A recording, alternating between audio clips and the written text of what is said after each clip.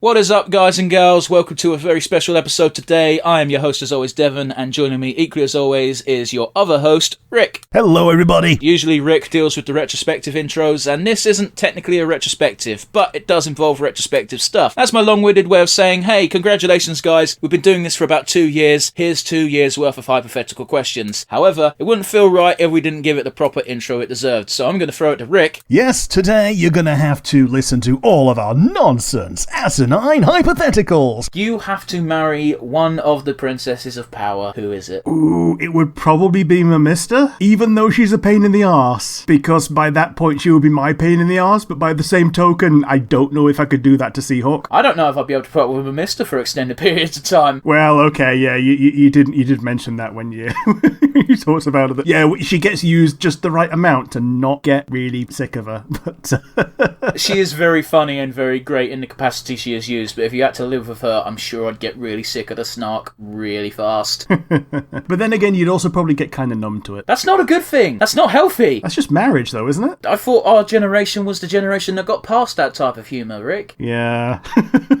If your partner has a personality trait that is proper annoying or mean-spirited, and your response is to just wait until you get numb to it, that's not a healthy relationship. But yeah, my one for you is if you could perform a heist on any fictional item, what would it be? That remote control from Click. Alright.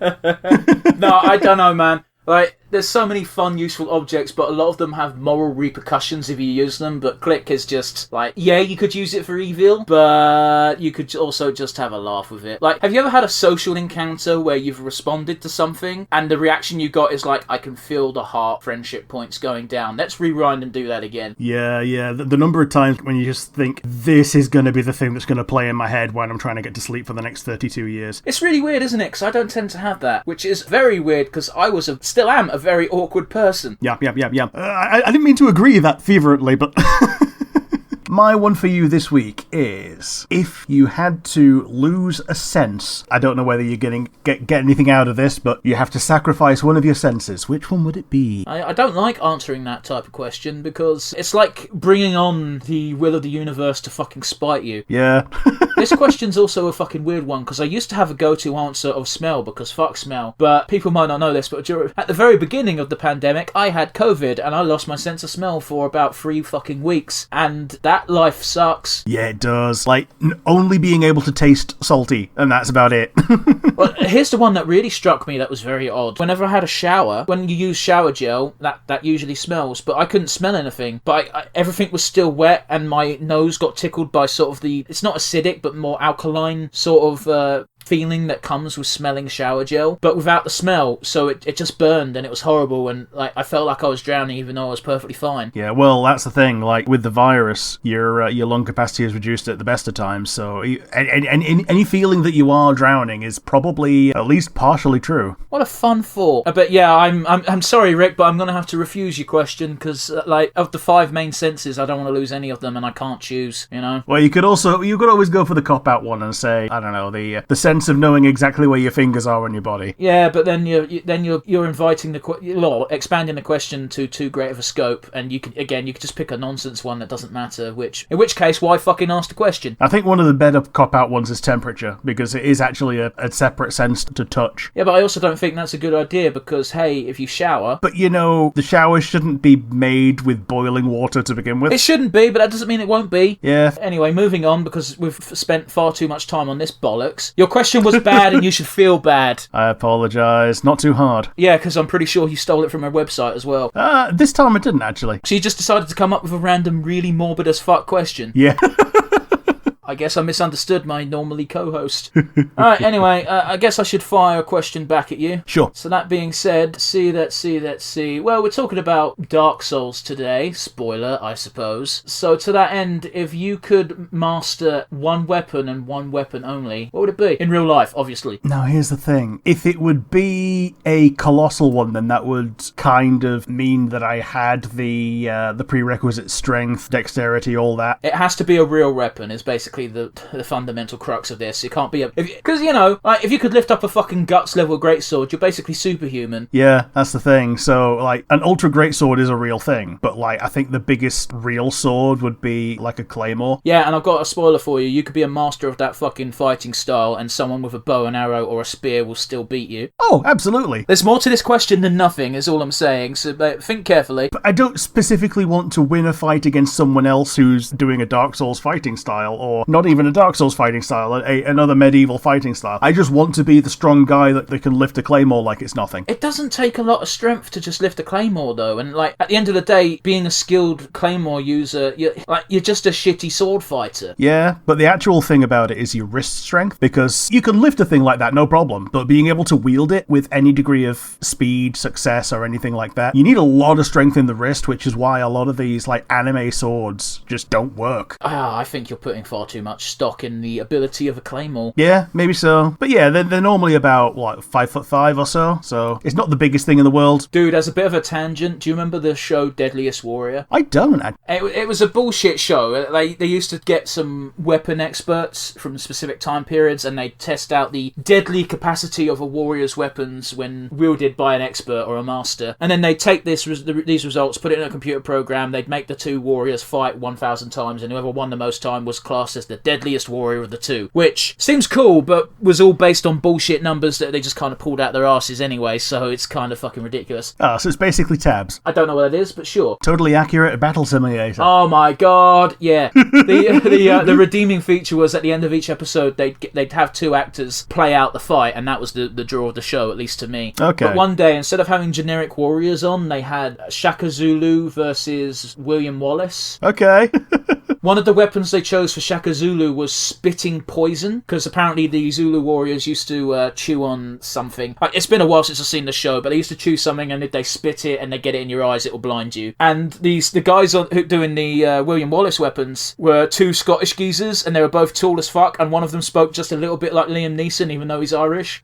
And he just held a claymore in his hand, pointed it directly at the camera, so he was quite far from the camera, and he just went, "How far can you spit?" Very, very good question to ask someone who's got that particular power, or at least is pretending to have that particular power. Yeah, well, basically, fundamentally, that weapon scored 0 on everything, because turns out he couldn't spit that far.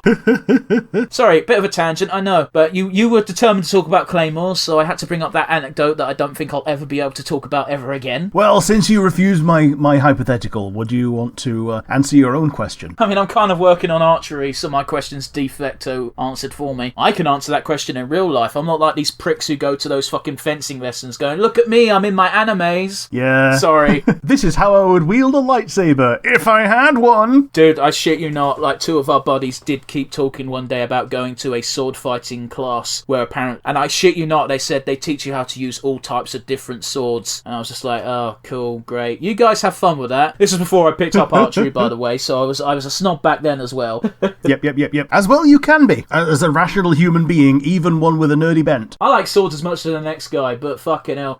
They're only good for these days if you're looking for a career in stunt work. Who is your favourite demon? Now, this could be based in mythology, or it can be based off of a franchise. I'm not bothered. It's probably going to be Lucifer in the early days. It's maybe a difficult one to classify as a demon because he's a fallen angel. It depends. If you mean Lucifer when he was still an angel, then no. As soon as he starts falling, he is no longer an angel and technically a demon, therefore... Basically, during the early stages of the fall, when he's doing his rebellion, that's when he's becoming a fallen angel and is no longer on the side of Yahweh. I think that's the most interesting time of his character development, as it were. That puts him in favourite territory. You know, he becomes generic overlord after that in most situations, but like I say, it's his most interesting part of his character development, and I think that makes him my favourite demon. I was hoping you'd go a bit more fantastical with it as opposed to an actual one, because guess what? I like the Helltaker cast. Yeah, you do. But yes, have you got a question to shoot at me? The one I've got for you is a little bit more mundane. Do you have a drink or candy that is no longer available that you wish was still available and potentially never ever got to try? No. Oh. Sorry, your question's a dud, mate. So then, okay then, I'll bite. I'll turn it round on you. What's your favourite demon? I mean, it's Beelzebub from Helltaker. Fair enough. Or Justice, or Judgment, or Melina, or Zadrad. Pick one. But yeah, Beelzebub probably edges out the others.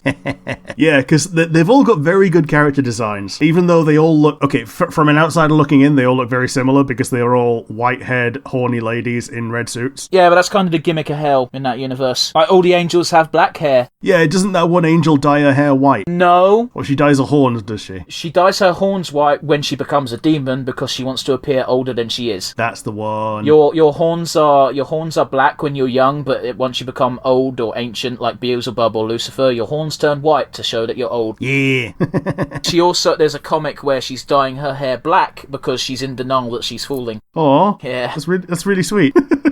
Like I said, man, the end of Exam Taker is very bittersweet. Yeah, maybe not on this particular segment before, but you mentioned it on the show before. Yeah, I had to shoehorn it in because I kept putting it off and off and off. And by the time I brought it up, the Exam Taker had already been out for a month and a half. My one for you this week is, if you have to go into a show, but you have to take the position of one of the characters, which one would it be? And if you want, we can narrow it down to ones that we reviewed. Oh, I don't want you to narrow it down to things we reviewed because I've got the perfect answer. Sure. I want to be Stunk from Interspecies Reviewers. Sure. There is no downsides to that universe. So you wouldn't want to be Krim and have a greater choice? I wouldn't want to be Krim because Krim has too big of a dick, and also, he doesn't have any actual skills to protect himself in the universe. He needs to be accompanied by Stunk and the elf dude. Sure. Whereas Stunk is actually a fucking badass. It's just that's not the focus of the show, so you rarely see it. I love how he just literally saves the world behind the scenes at one point, and they just gloss over it. Yeah, but it's like, hey, the reason why we had so much money before we even started the reviewing biz is we're badass adventurers.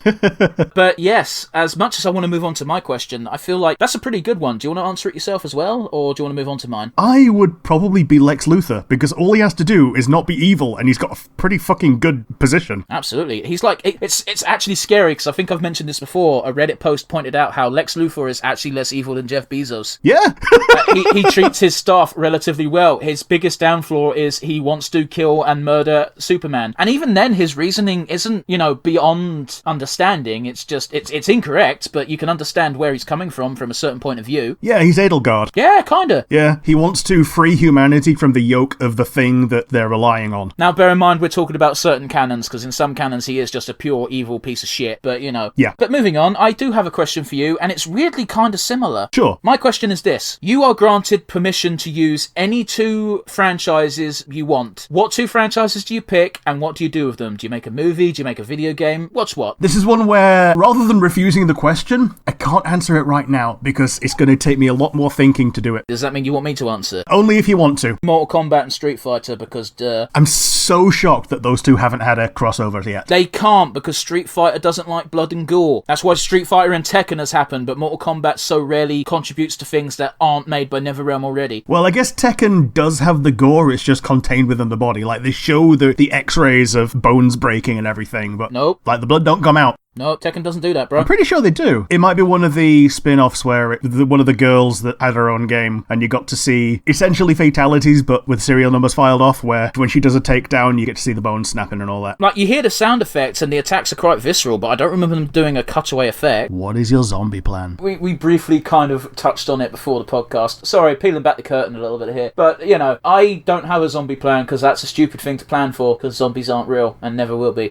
People always like to point to that weird mushroom thing that can take over ants, and it's like, no, it's not really a realistic threat. Besides, we're going to die within the next 80 years due to the, environmental issues that we're fundamentally causing. And also the fact that we'll be over 100 by then. Well, I meant humanity, not just us specifically. Okay. Possible we could reach 110, not very fucking likely, but it's possible. Not with my lifestyle. You can always change. I'm giving it a bit of side-eye, but yeah. So your zombie plan is to reject the false reality of zombies and substitute the real reality of no zombies. If I had to actually be put on a spot and say what's my zombie plan, it's I will grab my bow, I will grab my 10 arrows, and I will go and find somewhere that is relatively fortified and hopefully has food. I might even go to my place of work. Who knows? Yeah, supermarket's actually a pretty good place to stock up as long as you don't run into other zombies, which, as we've learned in the pandemic, is very difficult. Well, again, bow and arrow. It's not the best thing in the world, but I imagine I'm slightly more prepared than most people in the UK. This is that weird thing when it comes to zombie apocalypses. Whenever you have a show or a film based on it, it's always set in America America, because America is always going to be one of those where you can just randomly find a gun, which makes that problem slightly easier to deal with. Yeah, it does. You need 3 things for survival. You need a way to protect yourself, you need food, you need water. Hopefully don't get sick as well, but that one's kind of up in the air. You need shelter. Your way to survive a zombie apocalypse is how you survive in the fucking wilderness full goddamn stop, really. So if you're really that paranoid about it, go on some survival courses. Yeah, except instead of tigers coming after you, it's zombies. Be fucking impressed if a tiger came after you in the UK. I mean, it's just as unlikely as an actual zombie coming for you, so there is that. No, I think zombies are way further down the totem pole of things likely to attack you in the UK. At least tigers are real, and there are some here. Yeah, and they're probably not too happy about being here either. No, I don't think anyone's happy about being here. Have you seen our weather? Man, it knocks me for a loop whenever I see a blue sky, because I'm so used to seeing Yorkshire grey when I look up. A colour that's so ubiquitous and reliable, they might as well put it on the Dulux chart. But yeah, do you have a hypothetical for me? I do. Pokemon has done some weird things with its games. It has. Including doing one of the weirdest crossovers ever with Nobunaga's Ambition. Yep. So my question to you is, what is your dream Pokemon crossover? My dream Pokemon crossover would most likely be a tactical RPG like Disgaea. Okay, play Pokemon Conquest.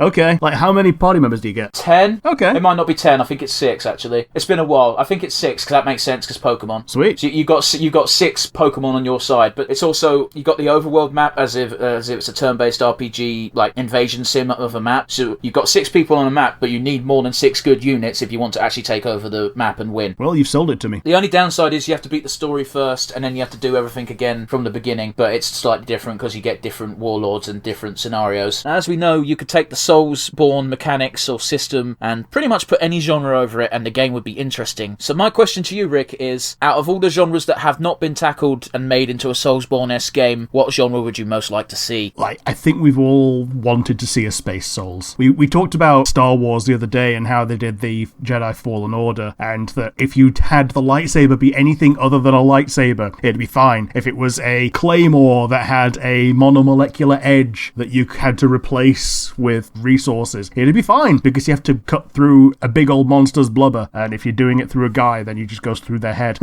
But yeah, Space Souls in general, whether it be something like Star Wars that's a space opera and you go to different planets, or one where you do it almost entirely on a Space Hulk / super space station, like a Dead Space kind of thing. Dude, I think we've said before, well, you said it before and I instantly agreed with you. Fucking get the fucking Warhammer IP and do a fucking Souls-like game. Like, they've got the Gene Seed bullshit, that's how you get your souls back. Boom, sorted. Yeah. And it works even easier for Chaos. Yeah, Chaos works. Because Chaos aren't always... Okay, they are always bad guys, but sometimes they're pointed against other things as well, like Chaos versus Tyranids. Chaos versus Orcs, Chaos versus Tau. Although, let's be honest, if you're in the Warhammer 40k universe, Tau is probably the safest placed people to live with, even though they are evil. Partially because they don't have that big of a psychic signature, so they're not quite as easy to possess. But it's also the fact that, yeah, the system is very, crippling and restrictive, but they take care of you. Whereas in the Imperium of Man, you are a resource from the second you're born, and that sucks. Now, I do have another one for you, but I do think this is a good question, so I'm going to turn it back on you. Do you have a different answer to me? I mean, no, I think space is great. I even threw in the fucking Warhammer 40k. So my actual question for you is another one that we kind of touched on the last Dark Souls one when you asked me about a weapon style that you'd want to learn IRL. I'm going to take it a little step further and say, if you had a magic style from the Souls series that you could learn, what would it be? So by magic style, do you mean it has to be miracle, hex, or sorcery? Yeah, a school of magic from miracle, hex, sorcery. If you wanted to break it down a little bit further, you could do like... If it was just magic in general, I'd say illusion, but it's not. It's Dark Souls magic, so it's probably going to have to be sorcery because you've got access to the damaging stuff and you've also got access to the Ulasil spells, which are purely functional. Yeah, they're functional, they're tricksy. Like, if there's any illusion spell, it's probably from the Ulasil branch. No, it's probably from the Vinheim branch because they're assassins, aren't they? Is it? Okay. Ulasil is stuff like repair and cast light. Okay. I thought they had the one where you turn into a box, but that might have started in Dark Souls 2. Chameleon is a fucking weird spell that's kind of a bastard. I'm pretty sure it's from Vinheim. Like you were saying with the sparkly sorceries, those are all Ulasil. Sorcery seems to take up the vast majority of magic, as it were. Yeah, overall it does, yeah. As we know, Simpsons is now owned by our almighty Lord and Saviour Disney, and they've already given us a few interesting crossovers crossovers, shall we say. I've not watched them, but, they're interesting enough concepts. So my question is an easy one. You're allowed to have anything crossover with The Simpsons that hasn't already had a crossover. What do you pick? Ooh. Alternatively, what would you want to see them parody? I'll accept either answer. Kind of want a full-on South Park crossover. Okay. Because they did these Family Guy crossover and let Family Guy animate it, because it was all done by Fox. I would kind of like to see them do a bit of back and forth with South Park, because when they did it with Family Guy, they were allowed to ramp up to Family Guy levels of violence. Because it was a Family Guy episode, it wasn't a Simpsons one. Totally. It was a Family Guy episode that took place in Springfield. Similarly, with South Park, they could make it more adult. I mean, they've kind of had unofficial crossovers with South Park before, mostly because South Park takes a piss out of what they want and fuck the consequences. Totally. I think one of my favourite South Park jokes is Simpsons did it. Yeah.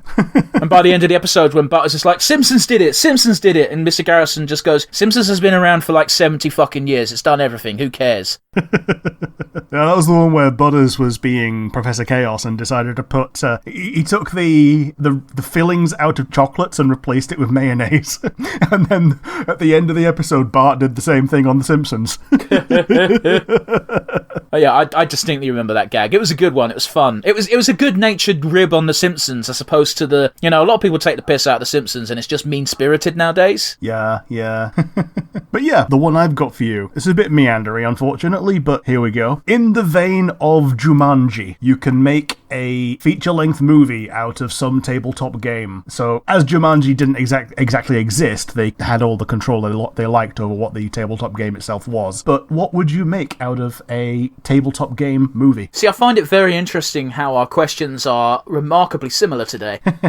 This type of question, it excites me. It gives my brain a chance to work. The question is, what movie would I want to see, or rather, what board game would I want to see made into a movie? I'll tell you what, I don't know if it's technically a board game, but do you remember Screwball Scramble? I do. That would be a really good one, actually. You had to get the marble all the way through the really stupid fucking puzzle type things. Yeah, there was a sequel to that. How can you have a sequel to that? It was a separate course. So it wasn't a sequel so much as the same game, different version? Yeah, the idea was it was made like 25 years later, and with a little bit of jiggery-pokery, you could go straight from stage 1 to stage 2. I'm not gonna lie, that's cool. But if I was making a movie out of this, I'd make it sort of like in the vein of the Saw franchise. Okay. Instead of a ball, it's a human. And they've got to go through all these sort of physical trials. And instead of having a ball being the controller thing, have a giant massive boulder in the vein of Indiana Jones just slowly going downhill sort of behind chasing. And if they can't get out in time, they get squished. And it's like really fucking thriller-esque. Like, oh, are they going to make it? Of course they're going to make it. It's probably a kid's film. But So the screwball is metaphorical in this case. Yeah. Yeah, I like that. I really like that. That's what I'd do, but that's mostly because my brain was like, let's think of a fucking board game. Like, you can't do Jenga, that you might upset people.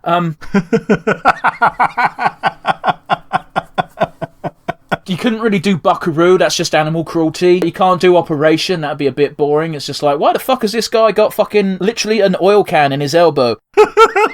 Yeah. You can't do Mousetrap, there's already technically a Mousetrap film, even though it's got nothing to do with a goddamn board game. Oh yeah, totally. Had Lee Evans in it, if I recall. It might have actually, I forget. I generally remember the Mousetrap movie being like, they're trying to vacate a mouse from a house so they can sell it, and eventually they do, and it turns out the mouse's soul was the only thing keeping the house together, and it collapses. I don't remember that part of that film. Maybe we're thinking of two different films that both have the name Mousetrap. I mean, it wasn't the mouse's soul. The mouse was doing things around the house that was keeping it together. How? Explain! I know, right?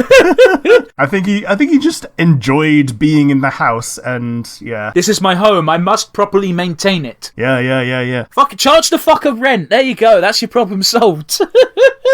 As far as I'm aware, they didn't even kill the mouse. They just got him out of the house. Again, it was probably a kid's film, and killing the mouse would upset the children. Yeah.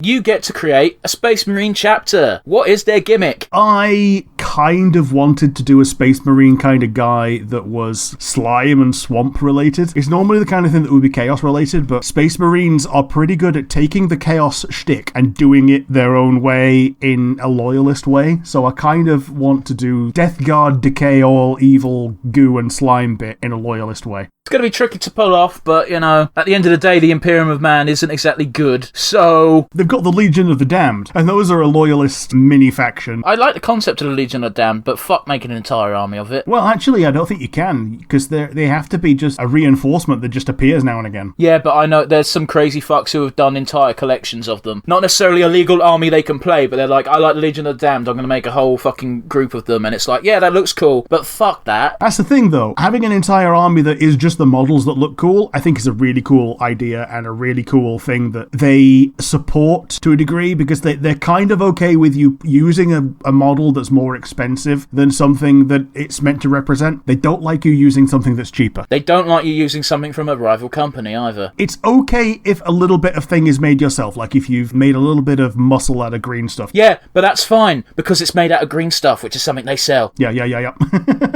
For real, I've got a bunch of old White Dwarfs, because I love that magazine. It's very good reading material when you're taking a shit. So, in the back of old school issues, and I'm talking about like 2000-ish, the very last page would say, watch out for counterfeit parts. Oh boy. This is before 3D printing as well. There's the elephant in the room. We've already mentioned the one form that you can pirate Warhammer.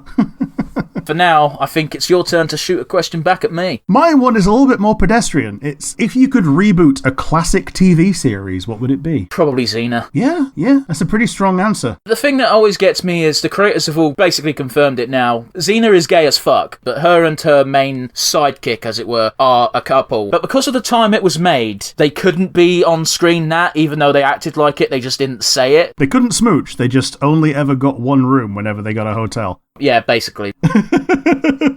I'd probably reboot that and give it the She-Ra treatment. Not in the art style and the direction, but no, these characters are gay as fuck and they're fine with that. Yeah. Also, who's going to argue with Xena? She'll kill you. That's a good answer. You have to form an adventuring party. You take the role of you need a warrior, you need a thief or rogue, and you need a magic man. Who fills what slots? The Rock is the warrior. Okay. See, I would have gone for someone like Aragorn, but sure. Yeah. He's going to deal double duty as actually bringing people's spirits up a little bit. Do you mean literally drain the Rock Johnson? Yeah. I don't think he's going to be that helpful, bro. Sure, but you know, like, it'd be a fun show to watch. No, this isn't a show. You're going on a quest with these dudes. Yeah, we're going on a quest, but it's probably going to be filmed. No. This is an epic quest for you to achieve some sort of goal. This isn't for entertainment value. What are we, a podcast? An epic quest in which we have to achieve something. Let's say you're on a quest to slay 3 dragons. They all live on top of the same hilltop, so it's quite difficult. When entertainment is out of the mix, you end up with just picking some really boring ones. Yeah, no, that's fine. That's what I want. If I had the question, my warrior would be like probably Boromir, actually, because I think he's a better fighter than Aragorn, but you know. Yeah. The only reason he dies is because he gets shot a lot. Dude, my favourite thing is in the book, the line goes something along the lines of, takes a single arrow to kill a man. Boromir was pierced by many. Like, how badass is that? He wasn't dying when he was killed. So, for my warrior, I probably would actually pick Urdnot Rex. Okay, so you're going for a guy with a gun. Yeah. Even without a gun, he's incredibly resourceful, because even though he looks like a big brute, he's also very smart and will be able to do killy things with things that you might not think are killy. I get it. I've played Mass Effect. Krogans are good at one thing. Yeah. You point them in a direction and that thing falls down. And hopefully they don't decide they want to take your shit afterwards. Yeah. Oh, by the way, for the purposes of this question, everyone is loyal to you. So even if you like picked Sauron, which don't pick Sauron, he's on your side for the purpose of the quest. Yeah. The mage is a bit of a weird one, where I probably would just pick Gandalf, because he's the most powerful mage that people know about in Middle-earth in the modern times. Do you go for grey or do you go for white? I'd probably go for grey because he's more fun. Again, I think this party needs a heart more than it needs muscle, because we've already got Rex. If you had Gandalf the Grey with you, every single time you sit around the campfire, you know you'd be smoking fucking old Toby. Yeah. I think Rex would be down for that as well. Assuming his regeneration powers didn't completely nullify it. Those aliens drink a liquid that, just by having a drop, will kill a human. Yeah. That leaves the rogue/thief. My rogue, I think I'm going to go for Natasha Romanoff. Okay, Black Widow herself. Yeah, because she pulls double duty as a backup fighter, as most good rogues should. And she's very good at getting into places where she wants to be. This is true, although I don't know how useful she'll be if you have to go for a cave system, but then again, you got Gandalf, so that's kind of covered. So yeah, if we need to deal with security, then we got her. It would be very weird if modern day security party was protecting these three mighty dragons. So yeah, my party, alongside myself, who I guess I am the tactician, is Ernest Rex, Gandalf the Grey, and Natasha Romanoff. How's that for a damn nerd sentence? You certainly thought more outside the box than I thought you would, so fucking kudos. So, my one for you, 60s and 70s campy TV series. Do you have a favourite one that you would like to see get revisited in the modern day? I don't know, was Wacky Races about back then? I think so, yeah. If they could do something with Wacky Races like that, I'd love to see that make a comeback. Even just taking the name and using an entirely different cast of characters, as long as they had Dick Dastardly and Muttley, it would work. Oh, they did a pilot for it that never took off. The Dick Dastardly in that was explicitly like the grandson of the original Dick Dastardly. Wasn't this a Scooby-Doo thing? No, that wasn't the Scoob movie. This was an actual, separate pilot for a Wacky Races reboot. And Dick Dastardly Sr. just says to Dick Dastardly Jr., just drive the car and win. Don't bother about cheating. I did that for 53 years and I never won. Just drive the car and win. I actually fucking really appreciate that, because one of the things that used to bug me as a fucking kid was I'd watch the show and Dick Dastardly would be miles in front, but he stays back to set a trap, and I'm like, motherfucker, you're in first place, just keep going. Yeah. You've also got to remember, he doesn't really cheat that hard, because if you look at the other Wacky Racers, they fucking fling weapons and shit at each other as well. Yeah. The Professor is just as bad as Dick Dastardly at basically Mario Karting the rest of the party. Well, all of them, man. I think Penelope Pitstop's machines are literally just to counter other people's machines / make herself look pretty. Yeah. Percy Perfect with his dick-shaped automobile, I think he doesn't actually actively sabotage people. I think he literally just thinks it's a straight-up race. But, yeah, everyone else is a dick. Like, there's one person whose entire front of his car, I forget what his name is, but his gimmick is he's a lumberjack with a pet beaver, and the front of his car will just completely mince your car into dust. Shit's illegal as fuck. Could you imagine if fucking Lewis Hamilton had to race these pricks? Yep. That's a gold mine. Right, fuck it. Fantasy booking. You know how Scooby-Doo does a bunch of crossovers with celebrities to try and stay relevant? Yeah. Fucking do a fucking hour-and-a-half long movie, Wacky Races, have Lewis Hamilton, some prick from NASCAR, and someone from rally racing, have them three turn up to the Wacky Races, and everyone else is doing goofy shit around them while they just race. So they're basically having a 3-player Space Jam of Wacky Races. Fuck it. Book it. Hanna-Barbera, get on that shit. I'm here for it. If I had the money, I'd bankroll that shit. Yeah. Have you ever had a prank backfire? Don't think so. I'm not really a pranking person, Rick. I know you're not normally that kind of person, but normally the way that people grow into not that kind of person is by having one backfire in a spectacular way and realizing, maybe this isn't me. Nah, man, when I was younger, I was the fucking kid in the group who was like, everyone's like, oh yeah, let's go do this, it'll be really funny, and I was the guy who'd be like, yeah, that doesn't sound very fun, I'm out. That sounds like a crime. I need to stress, it wasn't criminal, but it was certainly dickish, and even as a child I could see it was dickish. I'm not talking about anything fucking evil or malicious, I'm talking about typical kid shit like fucking Ding Dong Ditch and that crap. It's technically trespassing, but nobody pulls you up on it. Like, the whole reason you got a doorbell is so anybody that can go onto your driveway can ask to see the person that is there. The thing that used to get me was prank phone calls. Yeah. It was pretty harmless stuff where I'd be sitting around while people were prank calling like pizza shops and fucking dumb shit like that, and I was just like, I really don't want to be a part of this, but here I am, I guess. Yeah, the one that I really don't agree with is pranking 999, so that's one that's really not right. Let me finish my story, my friend, because we got to the point where they got bored of phoning pizza shops and they went, yeah, that's Frank, call the police, and I literally stood up and went, I'm fucking not being present for this. I'm not getting roped into this shit. You guys have fun. And then, yeah, fucking shocker, eventually after they stopped fucking doing it, a fucking policeman came to one of their houses and went, yeah, you gotta knock that shit off. Big fucking shocker, right? Anyway, my question is a bit less wholesome, shall we say, and is very relevant to Undertale. Pick a character from Undertale. They are your waifu now. Who is it? It might actually have to be Papyrus. You're gonna bang Papyrus. I mean, in terms of dedicated waifu material, it might be Papyrus. He probably is the most dedicated. Okay, I said waifu to try and keep it clean. Which character are you fucking? And as always with this type of question, consent is implied. Yeah, Cuddle Huggles is probably gotta be Toriel. How come every time when I used to fucking pick Toriel, you used to rag on me, but now you get asked the same question and you answer Toriel? Because the other ones that are easy targets are Undyne and Alphys, and they're a couple. Consent is implied, motherfucker. Consent is implied, but I can't divest myself from the fact that there is already a canon couple, and it would mean breaking them up. Fucking Toby Fox did it when he did Deltarune. Yeah. Yeah, but that's an AU. Yeah, guess what? The AU is you're fucking a character instead of the other character. There's no difference, Rick. Oh, well.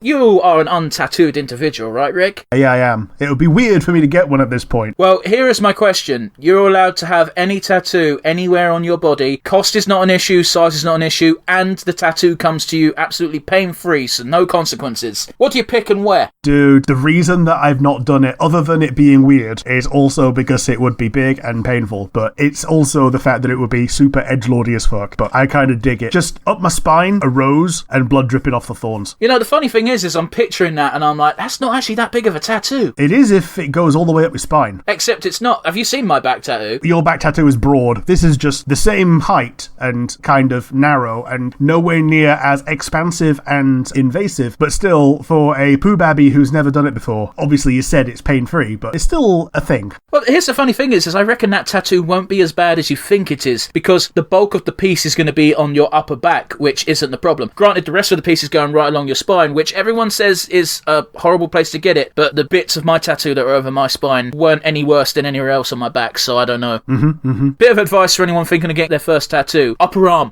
That's all I'll say. Because it's also really easy to hide in case you have a place that doesn't let you have them. I'm in a position where I've got an amount of tattoos, and if I wore a long sleeve shirt, you'd never know. Yeah, although you couldn't go into the non-Yakuza onsen. No. I've told our mutual friends that if we do eventually do the Dream Japan trip and we go to an onsen, they're going to have to come into the Yakuza onsen with me, because I'm not going in that shit on my own. But yes, do you have a question to return fire with? The one that I have for you is a little bit pedestrian, but it's you can replace one human body part with an upgrade, just like you could switch out a piece on a PC. What would it be? Horse cock. Sure.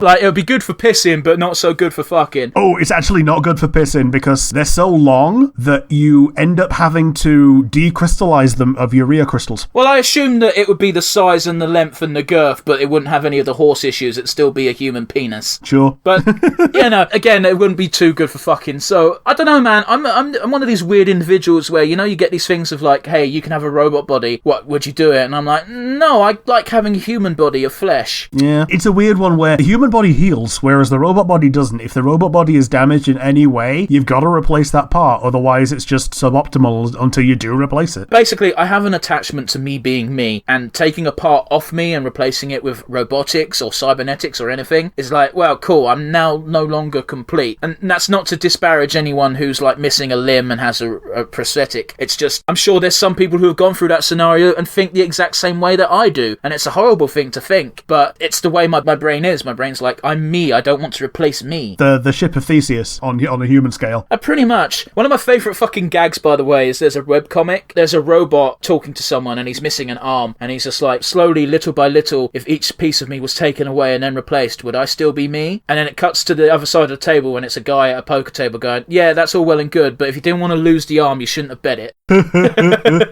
That's a good sight gag. The one I have for you is, if you had a persona, what arcana would it be? I'm probably going to go for Tower. Okay. Tower's always sort of represented someone who stands on their own, at least by the end of the route. Yeah. It's a pretty good one. Yeah. It's always a toss-up between that and Emperor, because the Emperor Arcana has some of the coolest personas. Yeah.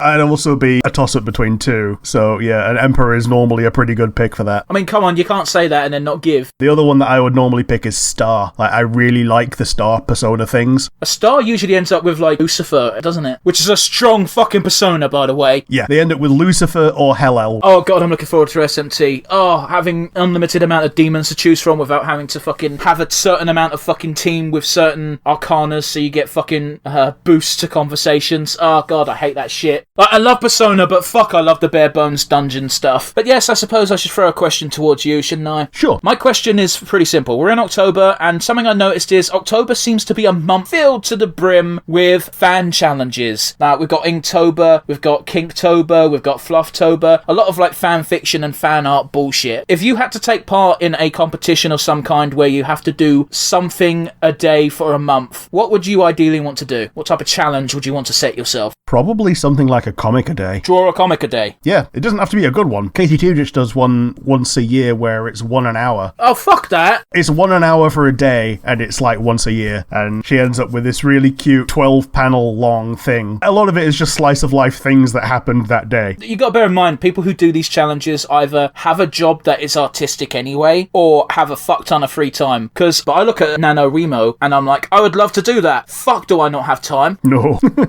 I work a job and I edit a podcast. That takes up pretty much most of my week. Yeah, to such a degree that we don't even have a lot of time to piss about on multiplayer games that often anymore. I don't think we played a game for like a month. No. Yeah, okay, I wasn't expecting you to answer so quickly, but yeah, fair enough. Yeah. You are allowed any fictional creature as a pet, and it will not harm you in any way. What do you pick? It might be a mimic. Here's the thing. It's a standard shapeshifter, but mimics that are friendly can be really, really cool. If it's a mimic, it has to have a defined base form that it's always in, just because otherwise it's a real cheaty answer. Yeah. I'm guessing base form will likely just be the Eldritch Abomination or whatever. It probably will be able to just change into something in the house that it can just be at any point, and its standard base form will be a mutable piece of furniture or a neutral Eldritch Abomination when it's asleep. Yeah. Are you happy enough with that answer? No, but it's good enough.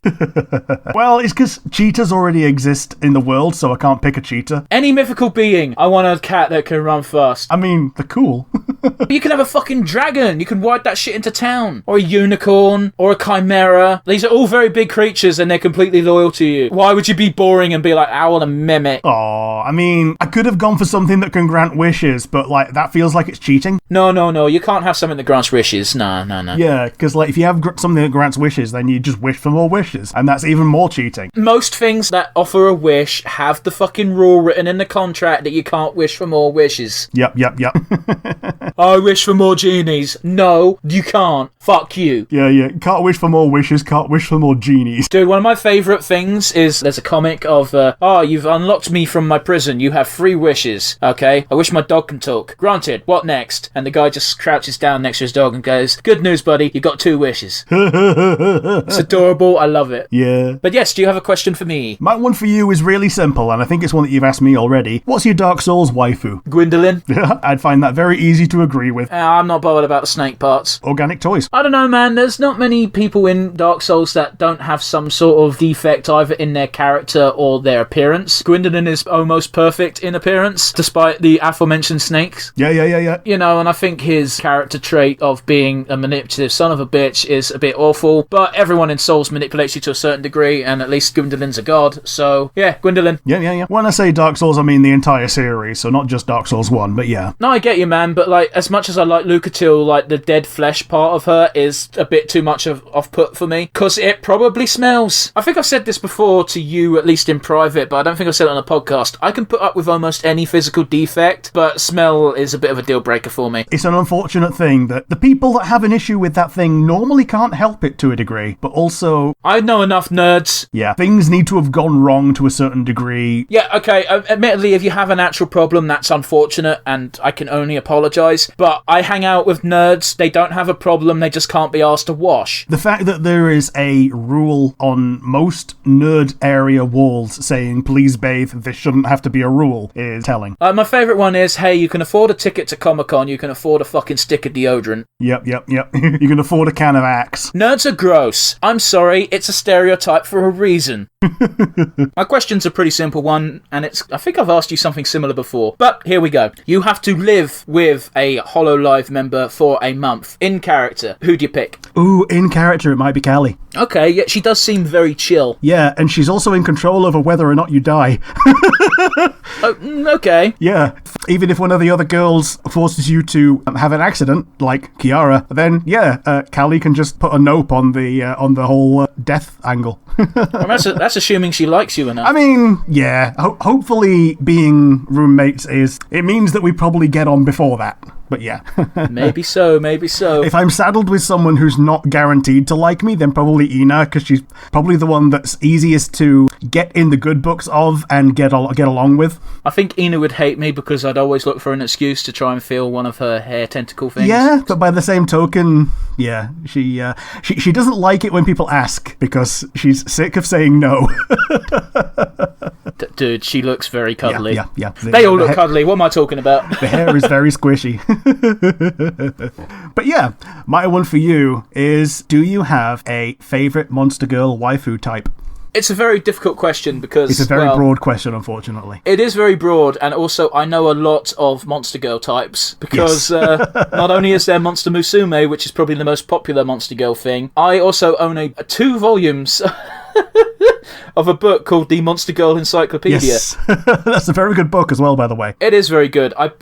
Dude, it's really funny. Like, it's definitely an adult book. It's rated 18. I bought the first volume from a Comic-Con, funny enough, and the second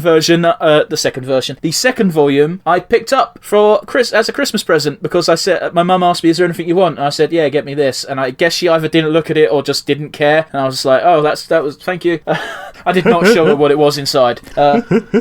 Don't get me wrong, it's not straight up porn, but there is pornographic images in there. Yeah, it's not porn, it's hentai. Which is just porn. I mean, yeah, but the difference is whether it's drawn or not. Man, fun fact, the subreddit for hentai has more followers than the subreddit for porn does. I mean, yeah, I can see it, because the thing is, normal porn is divided so much that you can't just be a fan of porn in general. You have to be a fan of, I don't know, dump truck ass MILFs, or You whatever. can say the same thing about hentai, because hentai has lolicon and shota and weird shit. Oh, yeah. Hentai does have some illegal stuff, yeah, but still. It's weird because I think it's illegal here, but it's not illegal in the States. I'll correct myself. I don't believe it's illegal here, but I believe if you get found with it, you're probably facing some legal repercussions. But you won't get charged with, the bad possession. thing. Yeah. I don't think you're charged with possession, but it does count as like it's one of those weird things. If it's the only thing you've got, it's not the strike that's going to get you. But if it's like the third strike, then it's going to be what gets you. Like, I want to go on record as saying I don't think lolicon and shota stuff is okay. No. However, I'm also of the belief of it's a cartoon. I'm not gonna hold it against someone, but I will judge you. Yeah. Does that make sense? It's like I don't find it tasteful in any way, but like it's a cartoon at the end of the day. But yeah, anyway, back to the original question. If I had to pick, and it's very weird because I've made it very well known that I'm not a fan of spiders, but arachne girls do something to me. You like a bit of consensual soft bondage. It's not even that aspect. It's like taking Monster Musume as the example because it's the easy one to point to. Rachnera is the most reasonable girl. Because while they have an attachment to you in general, they're not so obsessive that they can't give you an element of freedom. Yeah. Also, if you go over Lamio, you will be milk dry because they share you. Yeah. But the thing is, Rachnera in particular has been wronged by humans and still has the rational thought that, yeah, she can still do the right thing by the right number of people. Also, I really liked her teasing, what's his name, Mikihito or something, about getting a boner. I like how she asks him, what's your favourite? And he goes, legs. And she goes... No, that's not even what it is. That's a side thing at the end of a story where Mia's like, do you like tits? Do you like ass? And Pappy's like, no, he likes this. And Centurio's like, no, he likes tits because she's got massive ones. Yep. And then he just confesses he's a leg man, and Miss Smith comes in and goes, oh, I guess it's me then. And then next episode, Rachnera's introduced. Yeah, and it's like he doesn't outright say he's a leg man, but they have the little foot. But maybe he does in the anime. I've not watched the anime adaptation. In the manga, it's just he gets a boner, and she's like, what is wrong with you? And it just has the thought bubble of leg man. And she's got because it's not shown quite as easily in the manga, to my memory, early on, that the pedipalps at the front are kind of folded like booted legs, and they look really good in the anime. It's easier to spy in colour, but as we know, most mangas are not printed in colour. Yeah, I feel you. So much so that when I originally read the manga, I just assumed that he was turned on by the spider legs, and the fact she had 8 of them. But yeah, there was a little side track to this question, that if you had to be changed into the same monster type, what would you pick? But this question would have been a very short one, that Devon doesn't like to get changed into other species, so it would have been a very quick answer. It would have been, man. I even get, like, Matt of all people even shits on me for it, because when I play an MMO or any game where I create a character, I am always a human. Male. I like being a human male, what can I say? To your credit, you customize the human male. My logic, especially with video games, is if I'm playing a video game where you can customize the main character you play, I'm making me. This is a representation of me if I was in this universe. Granted, a little bit less fat, but if you could take any two weapons and make a bastardized hybrid version of a mega weapon by fusing the two, what would you do? And how would you do it? These could be completely fictional bullshit weapons that only work via magic if need be, because I realise this question is actually kind of hard. Probably going to be a chainsaw lightsaber. It's so stupid, but you know. The funny thing is I've watched the first 3 episodes of Star Wars Visions, and it's not dumber than the shit you see in that. Yeah. Not to say that's a bad thing, I like dumb lightsaber ideas, but boy are they dumb! Yeah, if you make every single tooth out of the chainsaw out of a lightsaber, then yeah, you've got a cool thing. Which is probably less effectual than an actual lightsaber. Well, it's the same thing. It's the same cutting, but it's also got the motorized effect of a chainsaw, which is the reason why a chainsaw is good rather than a normal saw. Yeah, but because it's made out of a lightsaber shit, it will do the same thing as a regular lightsaber. Like, lightsabers go through most things anyway, so you don't really need the extra force that a chainsaw gives. And it also loses its wieldy as like a deflective tool if it's shaped like a chainsaw, you know? Yeah, there is a thing actually in Star Wars expanded canon. They call it the broadsaber, and it is literally like a broadsword that you can only cut with the edges, not the flat of it. And the masters don't like it because you can't cut with the flat of it. It's also kind of ridiculous because that's literally kind of the opposite of a broadsword. My understanding of a broadsword is they're meant more for actually thrusting into things with the tip. Yeah, and you still can do that with the broadsaber because the tip is still lightsaber. This is why lightsabers are dumb, because any design that just doesn't give you more saber is ridiculous and pointless and actually takes away from the weapon. Yeah.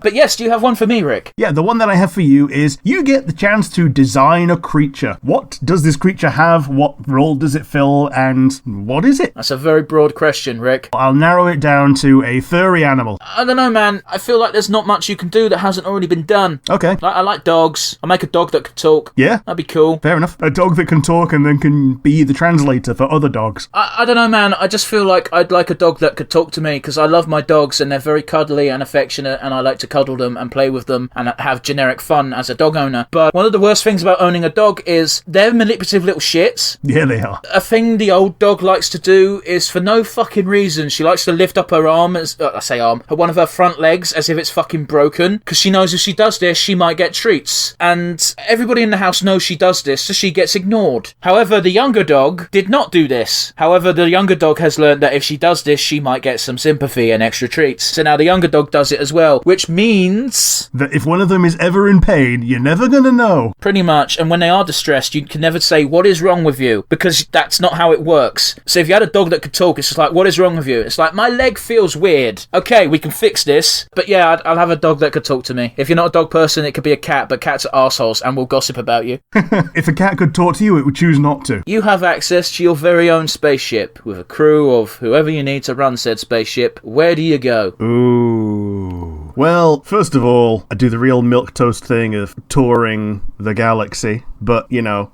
that's pretty big. The other thing is I kind of want to go to Star Wars, but that's a long time ago in a galaxy far, far away. I meant in real life.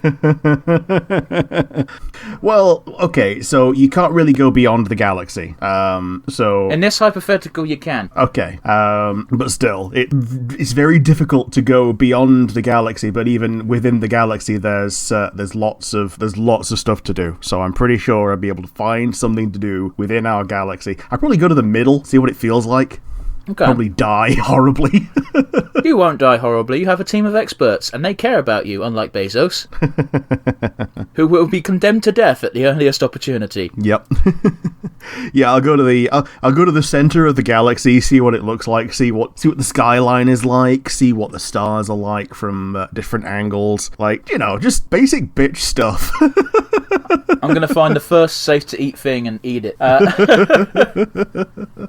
But yeah. So, my one for you is you can revive a dead cartoon. Can you think of one? This is a weird one, because you kind of asked me this question before, just phrased slightly differently. Okay, but I think what I mean today is more cartoons that have been cancelled rather than ones that have just ended naturally 20, 30, 40 years ago. Like things that have been cancelled in our lifetime. Things like Futurama has been cancelled in the past, and Family Guy was cancelled in the past and got revived into the zombie that it is now. Yeah, because Fox doesn't know a gold mine when it sees it. It's always Fox. Yeah. Oh, jeez. I don't really know, because there's not that many shows I've been that invested in that haven't come to a natural stopping point. I suppose the one that sticks out in my mind, because it's in the middle of being cancelled, which makes it incredibly weird, would be the Owl House. Yeah. We all know it's cancelled, and their third season isn't going to be a real season. It's going to be the whole Futurama movie type dealio. And I've got to be honest with you, bit of a spoiler, we're both up to date now. I've been up to date for a while, Rick caught up, and I think you'll probably agree with me. Like an additional half a season, which is going to be like 10 episodes and 3 feature-length movies, I assume, doesn't feel like it's going to be enough to adequately wrap up all the plot points they're dealing with. Yeah, they can leave a lot of things intentionally open in terms of, like, this is something that's still out there in the world, something that's gonna be unsolved for generations to come, but what they're really gonna have to deal with is the main antagonist. Yeah, but like they've already made it clear as well, the main antagonist isn't operating under his own motives. He's working for the Titan. Except maybe not. You're correct, but that's what they're trying to hint towards, you know what I mean? Well, I say they hint towards it. They're being so overt about it, that's about the only reason why people might doubt it. Yeah. But yeah, I'm convinced that while I'm sure the showrunners and the writers and everyone who works on the show will do a adequate job of doing what they can with the time they're given, I can already see it not being enough time to give everyone satisfaction. Yeah, it's a horrible situation to be in, that we can't wrap up everything that we want to with the amount of episode and time and airtime that we have, while also providing a nice, fun, and satisfactory set of episodes to give people a good, lasting final impression. Yeah. Like, we know the main villain is going to have to be dealt with in one of the films, because I don't think the main villain, I'm using air quotes because I don't think, there's pretty sure there's another guy above him that we just haven't seen. I'm pretty sure they're not going to be dealt with at the end of season 2, because that shit was already done by the time we found out stuff was going downhill behind the scenes. Here's the thing, I think he's snake oil, and I don't think there's something behind his pulling his strings. I think he's just using something that could be plausibly posed as religion as a tool, but that's just my personal thought. I mean, the Titan's definitely real. The question is whether or not it's actually talking to him or not. Yeah, they've been to the knee. I mean, every part of the island is the Titan, so... Yeah. There's the skull, there's the knee. There's that whole episode dedicated to getting some of its blood. Yep. Which had one of the best fight scenes in a cartoon I've seen in a long goddamn time. We probably get sidetracked if we delve any further into it, but yeah, I'll have to cop out and say the Owl House. Yeah. Good. I also agree, for what it's worth. You are in charge of assembling a all-star superhero team. You have 4 slots to fill. You can pick anyone who originally came from a comic book. Who do you fill it with? Okay, 4 things that originated in comic books. Well, if you don't pick Batman, you're a fool. Well, you need a money man. Your choices are pretty much Batman or Iron Man. Yeah. I mean, there's plenty of billionaires to choose from, but those are the 2 most iconic ones. Like, you could pick Green Arrow, but who the fuck wants to pick Green Arrow? Not even Green Arrow would pick Green Arrow. Even Green Arrow, like, admits that, man, Batman has cooler shit than I do, but I'm a better archer, so fuck him. Yep. So here's the thing, between Batman and Tony Stark, Batman is a lot easier to get on with, because all you have to do is realize that Batman normally does the right thing, even if you don't agree with it. Whereas Tony Stark, even when he is trying to do the right thing, he will do the thing that he wants to do, which is sometimes not good for a team. So, yeah. Neither of them play well with others, but Batman, even when he quits the Justice League, still finances the Justice League. Yeah. So, yeah, I think Batman's going to be my money man / terror hero. You got to bear in mind as well, like, people don't give him enough props, but the guy is a genius-level strategist at the very least. Fair enough. I kind of like the idea of having Thor as the muscle. I mean, he's usually it's weird. To the average Joe, he's strong as shit, but in the superhero world, he gets outclassed muscle-wise quite a bit. But Yeah, I can see it. Yeah, by the same token, like, all he has to do is train more and try harder, and he's just a better Thor. And a better Thor is a better hero. So I guess. yeah, like, I think within the confines of, like, it's stories that make him shit. So, like, the story requires him to be shit for the drama of the story. Okay, yeah, I can see where you're coming from. If you take a fully powered Thor, there's not a lot that can beat him. It's one of those annoying things in comic books where whoever's writing the comic book, their favourite hero is usually the person they're writing, and therefore that character is the best. Yeah. It's a common issue with comic books. So we've got Batman and Thor. You need a magic man or woman. Yeah, I might go with Zatanna. See, I like Zatanna a lot, but She's not the best. I don't think she's a better mage than Doctor Strange. She's not even a better mage than fucking Constantine. No. She's got charisma, and she'll definitely keep a team together. And her magic isn't to be laughed off, but you know. Yeah, like, okay, it might have to be Doctor Strange. Yeah, I see it, but like. I see him playing well with Batman, actually. Or at least playing interestingly with him. I don't know about that. I really don't know about that, because I've only ever... The Magic Man Bruce usually teams with is either Zatanna or Constantine. Zatanna he gets on with, but that's because he's a playboy. And Constantine he bats heads with, because they both kind of hate each other, but they know they're good at what they do, so therefore they get on. Sure. But yeah, it's a bit of a generic pick, isn't it, Strange? It is a bit... I can't knock it, but... I couldn't pick Gandalf, because he ain't from a comic. He is not, sir. You've also already used Gandalf in your mage slot. Yeah, he also picked Gandalf for Rex and Black Widow, and therefore I probably shouldn't pick Black Widow. So after Doctor Strange being a bit of a wet fart, I'm going to leave him in there, and my fourth slot, I'm giving less to a person and more to a role, and I'm giving that to a Blue Lantern. Don't care who, but they have to be wearing a Blue Lantern ring. I'm not personally familiar with the Blue Lantern Corps. Okay, so they're basically all about empowering other people that they're with. Okay, so they're a supporter. Yeah. So on their own, it's the weakest lantern, but when you pair it with another lantern, they both become OP. Yeah, I get what you're saying. So, like, by extension, it would probably pair with pretty much anyone else pretty well. I feel you. You could even bang that blue... The problem is you can bang that Blue Lantern ring on any of the three people you've said. Yeah, you should give it to anyone. You should give the Blue Lantern ring to Doctor Strange and he's OP, as if he's not OP enough already. Oh, jeez. So, or that one time they gave Bruce the Green Lantern ring, and the only thing he had to do was face his greatest fear, which he does every moment of every day, and he becomes the most OP hero through willpower. Yeah. Man, one of my favourite moments in one of the animations is he's patrolling it's a weird scenario. It's like a sewer, but it's not, with Hal Jordan. And this is like one of their first interactions in the universe, because Hal Jordan is chatting mad shit to Batman. He's like, so what do you do? Do you have like the powers of a bat? Do you do, usual shit when you meet Batman for the first time? What's your power? What's your deal? Wait, you're not just some dude in a suit, are you? And yeah, Batman... it's just that knowing sly look. Yeah, but the best thing is like 2 seconds later, Batman is holding Hal Jordan's Green Lantern ring and says, so what does this do?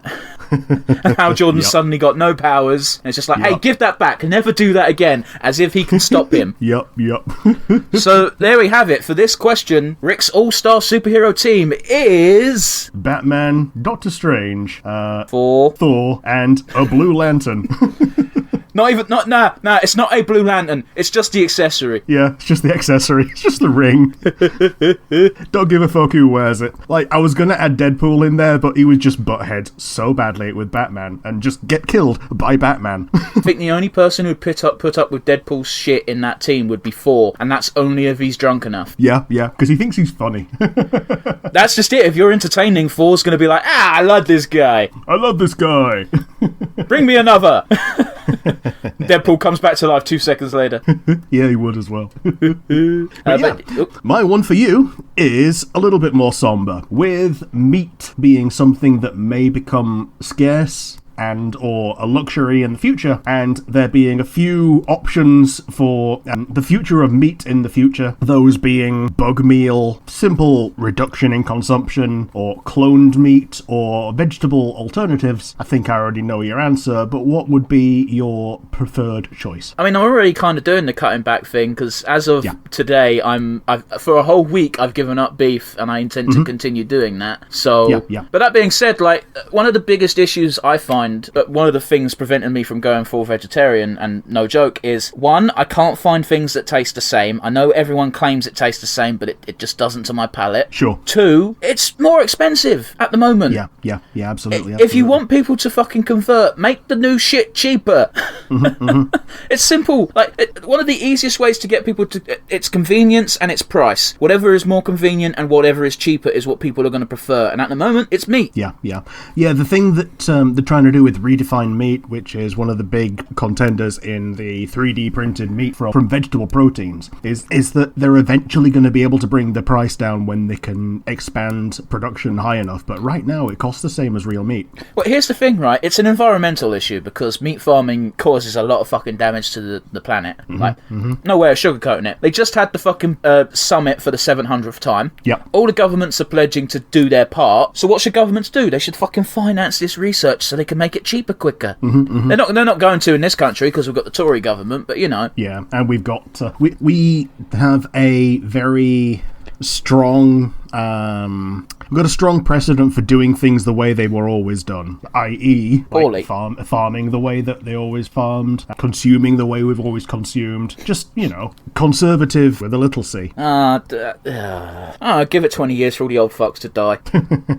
It's one of those things where a lot of things get done because tradition, but tradition is just, hey, we had to do it this way, so do you, fucker. Sure. But yeah, like, I know personally that cutting back is what you've already done, but if you had a choice of one of the others, would you choose another, or would you just stick with I just straight up said if they made it cheaper and easier to get access to, I'd take any of the alternatives, really. But none of it's cheaper. Maybe the bug meal thing would be cheaper if they did it in this country, but to my knowledge, they don't. Like, I'm one of these things where I don't like bugs in general, but when they're dead, I don't really give that much of a fuck. I'm not going to stick random dead insects in my mouth, but if it's been cooked and processed so it's not got icky germs on, maybe. Fair enough. Like, that's that makes you a bigger man than me, because that's the one that I wouldn't choose. Like, of all the options, I would rather go abstinence over bug meal. Drown it in ketchup and you wouldn't even notice. I'm not wrong. If you could see a character from an existing game appear in the future, who would it be? Oh, you mean from the Persona or SMT franchise? If I were answering the question, it would mostly be a Persona character, but yeah, since you've played everything pretty much, it extends to SMT as well. I'm pretty sure your answer's probably Nanako. Pretty much. There are other answers to it as well. It's a weird one, really, because the way they left Persona 5, it feels like all of those characters are going to come back. Yeah, kind of. So, kind of disqualifies them, because I just feel like they're a dead cert anyway. Like, there's already been essentially 2 Persona 5 2s. Yeah, that's weird. Let's get into that later.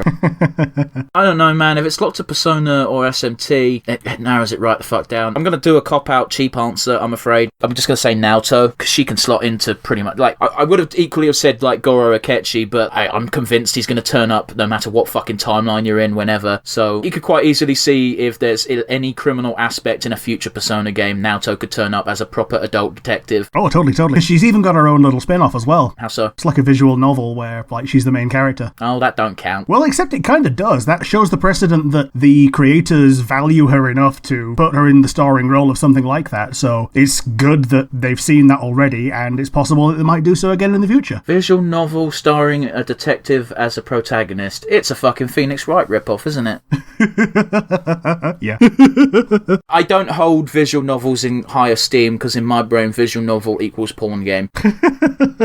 Despite the fact my first visual novel was Ace Attorney. Well, yeah, fair enough. In my book, visual novel equals book with clicking. So yeah, Ace Attorney. But yeah, do you have one for me? You get to make any god your bitch, as in that it is your persona. Who do you pick? Doesn't have to be a god, it could be a demon or something from mythology. I think Loki's is a bit of a low-hanging fruit, so I'm probably going to go with maybe any of the Egyptian gods is also a bit of a low-hanging fruit because they're all kind of already personas. But I think one that I've not seen too often is Bastet, the cat god. I can't think of her off the top of my head appearing in it Persona SMT. So yeah, barring the fact that we might have seen one already and forgotten about it because it might have been too low level, I'd say Bastet is a pretty good one to have as a persona / demon / whatever, but a high-end one. I don't know, man. I find that actual god level beings tend to start cropping up at about level 50. Yeah, but level 50 is kind of the beginning of the end game for you anyway. You can probably take the end game with that kind of power level. In Persona, yes. SMT, no. If you're trying to take the end game in SMT at level 70, you're probably going to get your shit pushed in. SMT does a very good job of, instead of taking a persona from a low level and keeping proving it, you're better off fusing into a base already high level powerful creature and just keep swapping every X amount of levels. Yeah, there's like an ongoing improvement and you just feel the training arc as it's ongoing. It tends to be my approach to SMT games, although sometimes it fucks me, but we'll get into it when we get into the podcast proper. Who is your Final Fantasy waifu? Ooh. Not restricted to 7, can be any Final Fantasy game. I mean, it could be Tifa, it could be Lulu, could be probably Fran, let's be honest. Oh, you're going the furry route? I mean, yeah. I mean, look at her. She's Fran. And if Fran is off the table because she's taken, then you can always go with any of the other bunnies, which is really, really racist and racially profiling that I'm treating them as interchangeable. It is. You're bad. Well, who can I think of off the top of my head? Fran's sister Mjörn is pretty cool. Captain Lena is one that I really enjoy the company of. She's in 14, right? Yeah, she's the one in 14. She can join for one mission, and then after you do that mission, if you redo it again, you can't have Captain Lena. It sucks, but I understand why, because she can't come out of the first. Yeah. But also, it's a mission that takes place in the first, next to her house. Like, there's no reason why she shouldn't be able to redo that mission when you redo it. Because what's the point in leveling her up to 80 when you can level up Fancred? Yeah, or any of the other characters that you can level up, whereas, she only just joins for that one story dungeon version. So yeah, Captain Lena might be my actual Final Fantasy waifu, as milquetoast as it may be. Like, here's a generic as fuck character, but she looks kind of like the character I like, so heyo! Well, she's got some nice characterization, and she's got a really nice smile at the end of it as well, which is always fun. Okay, like, I wasn't going to forbid you from having Fran, for fuck's sake, but hey, if you want Captain name I forget already. Yeah, Captain Lena. Yeah, if you want the Captain Lena, then have Captain Lena. So yeah, that's going to be my underrepresented Final Fantasy waifu.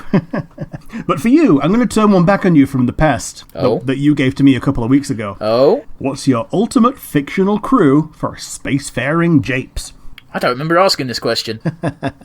Yeah, you can assemble a crew of, well, as many people as you like, but I think you limited it to 3 or 4 for traveling across the universe in a spaceship of your, well, not of your design, but to suit your needs, traveling across the galaxy or the universe. Okay. Okay, first things first, I want Darth Vader. Okay. Assuming that I'm not on his bad side. He's a pretty good pick, he's an ace pilot, and he's a fucking enforcer for a reason. Wouldn't you rather have Anakin Skywalker then? No, because if you have Anakin, then he's still susceptible to, turning. Sure. Like, you can't really have Darth Vader post-face turn because he's dead at that point, so he'd only be a Force ghost at best. Fair.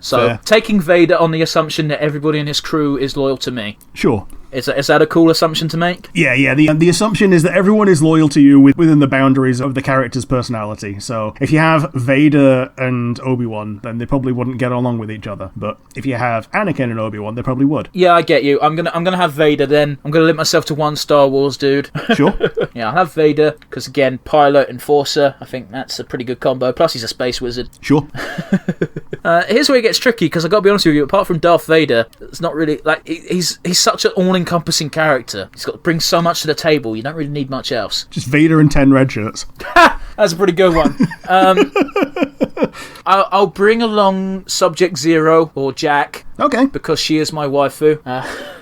She probably would get along with Vader, actually. Assuming Vader left her alone when she didn't want to get fucked with. Yeah. Yeah. And let's be honest, Vader's only got the hots of one person in the galaxy because it's the basis of pretty much every Vader storyline ever is him trying to revive Padmé. Yeah. Padme, yeah. I refuse to fucking call her Padme. I think Padmé's 10 times funnier.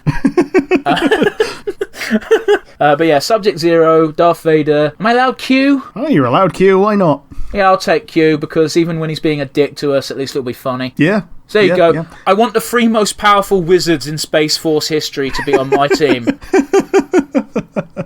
Yeah, Darth Vader, Q, and Jack. Yeah, I think that's it's not very diverse, I'll grant you, but like I've got entertainment and a weird, funny bro in Q. I've got someone who can always get shit done and is an expert pilot in Vader, and I've got Subject Zero, who is cool.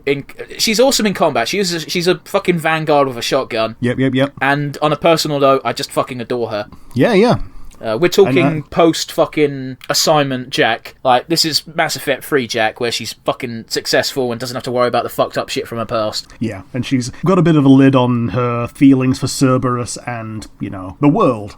But yeah, that's my team of 3. What mythical being in the vein of... I'm just going to say this right now before I finish this question. If you're under 18 or a simpleton, you probably shouldn't listen from here on out. Okay, with that said, if you had to fight a mythical creature in the same vein of Santa Claus, who would you pick to face? To the death. Oh boy, a mythical being like Santa Claus. So like Santa Claus, Tooth Fairy... Yeah, holiday-based, kind of. I mean, it might have to be the Easter Bunny, but I won't be happy about it. The Easter Bunny is an easy pick, because I'm pretty sure I could kick a rabbit's ass. Yeah. I don't mean to brag or nothing, but a bunny rabbit ain't got shit on me. Do you want to give the Easter Bunny a fighting chance and make it the size of a kangaroo? Oh man, because kangaroos are already essentially tall bunnies. Yeah, if he was the size of a kangaroo and had semi-opposable thumbs, then the Easter Bunny would... No, it doesn't have opposable thumbs, but it can shoot eggs out of its arse like a bazooka. I don't know why that's what my brain thinks of when it thinks of the Easter Bunny. It shits eggs at you. Anyway, Rick, do you have a question for me? The one I have for you is you get 2 characters. One real, historical, one fictional from anything you like. And they isekai to each other's worlds and potentially take the place of each other, but I don't know. Depending on whatever you think the isekai would do, they may end up in different situations. Okay. Which 2 do you pick? Historical figure's going to be Cao Cao. Okay. Because, duh. I'm going to go very boring. I'm going to put Cao Cao... I'm going to trade Cao Cao for Crom. Crom from Fire Emblem. Crom from Fire Emblem. Okay. So Crom now has to deal with the political turmoil and constant warfare of ancient China, and Cao Cao gets to rule Fire Emblem world. Because he would rule it, like... No, there is no question. Like, it doesn't matter where Cao Cao starts. If he does not die on the journey, he is going to be at the top. Yeah. He is not letting Plegia get away with stuff in that world. No, he'll see what Plegia's doing, and he goes, yeah, that's a good idea, I'm going to do it back. Yeah. Like, the only reason Plegia got away with the shit that it did is because the Elise heroes are like, we're better than that. Cao Cao is not fucking above that shit. Oh, no, he's not.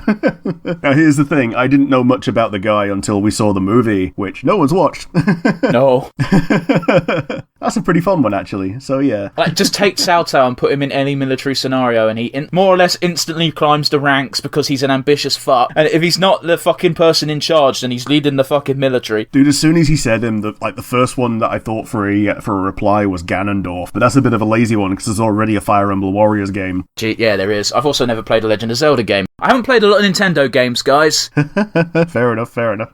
Everyone's got that one Nintendo franchise that that's their one. Yeah. For me, it was also Pokemon for a long ass time. I didn't have a Nintendo console until the GameCube, and then I went back and I got an N64 from a friend after he moved out. But yeah, the GameCube was the first Nintendo console that I actually had that was mine. I think the first actual Nintendo game I had was Zelda Wind Waker, because everything else was like third-party shit. The first game I actually had on that console was the Star Wars Rogue Squadron and Spider-Man 2.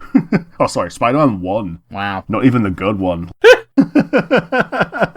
Any Final Fantasy character from any of the Final Fantasies that has not already appeared in 14 in some form. Who do you pick and who do you put into 14? Now, what I mean by this is characters that actually show up, like Kefka and Fran, or you also can't take, like, Cloud or Squall because their outfits show up. Sure, one of the ones I really like is Faris, but she's going to be difficult to bring in. But the one that might actually fit is Terra, because she's a half summon. Yeah, Terra's in a weird place, isn't she? So like a half primal person would be a very good thing to put in, especially in this new era that we're going to be walking into. So having a half primal person now that primals are no longer a threat, as it were. Yeah, although we still have to kill them from time to time. Oh, yeah. But only when they're evil. And now we've got a way to make ones that are not evil. cool. So having a new version of Terra, even if it's not the original one, but like a FF14 take on that character, which is what they tend to do anyway, would, I think, be a very good way of introducing someone like Terra, if not Terra herself. Sure. So yeah, Terra is my answer. You've knocked it out of the park, because I wouldn't have even gone in that direction. But then again, I'm a massive FF9 fucking fanboy. So, well, I mean, if you're talking about someone just to fight as a boss, just to bring in that character and have for fun, then Kuja's a pretty fucking good one. yeah. But yeah, I'm talking about someone who I'd rather have as a potential ally, the way that Fran is in 14. Like, she's there, she joins for, like, part of a raid, she's friendly, and yeah, she's there. She doesn't join the party, but she's a friend. Yeah, I get you, man. But yeah.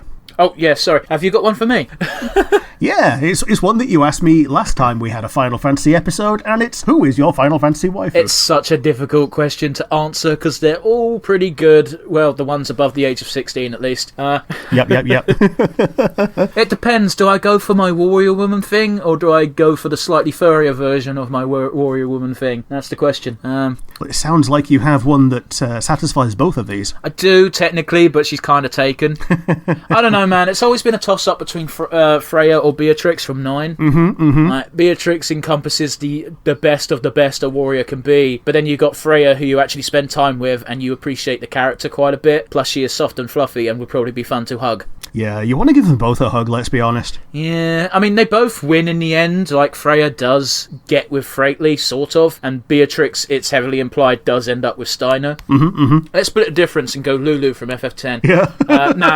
Lulu is just such an obvious fucking bait character for hentai artists. Yeah. I love the idea, though, that when she was being designed, it was the lead designer going, okay, interns, let's see how many of you are paying attention. How many belts does she have underneath the dress? All of them. Yeah.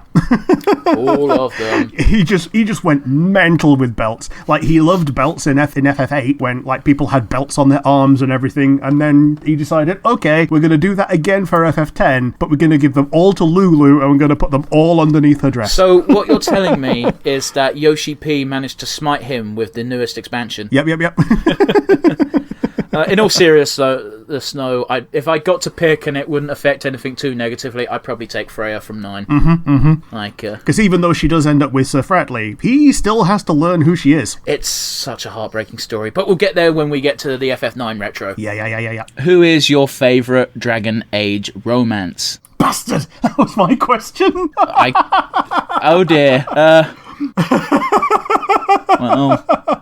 Tough titties, I guess. We're okay with this. Now, actually, my favourite romance isn't one for the player character. It's one for, if you don't pick these two characters, they start one on their own. And it's actually in this game. And it's between Fenris and Isabella. Romance is a bit of a stretch. Yeah, they start chatting mad shit about, a dalliance last night. And then one of them says, same time tomorrow. And they go, yeah. Yeah, it's a form of romance, I guess, but it ain't. It's a fling. Yeah, it's big friends with benefits. The other one that I like that's an NPC romance is between Varric and his ex-girlfriend who's now married, but they both still hold a real torch for each other. I didn't even realise she was married, truth be told. Oh, she's totally married. That's why they're not literally together right now. I thought that had nothing to do with it. I thought it was just because of Varric's standing that they couldn't actually be official. Possibly. Like, I never saw any explicit mentions of a husband, so I thought that like they were always like playful and bantery and always sort of wanted to move to the next level but didn't because, Yeah, it's because of like Varric's father or grandfather that they now have to be surface dwarves, and he can't marry an actual noble who's actually talented and actually has a caste. But she, as a parting gift, she makes him Bianca, who he treats with almost the same amount of care and affection. Dude, who is it? I think it's Isabella who actually takes the piss out of him and goes, "Oh, maybe Bianca will prefer a woman's touch." And Varric does a really good job of like talking around it, and then Isabella just says something about, "Oh, but my fingers can get to places where yours could never dream of." And Varric just goes something along the lines of, "Stop! You're making me and Bianca very confused." Yeah. Not many people can shut Varric the fuck up, so it's a real feather in your cap. It's an actual talent. Yeah. And the worst thing is, this is something that he's retelling the fact that he got shut up as well. It's great. So he respects the zinger enough to put it into the no holds barred retelling. Like, jumping ahead a little bit, but, like, Varric's actually very good at giving other people credit where credit's due. Like, in Dragon Age Inquisition, you straight up get the option of asking, how come... Oh, what's her fucking name? Bard. Leliana? Yeah, how come Leliana's our spy master and not you? And Varric just straight up says, well, to be honest, she's just better at it than I am. Yeah. Which is true as well. He's a good rogue. Yeah, he's a good rogue, but she's a better spy master. Absolutely. Well, Varric straight up says... assassin stuff. Yeah, but Varric straight up says he cares a little bit too much to actually take that role. Yeah, absolutely. It's a skill that you got to beat out of yourself if you want to be an arsehole for a professional role. Absolutely, Sending other people to their death. But yeah, my one for you is exactly the same question. Who is your favourite Dragon Age waifu / romance? Well, I'm going to split it into two because fuck it, okay? Yeah. First and foremost, my favourite romance is actually Dorian and Iron Bull. Yeah. So just like me, it's one that's not the player, and it's contingent on the player not picking either of them. That's assuming that Iron Bull is, kept as a Tal Vashoth, because it's a really heartbreaking moment if you don't go that route. Yeah. Yeah, it is. We'll get to that a little bit when we actually do Dragon Age 3. But, Yeah. My actual favourite romance is obviously Cassandra. Yeah, she's a good one. Like, she's a warrior woman. I dig that. I like warrior women, full stop. I was so gutted you couldn't do anything with Aveline. Yeah. And she's a fucking sappy romantic, so what's not to enjoy? Yeah. You do the poems and all that and everything. My actual favourite romance, if you had to push it, is probably Morrigan. She's top tier, man. Tsundere. Yeah, because of how tsundere she is. And, her outfit is basically pants and a piece of cloth. Her tsundere is a bit weird, though, because it's not forced tsundere. It's she doesn't know how relationships work. Yeah. She don't know how humans be. Man, speaking about her underwear, I do like how... where you got that conversation with the dog where he's been rooting around in underwear, and one of the options is straight up going, oh, I hope he doesn't catch something. And Morrigan's oh boy. Something to that effect, and Morrigan's just like, yeah, fuck off. You enroll in, I've forgotten the name of the school, the Hogwarts knockoff. Hexside, there we go. Fuck, how did I forget that? You have to enroll in Hexside. What course do you go on? Probably healing. You can basically be as strong as you like physically and still have healing magic and just be generally a good guy. Is there a healing track? Yeah, there is. There's 9. There's 9? Yeah, there's 9. There's one for every school of magic in the Boiling Isles. There's like, what? Healing? Yeah, I don't know what all of them are. That's why I was like, is there ones that's specifically healing, or is it is called the healing track. So there's like Oracle, Healing, Plant, Beast, Aberration. Abomination. Oh, I fucked that up. Fine. Bard, Construction, 7, Illusion. Yeah, that's Gus. And then there's another one which I've forgotten because I'm shit. So let's just... I didn't really remember any of them. I know Illusion because Gus. I know Plant because Willow. I know Abomination because the Blights. Yeah. Oh, there's a 10th one that's Detention. Yeah, that one's weird, isn't it? That's kind of an official track to be on. Yeah. I sent you that comic, didn't I? I think you did, yeah. Where Amity and Luz are trying to get to detention so they can make out, and they get kept out by the... I've sent you so much fucking shit posts, but you have. But, they go there. Shit posts. They're well made. They are well made, but they go there, and I've forgotten the girl's name, but she's the girl from Detention Track, and she goes, "No, you don't come in here. I know what you're gonna do in here. It's written all over your face." And it cuts to a panel of Luz and Amity smiling, and words like "kissy kiss" and "smooch smooch" all written on their face. And she goes, "No, this is a serious track for serious people. Go away, do that somewhere else." And then they go, "Oh, okay." They sneak off, and then she goes, "Whoo!" Walks back in, closes the door, and who's waiting for her but Amity's sister? And they're going to do the smooch smooch instead. Yeah. Oracle, I think, is the one I didn't say. You said Oracle. It was straight after healing. I said Oracle. Okay. Yeah. I'm stupid. It's fine. I can remember. Potions. Yeah, there we go. That's all of them. Mostly from memory. I might have read it like yesterday, but yeah, fair enough. But I've literally slept since then. So.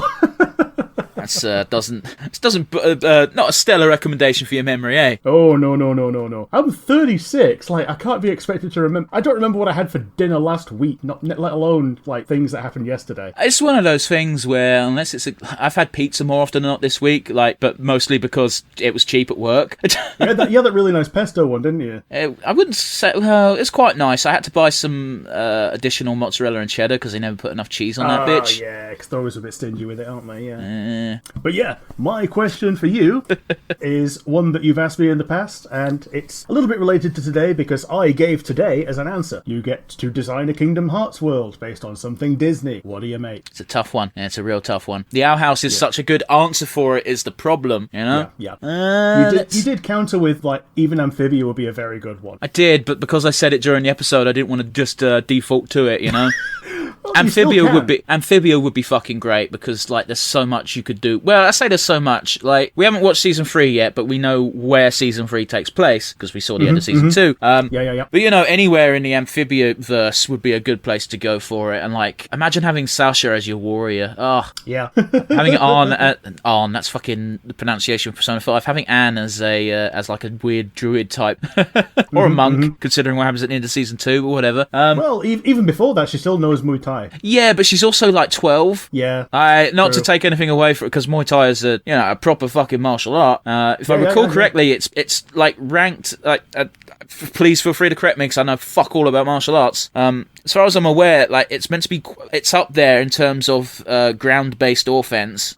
As far as I'm aware, like that's just information I feel like I've absorbed, but I could be chatting shit. I don't know. I've got this fucking weird Superman twirl in my fucking hair. It needs to fucking go away. But yeah, I'll try to stay away from those two because we could fantasy booking Kingdom Hearts worlds with those two in mind is great. Yeah, it would be. Yeah. Oh man, I'm just trying to think of something that Disney hasn't already done for Kingdom Hearts as well. I don't want to. You can also kind of expand it to things that Disney now own. I don't want to see a King of the Hill fucking Kingdom Hearts world. Kingdom Hearts of the Hill. Oh, someone's done that. Someone's drawn a fucking great shit post of Hank Hill going, I'll tell you what, I don't know what that Kingdom Hearts there is, but if you ever need propane or propane accessories, I'm here for you, Sora. And then she's shaking hands with Sora. It's so fucking dumb looking. Do I look like I know what Kingdom Hearts is? That's so... It annoys me that it's such an easy voice to do, and I can't do it, and then you fucking blow me out the water like that, you bastard. Yeah. Oh, friendly reminder, we swears. Oh, yes. I also blew that one off the front by doing so in the beginning. So, apologies for that. Apologies for preemptively demonetizing us for, the 7 years in the future when we actually get, partner status or something. Yes, that's what we're aiming for. Nah. Back to your question. I don't want to cop out and just say Star Wars because that's kind of lame. I also don't think it would work in Kingdom Hearts. You could zone in on something like a Jedi Academy. Nah. If I chose Star Wars, it would be like an episode of Bad Batch. Yeah, Bad Batch is a pretty good one actually. Just generally Bad Batch in a nutshell. You put the Batch as badasses in distress, and you team up with Omega. Oh man, that's a retro in the future, so I don't want to talk about it too much. But yeah. Man, it's tough to think of a Disney friend. I know what I'll do. I'll bring up Disney Plus. Give me a minute. Disney Plus is up. Well, there was one that we did recently. Yeah, I don't want to do that one. Movies. Let's do movies instead of series to keep me easy. Animation, keep it even easier. All right, let's see here. Okay, straight off the bat, here's one which they haven't touched, which would be good. Bug's Life. That would be good. That would be very good. Be very good as a contrast to Toy Story, which they've had loads of Toy Story films. They've only had one Bug's Life film, so it would be a nice way to look back on things that they've done before and have a bit of reverence for it. Well, it's show also that they're not forgotten about it. It's also that it's one of those weird things where Kingdom Hearts 3 had a lot of Disney Pixar stuff as the focus, and A Bug's Life would have been so good. Oh man, helping Flick find the circus bugs, or even cutting straight to the end and having another confrontation with Hopper, or make an OC bad guy that's a Heartless. Yeah, maybe so. There's plenty of Heartless shaped bugs. Yeah, wait, flip that, reverse it. Bug shaped Heartless even. Works both ways, depending on what came first, the bugs or the Heartless. It was Death Bug, but yeah. I'll go Bug's Life, but, my real answer is the same as yours. The Owl House would be fucking sick. Yeah. I love how when you asked me that and I gave you that answer, you went, "Oh, bastard, I forgot that was Disney." It's like I wasn't expecting you to go so new school with it, Yeah, you were expecting me to go with, like, Steamboat Willie versus Mickey or something. I mean, can't do that. That already exists. Fair enough. No, I think my exact words during the podcast were I was expecting you to go, like, really lame Star Wars. Yeah. Or The Simpsons. The Simpsons would not be a good Kingdom Hearts world. No. Probably not. Maybe the school, but then again, there's a way better school in the Owl House. What would you do? Mr. Burns would have to be the villain, and that sucks. Mr. Burns is the villain, he's encroaching on the school or something. But yeah, it's a bit shitty. Nah, there's certain things that you just can't. Nah. You get isekai'd into the Mass Effect universe. Mm-hmm. What job do you take to survive? Assuming that I'm human. Assuming that you are just you. You have your knowledge of the universe, but otherwise you are just you. I am just me. I have my knowledge of the Mass Effect universe. I don't have any magical powers. I can't get an implant to get biotics because you have to be born with at least some knowledge of it. So I can't just go around and kick about, be a vanguard and be a cool kid. Not really, no. To survive, I'd probably be a diplomat on the Quarian fleet because the mothership on the Quarian fleet never gets destroyed unless you kill all of them. But if you do, then you're a heartless bastard. But how would you get that role? Well, you asked me what job I'd do. but how would you get such a role? Like, it's got to be somewhat real. I know we're talking about Mass Effect universe, but it's got to be somewhat believable. You can't get isekai'd into another world and instantly be like, I'm now the princess's concubine. No. I'd use my out of game in universe knowledge to wheedle my way through the Alliance / Human Council ranks until I can. I don't know if anyone's got that amount of knowledge to give them that amount of a fair play, amount of a way to weasel through. But hey, man, if you think you can do it, there's a bit of conservation of detail going on. Like, if I choose to be a technician, then they're just red shirts. As soon as there is a mission where you see a red shirt, the red shirt is die.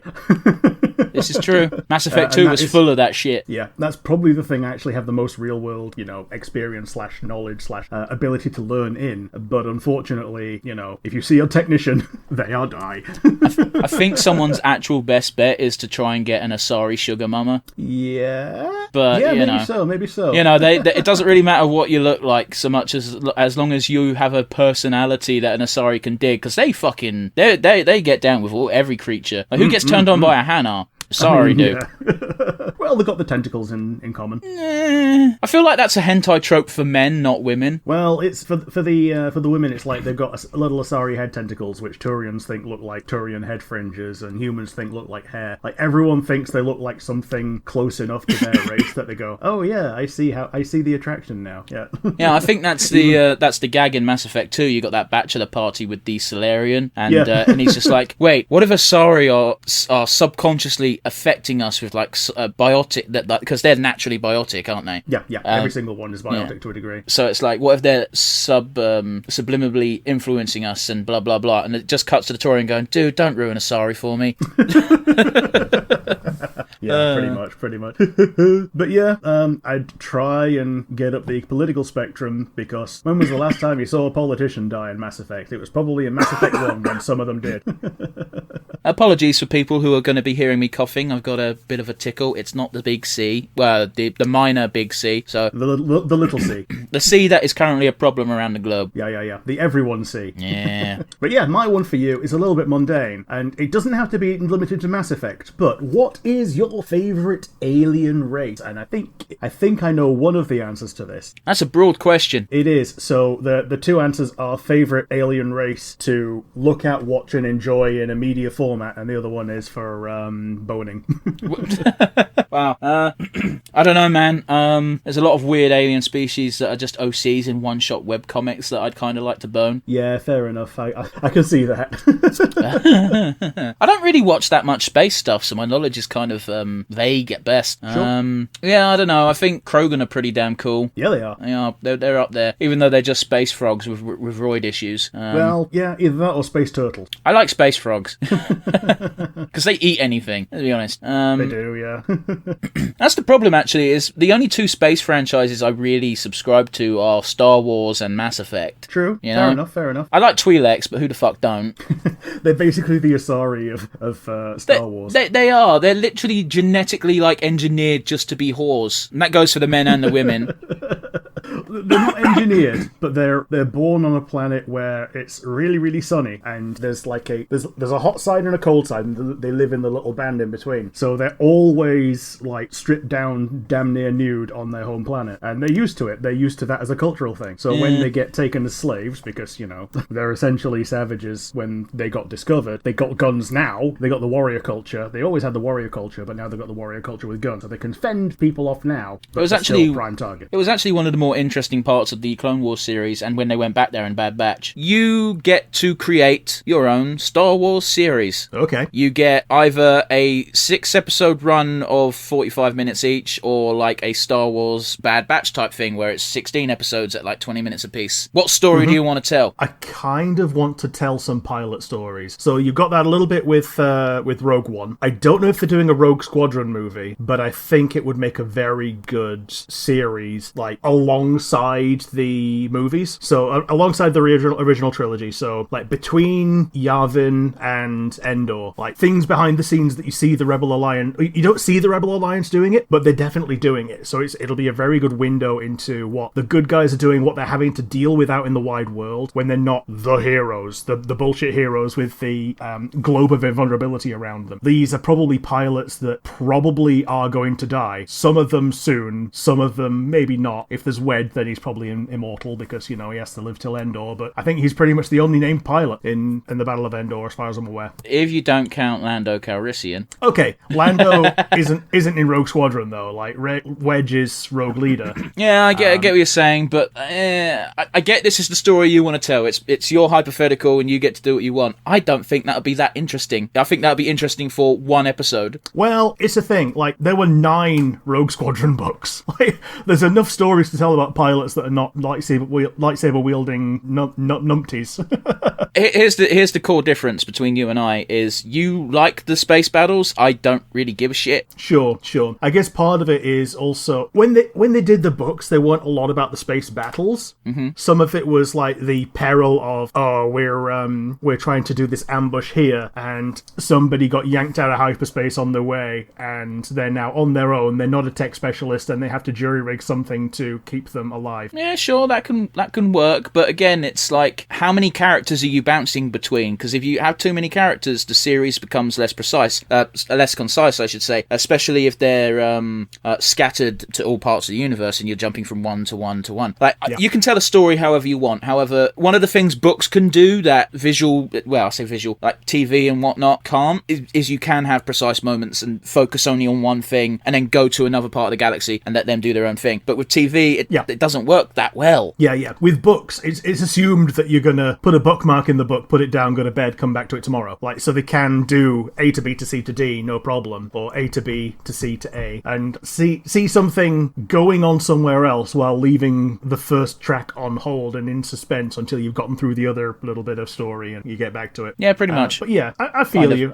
The way that they did it in the Rogue Squadron books is that they had a squad of 12, but they had 4 flights of 3. So you had basically it would be a bunk room, but also they would like form up together when they were on missions. So like you'd have the one that they followed the most was a flight leader who had 2 kind of subordinates, but they were also just his squad mates, so there was no actual superior inferior dynamic at all. Okay. I feel like that in and of itself is a good guy trope in that we've got ranks but they don't matter, and it's like, well, in most military organizations you can be mates on the sideline, sure, but in combat there is a direct chain for a fucking reason. Oh yes, absolutely. Oh no, he's gone Maverick. That don't work in real life. Yeah. I know we're talking about Star Wars, so real life has to go out the window a little bit, but it's just such a goody two-shoes, not goody two-shoes, but good guy trope of military organizations don't matter, do what you want, because as long as you do get the correct result, who cares? Yeah. As far as I'm aware, the 4th flight, like 9 to 12, or whatever it was, the last few were basically basically reserves that would move up into the other flights as people died and got picked off. Fun. Yeah, so yeah, you would have small amounts of time looking at someone else's adventures, especially when it was vital to something that was happening, like someone's doing an infiltration on the ground, someone's doing a sky mission, and they come together to bring down, I don't know, the ground star, let's call it, I don't know, the Death Star on the ground, whatever, I don't care. But yeah, that's the kind of stories that you could tell. That's the kind of stories I'd like to see. No, I get you, man. Again, like it's your fantasy booking. You do what you want with it. I'm sure if I saw it, I'd watch it. But the core concept is like, yeah. Sure. No worries. Anyway, my one for you is more of a question, and it's a little bit related to what I'm wearing today. Do you have any clothing that aged like milk? No. Oh. I don't. Look at my clothes. They're just patterns, bro. Yeah, fair enough. You don't have any band t-shirts when the band broke up, or somebody turned out to be a shit heel? I don't really buy band merch. Like, I've got a couple of Sabaton shirts, but Sabaton is a real recent phenomenon in my life, so... Yeah. Totally. Yeah. I've got wrestling t-shirts of wrestlers that are retired now, but that's hardly a sad story. No.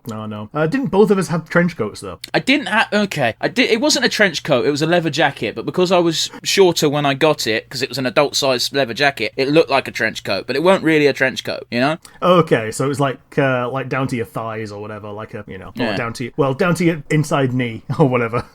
Yeah. There was a guy, I didn't go to college with him, but he was in the college I was at. We were at some sort of group meeting for something. I can't remember what it was for. I think it was a form of therapy. Okay. Because someone asked it. Okay. I don't remember why I was there, but like people were airing grievances and I just kept my mouth shut because I'm like, why am I here? What's going on? But he wore a trench coat and he had hair down to his fucking like middle of his back, and his complaint was, people I don't even know just call me Neo, man. I can't stand it. I don't like it. It sucks. And we were like college age, and all I could think of was, just be grateful they're not calling you a school shooter. Yeah. Like, it's better to be called Neo than Columbine. Oh, fucking hell. It's, it still sucks. That's still bullying, and you shouldn't do it, but, Yeah. It's not the worst thing. Like, I'm making light of it. It's not the worst thing to be called, but it's still shit. Don't get me wrong. Yeah, and it's one of those things where it's kind of a positive jibe as well. Like, if you like The Matrix, it's a positive jibe. If you don't like The Matrix, then they're making fun of you. I didn't like The Matrix. It was a shit film. I remember a story recently when someone used to do the One Piece rap, and they do it at school, and some kids would go, "Oh, cool, do it again." They do it again, and they went, "Oh, cool, do it again," and it got to like 3 times before he realised they were taking the piss. Oh, that's dumb kid shit, man. Yeah, when dumb kids are pretending to be nice when they're actually making fun of you, and that's like one of the worst things to get over, especially if you're not as good at recognizing that kind of behavior. Hello, I'm socially retarded. Yeah. You get to voice the main team of FF8. Okay. So no guest characters, just the main. I want to say there's 6 in 8. Yeah, there's a main 6 plus Cypher, but he doesn't. He's a guest character. He doesn't count. He's not part of your party. Otherwise, you'd have to voice a deer and stuff as well. Yep. I'll give. It might be a bit of a cop out. It always is with you, dude. Yeah, it's totally a cop out because I probably can't remember that many great voice actors off the top of my head. I might give. Here's the thing. Do I know enough male voice actors? Troy Baker, Matt Mercer. Yeah, Troy Baker, Matt Mercer, and Crispin Freeman, but they're all a bit older. Vic Mignogna is probably the one that can do a young enough voice for someone like Zell. I don't know who that is. He's the one that got shitlisted because of Me Too. I don't know who that is. He was Ed Elric. He was Mao in Disgaea 3. Okay. Wait, so he got shit canned because of Me Too. Did he? What did he do? Did he do the horrible thing?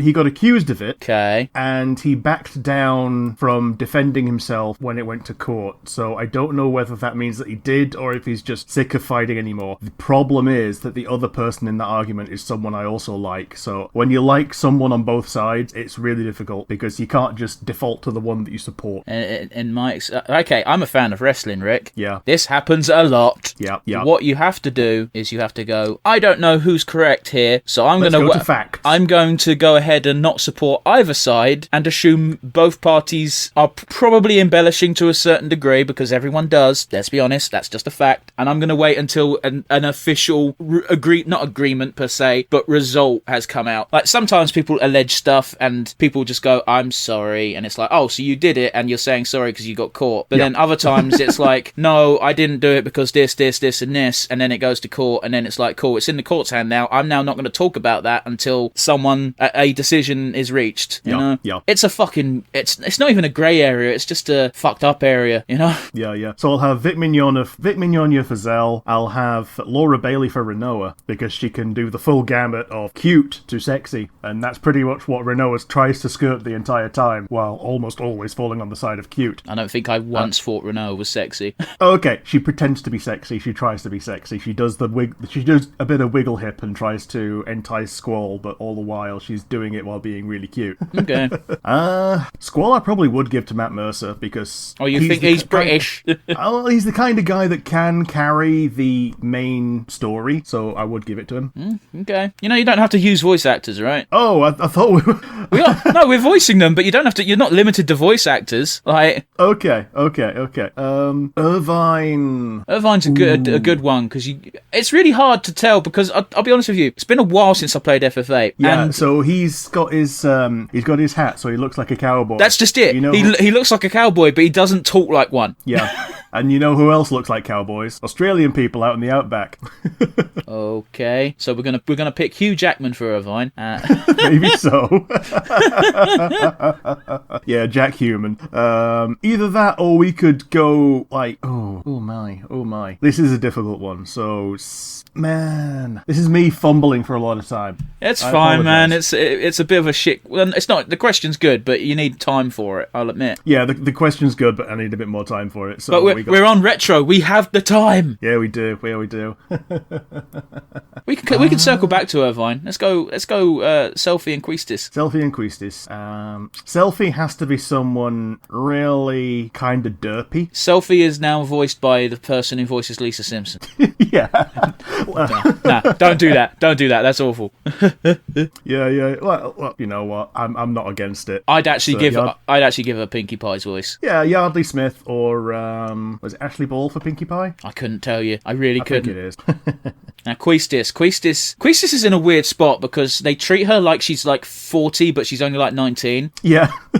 Like, Back when we first played it, Friends was still airing live, and we always thought that Quistis looked like a teenage Lisa Kudrow with glasses on. I can kind of see it, but I disagree strongly. Sure, because of how derpy Phoebe is. I don't think she'd sound like Phoebe, though. No. So, yeah, I might give her to Twilight Sparkle, Tara Strong. I don't think I'd want the Twilight voice, although I do realise Tara Strong does have more of a range than none. Oh, she's got an immense range, yeah. So, I feel you. Either that or Grey Griffin, Grey Delisle, whatever you want to call her, because she uses both names, she uses both pseudonyms, depending on I don't know who she is. She's another one of those chameleon voices that you've probably heard, and probably don't remember. That very realistic possibility. It's me. I don't absorb acting credits as well as other people do. Yeah. Also, like, I'll be honest with you, if you're not Nolan North and you're not Troy Baker, like, I barely know any dude voice actors either. That said, I probably would give Irvine to Nolan North. He's got a pretty good range, except most of them is just Nolan North doing Nolan North. Like, one of my favourite things in Saints Row when he had the voice option, one of the voices was just Nolan North, and he just went full Deadpool with it. Yeah, it did. It was great. I mean, the best part is when you get saved from the alien spaceship. Spoiler for like a 800-year-old game, where you get saved and you realise that I've forgotten everyone's name in that fucking game, but the tech expert has already saved Keith David. If you're voiced by Nolan North, he just straight up says, "Wait, you saved him before me? Is it because he's more famous than me?" Yeah, Kinsey. Kinsey, yeah. She is a freak. Yeah, she is. In a good way. Her safe word is teacup. And she starts the romance scene by punching you in the face as a send-up of Mass Effect romance scenes where you just go, "Hey, wanna bang?" And they just all do, apart from Keith David, because your player character respects him too much and just wants him to sign your copy of his book. Yeah. She's great. Sorry. It's good. It's all good. Saints Row diversion aside, I think that's it. Yeah. So we got Squall as Matt Mercer, Renoa as Laura Bailey. Yep, Laura Bailey. Zell was Vic Mignogna. Selfie was... Chameleon name? Ashley Ball? I think it was Ashley Ball. Oh, right, yeah, we switched to Pinkie Pie, didn't we? Yeah.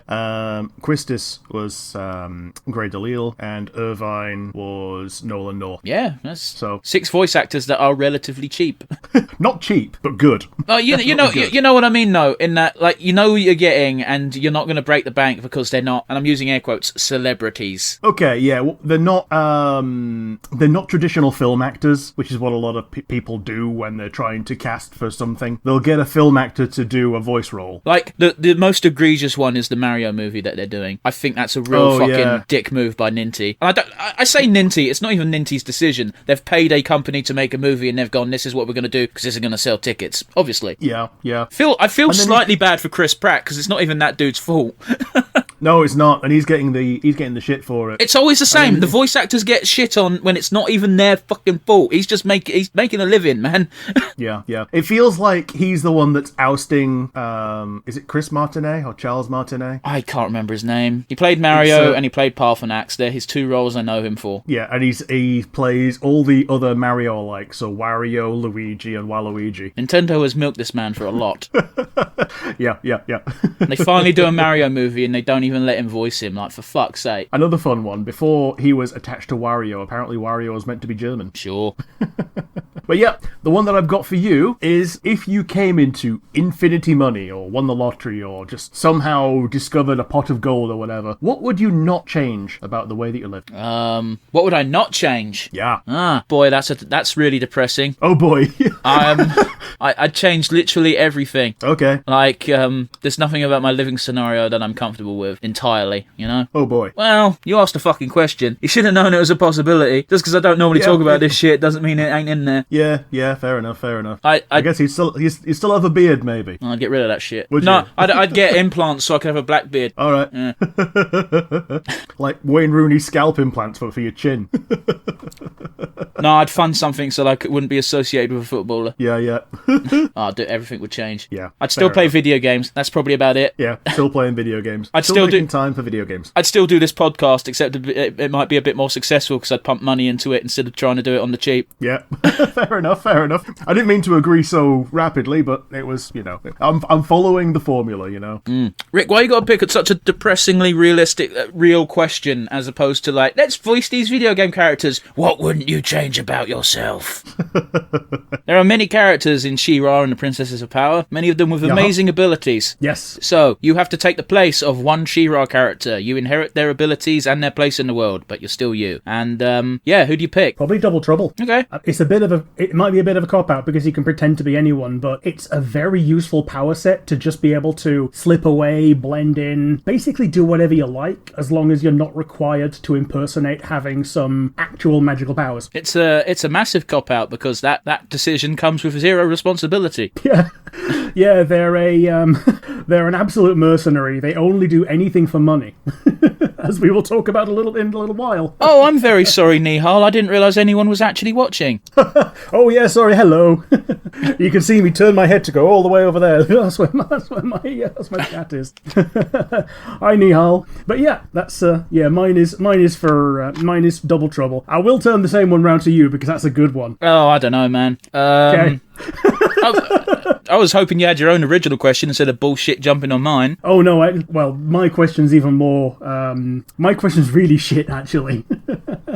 I can just compound on my existing skills and pick Bo, but I think he's pretty good. I don't know. It's a toss-up between Mimister and Entraptor, really. Entraptor's tech skills is enviable, to say the least. Oh, it's absolutely enviable, and it's one of those where if you are you don't have the downside that she has of not being quite so. I mean, her debuff is that she is autistic. That is definitely her debuff. Yeah, she's interpersonally challenged. Oh yeah, worse than I am, and that's saying something. Yeah.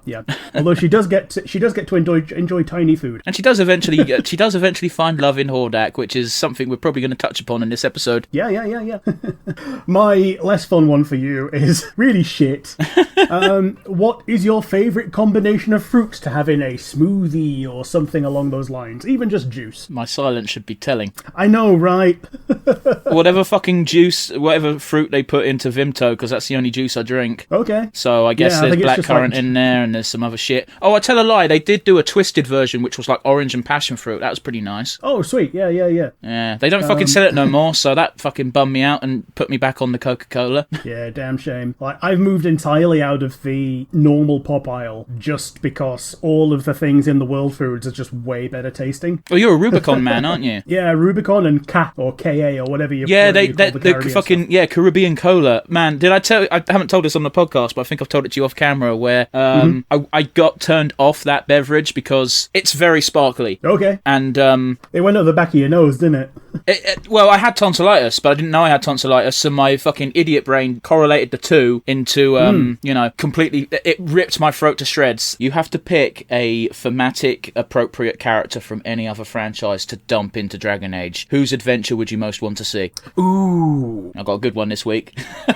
Yeah. So, a thematically appropriate person to dump. So basically, I only say that because, like, oh, let's bring in fucking Darth Vader, and it's like, that's not going to be fun or interesting or make any sense. Although that said, a young Anakin Skywalker dropped into the Mage Tower wouldn't actually be that bad. It's that's not thematically appropriate. I mean, I basically want to say that, I mean, someone from another fantasy franchise, not sci-fi and space and blah. Yeah, so here's the thing. It would probably have to be a fantasy franchise that doesn't have a lot of magic at all. So, like, if you're talking about, like, D&D, a lot of them just wouldn't work because magic is so prevalent in D&D, whereas in Thedas it's really not. So, I mean, you wouldn't know it from playing the games. Okay, yeah, no, You know what I mean? Yeah, it's the top 1% are responsible for 95% of the problems, and that includes being mages. So I would probably have to say someone from Lord of the Rings. God damn it, we are doing low-hanging fruit once again. Well, it has to be, but I would say... It doesn't have to be. There's plenty of franchises to choose from. Okay, but I can't think of any other incredibly low magic franchise. Okay, Lord of the Rings isn't super low magic, but it's not available to anyone who's basically not an angel. Yeah, I get what you're saying. The Valar are kind of angelic and godly. I might be getting that mixed up. I think the Valar are literally gods. Yeah, I think it's Valar are the gods, Maiar are the angels, and that's what, like, the That's what Morgoth the was wizards, one like the wizards Morgoth- are as well, aren't they? Like the grey wizards and the blue wizards, who are doing I don't know what during Lord of the Rings, but they ain't around. Yeah. Yeah, the brown wizards with good old Radagast. The only brown wizard I know of is Radagast, and he's just like he is like Gandalf if Gandalf pumped up his fucking smoking habit. Gandalf the Stoned. I don't like in the Hobbit films when they have Radagast. He's got that long line of fucking bird shit on his head. It's really. Oh yeah. I don't know why they did him dirty like that. No. Here's the thing. A lot of the people in Lord of the Rings actually have their own story arcs. I mean, everyone in the Fellowship does. Yeah. So if you're isekaiing someone, That's what we're doing. I'd isekai Boromir after he dies. All right, so you're like, instead of Truck-kun, it's getting whittled by a volley of arrows. Yeah. God damn, his death scene is so more epic in the book.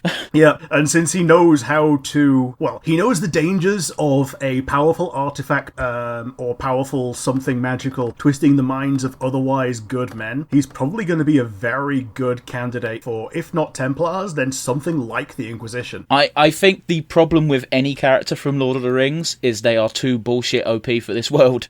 Yeah. The thing with Boromir is he's not, technically speaking, he's nothing special. And I'm using air quotes for people listening, but Yeah. he is the pinnacle of pinnacle warriors, and he's a leader as well. Like, he led the defense of Osgiliath. Yeah. Like, he could be any leadership role and dominate, especially on a battlefield. Yeah. Like Faramir is also a pretty good one for that, even though he's literally the second banana to Boromir. I mean, Faramir's great. One of the reasons why no one sees his quality, haha, funny meme, is because Denethor has always put Boromir on a pedestal. Yeah. Also, you've also got to bear in mind, Denethor is insane by the time we meet him. Yes, he is. Absolutely.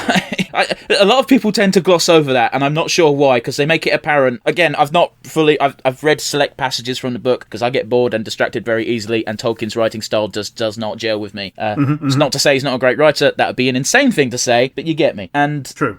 I feel you. And It's very dry reading. It is. I'm not even going to admit how far I got because it's embarrassing. But in the film, if you don't immediately recognise that Denethor is insane, I don't think you're watching properly. No. Like, anybody who invites someone into their room and keeps eating the way that Denethor eats is basically Jabba the Hutt. It's like, you now owe me a life debt while I've sent my son to death. Dance and sing for me, little hobbit. Dance and sing!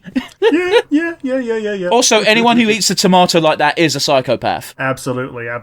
Like, I actually think Jabba the Hutt has better table manners. potentially. Well, bear in mind, the only person watching Denethor at the time is Pippin, and like I don't. Denethor barely knows what a hobbit is, so Yeah. Probably just thinks he's a midget. wow. But I'd love to see Boromir fucking kicking the door down and taking names in Thedas. Yeah. But my one for you is similar to one that you shot at me before in other franchises. You personally get isekai'd as yourself with your own skill set. What country do you go to? What role do you try and take up? What country do I go to? Well, yeah. You can go to wherever you like. Wait. Oh, you mean specifically in Thedas, or? Yeah. Totally. Oh, okay, fair enough. Well, Ferelden, because it's just England anyway. Yeah. I don't know, man. Anyway, like, I'm common as shit, and I don't tend to hide that fact because it's effort. And commoners in Thedas do not get treated well. No, they don't. At best. However, Gone. You are pretty experienced at shoveling dog shit. Okay. I see what you're throwing down. And that is the specialty of Thedas. They not Thedas, of Ferelden. They do have their Mabari going for them. The problem is, even if you go to Ferelden, the best you can hope for as a common as shit person, which is what I am, is to get enlisted in the army and die in combat. Well, that or get lucky gambling and then be able to make yourself as a merchant. That's going to take a lot of luck. Chances are you lose a fucking bet to some Antivan slavers. Yeah, most likely. Yeah, but then you might get to meet Isabella because she hates slaves or slavers. I don't know, man. Because assuming it's just me, I ain't that great, and I'm not that well versed in the knowledge of the world in Thedas, so I can't abuse things. Sure, I feel you. Run to the Chantry and hope they take pity on me, and I end up becoming a Templar and losing my mind. Well, you might just end up becoming a brother of the Chantry. That's even worse. I don't get the benefits of being able to slaughter apostates. Apostate prostitutes. Hey, man. Oh, Jesus. But I mean, at least if you're a Templar, you effectively get trained well enough to actually look after yourself. Whereas brothers, it's just like, oh, shit hits. We see it in Inquisition within like 2 minutes. Brothers are just like, as soon as shit hit the fans, we should run away. That's your options. Yeah, your option is run away. Your slightly more noble option is round up the townspeople and get them to run away as well. Also, chastity kind of sucks. Well, how many of them actually stick to it? I don't know, they seem to be fairly honest in Ferelden, at least, not like the real world. Yeah. Oh boy, that's dark. Oh, I'm not pointing my hands at any particular religion, because they all fucking do it. Yeah, they do. Shall we move on? You get dropped into D&D world, what class do you adopt? None, I get murdered in 2 seconds by a common fucking thug. Ah, so fighter. Fighters are fine. D&D world is not, because if you get dropped into D&D world, your stat block is a commoner of a challenge rating of quarter. Yeah, you're a stack of 10s, and you've got proficiency in basically unarmed attack and, like, a hoe. I don't think you even get a stat block of 10s. Most things are less than 10. 10 is meant to be... like it's something that people get really confused, because people think 0 is a bad modifier, but it's actually... having a non-minus modifier means you're better than average. Well, the flat 10s is literally just average. Okay. Flat 8s is below average, but not enough to be considered super deficient, which is why player characters tend to start at 8s. Well, nowadays they do anyway. Back in the day, it was just roll 3d6 and those are your stats, dickhead. But yeah, it's one of those. So you're going to be a commoner and you're going to get murdered. Well, I don't want to be a commoner, but like if you unless there's some magical element, in which case obviously you become a wizard or sorcerer, because those things are bullshit. Well, say you start in a city and you've got time to do your studying. Well, you can't be a sorcerer then. Well, that rules out that class. Yeah, there's a fair few classes that require you to be born with something. Sorcerer is the big one. But anybody can train to be fighter, rogue, or wizard. But in theory, like, taking out wizard, you could be a fighter or rogue in real life anyway. Yeah. I like how rogue's main shtick is, you ever tried stabbing someone? Yeah. Well, you ever tried stabbing them a little bit harder? Good old sneak attack. Yeah. Unfortunately, I can't really answer the question, because it's just like it's a difficult one to sort of answer, because all classes kind of suck, but all classes are kind of awesome. Yeah. Level 1 sucks. Level 20 is awesome. Everything in between is the story. Well, level 20 is you are now a god. Go have fun. Yeah. There were even some gods that were actually below level 20, as far as I'm aware. I've been looking through the monster manual for unrelated reasons. Yeah. And there are some gods that are like, I think the the lowest level god I found is challenge rating 17. Yeah, that's for a party of level 17s. There's a challenge rating 3 guy that's got 3 attacks, so that's basically the same as like a level 11 fighter. Fair enough. But the idea is, like, he's on his own. He's doing his best against you. His only thing that he does is 3 attacks, and the entire party is just meant to just go biff, biff, biff, biff until he's dead. Okay. But so, yeah, basically challenge ratings are bullshit. I mean, everything in the game's bullshit because it's all just numbers. Well, yeah, and everything's made up. Everything's made up and the numbers don't matter, except the numbers are the only thing that are actually codified. One of my favourite memes is Gaston looking at the book like an idiot, from the scene from Beauty and the Beast where Belle's like reading and he doesn't get it because he's an idiot and that's his whole shtick. But yeah. But it's just like, D&D's meant to be so cool and awesome. It's just maths! Yeah. Yeah, like if you boil it down to its core, that's all D&D is maths. Maths with magical clicky-clack dice. Sorry, clicky-clack rocks even. It's maths and playground. Yeah. It's playing make-believe, however, you can't just go, I deflect that because... I win! I choose to win, therefore I do, and I shout louder, therefore it happens. I hate kids. I also hated being a kid. Because of other kids. Well, I've told you, I've definitely told you, because I think Chris has also told you, but did we ever tell you about the time we played Final Fantasy on the playground? Yeah, you did. Did I say that story on the podcast? Yeah, pretty much you did. Pretty much sure you did. However, for those who may not have seen that episode... there's not much to tell, really. Like, FF10 came out, that's how long ago this was. We're talking, like, 2002, I think. Yeah. I didn't have a PlayStation 2, so I couldn't play Final Fantasy X, let alone obtain it. And when we played Final Fantasy on the playground, I believe his name was Josh, he was like, okay, you can be an FF9 character, but because you're from FF9, that means you're weaker than FF10. Yeah. And by dumb kid logic, it was like, that kind of makes sense, yeah! Yeah, because it's older, it has to be worse. Something. Dumb. Defafu proves that it's dumb. Yeah.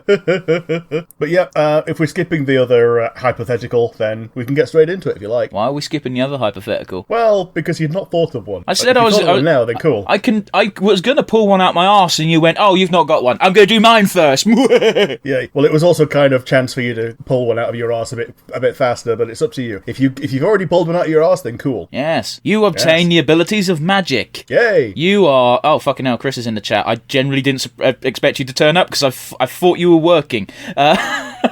Year 2000. Hello! I'm going to have to rely on Dev to give me the chat because I've not got the stream open. He says, yeah, 2000. Yes, it was Josh, and I knew you were going to tell that story again. Well, it's a good story. Yes. It is a good story. I tell all my stories multiple times. But yeah, where was I? Yes, you gain the abilities of magic, but you're limited to one element. What element do you pick? Fire's normally the go-to, but there's a lot of things resistant to fire, like anything that lives in a volcano, which is a normal thing that happens in the world. Well, in a D&D world, is resistant fire. Are we talking about in the real world or in the D&D world? Oh, talking in the world. Chris is on lunch break. That's why he's here. In the real world, not in D&D world. In D&D world, you'll instantly get fucked by any wizard who is not limited to one element. In real world, light is a bit of a cop-out, because nearly anything... Light's a good one, though. It's such a universally good thing. Yeah. I might have to go with lightning, because even though things can protect against it, that's also kind of good, because if you struggle to control it, you're just going to short out every single electrical thing you own. However, if you are controlling it well, then you can be really useful. I'm just thinking of Amphibia, where... What's the main character from Amphibia? Anne? Yeah, Anne. Anne Boon-Chui. Yeah, I'm just thinking of that one episode which is just her on the quest for lightning so she could charge her phone. Yeah. Turns out to be real useful because it's the only thing that keeps us sane. True enough. You're given the keys to the Cydia name, which means you get to make a crossover Final Fantasy game. What do you do with these keys?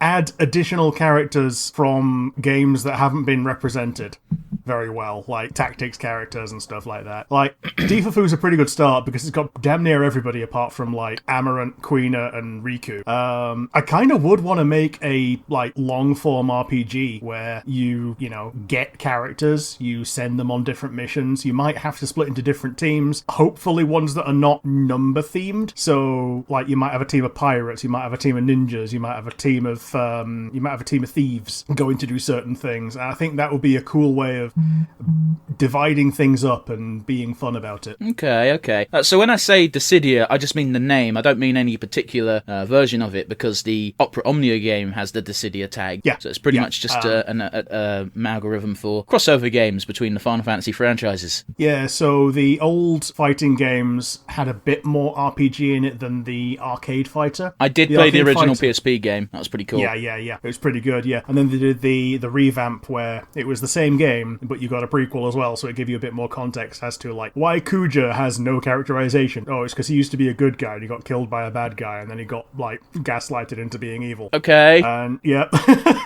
In Dissidiaverse, that is, anyway. And and another one is Golbez. Like, he was just like a straight up villain. He got killed by the heroes, and then when he reincarnated, he was basically a hero, but he happened to be on the villain's side, and that was useful. You know, standard Golbez fashion. I was gonna say, I don't know much about Golbez because I've not played that game, but my understanding is that's pretty much his arc anyway. Yeah. But he's basically pretending to be a villain for the longest time. Oh, no. To start with, he's a real villain because he's been brainwashed. Yeah, and he's real villainous things. He's Pessel's brother, isn't he? Yeah, he is. Yeah. Spoilers. His name's apparently Theodore, but nobody remembers that. Golbez is a bit more iconic. Yeah, everyone remembers Golbez. Everyone remembers the Golbez armor. Nobody remembers Theodore with his armor off. But yeah, I'd make up more of a long-form RPG that is more of an RPG. Maybe with more exploration open world, but, you know, the amount of open world that you get with the PlayStation era games is enough for me, which is pretty close to full open world, but, like, there's certain bits that are gated behind progress, so getting an airship, getting a boat, getting a ladder, I think was one thing at one point. But yeah, that's pretty much it. I still haven't remembered the one that I had for you, which is a bit of a pain in the arse. Okay. Think of a question, motherfucker. I don't care if it's the same one as you thought of. No, I think it was a good one. Here we are. I think it's one you asked me in the past, because it's the kind of thing that would get asked. Of course it's a good question, then, if I asked it. Go on. You have to duel death for your soul. What game do you pick? I don't think I ever asked this question. It doesn't have to be a game. It can be any contest of skill, will, or anything, but, like, most people would pick a game. Yeah, I don't think I'm good enough at anything to win my soul in it. That's the thing. Like, I don't excel at anything to that degree, at least. Fair enough. So it's not really fair, is it? Well, I have a different answer to this, and it's that if you are dueling death, then it does mean that there is definitely an afterlife, so I just would choose not to duel. Okay. That doesn't necessarily mean... That doesn't mean there's an afterlife. That just means there's a physical, or rather a metaphysical being that heckens you on to death. That doesn't mean there's an afterlife for definite. You're making assumptions. Well, yeah, fair enough. It's just, you know, if some myths are true, then that means probably more of them are maybe true. If you want to put that amount of faith in fairy tales, sure. Yeah. I don't know, man. Like I said, there's nothing I'm good enough at to duel death at. It doesn't feel like death would accept a duel. That feels like more of the devil's shtick. Well, normally you can challenge death to something. Can you? Is that confirmed? Allegedly. Bollocks.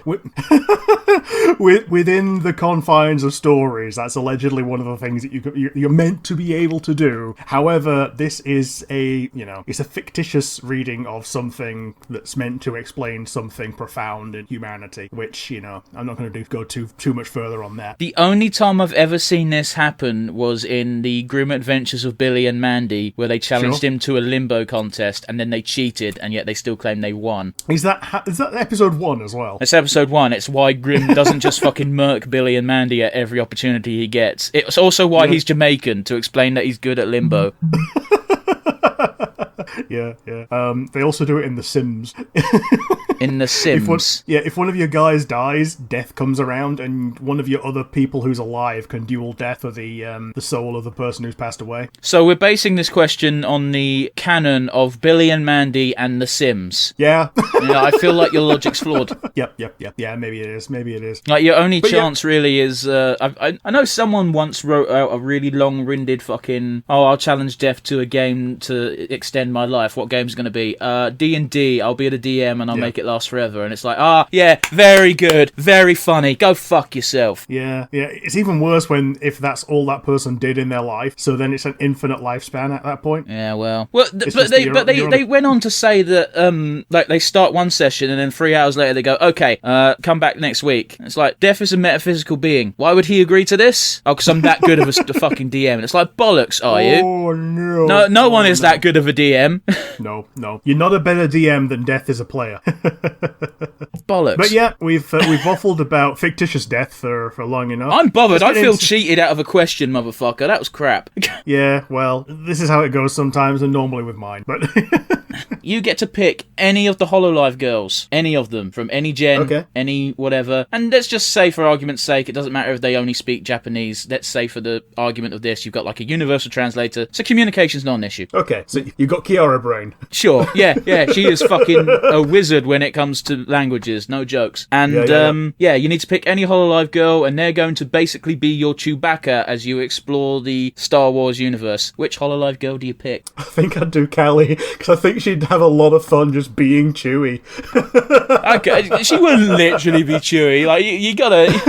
her skill set is probably quite useful. I don't think she can be killed. Like, she'd be the kind of one when, if she can't think of anything to say, she probably would just go, my dude. I could imagine Callie running with that gag hard. If you told her, listen, I'm recruiting you, you are my Chewbacca, she would probably only question it for a minute before starting to devolve into Wookiee noises. Yep. Either that or she'd say something like, why can't I be Shrek? If you want to paint yourself green instead of super gluing hair to yourself, go for it, Callie. Yeah. She wouldn't be interested in having, like, Marine, who would absolutely fuck every single sentient creature in the world, universe, galaxy, whatever. Yeah, just introducing threesomes to everything. It's one of those, like, for something that's watchable, I think Callie's the one. Yeah, I think Marine is actually one of the better horny ones. If you want to be extorted, then there's always Coco. She's got the Yakuza at her back. Yeah, She's probably... Fuck Boba Fett, you end up running Mos Espa. Yeah. Fuck Mos Espa, just go straight on Coruscant. There you go. I feel like Coruscant, you get less territory and less money and are more likely to get stabbed for your position. Yeah, however, Yakuza. Okay. So you take Coco and not Kason. I know Kason's not technically Hololive, but it's one of those, like, the reason that I enjoyed Coco more than Kason is because of the other interactions that she had. Like, there are more interactions with other Hololive girls that Coco was able to do. Whereas as Kason, yeah, she's got the rest of the ocean to swim in, but like, it's cool to see her interact with some of the V-Shoujo people now and again, some of the independents now and again, people like Pikami, who she's got fantastic chemistry with, but that's not like one entire massive company that she's been in since not day one, but like day 100. That was more Hololive talk than I was expecting. Yeah, apologies. So for the viewers who haven't run away, do you have a question for me, Rick? Yeah, my one for you is you get a pet. It's either an earth animal, just any earth animal that you can think of, or you can shrink it down to Chihuahua size if you want to make it manageable and small, or if you can think of a Star Wars animal that you want to apply the same logic to, then go for that as well. I don't fully understand the question. Could you run that by me again in less words? Pick a pet. Pick a pet. Pick a pet from the wild or from fiction. Because saying pick a pet from a wild doesn't really work, because I have a pet from the wild and I love it. Well, you know what I mean? That's why that's why the question was kind of like, wow, this is a lot of words for pick a pet. Yeah. I picked my Jack Russell Valentine because she is adorable and precious. If I have to pick a made-up animal from the Star Wars universe, I'd probably pick a Tauntaun. Sure. Or, assuming that it's entirely loyal to me, maybe a Wampa. Wampa's a pretty good one, man. Yeah, if it's loyal. if I can guarantee loyalty, Wampa, because they'd be fun to cuddle. Yeah. Or you get a fucking little tiny one reduced to Chihuahua size, and it's just like the fucking baby trolls from Skyrim. Oh yeah, man! I'm pretty sure I've actually got a tiny Tauntaun in the Old Republic game. It's cute. If I wanted a Tauntaun, I'd want a real size one, because like that's like a horse that won't kick you in the head and kill you for no reason. Yeah, it's like a fuzzy Velociraptor. I mean, Velociraptors are kind of fuzzy from a certain point of view if you count the feathers, because that's what they look like. Yeah. Jurassic Park spread a lot of propaganda. Well, it was also when nobody knew whether or not they had feathers back in the early 90s that they put the scaly version out, because all people could contextualize things as was big lizard. Well, it's actually a really interesting thing, and I'm sorry I'm going to sidetrack the podcast a little bit, but one of the questions that would always come up when we learnt about dinosaurs in, I'd say like primary school, maybe a bit beforehand, I don't know. It was always like, how do we know they look like that? And the teacher, to their credit, said, well, we know they look like that because we found their bones and we reassembled the skeleton, so we know they look like this shape. It's like, okay. Even as children, the first question was, but why do we know they look like that? Why? Except we didn't think stuff like adding feathers or maybe even fur, God forbid. Yeah. Sorry. Turn a phrase I found funny. But rather our minds were like, how do we know it looks like this and isn't bright luminescent pink? Because that would be prettier and cooler. And little did we know that, we actually got a decent answer back then. The answer was straight up, basically scientists are guessing. Yeah. Like, how do we know they look like that? We don't, and we're doing the best we can. Yeah. Like, we're building up a minimal amount of muscle to be efficient, and then stretching the mind's eye of skin over the top of it. Yeah. I mean, shit, like how ancient Greeks, it's very believable why they thought cyclopses were giant creatures with a single eye, because what happened was they probably found elephant skulls. Yeah, totally, absolutely. Like, they've got a big thing in the middle where the trunk goes in. And similarly, like, any normal animal has a weird skeleton, really. Like, I want to point to, we had this discussion the other day, or granted it's for an episode that probably won't come out for a long time, so I won't go into detail, but we did have a discussion of, look at a pug skeleton, and if you try to recreate what that looks like based on a skeleton, you'll get some weird alien creature. Yeah, or even just a cat. Like, it's just just dodgy stuff. Like, you'd never know that something with that long of a spine would be so compressed all the time, because they keep this spine like.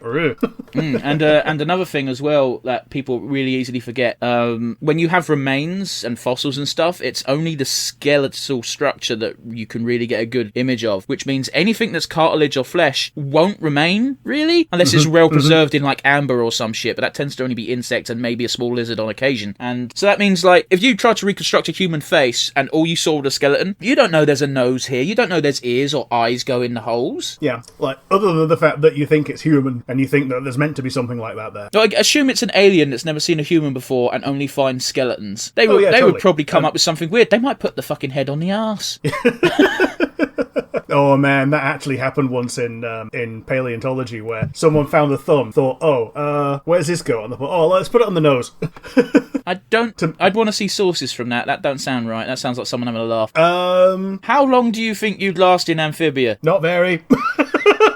I want to draw attention to this a little bit as well, and we will during further in the episode. But it seems like a very unhospitable world, uninhabitable world even for humankind. It's even uninhabitable for frogs, because we find out very easy on that life is cheap in Amphibia. Yes, it's a death world.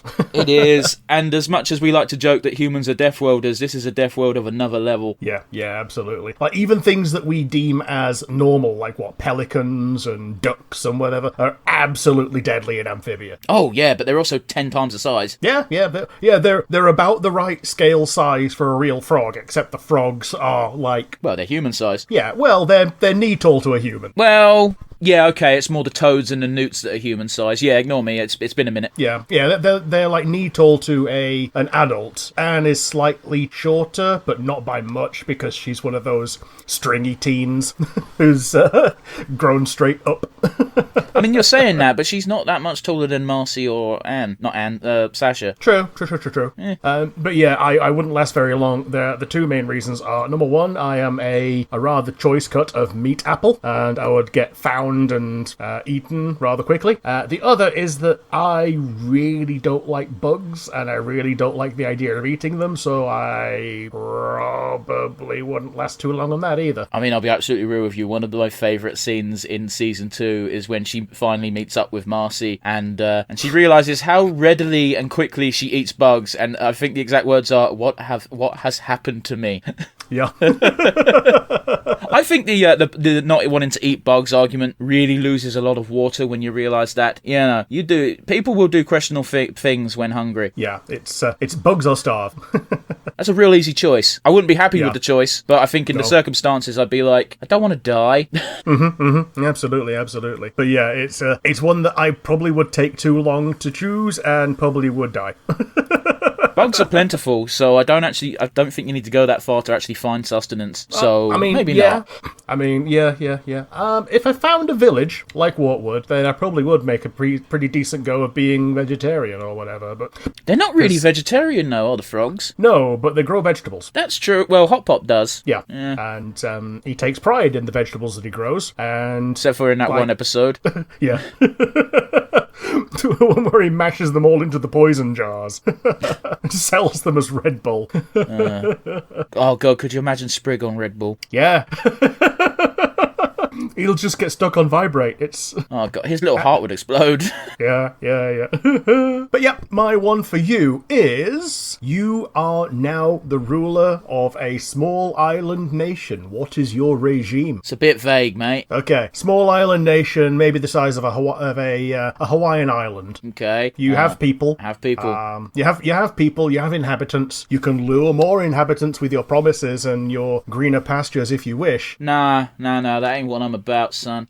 No, it's a very simple system. Everybody works, including myself, for the good of the island. We adopt socialism immediately. Nobody goes without. Everyone is homed. Everybody is housed. Everyone has food and water. We work as a community to ensure everybody has that, except for criminals, although they'll still get it, just in much more ration doses, shall we say? They get it in ration doses when they have to work in the prisons as well. Yeah, well, it's one of those things where I'd have to decide very early on whether or not I'd want capital punishment, and it's one of those issues I very much flip-flop on a lot, because it's one of those where I've seen evidence in the real world that there's no way to guarantee 100% someone's guilt. Yeah. You know, and it's very easy for a system to become corrupt in an effort to get more guilty verdicts, as it were, and I would absolutely hate to condemn someone to death unjustly, as it were. That's always the sticking point with capital punishment, because it's all well and good being like, there are certain crimes where I think death is absolutely the correct punishment. The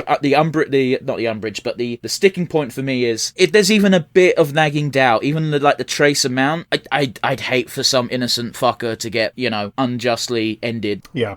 So it's one of those where, yes, you might have a death penalty, but the vast majority of them would be on a life life sentence for things that... No, not even that. It's one of those where you can't just be like, well, some people get death penalty and some people won't. Like, it's one of those of proving guilt beyond a doubt, and it's like there is no system that is perfect in finding out that crucial result. Like, the amount of people who have been on death row and just didn't do fuck all. Alright, they did something, but they didn't do something wrong in the death sentence. Yeah. Some people end up on there just being wrong place, wrong time. The other side of that also is if someone knows they're going to get caught and knows they're going to get the death sentence, then they've got no incentive to stop doing crimes and stop being evil at that point. Like, I'm going to get the chair for this. I might as well kill that person as well. That's a rather pessimistic way of looking at it, but not an unreasonable one, I suppose. There are certainly some people who will think like that. But again, it's one of those where I'm never going to be in that position where I have to decide whether or not, well, at least I fucking hope I'm not going to be in that position where I have to decide whether to take someone's life or not. But if it's from a justice point of view and like a justice system, less than 0.1% of a chance that person might not have done it is enough for me to go, I really don't want to play with those odds. Yeah, I feel you. Totally.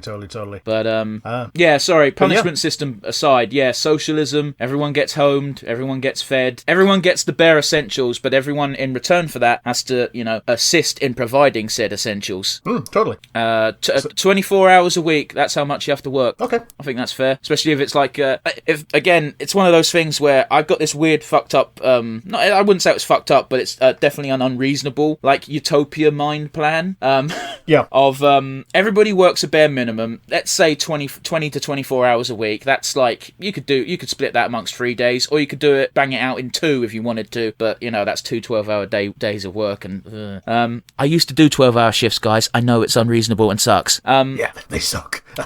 Like a lot of all-night stuff tends to be things like that. Like you'll get a 10, 11, 12-hour overnight thing where you're just expected to be the only person or one of two manning, say, like a security booth. See, that's a bit different because most of the time it's a bit different in the sense that you're not constantly doing something on that type of job. When I was doing 12 hours, I was working a shop.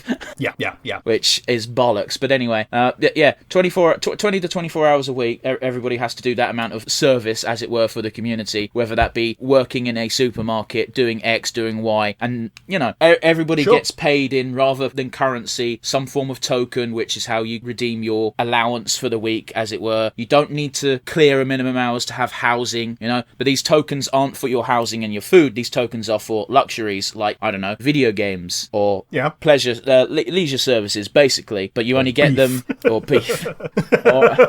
Nah. But beef's banned. But I'm not banning beef. I'm not a dick. But if we're on a small island, there's not going to be that much room to fucking farm beef anyway. You'd probably be better off using the resources to farm a different type of substance. But these tokens would be used for leisure things. And basically, my plan is that if people only have to work 20 hours a week, first of all, that means there's plenty of work for everybody to do. So everybody can have a role. There still are things to do. Yeah. So that should, in theory, minimise people without jobs. But again, you don't need to do this to guarantee your housing and your food and your basic necessities. That should just be a given in this utopian society. And again, the idea is that if you have these leisure tokens to exchange for leisurely goods and pastimes that are pleasurable, it will give people more time, seeing as they only have to work 20 hours a week, to invest their time in creative outlets, like creating video games and media and shit. Or even something like this podcast for fun. Exactly, man. Like, I've got my fair share of creative hobbies. This isn't the only one I partake in. It's the only It's the only one I get to show off to the world, but you have to live with and have relations with a furry character. Any furry character at all. Who do you pick? And it can only be one. It's a toughie, isn't it? It can only be one. Like you can't pick Corona and get the other one for free. I can't remember the cat's name. I'm sorry. You can't get Okayu for free. No. Okayu. No. Well, she'd probably visit. I might pick Luce from Monster Musume. She's the Ninetales fox from that. So she's got the shape shifting in case she needs it, but generally she's the fox lady. I don't remember there being a fox lady from Monster Musume, but that said, I've not kept up with the manga for a while. She's only got a couple of chapters. I think it's a bit more, PC than picking one of the Minotaurs. You could pick a Minotaur, I don't care. I know about your inclination towards the larger breast, shall we say. Yeah. Man, bosoms, just as an aside, I found a fantastic subreddit. I can't talk today, and I apologise in advance for my many, many flubs that will occur. But the name of the subreddit is Men Writing Women. Okay. And it's just awful examples of men describing and dictating their views on women without necessarily realising it. But the best part about it is the tagline for the subreddit is, "She breasted boobily down the stairs," which I'm pretty sure is a Zap Brannigan quote. Yeah, I know exactly that, though. Like, a lot of the time when men are just describing women in prose, it is just boobs. And they had to reiterate a rule recently. If the male character that is describing the female is meant to be a dick, you can't use it as an example, because they're meant to be a dick skis bag. Ugh. Yeah, sure. But yeah, it's a pretty good subreddit. It's also depressing. It's also not entirely aimed at bashing male authors, because they had a go at J.K. Rowling recently for the way she described a certain male character, which was very disturbing. Yeah. Well, she also says things about keep your pecker up and all that, things that are a normal thing to say in England in the 70s, but not so much in the world in the noughties and the 10s and the 20s. I'll link you the passage. The package. Oh, damn it. But yeah, I'll link you the passage at one point, but it's about an obese man, and yeah, it's a very unflattering description that hovers around the dick. Why the dick? Which I guess is how women act when why are they paying so much attention to the boobies? Yeah, well, okay, there's a difference here. The boobies don't actually do much outside of when they're doing things. Yeah, but it wasn't out. It was not a sexual scene. No. It was just the character was like, I wonder what their dick's like. And it's like, what? Oh boy. Anyway, I feel like I've sidetracked us enough about weird J.K. Rowling writing. Yep, the one I have for you is you get to eradicate one species from Earth. Panda. Like, is that the whole question? Is there any caveats to that, or is it just... Nah, pretty much that was it. Like I know Panda. your They're predilections against pandas, but most people would pick like mosquitoes or wasps. But Alright, okay, fair enough. Mosquitoes would probably be more beneficial as a whole. Wasps, they still pollinate, even if it's to a lesser degree than bees, and even though they're dicks about it. But no, pandas gotta go. Pandas won't affect anything. And as much as we dislike mosquitoes, they are part of the food chain. Sure. Whereas, pandas we could actually get rid of with very little ecological repercussions. Give it 30 years. They're fucking useless, man. Like, the only reason pandas are safe right now is because they're cute and humans like to look at them. And to a lesser extent, this also extends to the red panda, because they are also foolish animals. However, they're at least not stupid enough to eat bamboo all day when they've got a carnivorous digestive system. Yeah, here's the thing. I still don't know what a red panda is. Like, I don't know if it's some kind of reticulated marsupial, or if it is actually a bear, or, like, it's a weird thing where it's called a panda, but it kind of isn't. It's not a bear, but it's not a marsupial. It's a mammal. That's about the extent I know. You know what? You've got a fair point. I don't actually know what classification it falls under, but I think it probably falls under the same classification as, like, have you seen a bear cat? I haven't actually, no. This is something I'm going to have to look up afterwards. I assume it falls into the same classification as that. Sorry, again, it's a bad day for me to try and say anything scientific because I am flubbing words left, right, and centre. But like they are very similar looking creatures. Red pandas are a bit fluffier and redder. Also, the star of that new Disney film, I believe. Yeah, the one that's like an allegory for girls going through puberty. I don't think it's an allegory for that. I don't know. I've not seen it, but a lot of people it actually appears to be focusing on like people on the spectrum. Oh, okay.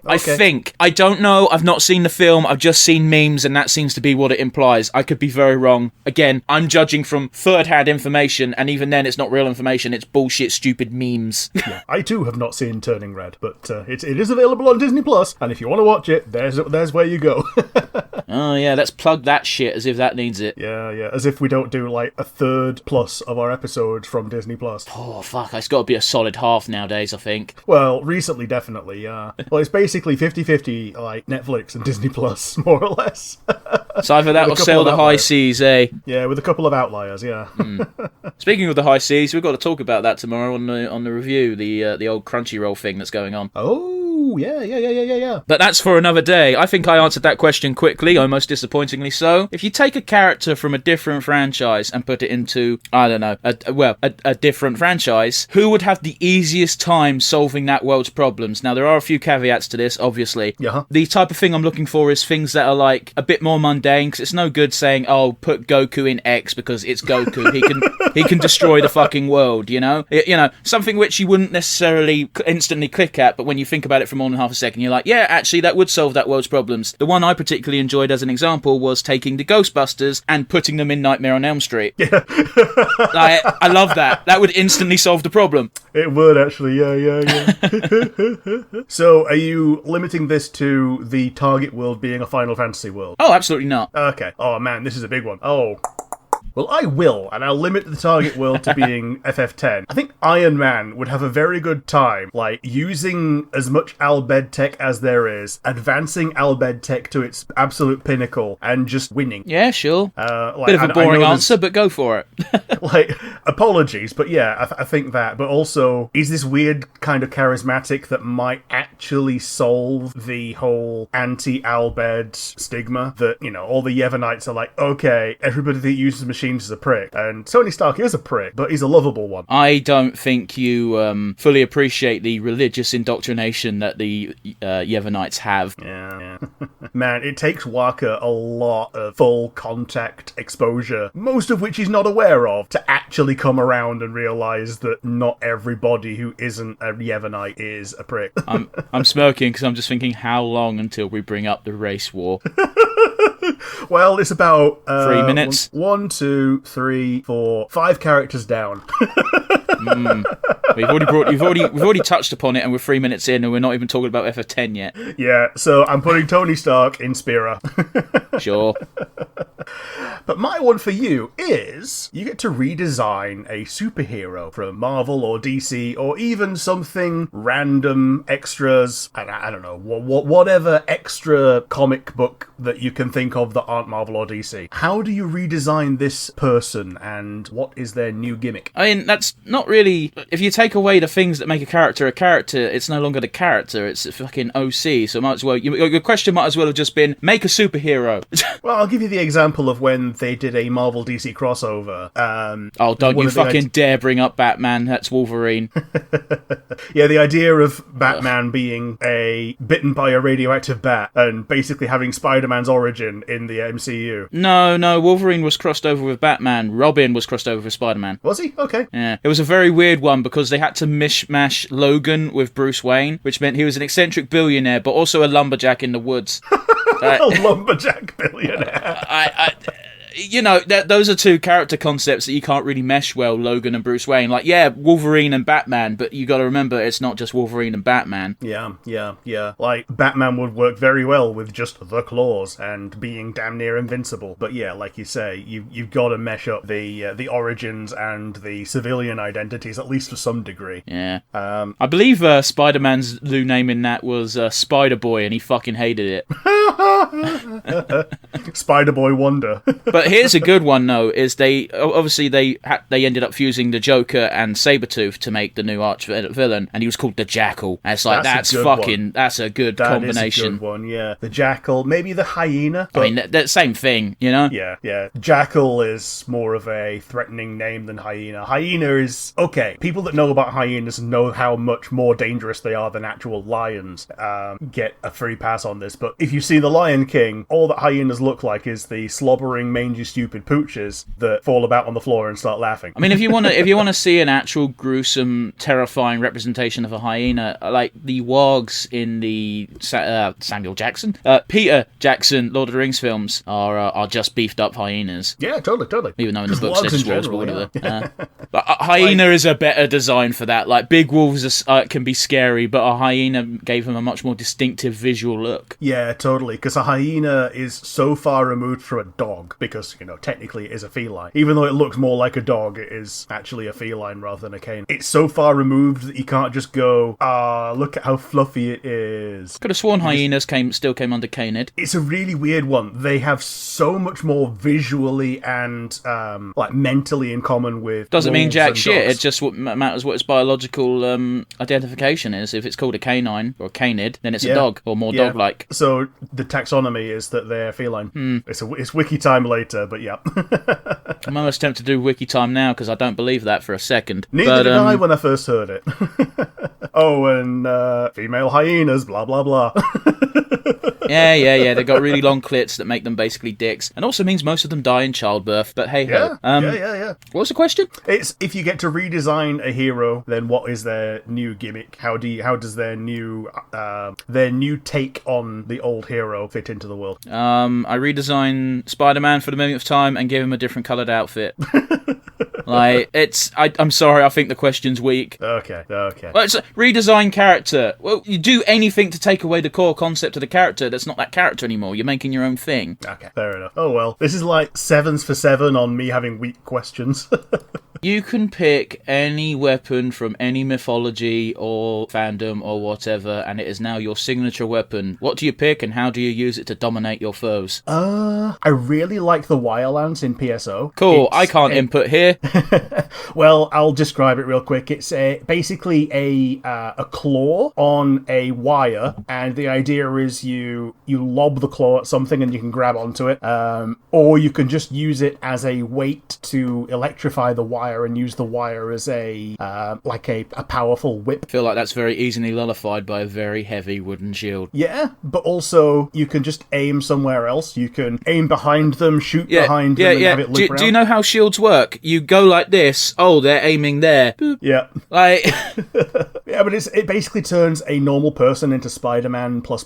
Okay, but without the Spider-Man strength. Yeah, you don't have the Spider-Man strength, but you do have the ability to, like, you've got two of them, so you can just, like, like you're not as big of a Zelda fan as some people, but, like, in one of the Zelda games, you get a hook shot, and then you get two hook shots, and you can just go poi, and swing from A to B with them. So you can do that with these. I hate to be that guy, but I feel like it's also outranged by a bow. Okay, sure. But you don't run out of your one weapon, whereas you might run out of arrows. No, it's throw mud. Yeah.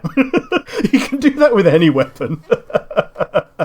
So, apologies for picking one that you couldn't really put a lot of input into, but... I'm gonna shit on it, because I don't know nothing about it. Yeah. I mean, the real cop-out one is the lightsaber because of how fucking cool it is, but, you know, even then, you gotta be there to hit someone with it. That's one of those weird things where, like, they don't make it clear in the films, but they make it clear in the books, as far as I'm aware, of it's actually very hard to wield something that should have weight that doesn't have weight. Yeah, I think there's a grand total of one time that a non-Force user just uses the lightsaber, and it's Han Solo, and they do make a massive point of how fucking weird it is. So much so that he goes back to, oh, reliable. Yeah. Yeah, he basically says, fuck this, and gets out his gun again. Although, to be fair, he is trying to cut into a starship, which, you know, would take more shots than none. At least he didn't try to use it in, like, an actual duel or something. Oh, yeah, he was using it as a cutting tool, not as a fighting tool, yeah. If he used it in a duel, he would have very quickly got, what is it, the Skywalker special? Yeah. So we're currently at 4 pieces. Do I hear 5? Well, it's more like Anakin got his hand chopped off, Luke got his hand chopped off, Rey didn't, but she's also not a Skywalker. Fuck anyone who says otherwise, including the writing room. Yeah, she stole the name. She just went, I'm Rey, fucking Skywalker, and the ghosts were like, I've been paid for all my lines, I can't see anymore. Oh, one of my favourite piss takes is how she buries the lightsaber in the sand, and it just cuts to Anakin going, sand! Yeah. But my one for you is there a Star Wars character that hasn't yet been seen in live action that you would adore to see portrayed in live action? Oh, fuck. You see, I'm not actually that well versed in out of live action things. Like, there's animated characters, sure. But, like, the big one we know is going to be in live action anyway, because his name's in the series. Yeah, Kenobi, yeah. No, well, Kenobi's been on screen anyway. No, I was talking about Thrawn. Oh, yeah, sure. Yeah, Thrawn, yeah. Thrawn. So it's kind of one of those answers where it's like, that's what I want to see, but there's no point in saying that because we know that's what we're gonna see. I don't know, man. Be nice for him to do like a live action series set on that fucking Death World. I forget the name of the species, but basically just like a live action interpretation of Savage's story. Okay, yeah. The Night Sisters and Night Brothers on Dathomir, yeah. Yeah, like, I don't think, like, apart from Darth Maul, I don't think we've seen one in live action. By the same token, I'd love to see a live action Ventress series. That would be cool. Yeah, Ventress would be a very good one for that, actually. Like, show her pre-apprenticeship to Dooku, because she was a badass before she met Dooku. Yeah. So, yeah. They retconned her being into being the same race as Maul they basically neutered 2 races by making it something else that kind of existed in Expanded Universe before then, but there's so little that existed before that they might as well just roll it all up into one, so they did. Yeah, although the Turbo Nerds did throw a bitch fit. Yeah, they did. It wasn't any worse than some of the dumb fucking decisions Lucas has made. It wasn't any worse than fucking turning Boba Fett into a clone, but, you know, that happened, and people tend to have forgiven that over time. Yeah, because it turns out the clones are badasses. Yeah. And they're actually, you know, good characters to have around, you know? Well, it depends on the clone. Well, it worked for Boba. It worked for Boba. It worked for the Bad Batch. Yeah, it did. It worked for any character who decided to take out their chip. Yeah. Real or fake, doesn't matter, but you instantly gain the knowledge and skill of one form of martial art. Which one do you choose? And you know what? Just to make life easier, you can't pick a fighting style from Dragon Ball Z. You don't get ki powers. Because that's bullshit. Pick a lightsaber form, I guess, because it kind of assumes you have the Force. You don't get a lightsaber from it. Like, you don't get a lightsaber, but you can use the Force and hit people with a stick, which is all pretty much anyone ever wanted when they play with a lightsaber out in the world. It really bums me out. Whenever we have this type of fucking question, it always defaults to fucking lightsabers and Star Wars with you. Yeah. Alright, I'm gonna... Bitch. Yeah, okay, well, I'm gonna alter my question. It can't involve weaponry. You don't gain mystic bullshit from it. It's just the fighting style. The problem with that is my second choice would have been ninjutsu, which kind of isn't a real style, but it's kind of built together from different styles and supported by gadgets and subterfuge. Well, the problem with ninjutsu is you got to be a bit more specific than that, because ninjutsu is a very broad term. Because do you mean like the fucking Sarangan from fucking Naruto, or do you mean literal fucking like I'm going to be a spy and Like, shit like that? I think the spy stuff is more obviously realistic because that's what they actually did and how ninjas actually worked.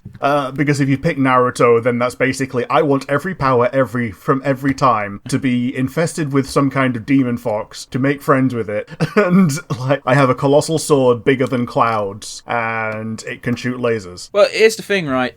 With realistic ninjas, as it were, there was always two types. You've always got to remember there's ninjas themselves, and then there's also shinobi. Yeah. And shinobi is more like secret police than I'm going to spy on shit, which is still spying in its own right when you think about it. But it's not really a martial art form so much as a career. Yeah, I feel you.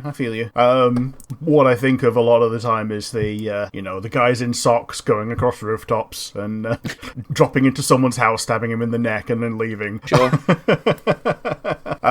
If that's not martial arts enough, then I mean, you could pick it and we can end the question, but like I don't think we'll pick ninjutsu, and we'll expose that I don't know enough about any other martial arts to be able to pick them over being a goddamn ninja. Fair enough. You want to learn parkour and stab people. Got it. Yeah. I get the ability. I don't have to learn it. It just comes. But my one for you is a bit tried to today. We're going to be talking about Sentai spin-offs today, if you've not seen by the title card. My question for you is, you get to join the ancillary cast of one of these shows. For example, like, we're not going to talk about Power Rangers, but the example is, like, joining Zordon's house and being, like, a buddy with Alpha, his assistant, or even his replacement. Which one do you pick, and which one do you join, and why? I get what you're saying, but who the fuck wants to replace a robot butler? Like, you can replace Alpha. I'd rather not.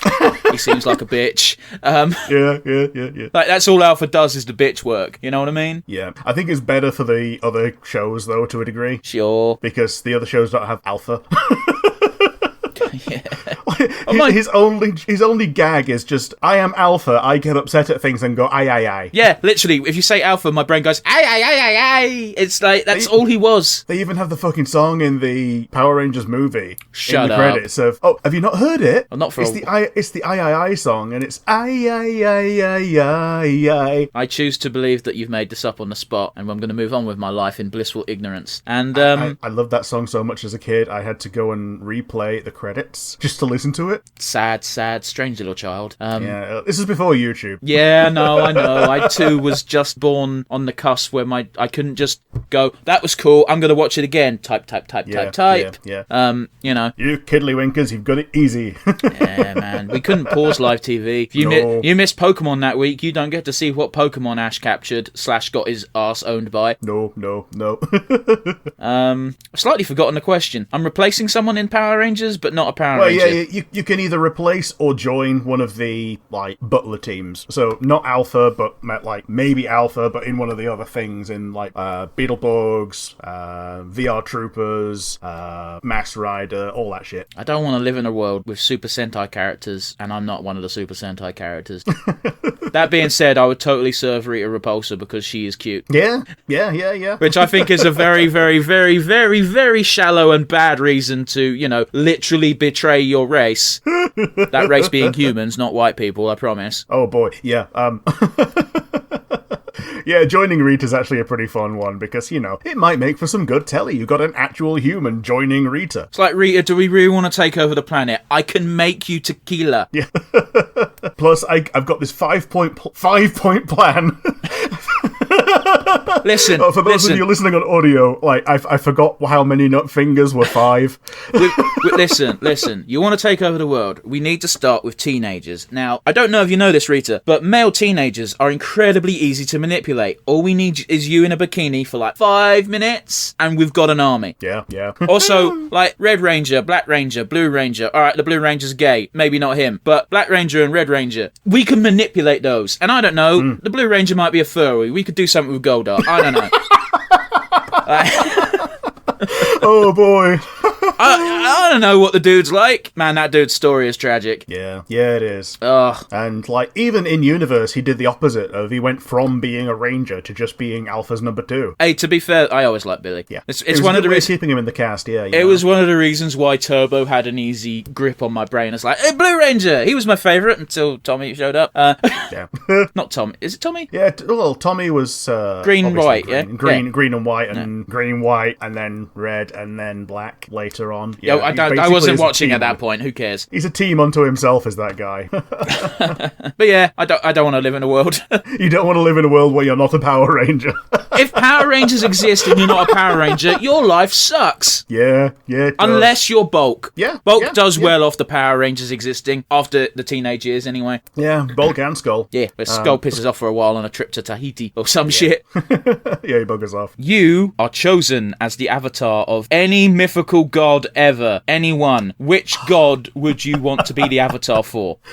This is my exact same question for you. That's fine. We can share it this time because it's a good Yeah, we're fucking sharing question. the same one. It is a good question. It's not limited to Egyptian, so, go nuts. Now, it's a bit of an easy one because I'm going to stray away from Thor because that's such an easy pick. He's like the god of, basically, he's the god of tits and wine, so sometimes he hit things, and when you hit things, you hit them hard. But by the same token, he probably wouldn't want an avatar, he'd probably want to do it himself. Well, it kind of depends on how the avatar works, isn't it? Because, if we go by Moon Knight logic, I have no doubt that certain gods of a certain level can probably assume direct control, if you will. Yes. But obviously with Khonshu and Amit Amit, yeah. and the hippo lady, the other whose ones. name I forget. Taweret, yeah. And then the other ones we see, is it Ishtar and Osiris and some other ones that are jobbers? I don't know if we see Ishtar, but we definitely see Osiris. Osiris speaks, and we've got the goddess of poetry and arts. I don't think that's Ishtar. Okay, fair enough.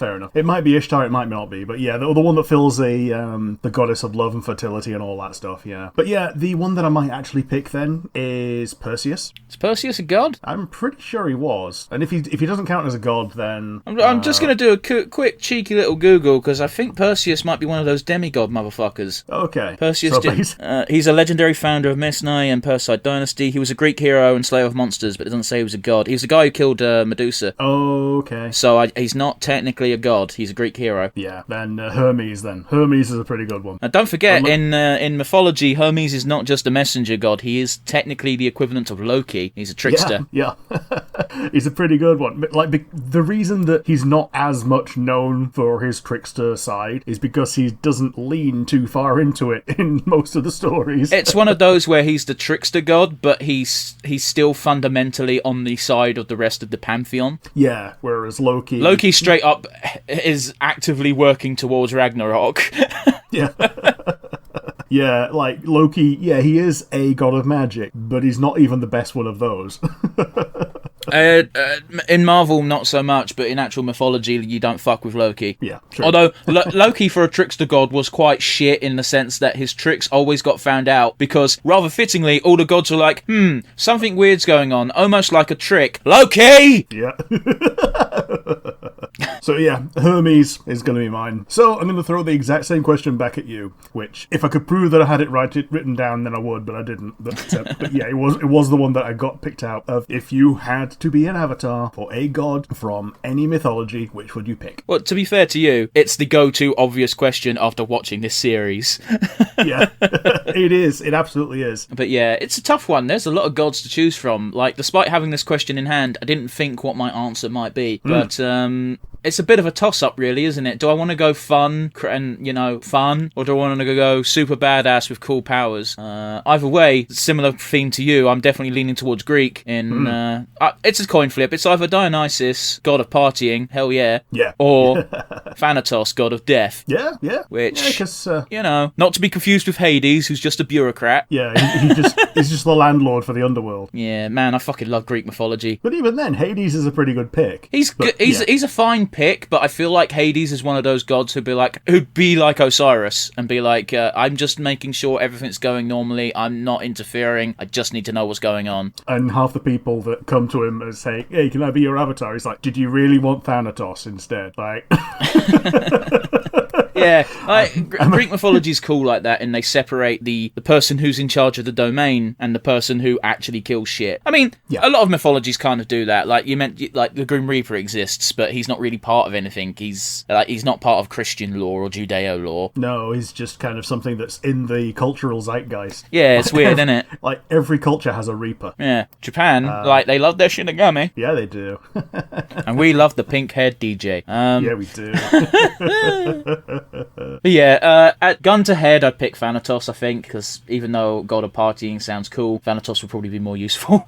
Yeah. I'd also probably be expected to do more work, though, so... True. And if you want to make a story out of it, then Tamamo's also a pretty good second pick. Oh, I don't know, Japanese gods or Shinto gods are weird, and she's technically a demon. Oh, she's definitely a demon. So she wouldn't be able to have an avatar. Oh, I don't know. It's like Amit. She's a villain that's been imprisoned. Amit is a god. Yeah, but like... Tamamo is a demon. There's a distinction between god and demon, like there is distinction between mythical hero and god, you know? Yeah, sure. Fair enough. But yeah, it's one of those. If you wanted to make a story out of it, then it's reasonable. But yeah, if you want to draw the line to it, that's fine too. You get to create a 2D animated sitcom. The cast, or the main characters, consist of 2 different D&D creatures. Both can speak English for the sake of the audience. Which 2 creatures do you pick because you want it to be a funny show? Probably a goblin and a kobold. Goblin and a kobold. That's going to end up in sex within episode 2.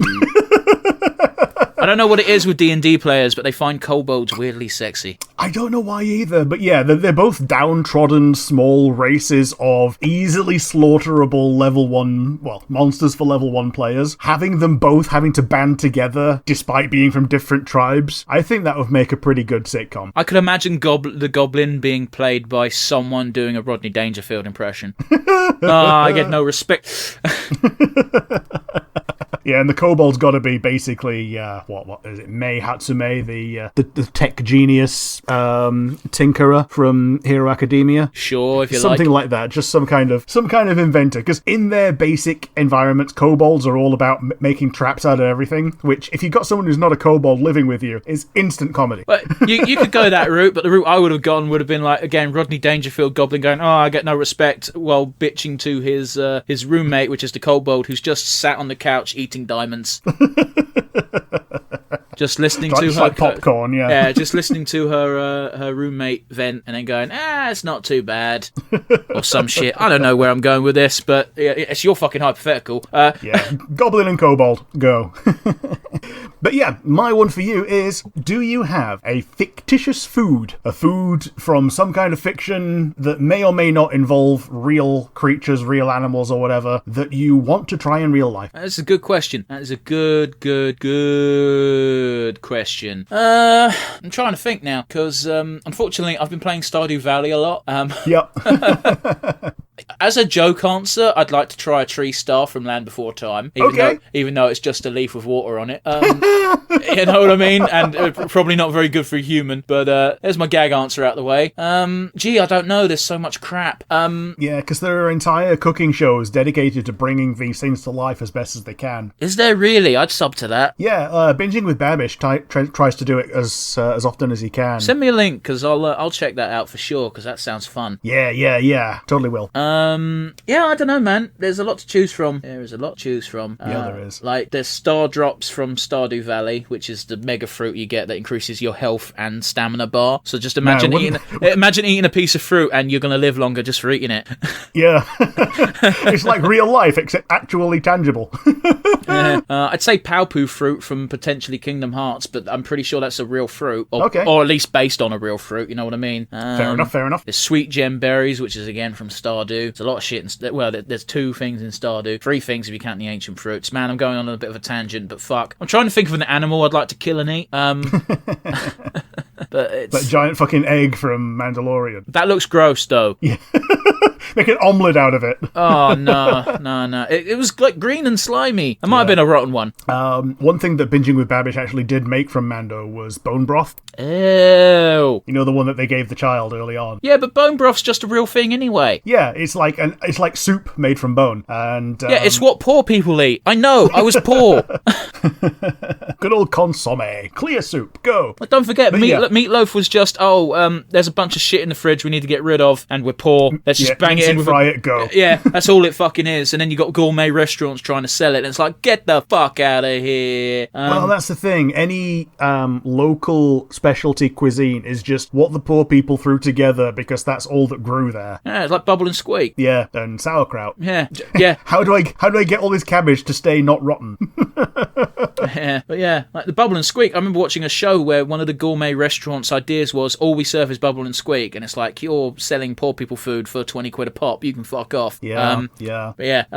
What was the question? It's if you could have some fictitious food, what would it be? And you're given a fair few fictitious fruits. Yeah, I'm trying to think of actual dishes, you know? Like, I can't say the curries from Pokemon, because you could make that in real life. I can't say... it can be something real. Like, it can be something real that's from fiction and looks really good in fiction and, you know, maybe not as instantly available here all the time. Maybe so, because the dango they make in Monster Hunter is always appetizing. It looks so fluffy and sticky and squishy, doesn't it, though? Like, they've even got a whole song about it. That's how much attention they bring to the dango. It's good shit. Something fictitious I'd like to eat, yeah? Well, in fiction. It doesn't have to be fictitious. Ina.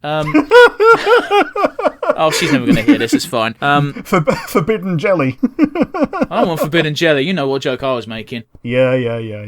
Yeah, but apparently she would go mental on anyone who wanted to actually squish her hair, even though it does look very squishy. I'd like to give her a kiss on her giant forehead. Yeah. I bring it up all the time, and I know I do, but fucking playing noughts and crosses on Ina's head and then her getting only slightly annoyed. Yeah. I think when they started playing chess is when she went, hey, knock it off. Maybe so. I just remember the noughts and crosses. Yeah, I want to eat a Taurus. A Taurus? Yeah, it's just steak and chips made out of Taurus, and it's ethical because I wouldn't be breaking my no beef rule technically. You know. Minotaur steak. Oh God! Honestly, a lot of the bar food they have in Interspecies Reviewers looks fucking great. And that's what I'll do. That's what I do. Okay, I've got it. Fictitious thing from fiction I like to do. I'd like to go to that fucking bar and grill where you cook your food on the on the salamander grill. Yeah. And then, unlike fucking Stunk and the idiots, I'd buy a fucking potion of heat resistance so I could fuck her afterwards. Yeah. Except the problem is, well, it's probably not even that much of a problem. It's probably made from Crim's essence. That's fine. I don't care. Yeah. It's worth it to fuck that salamander lady. Yeah.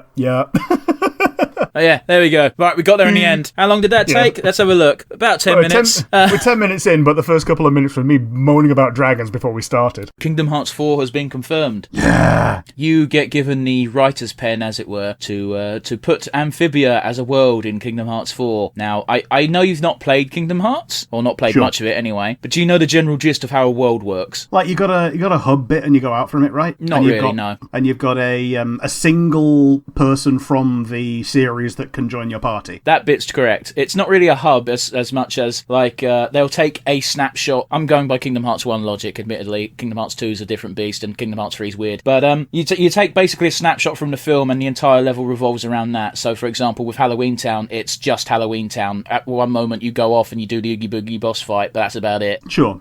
So, like, you take one area and one conflict.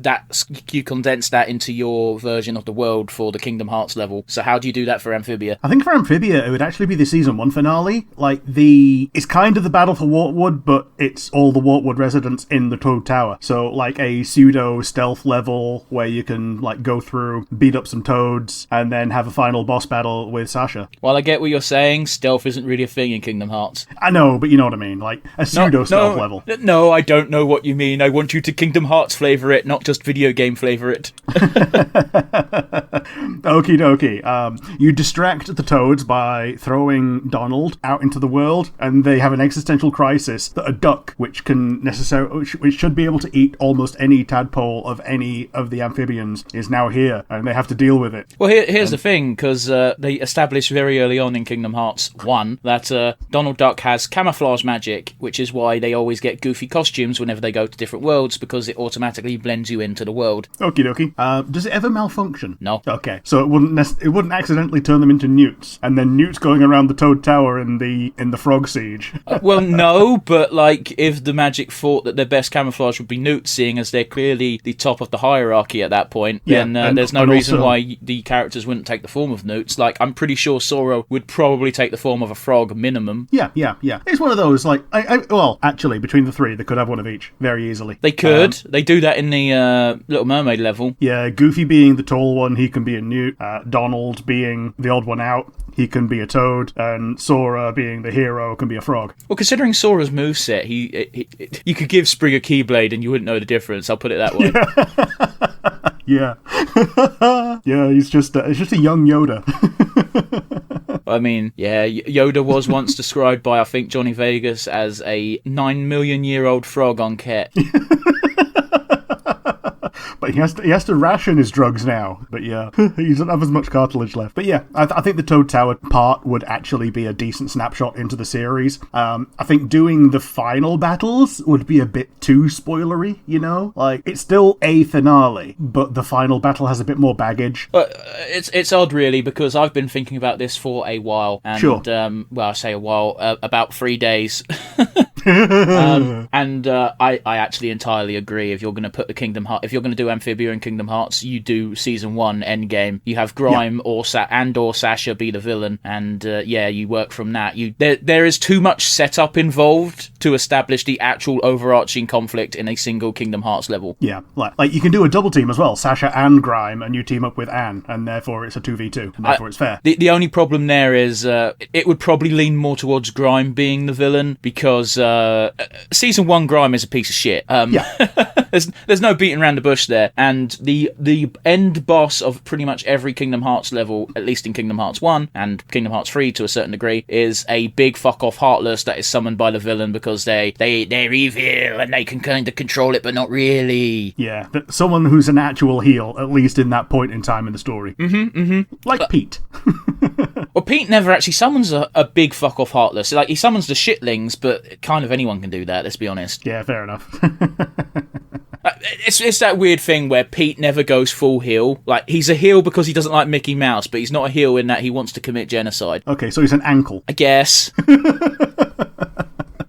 For a second now, I thought you were being clever and calling him an angry uncle, but no, you just mean ankle because it's near the heel. So that's an embarrassing moment I'm not going to live down anytime soon in my dreams.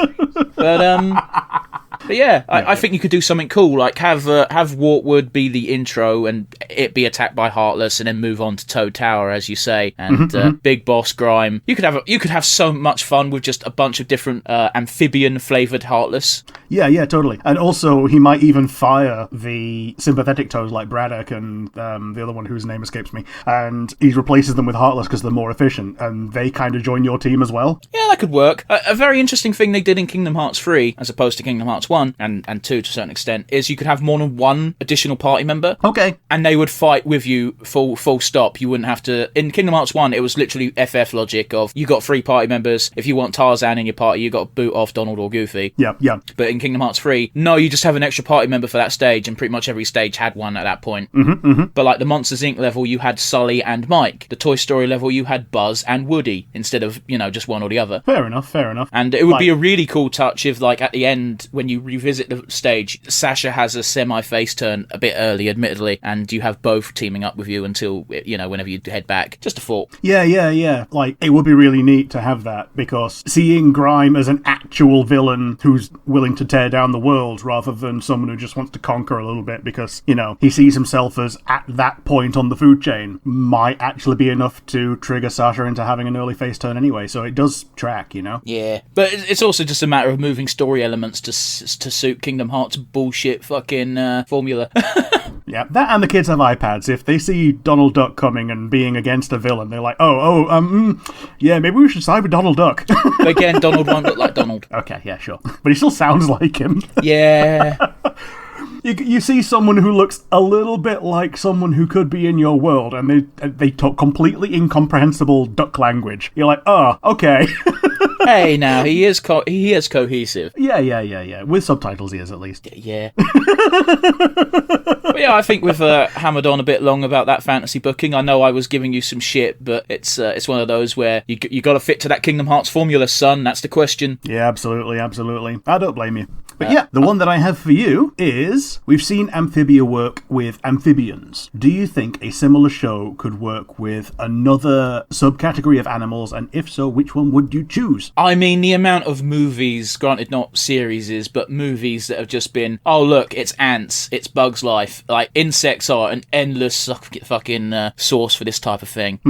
If you get me. Yeah. So are you going with insects? Well, insects is probably a bit too broad, but, you know, like, fuck, if you want to do it literally like Amphibia, like, do Arachnophobia, but good. Like, because that gives you spiders, scorpions, and crabs. Yep. Are you feeling it, Mr. Krabs? Indeed. Oh, no.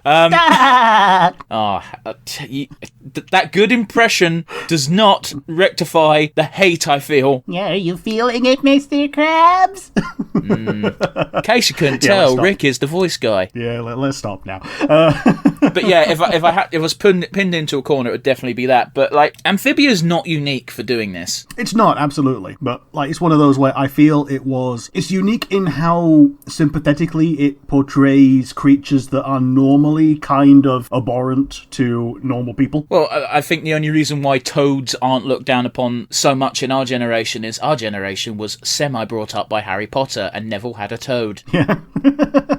But, you know, it's one of those where amphibians in general get the short end of the stick because they're not as cool as reptiles, but they're gross still. Yeah, they're slimy. They're slimier than reptiles, and yet they can still swim a bit like fish. And if you've ever bonded with a fish, then you're on a different level to most other people. You can absolutely bond with a fish because I think I've said this before on the podcast.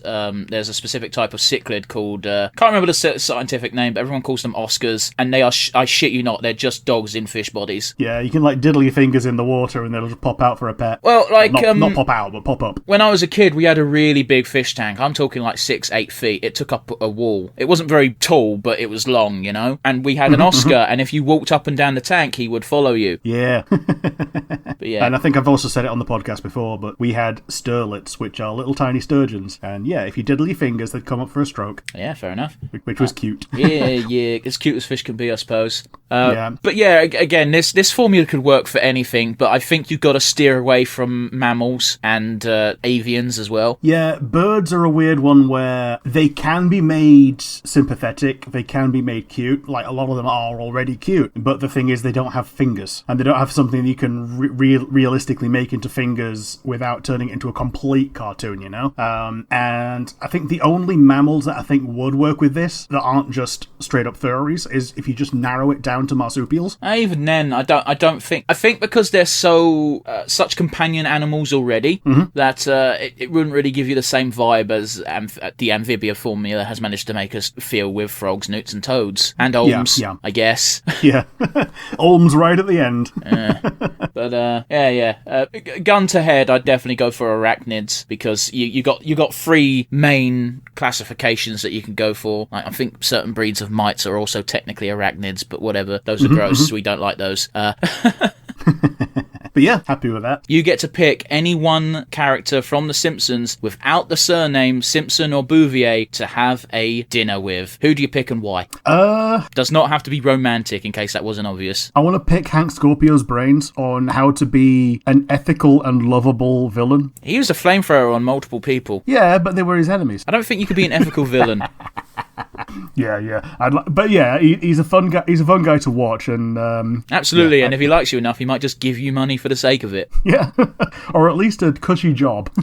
Yeah, maybe so. But yeah, my one would be Hank Scorpio. So my one for you is The Simpsons have had a lot of celebrity guest voices. Can you think of someone you would have wanted to have seen at the height of popularity during The Simpsons golden age, either as themselves or as a completely new OC character that comes and goes for that episode. Here's the problem: is you got to go obscure because a lot of mainstream people just have appeared. Sure. You can even extend it to ones that have appeared since in shitty episodes in the future that you would have liked to have seen with old school writing. I don't watch Modern Simpsons, so I don't know who's appeared. Sure. I know Lady Gaga appeared, and it was one of the worst episodes ever. Yeah, because it's everything that epitomizes Modern Simpsons being bad. Yeah. Like, it's just, here's the guest character, and that's all the episode's about. Yeah. Here's the guest character. They're appearing as themselves. There's not even a gag about it. They're just there. Yeah. I would pick... I want H.J. Benjamin. Okay. I've forgotten his first name. He voices Archer and Bob from Bob's Burgers. Ah, yeah. But him as himself. I forget what his H is, but I know with the J is John, isn't it? Yeah, but there's always J in the credits. Okay. But yeah, I'd have him voice himself, but I'd have him, but I'd also have himself be played as a 50-50 split between Bob from Bob's Burgers and Sterling Archer because he's got some kind of issue. Yep. Like that sounds like a pretty good one. Like he's like Moon Knight. He's got 3 personalities. He's himself, but he's also Archer and Bob because he can't distinguish between each personality being a different person.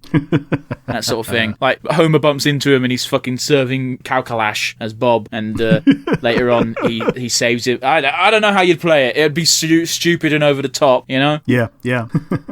You have the ability to have a remake made of any PS2 game. Which PS2 game do you pick? PS2 game remakes. Very specifically, has to have been on the PS2. Like, it could have been on other things as well, but it has to have been on the PlayStation 2. I'm kind of feeling Disgaea 1. Oh, that's so cheaty. Like, they've done re-releases, but it's just been like an HD re-release. Like, I could very easily see a Disgaea 1 full rebuild that possibly includes D2 as a, like, full-on original Netherworld complete experience. But if you don't like that, then, I don't, but if that's your answer, that's your answer. Like, I could see any game that's had new games that have basically just had quality of life improvements, just having the first thing, but with the quality of life shit included. Yeah, that's a genius move. Backwards compatibility of quality of life is just like, why don't they? When they re-release things, why don't they just get some intern that likes the game to do it for them? Well, one of my big issues was, I remember there was one Final Fantasy that got a remake/re-release. Wasn't a remake. They didn't. It was just a remaster, as you say.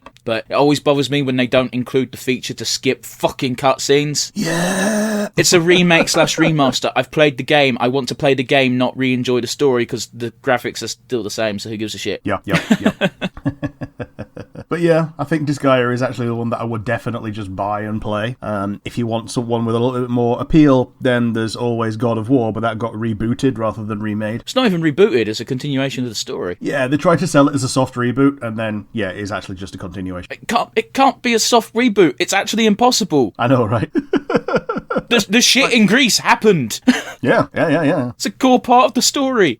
That said, you can enjoy God of War without playing any of the previous God of Wars. Case in point, me. Yeah, they're all punchy fight games. I didn't like the original God of War at all. But now that it controls like Dark Souls, I love it. Anyway, God of War / Disgaea aren't the worst. I'd play an old school God of War game if they fucking made it like the new God of War games, but that will never happen. Yeah, and I think the first new Castlevania was on the PS3 as well, so I couldn't have picked that either, but I could be wrong. There's plenty of Castlevanias, too many to choose from. But yeah, that said, Disgaea or God of War is your pick. Do you have a question for me? Yeah, the one I have for you is, you get to import a creature, a magical creature, a powerful creature, into Final Fantasy as a boss/summon, ideally both. What do you pick? Oh, define creature for me. Well, we talked last night about the Balrog, we talked about making Lord of the Rings creatures into summons, and we talked about Morgoth and the super spider that births Shelob. Yeah, we spoke of how Ungolia and Morgoth would be too OP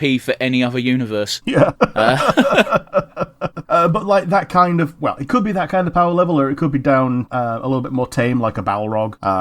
You say that, but like the only Balrog we've seen in Lord of the Rings is Durin's goddamn Bane. Yep. And got taken down by Gandalf, and that's, despite appearances, a pretty close matchup. Yeah. Or even going into D&D terms and saying you could pick like a Beholder, because even though they had something like it, it wasn't actually just straight up a Beholder. What did they have that was comparable? Like, Marlboros looked sort of like Beholders, but I wouldn't compare the two. Yeah, they kind of split Beholder into Marlboro and Evil Eye. Oh, Evil Eye's a crap. Yeah. It was a big deal in Final Fantasy 1, where you could use it for XP grinding. You just stand on the panel where it spawns and just kill it. Because it was a boss, and it always appeared there. Right, I got you. Let me see here. So it has to...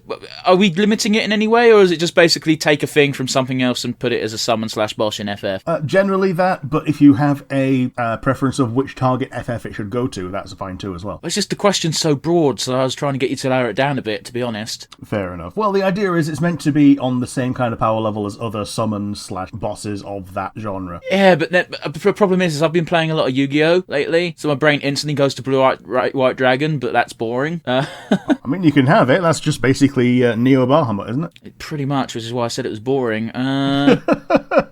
But we've not had Neo Bahamut outside of FF7, so... Yeah, but I fucking hated that shit with FF7, where it's like, it's Bahamut, but it's got X, Y, Z, affix. Affix, is that the right word? Yeah. Well, affix, suffix, prefix. Prefix, that's the one I was looking for. But to be honest, I really did like Bahamut Zero. It looked so cool.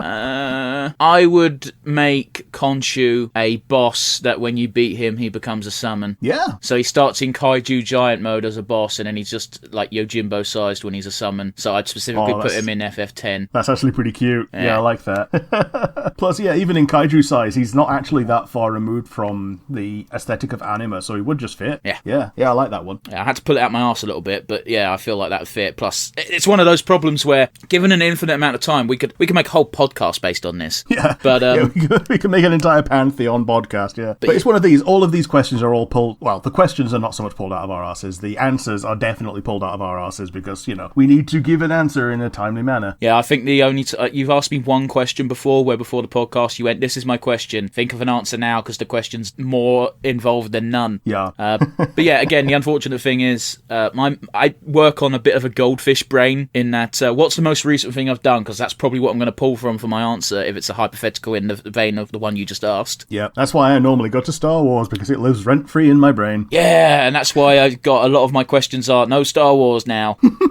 Specifically so you can't take the easy route. During the most recent season, or I suppose half a season if you want to look at it that way, we found out how palismans were made as opposed to when they're just adopted after they've been abandoned or etc. So my question is going to be pretty obvious, at least I assume so. You get to carve a palisman, what do you make it be? I'm going to try and make some kind of weird animal chimera, but something really cute, like a bunny with bat wings. If it has to be an actual animal, then you can't go far wrong with a bat, but from the existence of the Bat Queen, yeah, they don't really have to be actual, physical, real animal analogues. I think if you create them yourself, I think they do have to be animal analogues. It's just the Bat Queen was an analogue of a weird creature from the Boiling Isles. Sure, I get it. So yeah, if it has to be an actual animal, then... yeah, I do love bats. You fucking edgelord. Well, specifically, I love the long-snouted bats that look more like mice and ferrets and all that. And I would likely call him Batrick because I'm super, creative. I mean, you say that. We got in a Q&A not too long ago the revelation of Gus's palisman's name. I can't remember the exact name, but they just took the three names from three of the writers, I believe, and they just mashed them together, and it's like, here, this is its name. I'm like, cool. So I don't think you have to worry about being overly creative with names. Yeah, so it wasn't anywhere near as meaningful as Flapjack, but yeah. Case in point, isn't Ida's called Albert? But yeah, mine would likely be a bat, and so my one for you is one that I'm going to turn around from you from a previous retrospective. Oh, always fun. Specifically, the Amphibia retrospective, and it is, let's just say, the ideal world happens and we get our Kingdom Hearts world. What events from the Owl House history do you portray in the Owl House Kingdom Hearts world? Oh, it was really clear cut, but I gotta be honest with you, the lead up to the finale of this season is actually probably better than the beginning. It's a real 50-50 split, because either you have the build up to finally the confrontation with Belos, which we'll talk about later on because it's part of our retro for today, or my original idea would have been a condensed version of the Lilith versus Ida storyline. Yeah, okay. With the culmination would have been Ida versus Lilith and you helping out. Yeah, I feel it. Ida, and yeah, that's what I would have gone with. However, with the revelation of what Belos truly is, he looks looks like a Heartless. So, Yeah, he does.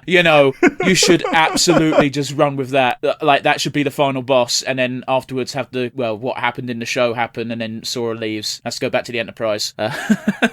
Man, how silly would it be that if Lilith starts trying to summon some Heartless or something, and she actually summons Balos's evil form, and they're like, "Oh boy, no!" and she immediately has a face turn. Yeah, but no one in universe knows that that's what that is. That would make it better. Sure. That would make it flow. Because again, you've not actually played Kingdom Hearts, have you? I have not. The only time I've actually played Kingdom Hearts is I played the first 10, 15, 30 minutes of the PSP game where you can play as Terra, Aqua, or I think Ventus. You might as well have not played Kingdom Hearts. Yeah, I know, because it's nowhere near the Kingdom Hearts 1, Kingdom Hearts 2 experience, which is real Kingdom Hearts as far as what I'm told to be concerned with, and then Kingdom Hearts 3 is like a tour de force victory lap of only Disney. Kingdom Hearts 3 was a weird beast. But anyway, we're not here to talk about that, and it's why we will never do a Kingdom Hearts retrospective, unfortunately. Yeah. But yeah, it would definitely be a coin flip between those two moments. Yeah, they're both good ones. I think based on the fact that we went with the season 1 finale of Amphibia, I think the season 1 ending of leading up to the Conformatorium and going against Lilith might be a good parallel to that, if both are included in our dream Kingdom Hearts 4. It's got to be. They've got to be starting introducing new shit, because everything Kingdom Hearts has done until now has been old shit. I think the newest thing they've done is either Frozen or Big Hero 6, whichever whichever was latest. Yeah. I forgot about those. And even that is like 5 years ago.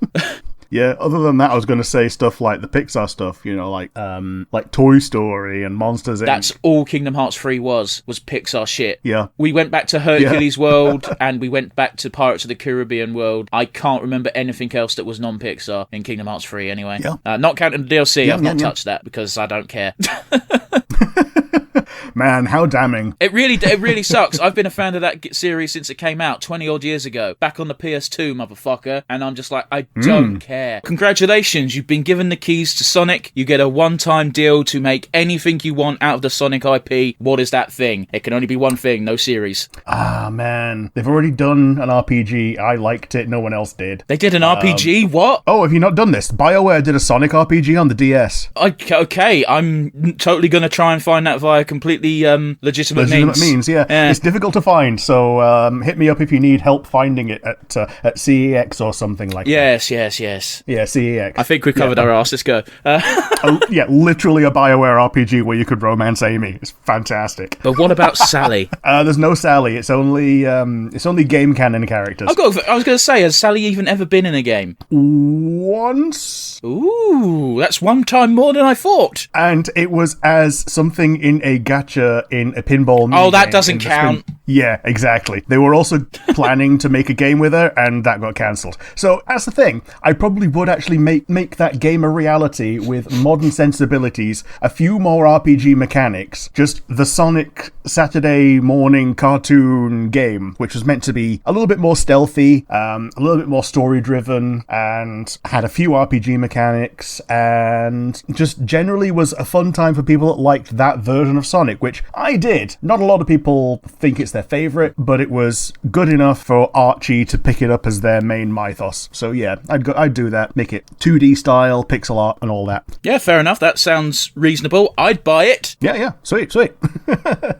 But yeah, my one for you is, who would you want as a mentor if you had the opportunity, and why? It can be a historical figure, a fictional figure, whoever you like. I feel like we've done this question before, and the answer's always either Gandalf or Ben Kenobi. Yeah. Like, those are the two go-to, especially for nerds, because like I'm pretty sure we had a question that was incredibly similar, and my answer at the time was specifically Gandalf the Grey, because you can learn a lot of shit from that motherfucker, plus he's chill, unlike the White. Okay, well, under the assumption that this one's already been done, what is a conspiracy theory that you totally believe? Not many. I don't know. The problem is the conspiracy theories that I believe are ones that have already been proven were correct, like MK Ultra and shit like that. that. Yeah, yeah. Like, it's very difficult. Like, people forget this, that conspiracy theory doesn't mean necessarily something batshit insane. Conspiracy just means more than one person was in on doing a thing. Yeah, it's something that was a cover-up.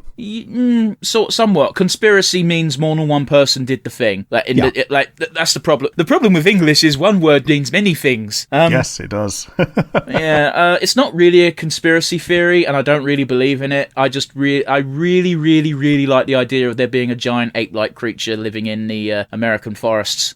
So Bigfoot and Sasquatch. Yeah, or the skunk ape, etc. It's one of those things where, no, I don't believe there is. When I was a child, I was super fucking into it, and I watched all the videos of people with sightings and stuff, and in hindsight, they're all crap. But when you're young, you want to believe this shit, and I still kind of do want to believe it, because could you imagine what an ecological breakthrough that would be? Yeah, absolutely, absolutely. But alas, like, it's what... Well, okay, here's something for people who are really big into conspiracies, and if you're really big into it, me saying this isn't going to mean much to you, but I'm going to say it all the same. The very first thing you need to ask yourself when dealing with a conspiracy theory is why? Who benefits from this being a thing? Like all the big ones, like flat Earth and shit. It's like first question is, who benefits from the Earth being flat? Nobody. What is the benefit of making this a lie, a global lie that everybody fucking is in on? That the Earth is actually flat. It's not round. It's like, yeah, but why? What would be the benefit of keeping that a secret? And the problem, exactly. And the problem with that one is then you get them being like, oh, extraterrestrials were actually a giant terrarium, literally like the fucking the wall from Solar Opposites. Like, it's just baffling. Like, there's somewhere you can kind of understand it. Like the one of the conspiracy theories that a lot of people believe in is the 9/11 thing being an inside job and that. And it's like, okay, there's actually some things you can point to. This is the benefit of it. It gives an excuse for the wars in the Middle East, even though we all know that was actually about oil. But you know. Yeah, and it also like gives us the Wall Street crash, which if you were shorting a lot of stocks, you could have made a lot of money on that. Yeah, well, but you know, there's conspiracy theories where, like, if you can't even answer that question before jumping to alien space, the grand master plan of the lizard people, it's like, you know, it's clearly not true. What is it? Is it Occam's razor, where it's like the most obvious explanation is the most likely? Yeah, absolutely. That's the one. Yeah. Anyway, yeah, conspiracy theories are a weird thing.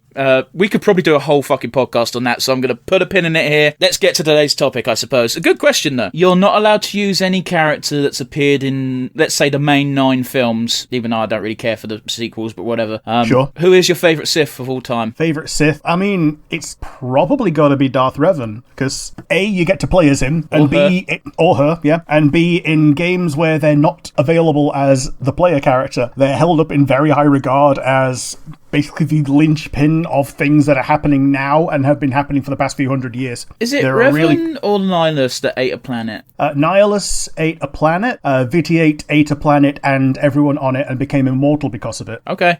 Vitiate is the one that became the Sith Emperor that's the Emperor in the Old Republic MMO, and Nihilus was a jobber. Even though he ate a planet? Yeah, he ate a planet and then you just kill him in like 2 minutes and then you take his mask off and he's just a dude. That's a shame. His mask's cool. Yeah, that's basically his entire character arc is his mask. So what you're saying is, if it was a proper MMO, he'd be a raid boss and everyone would be rolling need on that mask for their glamour. Yeah. And you'd see like 50% of the population would just be wearing the mask and the other 50% would be non-Force users. That's one of the things that does bum me out a bit about MMOs, is you're like, I want this one particular headpiece because it looks cool, and then everyone wears it, so you're like, well, fuck, there's no point in wearing it now. Yeah. Not to be a hipster, it's just if everyone wears it, what's the fucking point? Yeah, even if it's difficult to get, it becomes the try-hard uniform. True, but But yeah. Yeah, so yeah, mine is Darth Revan. Yeah, fair dude. And so my one for you is, you start a cult. What is the goal of your cult? To destroy Christianity. No, the purpose of the cult is to be as... I'll make a sex cult, fuck it. I don't really care for cults. I think they're dumb because they're just religion, but obviously made up. Like, I'm not saying religion isn't made up, because it is, but I think the actual technical legal definition that changes cult to a religion is the founder of said cult has to be dead. Okay. I think that's the technical definition, so that's like why Scientology gets away on a technicality. And Mormons as well. But yeah, it's one of those where, yeah, cults are just religions waiting for their leader to die so they can get official status and not pay tax. Ooh, boy, yeah. So yeah, sex cult, so everyone can have fun. Yeah, as long as it's consensual, yeah. 18 only, and we say what we are on the tin, but when you join up. 18 only. 18 or over. Yeah. I thought so, and I hope so. 18 or over. Fuck it, 21 or over, because I think 18's too young to join a sex cult. Yeah. And we'll say on the tin when you sign up, this is what you got to do. If you sign up, you do have to come to church on Saturday, and you do have to be in the orgy ball. I'm sorry. Yep. You have to come at church. Yeah. We're like snakes. We just make the big old orgy ball, and what happens. It's all consensual. You signed a waiver. If you want to leave, that's fine. You have to bake cookies and say, sorry, this is no longer for me, and then we're good. Yep. And your membership fees go towards air conditioning because it gets warm in the orgy ball. Oh, God, yeah. And we have to get union card carrying members of a certain branch of cleaners because, we really want people to be careful when they're cleaning up the jism. Because that wouldn't be a pleasant job. We wouldn't make our cultists do that. We'd get outside help with export, as it were. Yeah. Not you export. Don't want to slip in it and crack your head. Oh God! They just walk into church and it smells of cum, and you're like, oh no, it's the Catholics again. All cards on the table. I have slightly stolen this from the Oni plays, so okay. Yeah. But yeah, if you had an encounter of the third kind, aka with an extraterrestrial, how would you like that encounter to go? Alien space babes. If that's what you want to go, it's your answer. I mean, it's one of those, like, I think the ideal solution or the ideal final stage of one of these. I was going to say, don't say final solution. Yeah. I was skirting around that wording. Yeah, the final stage of one of these encounters is a multi-species collaborative universe-wide government, like in Mass Effect or whatever, or Star Trek. Like, okay, Star Trek has some very obvious speed bumps along the way with certain races not playing nice, like the Klingons until a lot later on. Yeah, when they get their asses kicked. Yeah. But I'm not talking about that. I'm talking about explicitly you one-on-one with a random alien on the planet Earth in the current climate. Flying saucer comes down, like, it's got to be an abduction, hasn't it? Well, no, it doesn't. What would your ideal encounter be? It could be an abduction, if that's your thing. I'm not going to judge. People listening might. I think it should be an abduction, because not a lot of other things make sense. Just an alien popping down and starting talking in pidgin English. Isn't that funny? But you getting abducted and you being the fish out of water is a lot more interesting from a literary perspective. Okay, but it's not a story, it's real life. Yeah, but when I'm retelling it, it's a story. Assuming you come back. Well, if I don't, then it gets picked up by the networks as fan fiction of someone's death and disappearance. I get to go, and this is the second week in a row where we have no Rick. So, yeah, we don't really know what happened. His parents are worried, gone. and we just hope he returns very soon, because I'm not very good at doing this podcast on my own, and that's all I care about. But yeah, it's probably got to be some kind of alien abduction, like ideally with space babes, but No, you get Greys. Yeah, you get Greys. Okay, so like Thor from Stargate. I'm not sure about, but everyone knows what a Grey is, right? Yeah, totally.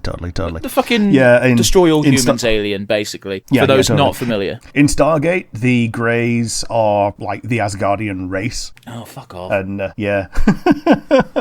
and Thor is like a major character for quite a lot of it, and then he just fucks off and dies. I have to go now. My home planet needs me.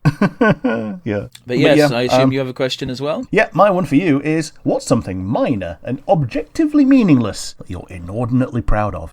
Not really proud of a lot of stuff I do. This podcast, I guess. Yeah.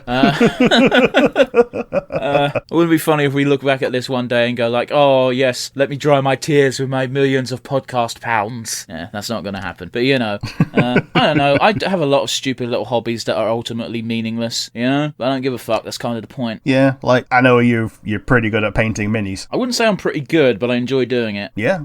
Like, the results tend to be pretty decent. They speak for themselves, Yeah, but I don't do anything groundbreaking. Like, it's one of the problems where when you have a hobby and it's a popular hobby, it doesn't even have to be popular, it just has to have a few people doing it. Like statistically speaking, if you're one in a million, you've still got about 7,000 other people that have the same trade. great. Yeah. Because there are 7 billion people in the world. And it's like, if you look at any article, or even just other hobbyists doing painting, and you're like, oh, here's me doing non-metallic metal, and here's me doing weathering, and I'm like, I don't do none of that shit. Yeah. And even out of a hobby, statistically, half of the people are going to do better than you. Assuming you're average. Yeah. Like, everyone is average until proven otherwise. I suppose that's technically correct. It's a rather grim outlook on life, but whatever. But yeah, like I said, I've got too many hobbies. Like, I call myself I'm proud of the way our D&D campaign is currently going, because I think this is the longest I've DM'd without not losing interest, but burning yourself out. Yeah, I mean, I know what the issue was last time, but I'll not say that on air. Yeah, it was getting burnt out. Sure, that's the diplomatic response. Yeah.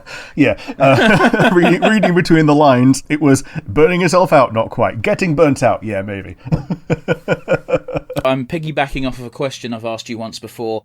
Your task is to take over the world. You have a vizier and a master strategist, but they have to be one of the Hololive girls each. Which two do you pick, and for which role? Ooh. So vizier is for domestic politics and general advice. Strategist is for military command. I am making Bay my Grand Vizier because that's a mistake. What is more fair than chaos? Don't have to be fair. So like, you need to succeed. Well, she might be one of the better ones though. Still, actually, Crony's a good one for that actually because she's Dio. Yeah. She's got those CEO vibes. And unlike Ame, she won't ground pound your mother. And yeah, also, she's literally got all the time in the world. As for a strategist... You can also assume the strategist goes into battle for you. Yeah, your strategist / military commander-in-chief. Marine is a captain and has some... she's only good at naval warfare, if that. Yeah. And even then, I think Ina might beat her because she is from the deep. Yeah, and Ina has command over greater forces. I mean, I've watched that animation. Yeah. That said, Ina might actually be a better one. But as far as a single combatant goes, I think Callie might have it beaten. But I don't know if she'd be great at commanding other than... Actually, no, yeah, because she can just command the deadbeats. She'd lead her army into battle while fucking humming on a kazoo. Yeah. And having to be reminded several times that is how it works. Yeah, you gotta hum into it. Because she ordered another kazoo! That was the most innocent, fucking funny reaction I've ever seen, is when she learned how the kazoo worked. Yeah, what the fuck? It's also why anyone can play the kazoo, because all you need to do is know the general beat of a song. Yeah, as long as you're not mute, you can play the kazoo. Well, mute doesn't mean you can't hum, mute just means you can't talk. Yeah. Well, it also depends on why you're mute. Some people just don't have a working voice box. You don't need a voice box to hum. You kind of do. Yeah, that's your voice box working. That's the whole point. The voice box is the meat flaps that generate the vibrations that make noise. Like, unless you're burping. I mean, you could technically do it if you had one of those metal voice boxes like Ned from South Park. Or, anyone who's been smoking for 20 years. I mean, yeah, so Ned from South Park.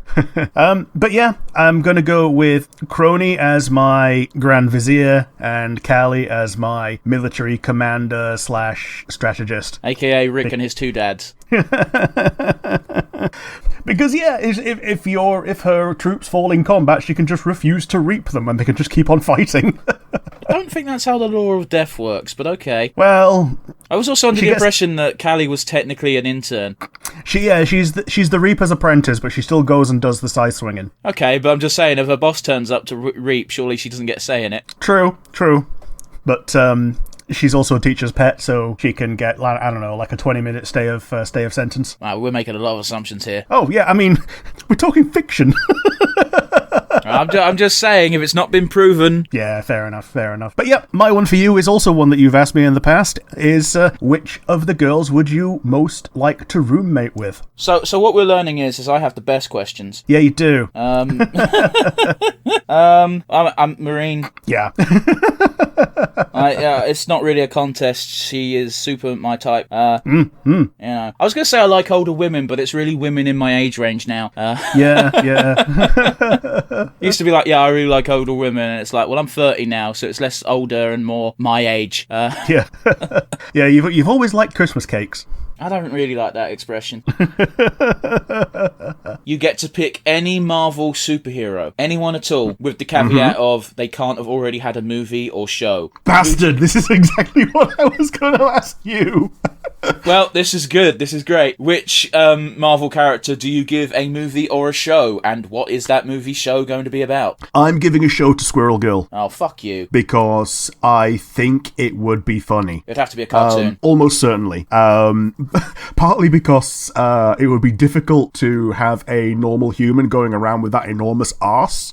What are you talking about? CG exists, and even if it didn't, there's plenty of shapely women. Yeah, there is. Sure. There's. I think her name is Randlin. A lady with an enormous arse who's on like Instagram and whatever. But yeah, the idea is that whenever Squirrel Girl goes into her human civilian disguise, she puts her tail in her jeans and just walks around with an enormous badonk ass. Yeah, I don't know if anyone could tell by my instant reaction, but I don't really like Squirrel Girl. Man, it makes me sad because I think she's a fun character. I'm sure she is. I don't like gag characters where the joke is I can beat everyone, fuck you. Like, because that's what Squirrel Girl is. It's like, doesn't matter what the situation is, I will always come out unscathed. Now, I know some people will turn around and go, Deadpool, but Deadpool isn't a Thanos killer. Yeah, and Squirrel Girl also defeated Deadpool. In fact, I think that was one of her earliest conquests, I think, was beating Deadpool when he was more of a heel that happened to be hired by villains more often. But again, my point is, like, a gag character who, as soon as they're involved, means any evil villain character is not a real threat anymore, is redundant. I don't like it. The joke is they can beat everyone even though their power set is primitive. Apart from Galactus, but she stopped Galactus by becoming his friend. Which is still a gag character thing to do. Yeah. Like, they beat the threat, therefore, like, it's stupid. I hate it. It's like, I give it a pass because it's a Lego game, so who gives a shit? But like the way you beat Galactus in the Lego Marvel game, at least the first one, was you make a giant replica cake of the Earth and Galactus eats that instead. I remember that. Yeah, that's the sort of shit that you'd get in a Squirrel Girl comic. Yeah, I didn't play much of that game, but I do remember that being a thing, and you would just go, There was only 15 levels. Okay, but I didn't own the game. I played it at someone else's house. Okay, fair enough then. I'm just saying. That's less than Lego Star Wars. Pick any of them. Yeah, in fact, it's only 50% longer than one of the episodes of Lego Star Wars. One episode of Lego Star Wars is 6. Was it 6? I thought they were all 10. Maybe it was 10. I could have sworn it was 6. You could be right, though. Like, no, it might have been 10. I'm probably being an idiot. Don't worry about me. It's been a while since I played a Lego game. Yeah, ditto. So yeah, my answer is Squirrel Girl, and then I will turn the same question back on you. You get to pick any Marvel character who has been, a Marvel character, hasn't had their own show or movie, potentially one that has appeared in a movie, just, hasn't been focused on, because as we both know, you can have a very good series out of someone who's already had an appearance, like Hawkeye, and you give them a movie or show. What do you give them? With that in mind, this isn't my actual answer, but I would love if they actually did fucking Mandarin properly in the MCU, because that still grinds my gears. Yeah, they glossed over it twice. First as a fake, and second as a one and done movie villain. Now he's comes and goes. 100% established gag character in the MCU. Yeah. And also, what a waste of fucking Ben Kingsley. But anyway, at least they got him back. I suppose. Whatever. Also, they can't really do him justice now because Iron Man's gone. But yeah, totally. I think they might actually bring something like that back for Ironheart, like a Mandarin 3.0, maybe. I don't know. We'll get to it when we get to it, I suppose. But my actual answer is I'd do Captain Britain and his fucking Knights of the Round Table, or whatever the fuck the dumb team's called. Oh, where he's got weaponized good feelings. I suppose, but it's still an interesting enough character, you know what I mean? Like, you could revamp that character for the silver screen. I think it would do better as a TV show than a movie, because their powers aren't, like, you're not going to put them on par with the fucking Fantastic Four. No. So yeah, I would say that a TV show would probably be better, because you could probably have an episode focus on the round table each. I don't know if that's what their team name's called, but it's something stupid like that, because whenever something focuses on Britain, it always inevitably ends up referring to fucking Arthurian legend. Yeah, the thing that ended so well. Yeah. I'm just saying, I think it would be interesting. It would be nice to get get a bit more of a bone as far as British superheroes go in the MCU. I can't think of any off the top of my head, although I'm sure there's one. I think we got the fucking Black Knight coming, but that's about it. Yeah, we've got him coming. We've also obviously got multiple instances of Captain Carter. We've got her as... Oh, that doesn't count. She was in a cartoon, and then she got one-shotted in the film she was in. Yeah, she got one-shotted by her own shield in the film she was in. I get it. I know how wrestling booking goes. If you want someone to look threatening, you have to have them fucking job someone out. On TV trope, they call it the Worf effect. Yeah, wrestling outdates that. Yeah.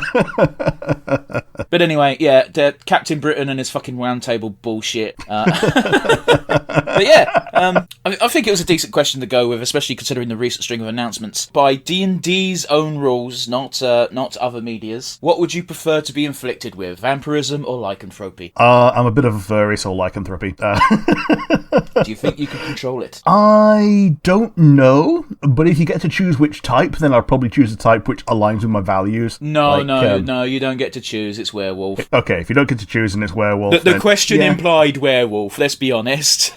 Okay, yeah. Because were-rats are like vicious evil bastards, were-tigers are really cool, and were-bears are basically paladins. I do like werebears. I especially like the fact that they cropped up in Skyrim. Yeah. They just crop up at one point. You can antagonize them and become one. You can't become one. No. Can you not become one? Oh, I must have had a mod. Huh. I'm pretty sure it was a mod. It wasn't in vanilla. Fair enough. But yeah, the obvious main thing is, do the companions become a werewolf, and then do Dawnguard, and they just purge werewolfness out of you. Listen, I always become a werewolf as soon as possible because I really, really, really hated the disease mechanic. Yep. Well, that'll play Orgonian, I guess. Well, true. I mean, you can always cure a disease, but yeah, I can't be arsed with the hassle. The amount of until I become a werewolf, my fucking Skyrim Nord is like riddled with rickets. Yeah, every time I talk to an alchemist, she goes, could be atraxia. But yeah, assuming I can control it would be lycanthropy, like the werewolf side, just because I'm a bit of a furry. And if you can't control it and you have to, give in to the requirements of the curse, vampirism is actually a very good one because you do essentially get immortality. So I think both are actually excellent. Just don't become a turbo incel like Strahd. Yeah. Strahd is like, he's a cautionary tale on how not to become that guy. I mean, I sent you an image ages ago of a gender-bent Strahd, and your first comment was the amount of tables that would immediately give up the plot in order to just simp for Strahd is disgustingly high. I know, right? And it's just like, Yeah. I mean, it's so bad when you get these... You gender flip an absolute monster, and it turns them from being unacceptable to somehow acceptable because of horny tables. I get what what you're saying. However, Ted Bundy. Yeah, fair enough. And even the fucking Night Stalker. These people were real human monsters, and yet they had thousands of mostly teenage girls, admittedly, so that not exactly necessarily world savvy, who are like, yeah, but he's hot though. Yeah. So this isn't an exclusively male problem. Okay. It's not an exclusive male problem, but it's exacerbated in males. Yeah. No, I think males, just because we're like, I'm not going to sugarcoat it. The patriarchy is a real thing. So therefore, we don't have to face the consequences of our actions quite as often. Yeah. I think that might be a part of it. Plus, incels are a fucking trope for a reason. They are disgusting subhuman filth. And even normal guys are just horny. Yeah, but normal girls are horny. You just gotta be like, I mean, I'm fucking horny more often than not, but I don't go around being fucking a creep in public. I reserve that for the Reddit forums. But yes, do you have a question for me? Yeah, my one for you is, which monster from, well, whether it be this monster manual or the other ones that we're not covering today, would you think would wreak the most havoc on human society as it stands today? Tarask. Yep. The problem is that it exists and it's just a kaiju, so... I will give you a caveat then, is what is the weakest one that you think would wreak havoc? I mean, I think something as simple as an aboleth would do a lot of damage. Yeah. Aboleths are like some extra planar bullshit. There was apparently one in Tomb of Annihilation. We never met it. Oh, okay. Yeah, well, it's really annoying because, like, all you need is one in the sewer. It touches you with a tentacle, and if you're not a member of an adventuring party and just a commoner, you're fucking probably dead anyway. But if you survive it touching you, you then get this horrible curse where you can't function without constantly touching water. Yeah. It's awful. Yeah, it's fucked. But, like, you could probably even go lower. I think, I don't know, even in modern day society, orcs would probably be a big issue, especially if they had access to guns. Yeah. Oh, fuck. We both know 40k. Yeah, orcs with guns. Like, an orc would probably be the smallest threat that could probably be reasonable. Fucking trolls wouldn't be a problem, would they? Because you just fucking throw a Molotov at it. Yeah, like we know what acid and fire is, so we can always just produce one or the other. Like you can produce fire in your house. Like, my logic is going by fucking challenge rating, and I really think challenge rating 10 and higher is where you start having problems even for modern day, because challenge rating 11 is the Aboleth, as I mentioned. Don't ask why I know that. And fire giants as well, because they'd fuck shit up before you take them down. They would, yeah. Like, I think one of the things that is a real big deal is immunity to non-magical damage. I think the thing that you can only really say that, like, nuclear power is magical in the real world, really, I think. I don't know, man. Could you imagine if listen, I would convert to Christianity in a goddamn instant if a monster came up and, okay, I don't believe any of this god bullshit, however, when their priests say their magic words, my gun can now kill them. Yeah. So fucking sign me the heck up. Father Pete just goes and says turn undead, and then all these zombies just crumble. Oh my god, Father Ted and Dougal in a fucking D&D campaign.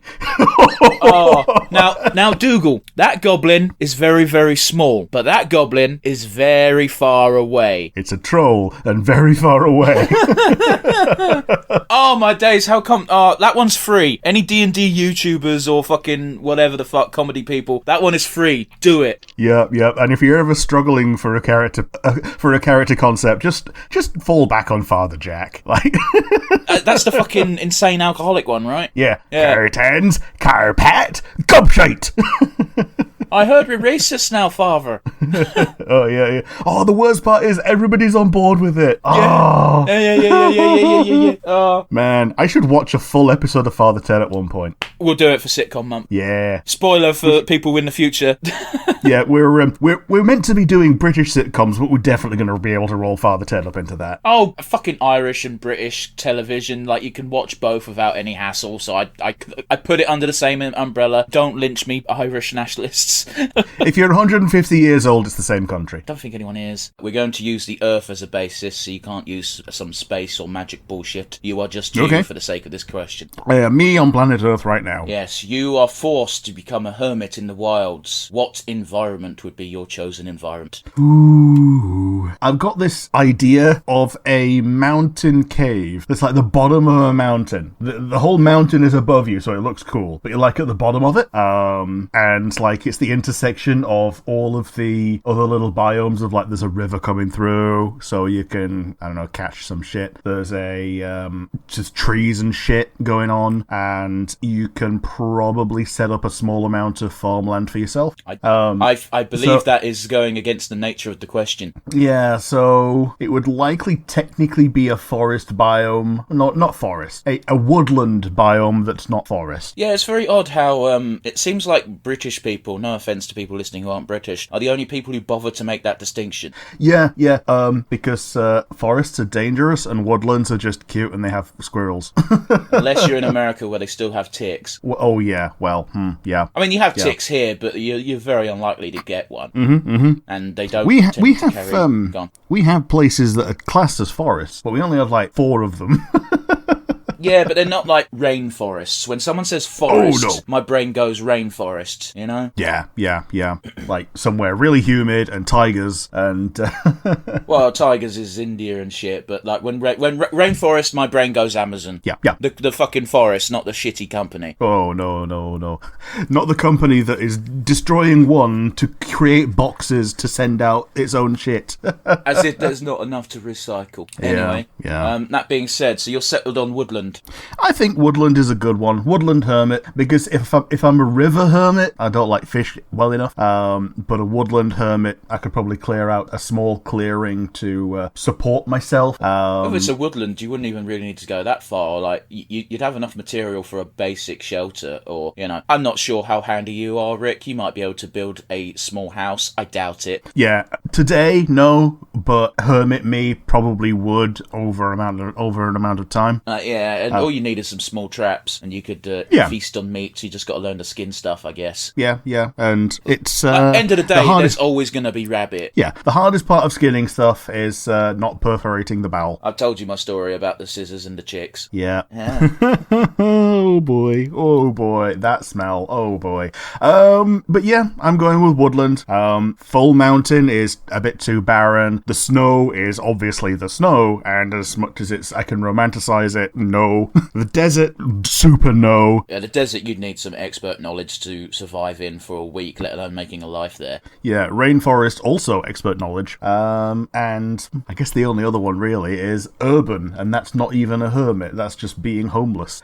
Well, I would, again, the implication with hermit is no civilization. Yeah. But yeah, my one for you is I'm flipping last week's one on you. Remember last week I said which would be the most destructive of the monsters from the monster books to release on human civilization. This week I'm going to ask, what would you think would be the one most beneficial either individual or species from D&D monster manuals to add to Bahamut? Yeah.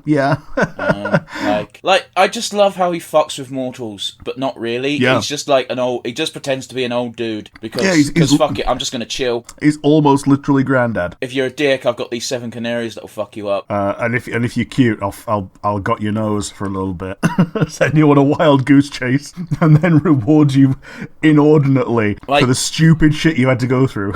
That's some fucking that's just like party god, like party wolf. Yeah. That's the sort of shit he'd do. Now, if we can't have literal gods, because I feel like that's cheating the nature of the question a little bit, I'd go with just straight up flumps. Yeah. They're harmless. And yeah, similar to last week, we had the straight up immediate answer, and also probably the weakest answer that would also be acceptable. Yeah, so yeah, flumps are pretty cool to have around in the world. As we said last week, always trust a flump. Yeah, well, it says in the monster guide, man. What do you want from me? I just want to go on record and saying, if I'm quiet today, I apologise. I'm a bit under the weather. Yeah, I can feel your sinuses. I mean, hear them. I can't feel them. I'm 200 miles away. I wouldn't want you to feel them either way. No. They're inside your head. Anyone feeling them is doing something wrong. Oh no. Congratulations, Rick. You've won a very special prize. The prize is you get to go on a camping trip. Now, this camping trip is going to be relatively safe. Think of singing songs and eating s'mores and shit around a campfire rather than trying to survive the wilderness. You get to pick any 3 people from history. They have to be real people, so no Mickey Mouses, to attend this camping trip review. Who do you pick and why? And just for the sake of argument, let's just say everyone can speak the same language, so you can pick foreign people. Everyone gets the same language. Okay, so I think Freddie Mercury's a slam dunk, because nothing is going to be not fun with Freddie involved. If you're camping and there's just a little bit it's such a casual camping encounter, you can bring whiskey and shit and get drunk. Could you imagine drunk karaoke with no backing track but with Freddie Mercury? Yeah. So Freddie is my first and most important pick. Number 2, I think it would be Steve Irwin. Okay. Any particular reason? Because he also seems like a chill dude.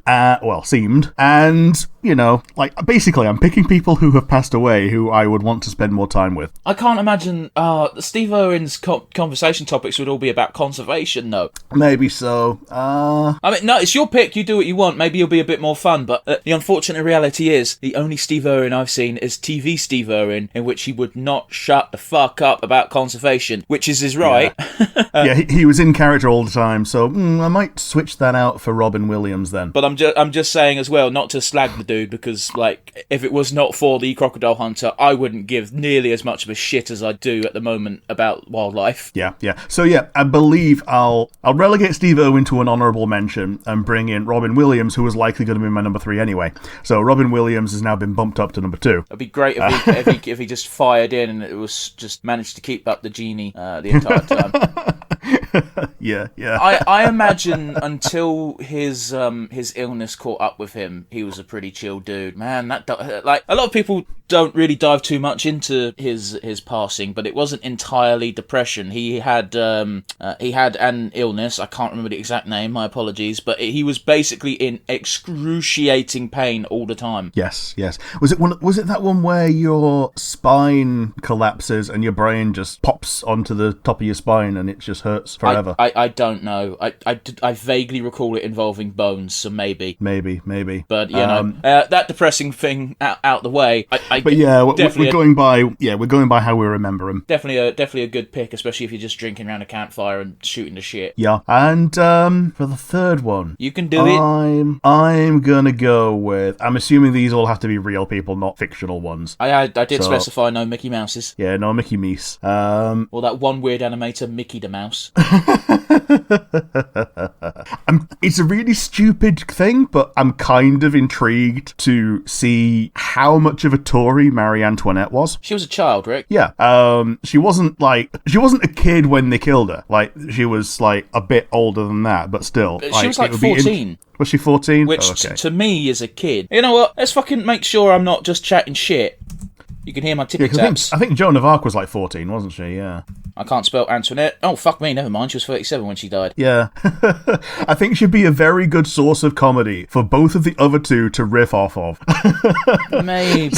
I've always felt a tinge of sympathy for Marie Antoinette because she was in that era where nobility was just raised a different fucking... I mean, still in this day and age, you got fucking rich toffs who are twats and have no idea what the fuck the world is. Yeah, but that was like the way of life back then. But more importantly, like she was, I can't remember what she was originally, but she got fucking turfed off to France to be married up for an alliance, and then was just sheltered for the rest of her life and never had a chance to learn. Yeah.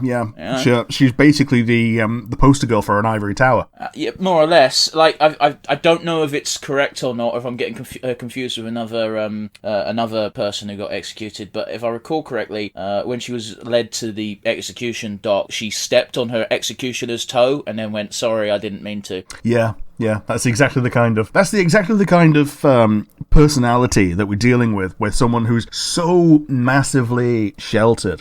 Like, everyone thinks of the let them eat cake thing, but that was like a legitimate solution in her eyes of, we've got all this brioche, let them eat that. They're starving for bread. Let them eat the thing that we do have. Yeah. Not to whitewash things, the nobility were shits. Oh, yeah.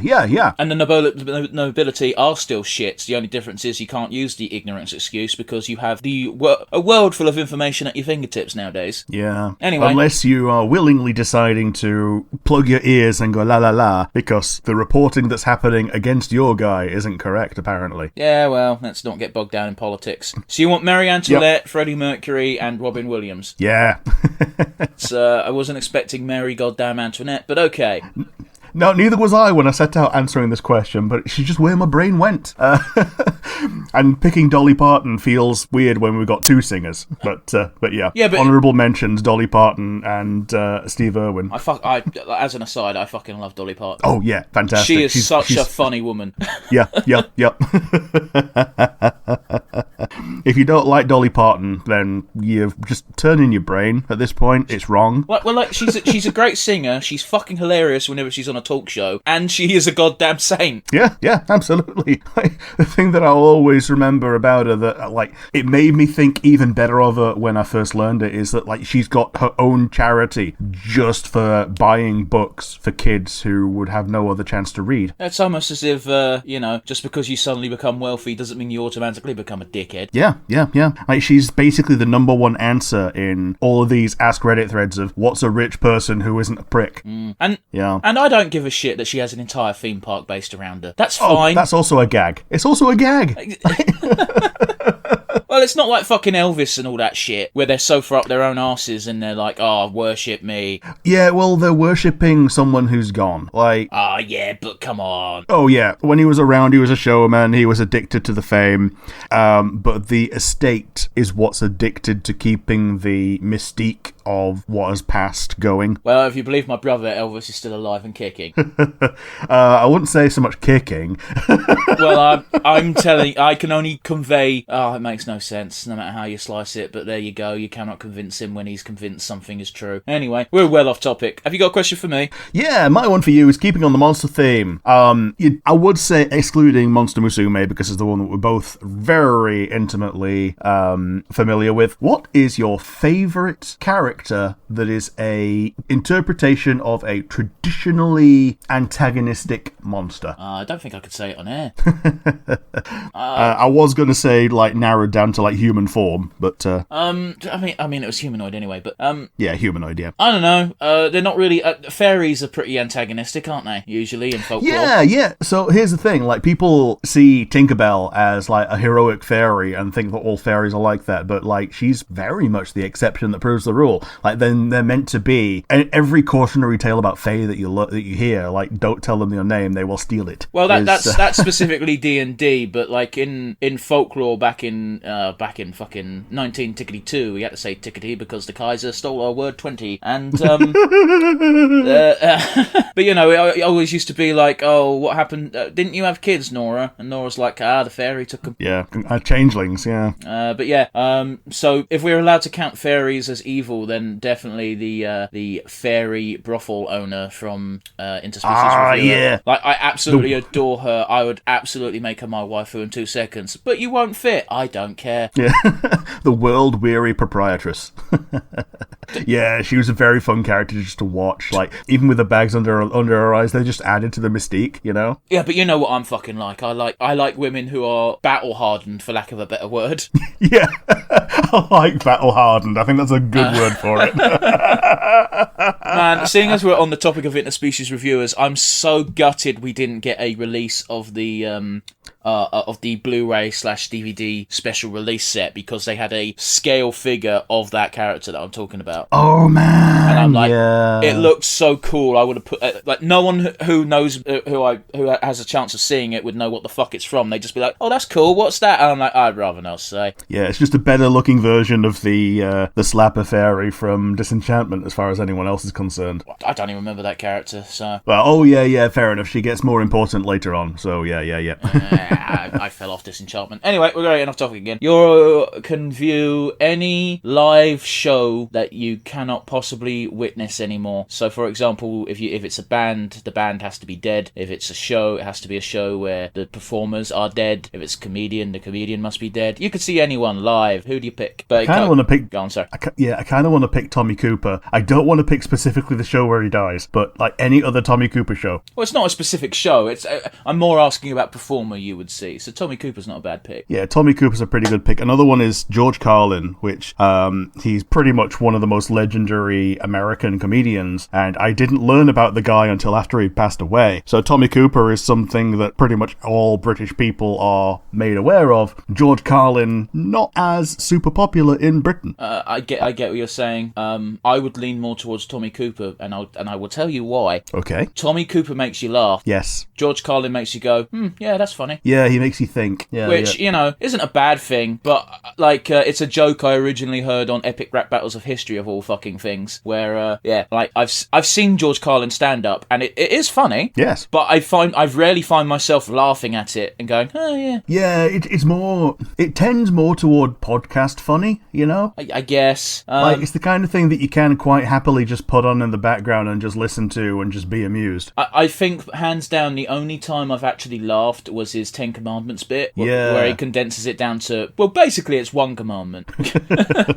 You know? Like, I'm not saying the guy can't make you laugh, it's just, of comedians, he's one of those, he's making points, and it makes you think, it makes you go, that's amusing, but I rarely laugh. Anyway, sorry, who I said one, not two, so who do you pick? Yeah, because there is so much recorded of Tommy Cooper that he did the like TV shows for quite a long time, I'm going to go with George Carlin because he did so many more shows that weren't recorded at all. That motherfucker had 15 HBO specials. Yeah, he did. And you're saying he wasn't recorded enough? Well, I wanted to go to one of the live ones. Alright, sure. So yeah. And also, I think one of his sticks was every year he throws out all his material and starts new afresh. I'd have to take your word on that one. And it's something that he taught to Louis Louis C.K. when he was starting comedy and was basically doing shitty comedy of, yeah, I do this. If I can do this, anyone can. It's one of those of, like, I feel like more comedians do that than don't. Yeah. Obviously, you've got a few that have, like, a staple of gags that they rely on, like, I was going to point to Michael McIntyre, but Michael McIntyre, like, it's just his style. I don't think I've ever heard him repeat a joke. Yeah, exactly. It's just the style of, okay, if there is an observation, it will be in my absurdist style. Yeah. That's wording it much better than I did. Yeah. Like, it's all observational comedy because, it's the easiest form of comedy to do because everyone observes. Yeah. But having your own absurdist spin is what makes you into your unique style of comedian. Like, Jimmy Carr and Ricky Gervais are fuckers for repeating jokes. Oh, yeah.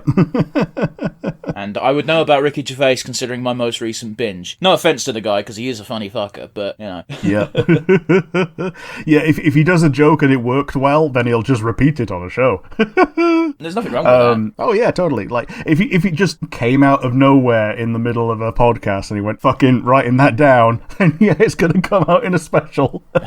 But yeah, so your heart's set on seeing George Carlin live. Yeah, my heart's set on George Carlin. George Carlin of the past. Okie dokie. With that in mind, do you have a question for me? Yeah, I primed you a little bit on this.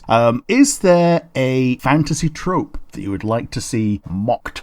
Now, I'm going to preface this a little bit with saying this is just after the Disgaea 7 announcement was made public. And yeah, they mock things all the time. Yeah, it's one of those things where it's a poor question to aim at me because as far as tropes are concerned, Rick is more into that side of things than I am, for lack of a better word. I don't know what tropes are called. Yeah, so it doesn't have to be a trope name. No, I understand that. I'm just saying it's also one of those things where if I like a certain thing, I gravitate towards it, which means 9 times out of 10, I've seen it parodied. Yeah, fair enough. But it's one of those, like, it doesn't have to be, like, a specific name trope, just stuff that appears in media, but, like, specifically, like, fantasy media is what I was aiming at. Yeah, I get the gist of the question. I'm just not a fan of the question. I did think of an answer, although, again, it's a bit broad because it has to be. The thing that always grinds my gears is the hero's journey, but a very specific part of the hero's journey, and that is, here's this retired old badass. He must now die so the hero can be the hero. Yeah. Like, why can't the badass just get, crippled and go in a home? No, I don't even... No, the badass is the hero. Yeah. Like, the hero still goes on his hero's journey and you see him rise up and get stronger. But the old badass is still there. Just dealing with problems. And it's nice if the hero can surpass the old badass. Nah. Well, yeah, fair enough. Because for that to happen, the old badass has to go away. Yeah. It's one of the things which I really, I could only get so into My Hero Academia because from episode 1, it's like, cool, All Might has to die at some point. That's how this type of story works. There's no getting around it. It's double bad because it's the hero story and shonen. Yeah. But it's one of those where when they got to the passing of the torch moment, they didn't actually kill. I actually thought it was pretty good the way they handled it, to be real. It was very well done, well animated. The voice acting was on point, which you'd expect considering it managed to go 3 seasons as a fucking shonen, and even more now. Yeah, coming up on season 7 now, I think. Oh, fuck. You could tell, I literally tapped out after the All Might versus All for One guy. Yeah.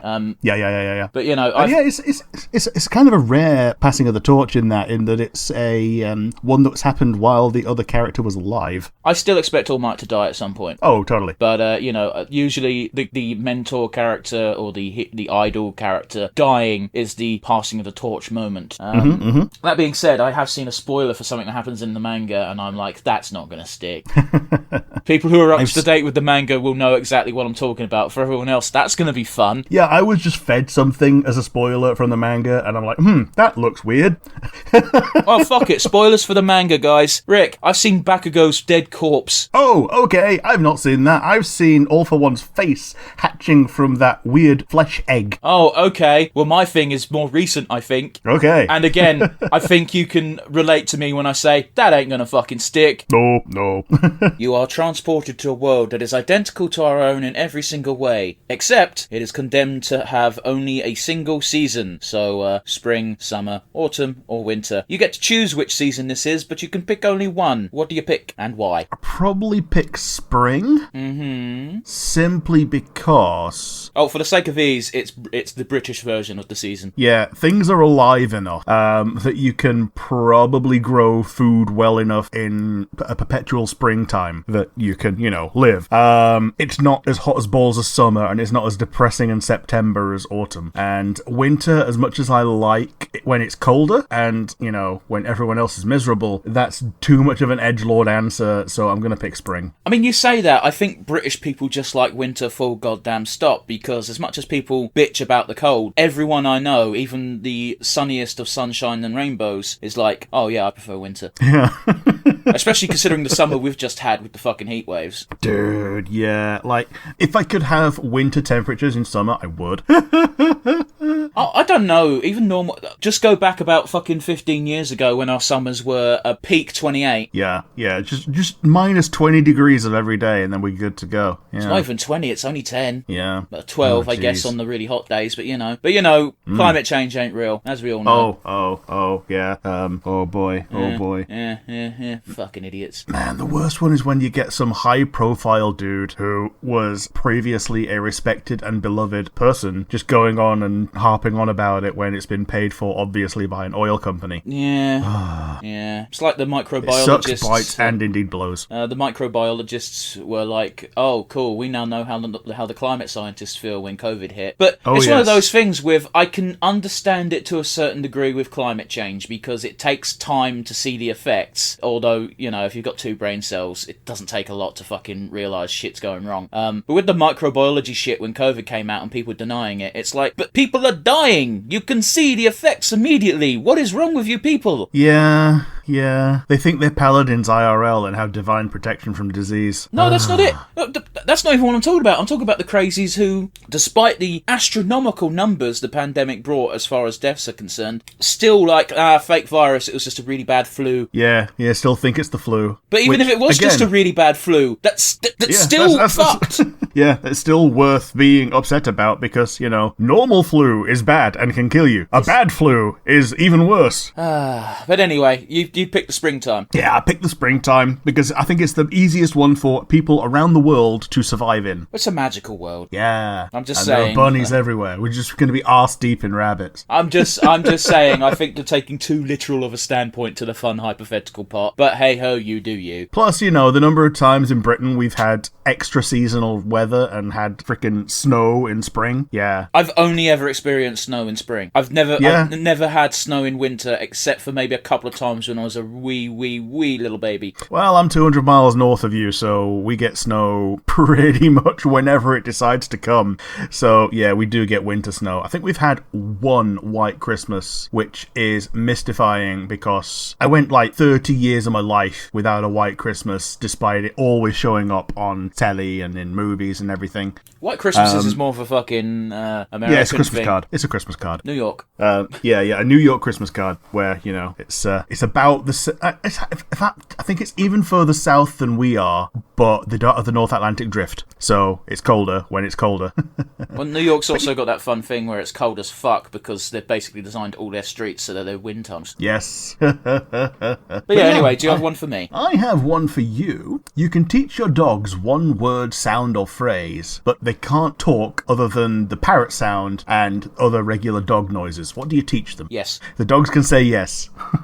Well, you got the most useful thing that they can say is either yes or no. Yeah, I guess so. And seeing as you're giving me one, I pick yes. Yeah, and fair then you enough. Just, and then you just teach them, hey, if you mean the opposite of yes, say yes but twice or something like that. And then you get 2 words out of it, and they're the most useful. Or just make a dog noise. Oh, yeah, but you're giving me words, Rick. I don't think you know how hard it is to train a dog. Yeah, fair enough. But yeah, the idea was you get the one word, so you're going with yes. You're not going with the Carl Pilkington answer of knobhead. So whenever it barks, it goes knobhead, knobhead, knobhead instead. Why would I want that? Because it'll be funny. Nah, you've got a different bar to me. Okay.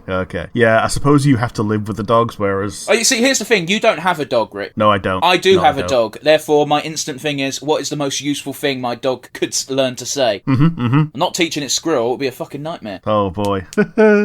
Man, we've actually got squirrels here, and yeah... Yes, I have squirrels here as well. They're fucking vermin. They're everywhere in Britain. Yeah, fair enough. Yeah, we live next to a little forest, and I live next to a train station. The little fuckers can live anywhere, and I'm not joking. And they're not red squirrels; they're the grey kind. So fuck them. Yeah, we've got greys. We get a cull every couple of years, and then they always seem to bounce back because they're tree rats. You get to have your very own harem. Now, I'd put a few caveats on this to keep things simple. The two caveats are: 1, your harem has 4 members. 2, you can't have more than 1 member from a franchise. So, for example, if you pick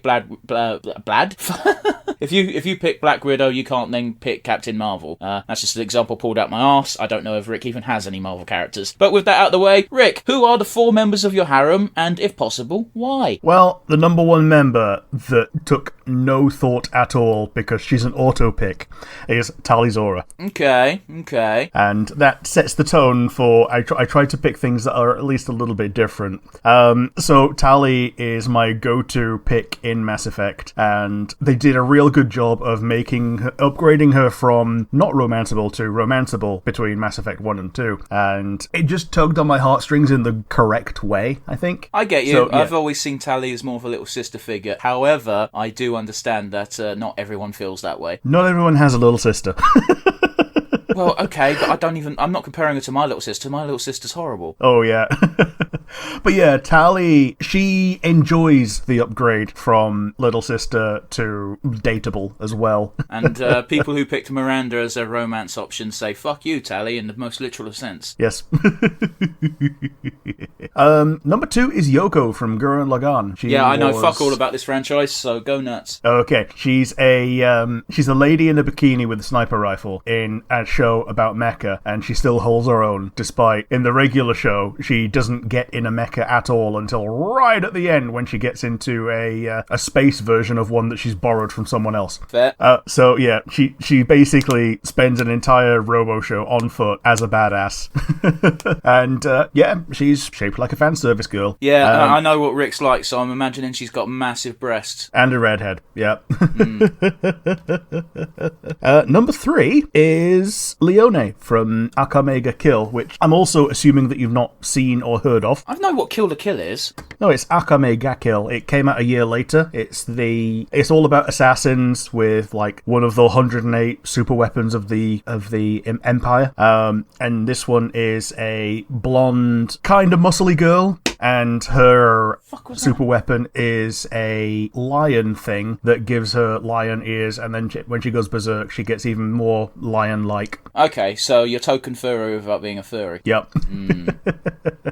And yeah, she's the big sis type. So we've got the little sis type in Tali and the big sis type in Leone. And the last one was a real difficult one to pick because I've got a few things that I want to pick from shows that I've not really watched, and then one thing that may not even be safe for work at all. I will give you one runner-up slot, which means you don't have to explain it, you can just say it. However, say it after number 4. Yeah, I'm going to go with my not safe for work one of Kiha from COC. Sure, Kiha is the tsundere, isn't she? Yeah, she's the tsundere dragon lady, yeah. And yeah, she needs to be taken away from where there are lots and lots of demons and given lots of hugs and cuddles, and she'll hate every moment of it, but not really. Yeah, she's a very weird character because despite being an absolute arsehole to you and trying to push you away, there comes an event where she's been surrounded by like 3 Driders or something ridiculous like that, and you can choose to abandon her, and I don't know why you would do that unless you're just a dick. Yeah, because you've had to work to get to that point by increasing her relationship level. But it's not even that. Even if you fucking hate her, it's like, that's no fate to abandon someone to. No. I think she gets removed from the game at that point as well. Well, that's grim. Yeah.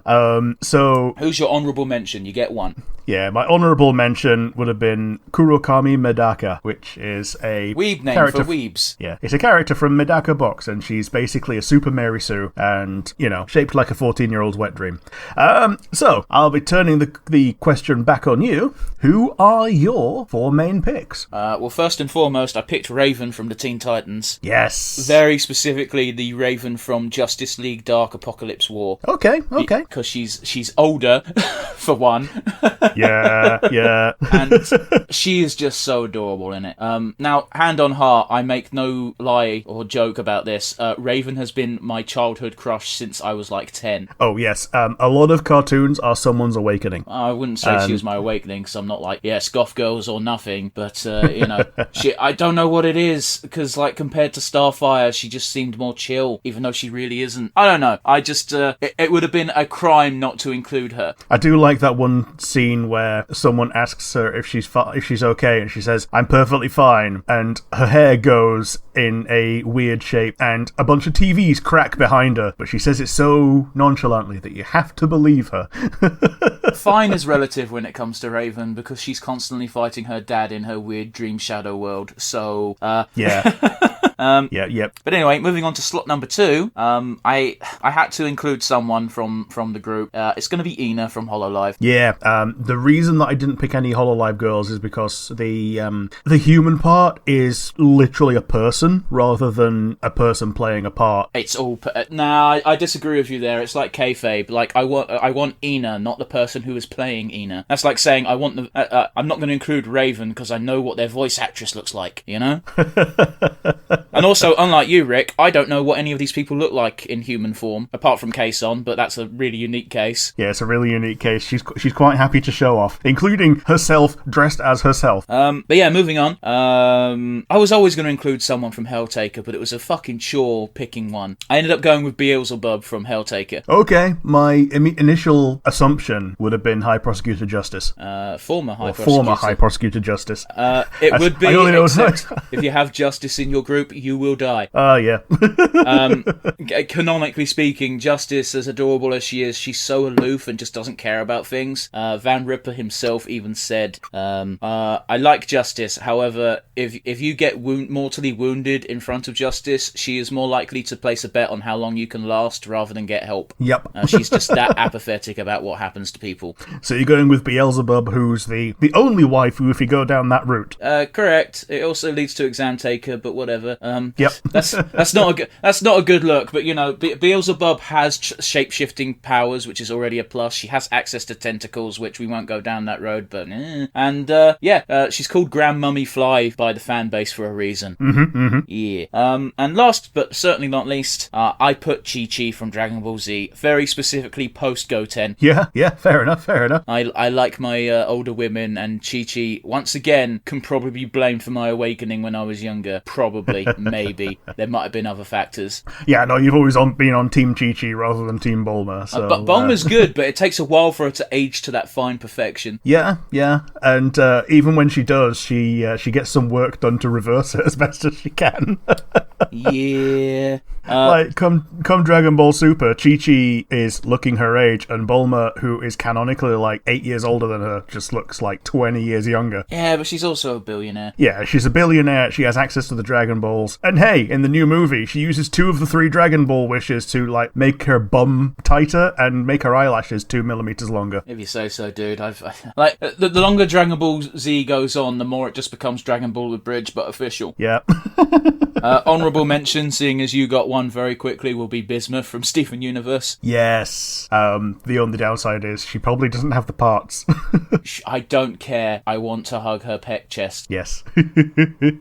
Man, when you said Raven, it did remind me that I was gonna pick Starfire, but I don't know enough about her different incarnations to pick one, because the one that I know most about is too young. It's weird, isn't it? Because they're called Teen Titans, but in the comic books, they're all like 19. Yeah. Former Teen Titans.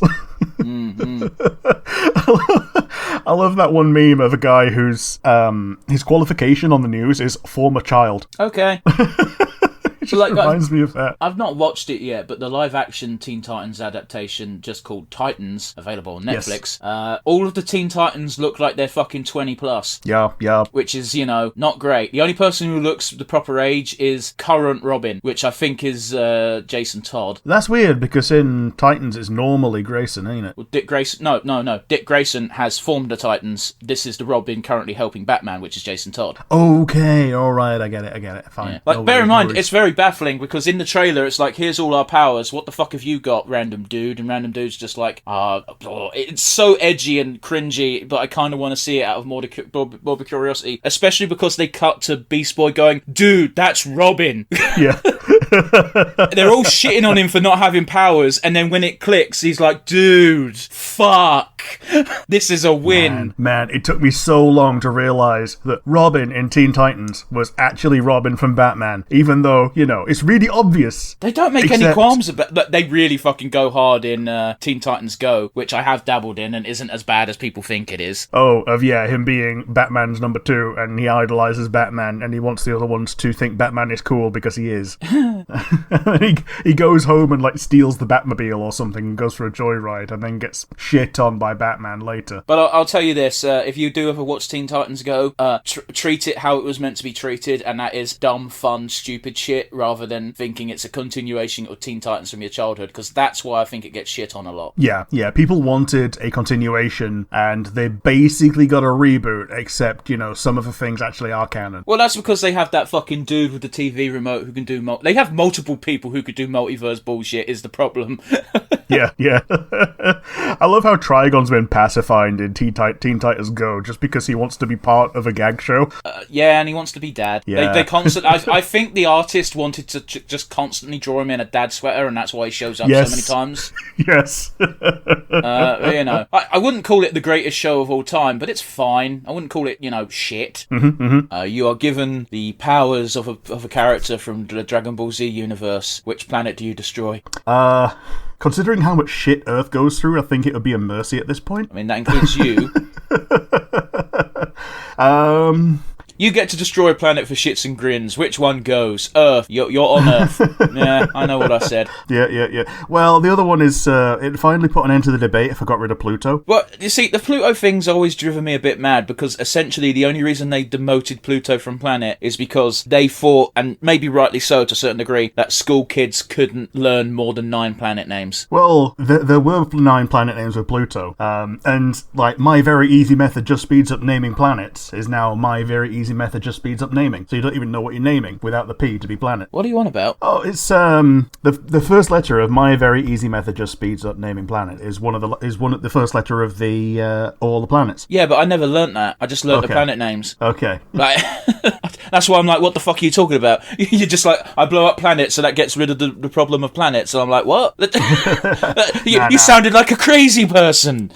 Okay, yeah. So, there's a lot of controversy among the nerd world of whether or not Pluto is a planet. It now officially isn't. So I think the actual reasoning they used is that there are bigger asteroids than Pluto. I watched a documentary not too long ago about Pluto, and I'm not even joking, where specifically it was about a satellite they sent to Pluto to get pictures of Pluto, which blows my fucking mind, but whatever. And it's really funny because they showed footage from early 2000s of people out in the streets protesting because they demoted Pluto from planet status, and I watched that thinking, boy, those were simpler times. Yeah. People just getting pissy because Pluto is no longer officially a planet, as opposed to, we won't take the goddamn vaccine. Yeah. I was doing physics at university when that was happening, so I'm like, I am the prime type of person to either have an opinion on it one way or the other. So, yeah, it was a bit of a shame to lose a part of nerd culture, but also fun to have nerd culture in the prime eye, as it were. But yeah, essentially what occurred was they basically had meetings about it for a long goddamn time, and the documentary framed it as thus, so I could be incorrect, but essentially it boiled down to, if everything that is smaller than Pluto or around Pluto's size is a planet, that means we've got a shit zillion planets in our solar system, and that's too much for school kids. Yeah. And combine that with the fact that also we need to walk away from this meeting with a decision. We can't just stay undecided, so we're going to do this. Yeah, because the asteroid belt, they just kind of write the asteroid belt off as the asteroid belt. There's lots of it. Yeah, which, technically speaking, not really asteroids. Yeah, they're like the planetoids, a lot of things larger than moons. But yeah, it's a load of solid shit before you get to the gas giants. Seriously though, Rick, when you went to Australia, I went on this weird binge because I had a lot of free time. I just watched a lot of space documentaries. Yeah, the joy of not having to edit anything and all the stupid things that I say in these episodes. Well, I barely edit retros. Well, but yeah, I'd blow up Pluto to put an end to the debate. If you're looking for a fictional planet, I don't know any fictional. Fictional planets that I know. Yeah, I don't know any fictional planets that I hate enough. Blow up Planet Namek again for the lols. return Namek and then blow it up again, yeah. But yeah, am I right in assuming you have one for me? Yeah, the one I have for you is there was a manga that put a rando as, well, the main character in the shoes of Yamcha. He knew everything about the universe and could then steer that character on a better path and achieve a different ending. What character would you pick to do the same to out of any fiction? Like, the Yamcha thing's baffling to me because immediately you'd be like, cool, I'm just going to give up being a Z fighter and play baseball because that's clearly where my life is destined. Yeah. But, you know, yeah, you gave me some heads up on this question because you were like, you're going to need some homework on this, and I answered it in about 5 seconds. Yeah, I thought you were going to take more than 8 seconds to mull it over, and yeah, you immediately came up with an answer. Yeah, I mean, you could go for... I assume it's got to be like Yamcha level in that they don't really affect the story in any meaningful way. Yeah, the idea was that it was an underpowered character, but you could, like, create a monster with your knowledge and your knowledge of what's to come and your knowledge of that character's moveset and what you and things otherwise in the universe. So I think Yamcha goes to King Kai, for instance, and like he gets Kaioken because that's not a Saiyan only transformation. Yeah, I know, but it's also dog shit compared to actual Super Saiyan level transformations. Yeah. But yeah, I instantly went, yeah, you got to be Minata from My Hero Academia, because all you got to do is not be a creep, and you're already one up on him. Oh yeah, totally. like literally, just take the character's shoes, stop him from being a little cunt, basically. And honestly, you don't really need to change much other than that. Yeah. Like, he never puts himself in dangerous situations anyway. Apart from in movies, but they don't count. No, the movies are super not canon. Like, but don't forget, there's that one plot device in that one movie where it's like, here's these magical gloves that means you won't break your hand every time you punch people, Deku. Oh, by the way, conveniently they're gonna get destroyed by the end of this movie, so you don't have them in the anime. Yeah, you can use them 3 times, and he uses them 3 times, and they break. Okay. Can I have another pair? No. No, that was the only one. But yeah, literally. You have to put up with looking like Minata, but it's not the end of the world. Yeah, I mean, plastic surgery is a thing. You can always get a Buzz Lightyear face or whatever. It wouldn't matter because of the body. Yeah.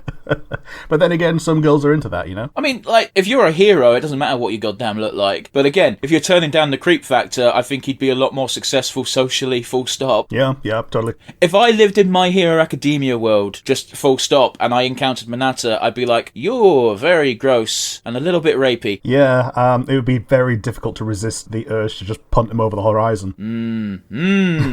That being said, it does look like if you go into overdrive with his power, it's quite painful for you using it. Yeah, because like his ability is pop off, which is like he takes all the little grapes off of his head and he can use them as stickies. And if he does too many, then his scalp starts to bleed. I think as well, one of the first things I would do immediately is I'd go up to Deku and go, "Hey, how can I use this ability in a really cool way?" Yep. Because one of the things about having prior knowledge of the universe is Deku's ability is kind of that. Yeah.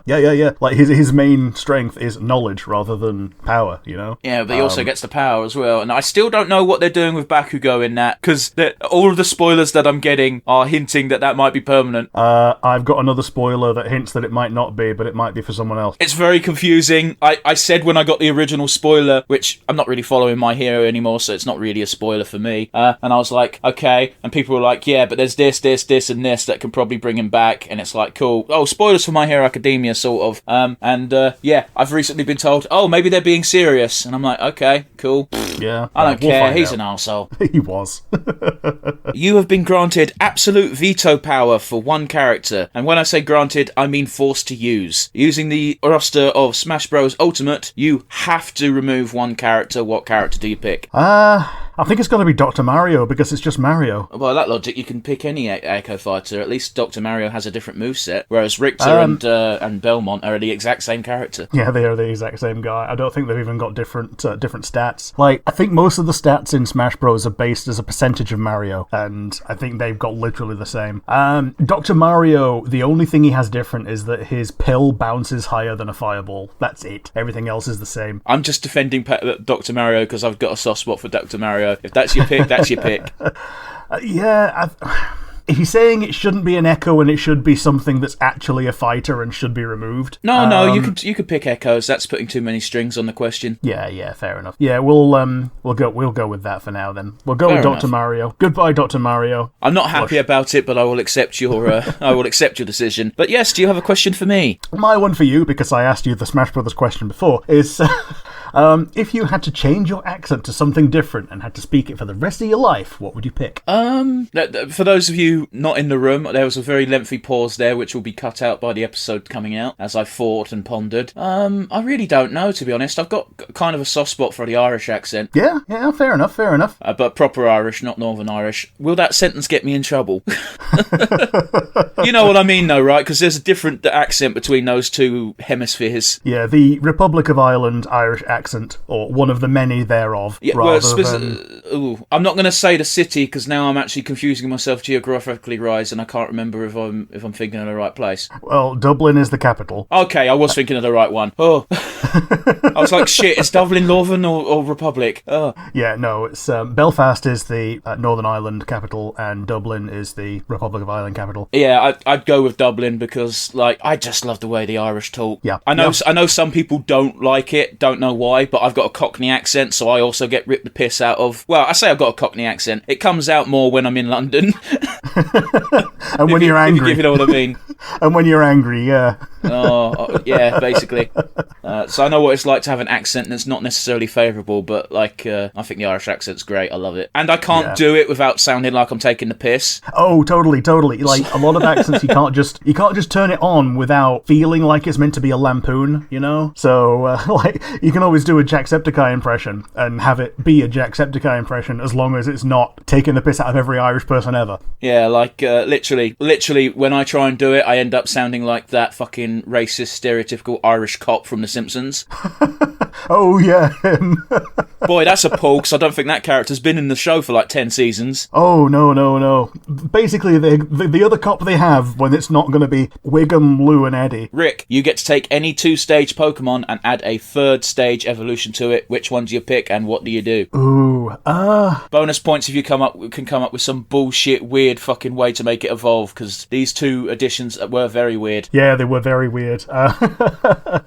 Now, my first thought would be Sandslash, but that kind of goes with Ninetales because they both had Alolan forms. So yeah, but let's be honest, the Alolan forms were literally just palette swaps and type changes. Yeah, and buffs because both of them were better with 2 types. What would be good? I tell you what needs it: Jinx. You know what? I always did think Jinx, because it's weird. Out of the 3 Pokemon that got baby evolutions, Jinx is the only one that didn't get an after evolution as well. Yeah, so Magmar and Electabuzz both got a baby in Gen 2 and an evolution in Gen 4. Mr. Mime got a baby in Gen 4 and an evolution in Gen 8. Yeah, Jinx but Mr. is Rhyme being sucks. left out to dry. Yeah, well, he's alright. He does what he does. I don't like his design. It's unsettling. I prefer Mr. Rhyme to Mr. Mime. They're both awful. He's just a gentleman. Like, what's the most British team you could have in Sword and Shield? Well, you need a Mr. Rhyme, and you need a Sirfetch'd. I disagree. Fair. So yeah, I'd give it to Jinx. We've had level up in a specific zone before, and that sucks because you need to get to the zone in game. I do like how they've changed that for Magnemite, and it's just, no, give it a Thunderstone now. Yeah. Don't need to fuck around, don't worry about it. Yeah.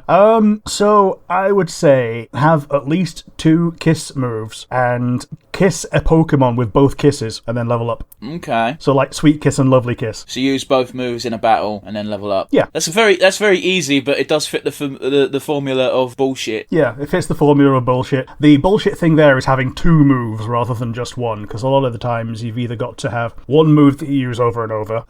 In Legends Arceus, it was one move that you used in Strong Style or Agile Style, and Strong Style exists in Pokemon now. Yeah. So it used 2 PP to either do a stronger one that was more accurate and give you negative priority, or 2 PP to do a weaker one with more accuracy that has positive priority. Okay. But this was in Legend Arceus, where you had like the FF10 conditional time thing. Well, that was just an ATB gorge of extra steps. Yeah, you could tell what things were before you did it. Mm-hmm. So yeah, I'd give it to Jinx. What do you make it look like?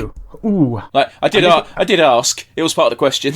I'd make it look like more tall and voluptuous, like Hatterene, and less like a squat dwarf. Okay. But yeah, a new waifu Pokemon, bringing back Jinx to the forefront. I'd make her very purple, because apparently that's the way that you get around using blackface these days. All right, listen, Jinx is pretty bad though. Back in the day, it was. It's just Mr. Popo in a wig. Yeah, you're not even wrong. Oh, jeez. Yeah, Mr. Popo in drag.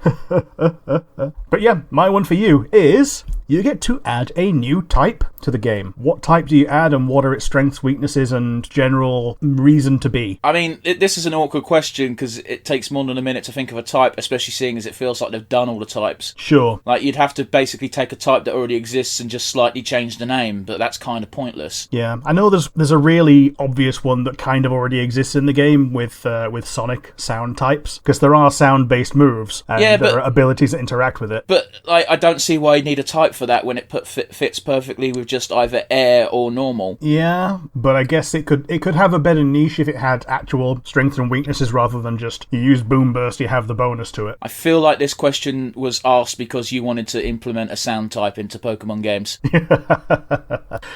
Well, fair enough then. So I'll turn the one back on you then. What 2-stage dude would you add a 3rd stage to? Oh, I was unprepared. Let me see here. It's weird, isn't it? Because you got to think of a 2-stage Pokemon. I think I'd add one to Hypno. Hypno? Sure. Yeah, that's overdue. Especially seeing as it's actually in the new game as well. Yeah. I could see a 3rd stage Hypno being, like dark or something. I don't know if I don't think I'd change its type. I think I'd keep it strictly psychic, and I think I'd go the route of like Mega Alakazam and just have a bunch of the fucking pendulums. I'll just have a bunch of those just floating around it. Yeah, just a bunch of clock pendulums. Yeah. Give it a bit of a bigger beard. Yeah. Because currently all he's got really is his nose, isn't it? Yeah, it does look a bit like a Jewish stereotype. Yeah. Whereas Drowsy is kind of okay because it's a tapir and it's got like its little elephant trunk and everything. It looks weird when it becomes Hypno. A little bit. Like, if you imagine drawing the transition between the two, it would look horrifying. Yeah. I say give it a beard. I more meant like its weird like neck fur. Make that more prominent. Yeah, the Eevee ruff that it has. Mm-hmm. As for how to make it evolve, I don't know, man. Probably put a total of 5 Pokemon to sleep or something stupid. Sure, like use Dream Eater 5 times or something. Nah, not Dream Eater. Specifically Hypnosis, because it's Hypno. Yeah, sure. I just remember in Gen 1, Hypnosis Dream Eater was the combo. Yeah, but Gen 1 was broken. Yeah. Like, we're from the generation where we started with that shit, but anyone who goes, oh, it was a masterpiece of a game, clearly doesn't fucking remember how fucked up that game was. Yep, like the only grass types that weren't also poison were just Parasect, Exeggutor, and Tangela, and that was it. Which is weird, because Tangela looks like the most poison of poison. It does, like... But fuck that, how about the thing where the attack stats straight up lied to you? Oh, yeah. And Focus Energy did nothing. And Psychic was strong against Ghost, because they coded it wrong. Well, I mean, the only Ghost types were poison, so it was strong against poison, that's what you got super effective against Gengar on, but they stopped Ghost being effective on Psychic and made it ineffective instead. Alright, same thing, but flipped. From the entire Fire Emblem roster of characters, you must pick 3 characters. A mage, a fighter, and a lord. Who do you pick for your team of 3? And let's just say, for argument's sake, I know there's some games where you can spec anyone into mage, but let's say someone whose class is definitely meant to be mage. Yeah. So, I think Tharja is a slam dunk, because if you don't pick Tharja, then you're not having fun. If you like.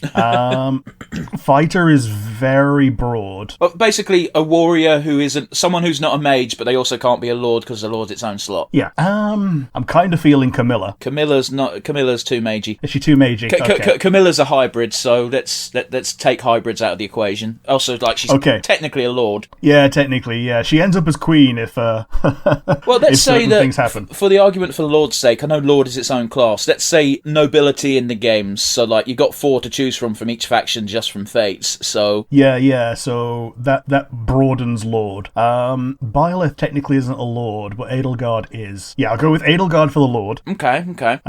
And just like Camilla, she's mostly fighty, but can do some magic as well. But that's not part of the equation. We're letting her have the lord slot. As for a fighter that's just a fighter, I mean, there is literally a shit ton to choose from. Yeah, I think I'm feeling Shez, the mercenary player character from Three Hopes. She has no magic at all. Well, I guess they've got a little bit of magic if you spec them into magic, but in the normal sword wielding class, they've just got some. They can imbue their stuff with dark, but it's still hitting with sword. I think using a warrior's character is a bit cheaty. Yeah, okay. Shez is basically a magical OC used to justify the second warrior game.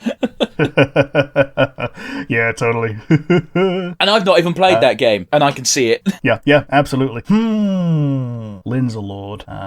Hector's definitely a lord. Oh, very definitely. It's a key plot point. Yeah. Hector, Lynn, and Ephraim. Not Ephraim. He's a different game. Eli Wood. They're all the three lords of that game. Oh, man. Ooh. Picking a fighter that's just a fight. This is difficult. You got Jaqen, you've got the Lion and the Bull, whose names escape me. Oh, yeah, there's like some of them for every game. But you know, I think they might actually be called Cain and Abel in the original. Man, if you don't sacrifice Jagan in that game, you're an idiot. Yes.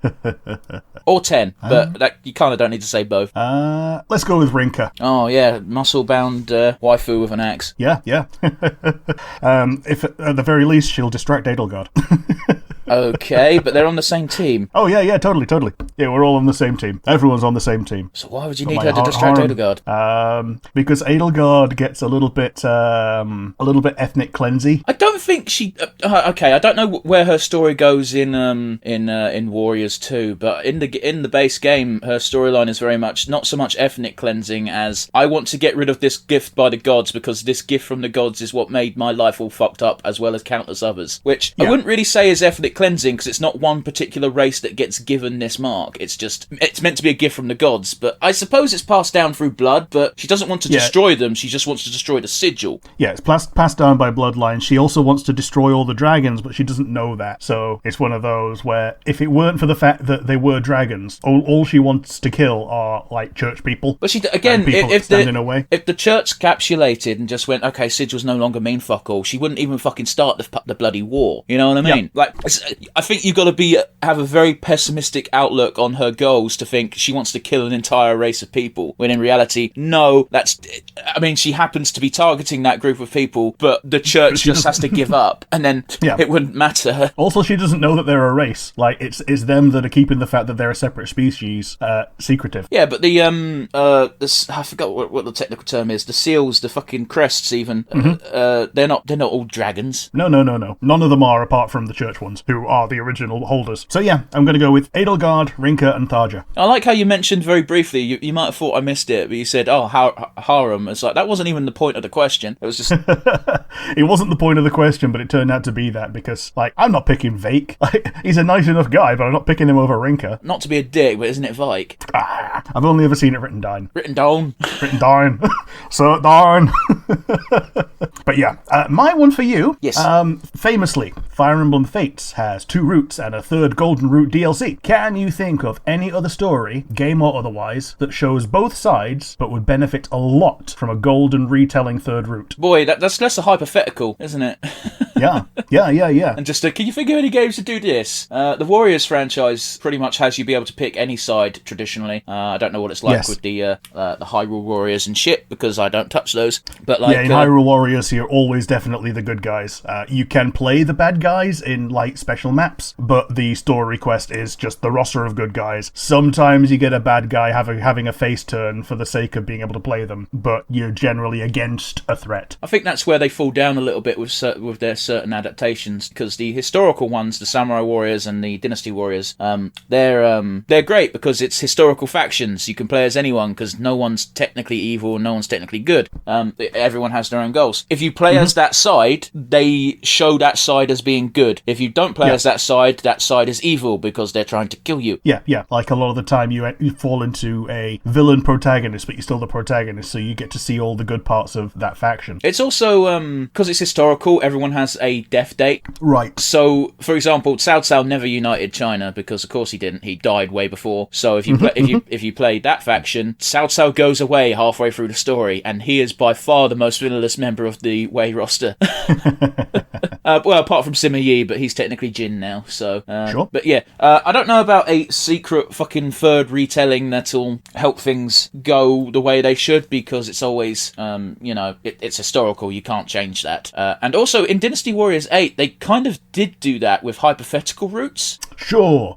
If you did every optional side quest during up to the split between historical and hypothetical, you could then take the hypothetical path, which is the culmination of you doing a bunch of shit that did not happen historically. Like I remember for Shu, it was like Pang Tong doesn't die at Chengdu, so he's there at Farn Castle and helps Guan Yu escape. Okay. And shit like that. So it's a weird question, because now I've answered the different viewpoints type of thing with just Warriors franchises in general. Fuck Dynasty Warriors 9, by the way. But I can't really think of one where you've got two different viewpoints, two different routes you can go down to see both sides of the story, and then add a third hypothetical route, because it's just usually not possible. Yeah, fair enough. Like, I think with Fates, the way that they do it is it's a unification route by refusing both sides and just slowly collecting all of the characters apart from like 2 or 3. So I guess you could do something similar very easily with Warriors if you have a hypothetical situation, a hypothetical route, as it were. And then again, you could always say the hypothetical route is Warriors Orochi, where everyone has to work together because there's demon snake people. Oh yeah. You gotta deal with Orochi. I'll tell you what, and fuck it, I will go on a tangent because we're never going to be able to talk about it on the podcast because you don't play those games. Warriors Orochi 1 does this really fucking weird thing where villainous characters are very rebellious and are like, no, fuck this shit, we're not laying down. And you got virtuous characters, or allegedly virtuous characters like Zhuge Liang, working for the enemy, and you're like, why is everything backwards? And then it's also Zhuge Liang, so he immediately stabs them in the back. Yep.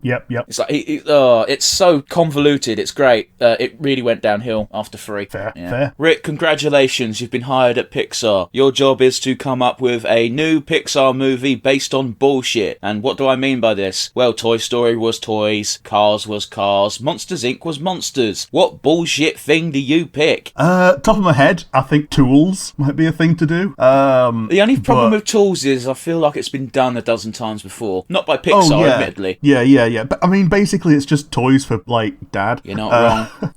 I mean, I'm glad you mentioned that, because I can bring up one of my favourite subreddits, which is guys being dudes. And about 50% of the posts are, look at this big stick or big tube I found, it's now my sword. And this is like, not even, this isn't kids, by the way, this is like 20-year-old dudes, and it's like, yeah, in every man's heart of hearts, they see a tube or a stick and they go, I kind of want to pick it up and swing it around for a bit. I mean, yeah, absolutely. I mean, it's a reason why people say, if you have to fight a dog, the two things to do, number one is use a weapon, because the dog will always go for the weapon to get it out of the way, because it's programmed to look for the weapon and get that out of the way. And number two is, the dog kill shot if it's not killing you. But it's also programmed into humans that if you see a thing, swing it around, see how good of a weapon it is, see how well you can defend yourself with stick. Which obviously, by the way, cardboard tubes and sticks, not good in any combat scenario whatsoever. Tube, no. Stick, medium. Not the sticks that these guys are picking up. Okay, yeah. Right? The sticks are impressive because of their length, not because of their durability. Yeah, if the stick is thinner than 3 fingers, yeah, it's not going to be doing much. Now, don't get me wrong, if you see someone pick up like a stick that's basically a log, you know what I mean when I say that? I don't mean a literal log. I mean, it's so girthy, they almost need 2 hands for it. Yeah, one that's like a leg. Yeah. A log leg. I'm going to change my answer to Escape from IKEA. Go on, because of how, explain. So IKEAs are colossal, labyrinthine, eldritch horrors that go on forever. Alright, I see what you're saying, but you can't really call them labyrinthian when they have a fucking thing on the floor showing you the way out. They do, but also if you have a crap enough main character who gets distracted by things, then yeah, you stray off that path quite easily. And Rick, who ruined you? In circles. I went to IKEA when I was 7. And who led you off the path? I'll give you 2 wild guesses as to who I went with. Well, yeah, obviously you're 7, so it was either mum or dad. I don't know which one specifically fucked you over. I went with both. Which one do you think is going to have the worst attention span? I'm going to say your mum. Yeah.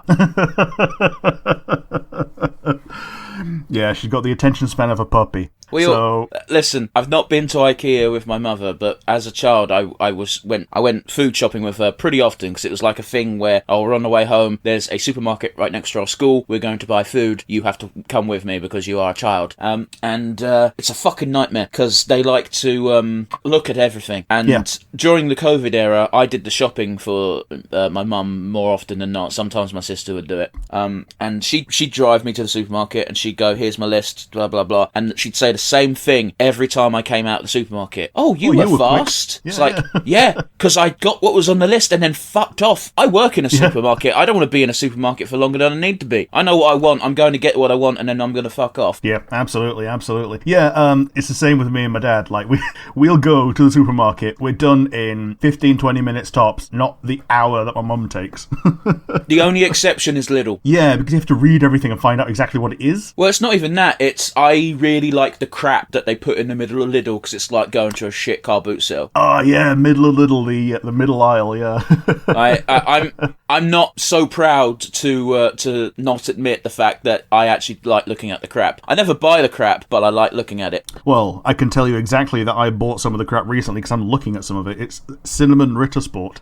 Fair enough. But yeah, the only thing stopping me from picking supermarket is because I think Sausage Party did it to its peak. I think Sausage Party could be redone in a child-friendly way. Yeah, like the things that get eaten, the things that are inexpirable. Like there's a council of inexpirables. There's like a Twinkie that never go off. There's like a bottle of Hennessy and something else I forget, but like those are the big ones. You were talking about in Sausage Party. It's literally a bottle of whiskey and a pack of cigarettes. Oh, the pack of cigarettes. Yeah, it was the last one. Yeah. The Hennessy was the whiskey, I guess. But yeah, they know all the thing about food gets eaten rather than going to the gods. So you could do something similar in Pixar, but yeah. So I think I've waffled long enough. So you're settling on IKEA, are you? Yeah, I'm gonna go for Escape from IKEA, like a Toy Story spin-off where a plush toy has to escape IKEA. That's cheating, that is, because I wanted an original thing, not just a Toy Story spin-off. Okay. Might have to default back to tools. Yeah, I might have to default back to tools. They've done planes, they've done cars. Trains is just Thomas the Tank Engine. Yeah, and I've got to be honest with you, I don't want Ringo to be replaced. He was already replaced by Michelangelis. Well, I wasn't watching by then, was I, Rick? I mean, you were younger than I was when Michelangelis got introduced, and I was still watching Thomas when I was 6, so... Okay, but I was poor. I watched Thomas the Tank Engine via videotapes. Well, I watched it on BBC, so... Videotapes that were 50p at the car boot sale. Yeah, that were recorded off the BBC. Trying to think if there's anything better than just a Toy Story spin-off. It doesn't even have to be... We can't do internet because that's Wreck-It Ralph, or video games because that's Wreck-It Ralph.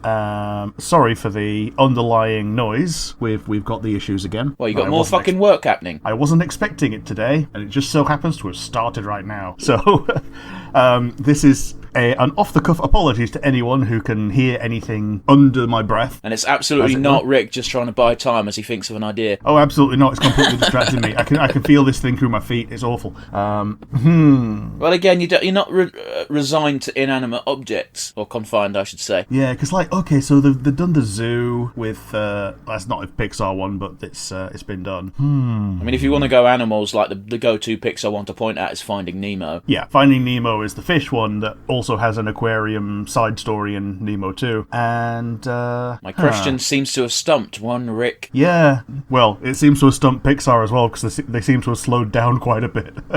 I don't think they've slowed down. I think every other animation studio has sped up because of the demand. Yeah, fair enough. And it just feels like if a movie's not Pixar, it means that Pixar's going slow from a certain point of view. Perhaps. Like, they even did Dinosaurs, and that movie just didn't do well in Britain at all. I don't remember it being a Dinosaurs Pixar movie. Yeah, it was called The Good Dinosaur, and it was like, what if dinosaurs lived to become civilized? Oh, right, cool. So the thing they did in the 90s or 80s with the fucking silicone suits. Yeah. Ooh, boy. Do you want to just stick with tools? Yeah, let's stick with tools. Stick with tools. Now, no one's going to... The audience isn't going to hear it, but we've had about 2.5 minutes of silence scattered, not just straight, of Rick pondering while I try to fill the air, and there's only so much I can do. So So we're sticking with tools. We got anything from the large cars adjacent construction things all the way down to the tiniest small set of pliers. Oh, well, when you said tools, I thought you'd specifically focus on a toolbox, not fucking construction gear. Well, sure, but yeah, we'll draw a line under it now. I've waffled long enough on this. So my one for you is you create a cars persona, a persona for cars, a carsona, if you will. You have to live in that persona. What do you pick? I suppose picking a Transformer's cheating. Only a little bit. I don't know. I'd have to assimilate into car society, wouldn't I? You would, yeah. Well, you don't want to be a military vehicle because that implies you're in the army, aka Sarge. Here's the problem, is the vehicle you pick is the stereotype you are, because the lowrider's Mexican as fuck. Yeah. The military vehicle is an ex-sergeant from the army. The hippie van is, go figure, a hippie. I guess if you want to be popular and successful, it'd have to be a type of race car, wouldn't it? But that's a lot of work. Yeah, it is. And you got a short shelf life, as we find out. Do we? Well, kinda, yeah. Like it's shown twice in Cars 1 and 3. Well, here's the thing, Rick. I didn't see Cars 3, but in Cars 1, you got to bear in mind both times that the racers got taken out of their racing careers was freak accidents. I've always attributed racing as in the car racing in Cars to be like just a regular athlete, in which you've got about 10 years where you'll be at your prime and actually competing well, and then that's it. But when you're competing well, you're making your bank, aren't you? That's how it's meant to work. But obviously, a lot of these people don't have very good financial advisors. Yeah. But yeah, I don't know. I think I'd be I don't even want to pick an Aston Martin, because if you're an Aston Martin, that implies you're a fucking spy or some shit. Yeah, as we find out in Cars 2. Cars 2's interesting because I've seen most of Cars 2, but not all of it, so that's going to be fun. Oh yeah. I know. A very good British actor is in it. Isn't it Ray Fiennes or something? I was talking about Eddie Izzard. Oh, okay. The truth of the matter is, I don't know. This is trickier than my question, because I don't know that much about cars, Rick. Fair enough. I mean, it doesn't have to be a car. Like, for instance, there are aircraft carriers. There are the planes universe. Yeah, alright, but if I'm going in the cars universe, I want to fuck. I don't know how it works in that universe, but they clearly do. So what you're telling me is you want to be like a privately owned ultra sports car kind of thing? Almost, but again, I feel like if you're in that tier, why you wouldn't want to waste it. I don't want. I don't know. I'd be a Dodge Challenger. Okay. You're fast enough to fucking show up an everyday folk, but you're not fast enough to actually race people. And you're like old school cool. You're like a cool uncle. Yeah. As opposed to being like having to be hip and fucking do shots at parties. You're not the Jaeger car.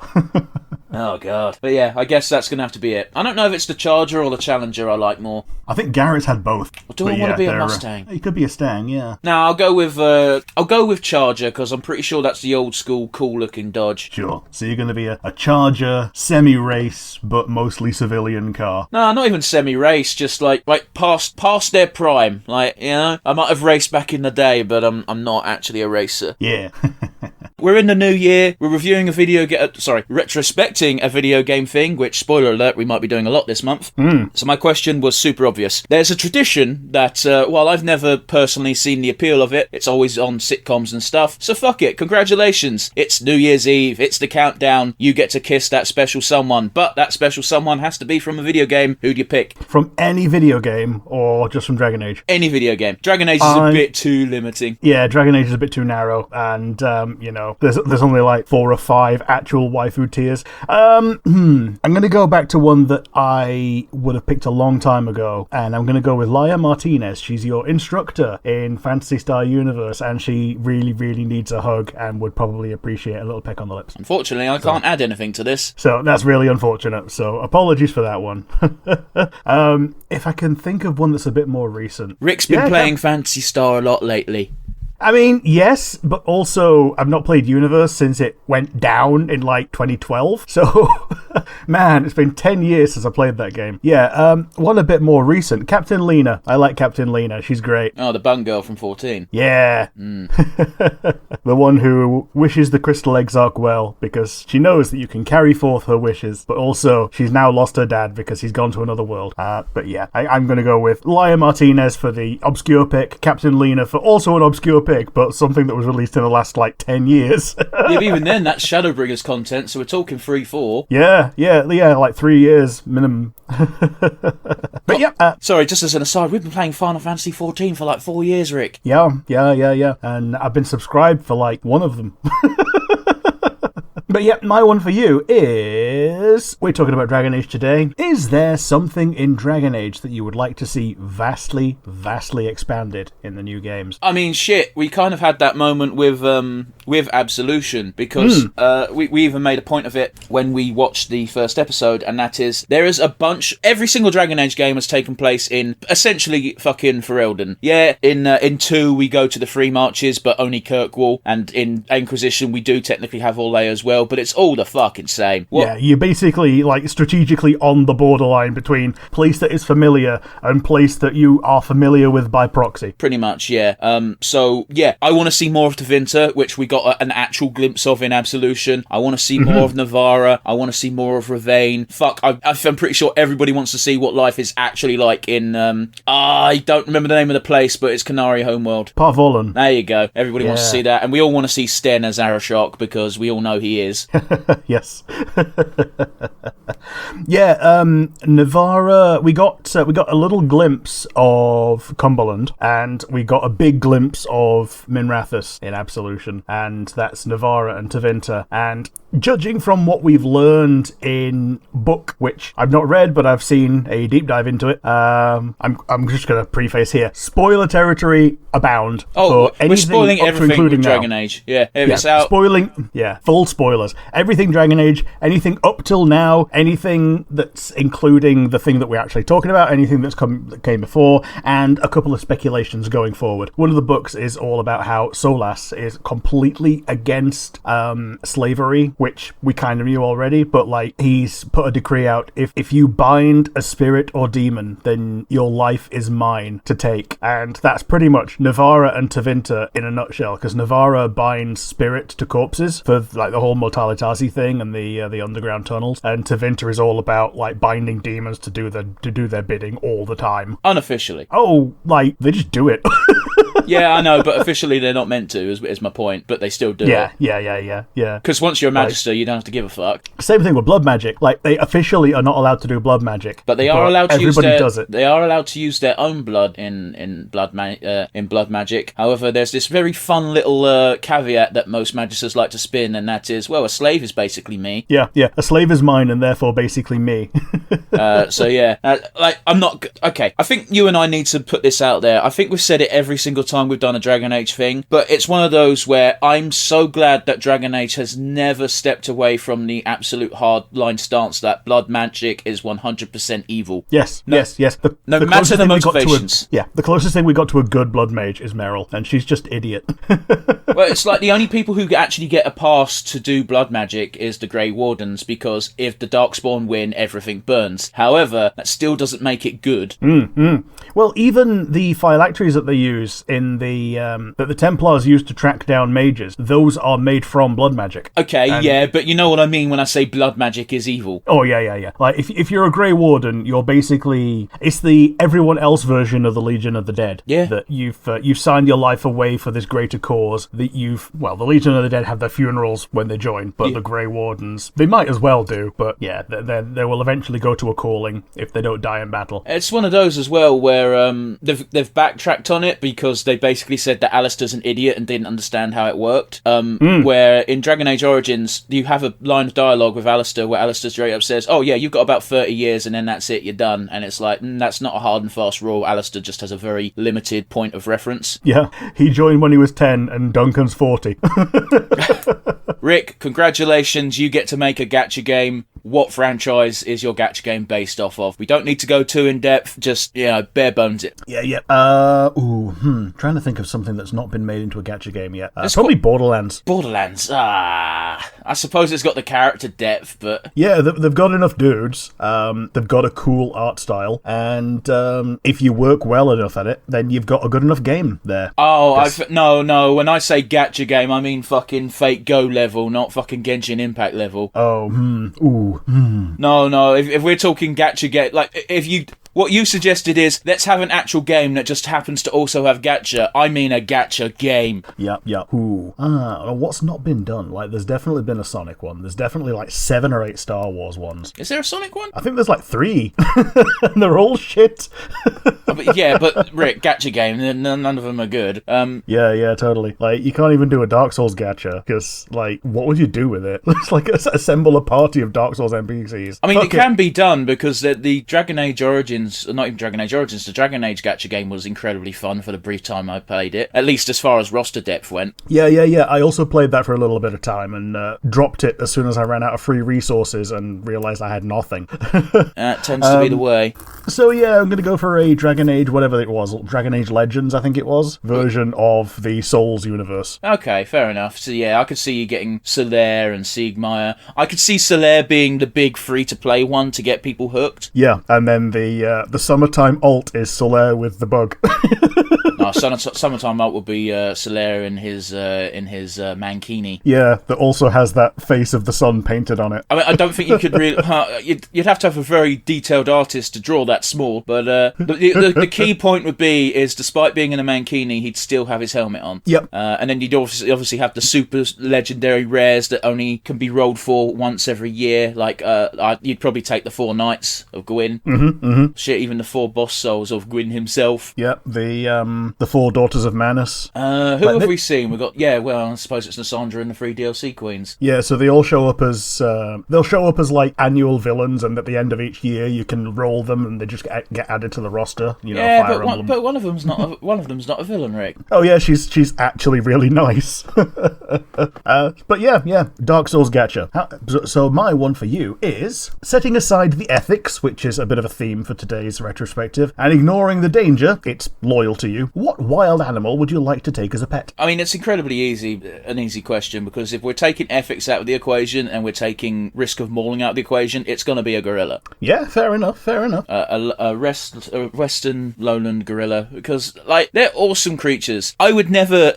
don't keep pets that are wild animals. It's a bad idea for everyone. As an owner, you will probably be mauled, and to be honest, you probably deserve it. As the animal, it's like you're taking something out of its habitat, and I actually brought it up on the most recent review of Super Mario Bros. There was a chimpanzee on the thing, ripped out, and it had no teeth, and it's like, oh well, that's fucking depressing, because that is a acting chimp, and it's clearly had its teeth yanked out because they didn't want it biting people. Which this is back in the day of the PG Tips ads that had the family of chimps that used to eat peanut butter off the roof of the mouth. Wasn't that not 70s, 80s? I don't think it was 90s. It stretched into the 90s because I remember them. Oh, gross. And now I'm just sad. But yeah, ethics and risk of mauling aside, I'd just have a gorilla in the house. Yeah. Would it not be cool to just come home, you're tired from work, you're like, I'm gonna have a sit down. You sit down, you're minding your own business, and a big fucking silverback gorilla just comes in and sits next to you and just chills and watches the telly with you. Yeah, it just does the good old knuckle waddle in there and just nicks your sandwich, and then just smiles at you because you're cool like that. I don't think I'd be cool enough with anyone for them to just nick my sandwich, but I get what you're saying. If I knew this gorilla had a habit of nicking sandwiches, I'd make twice the amount of sandwiches. Yeah, you make 2. You make one with banana in it.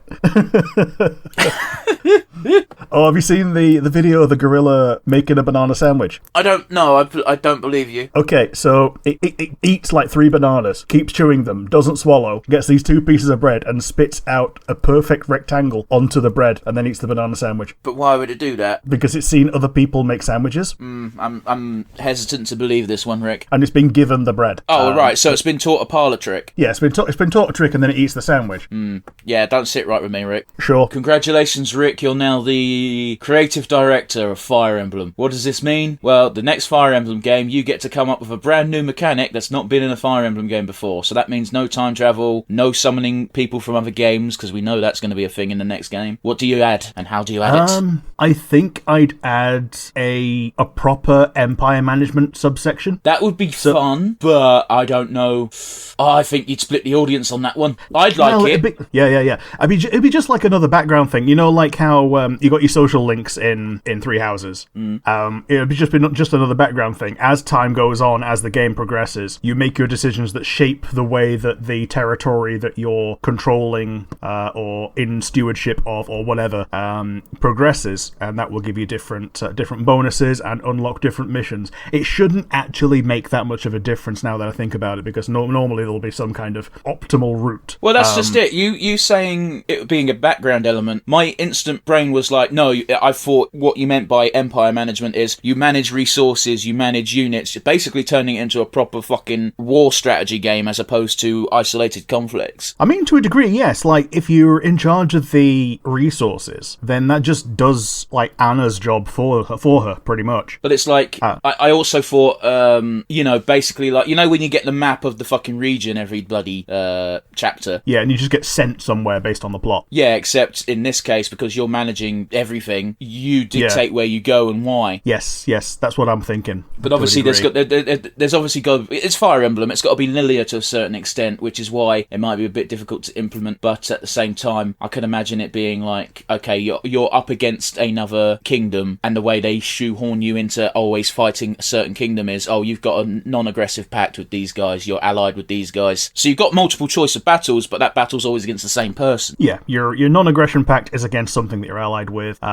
There might be some missions that pit you against them because someone's betrayed you, but that's something that you resolve. And then, you're normally against your actual foe, which, if it's anything like Three Hopes, could be, well, it's not so much dynamic, but it's literally based on who you are and how the story's progressing. So, like, at certain points, you beat someone into submission so hard that they decide, fuck it, we're allying now.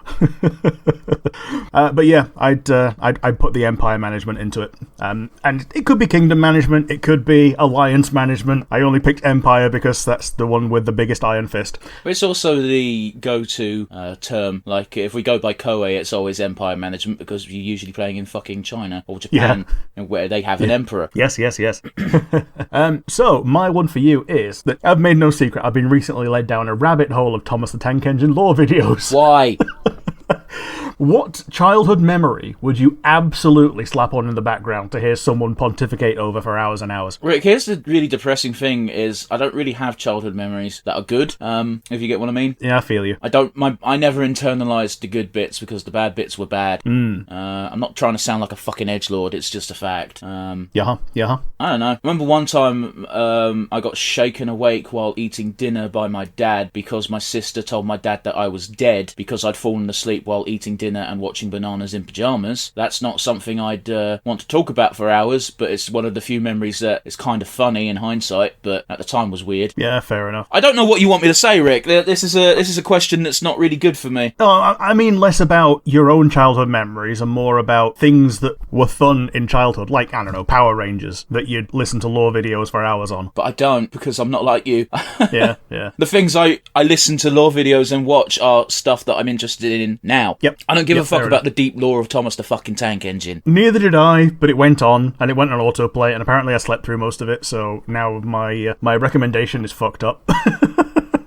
Yeah, I've got nothing for you, man. Yeah, fair enough. Question failed. We'll get them next time. Congratulations, Rick. You've been yet again given a job over at whatever company's in charge of Fire Emblem that's not Nintendo. Intelligent Systems. There you go. And your new job is simple. You get to introduce a whole new class to the Fire Emblem game. What class is it? What's their weapon? What's their gimmick? Let's hear it, buddy.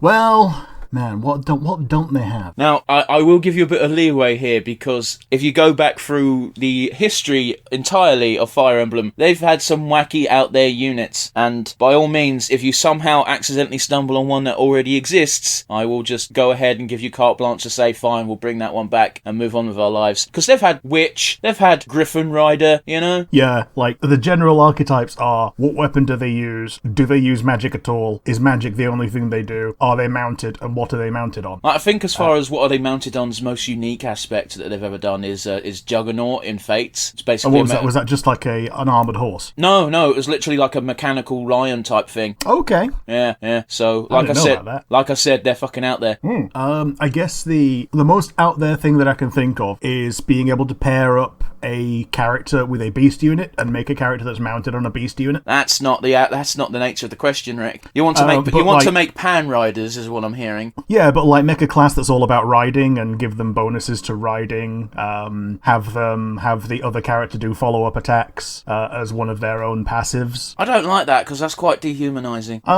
It's all right in Disgaea because they're goofy monsters and it's a stupid world, but in Fire Emblem they're meant to be people. Oh, they definitely are people. It is. I guess it is a bit weird, but I suppose that the requirement should be, I don't know, A rank social link. But that's a ridiculous thing to put on a unit. At that point, you're just pairing up units again from Fire Emblem Awakening. You're not really introducing anything new. Well, if you make it at least B rank then, because C rank is just you have met. B rank is you actually have done something, and A rank is endgame for a lot of people. Just so you don't have people like Wallheart who have no respect for anyone, just sat on top of people. Well, if we're going by Awakening very specifically, they very much limited bonds anyway. Oh, yeah. Anything that's DLC is basically you can only bond them with Robin. But yeah, I think it would be a neat gimmick for one particular game. You just want Fire Emblem to be more like Disgaea, admit it. I mean, yeah. Like, you're thinking of the fucking Magi weapon system from Disgaea from like, I think it's like 2 ago now, because I don't think they brought it back for 6. But yeah, you just want that again, but in Fire Emblem. Yeah, Magi Chain started with like, 3? And they even ported it back to the portable 2. So it's been in every Disgaea apart from like Disgaea 1 and the recent one where you ride instead. Something like that where you pair up characters and get like more buffs than just, oh yeah, they're stood next to each other and they earn social link points. So again, just to give a TLDR to our listeners, Rick's new unit for Fire Emblem is not a new unit, it's make it more like Disgaea. I think you're oversimplifying it a bit, but yeah, sure, why not? We'll move on from that. My one for you, though, is I'm turning ones around from last week. What gimmick would you add to a new Fire Emblem game? That's a good one, actually. The annoying thing is, usually, if you go for a good enough gimmick, it will come back in the next game. Yeah. Usually just giving a different bullshit lore reason for you having it. Looking at you, fucking Time Rewind. Yeah. Well, you say, not just Time Rewind, but like the Persona gimmick of going through the calendar is the kind of thing that may or may not come back. Like, I'm just picking on Time Rewind because they brought it back in the most dumb way in the most recent game, because that's out now. Yeah. Difference between last week and this week is, yeah, the new game's out now. I'm on chapter 11. I've downloaded it and not started it because I'm still finishing Persona. That's gonna take you forever, bro. Hey, I'm on the last. I've got like 19 days left of the game. That's a long time. No, it ain't. Because you still got the final dungeon and that takes like 4 hours. Yeah, the days are you do a social link or you don't. Like. Oh no, I'm literally just saying that final dungeon's a fucking long one. Yeah, I'm in the mementos part. Okay, fair enough. But yeah, add a new gimmick. See, the gimmick I would go for has kind of already been done, but I'd do it in a more... Have you heard of a game called Argarest? I believe so. Generations of War. Mm-hmm. That game was shit, but... But it did have a gimmick that I like the idea of, and again, from a certain point of view, it's kind of already been done, but it would be handled a bit differently, so I think I can get away with it. In that, you start as one main character dude, you get one set of characters. You pair that a bunch of those characters up, and then the next generation of characters, you play through their story as well, and they inherit the skills from the previous one. Argarest goes for about 5 generations. That might be a bit too many, but having like 3 generations as different legs of the story would be pretty interesting. I think that's asking for a bit too much from this particular team, but... You say that. Like, they had that all the way back in Phantasy Star 3 on the Mega Drive. Like, you had 3 generations, and there were certain characters who were immortal because they were androids, so dragons in Fire Emblem, and you could use them on all 3 generations, and they could tie it together. Yeah, but I wouldn't want that. I would want specifically different generations. Like, the first generation, they're gone now. You still got characters that are going to be functionally similar because they inherit skills from the parents, but, I think one of the issues there is you'll run into some problems for people who play on the version of the game that kills units permanently. Yeah, the hardcore mode, yeah. Classic mode, sorry. Classic, yeah, I was going to say that's not hardcore at all. That's just the old school system, Yeah. I think you'd run into problems with that element of the game, so I don't think it's a realistic possibility for Fire Emblem to do it, but if I was allowed complete and total control, I'm basically doing you. I want a completely different game that's not Fire Emblem. I mean, you can always give people the Frederick treatment, so even if you are on classic mode mode, then yeah, they don't die, they just get a career-ending injury, and then the next generation of person are limited in the number of skills that they inherit because one of their parents stopped leveling up at 17. That's not how genes work, Rick. Yeah, but also when you like, okay, you say that, however, this is exactly what it is in the game. You get Lamarckian evolution where you pass down some skill or other. Yeah, I'm just saying, again, you're trying to make it work in the Fire Emblem restriction, and I get that, I really do, but could you imagine if you just got a generation of fucking cripples? No, I'm not talking about cripples, I'm talking about people who didn't keep on learning skills after they were a certain level because they got crippled enough that they can no longer fight in war, which means they're crippled. No offense to cripples listening. Yeah. But, it's like, it would really suck if for your story, because you're such a shit commander, that about 9/10 of your roster just end up with missing limbs, and it's like, oh yeah, we still had our lovely love story, but our child is now really gimped, and we might as well just scrub the run. Yeah, Generation 3, you've only got your main character who can't die, otherwise you get a game over, as the grandchild of the first main character is the only one that's any good. Everyone else is crap. So basically just you start shit at in the one. game, yeah. Congratulations, Rick, you get to make your very own hentai game in the vein of, well, let's say visual novel, just to make life interesting. Not interesting, easier. But the deal is you have to make an obvious parody of an obvious already existing franchise. What franchise do you pick? What girls do you put in it? And what's the main gimmick? I mean, Pokemon's a slam dunk for this, but it's too easy, so I'm gonna go with Persona, because the main characters in Persona are already a mimetic sex god. One of the it's not so much encouraged, but it's not discouraged until the end, ways of playing is to romance as many different women as possible. That's already a thing in Persona. That's how you play Persona games. Yeah, because I know that there is a punishment for doing so. I never do. Although, actually, no, there was this one time that I romanced everyone apart from, like, one of the girls, and... Yeah, I bet you that was Persona 4, because I remember reading that Persona 4 is like, you can totally do a route where you romance everyone, just don't go with this one person, because they're the one that will break it. Yup. You scumbag, Rick. Yeah, having to go to turn down everyone's chocolates on Valentine's Day was an experience. Like, I would never cheat on anyone in real life. Like, that's one thing that I would never want to do, which is why I keep it to fiction. Okay. So yeah, Persona in general, Persona 5 I think has the best overall waifus. Well, yeah, because Karakami's in it. Yeah, I see that, and raise you to Kemi. Yeah, but you just like generic goth girls. She's not generic. Yes, she really is. Yeah, she's got a great costume. But yeah, so my one for you is... Whoa. You just said the franchise. You didn't say who specifically you put in it and what the gimmick would be. I guess you'd encounter their shadows, get kinky with the shadows, and then go back to them in real life, and then they'd go, I think I remember something, but I don't know why I'm horny. And it would be basically the same as the normal conquest routes, and then after you've done those, you get the secret alternate routes where you can go to slightly aged up versions of girls from previous games. Oh boy, that took a creepy turn. Well, because time has passed, like it's 3 years later. So those who used to be high school girls are now graduated. Well, I assumed that you would have used hentai game logic and everything was jumped forward from the beginning. Yeah. I think post-graduation is a good time to do it because all the people who are your classmates are either graduated and definitely over 18, or only 1 year younger and now 18. I regret this. And you're like 20. Oh. But if you go for one of the Persona 3 girls, they're like 24, and that's pretty close to perfect for a first romance, you know? Okay. But yep, my one for you is we're about to start a new D&D setting, or tabletop setting in real life, or as outside of the podcast at least, and it's a pastiche of a literary something or other given a different cultural spin. Do you think that you would want to do something similar with another fictional setting transplanted to a different cultural setting? What Rick is specifically referring to, and as he has said himself many a times, it's Hogwarts but setting in Africa. Yeah, pretty much. I know nothing beyond the setting outside of that because, well, the source book gives you information on specific characters, or not the source book, but the book that players are allowed to read. It gives you enough information about the school, but not so much about the wide world. Or I've not gotten to that part of the book I've read yet. Either or.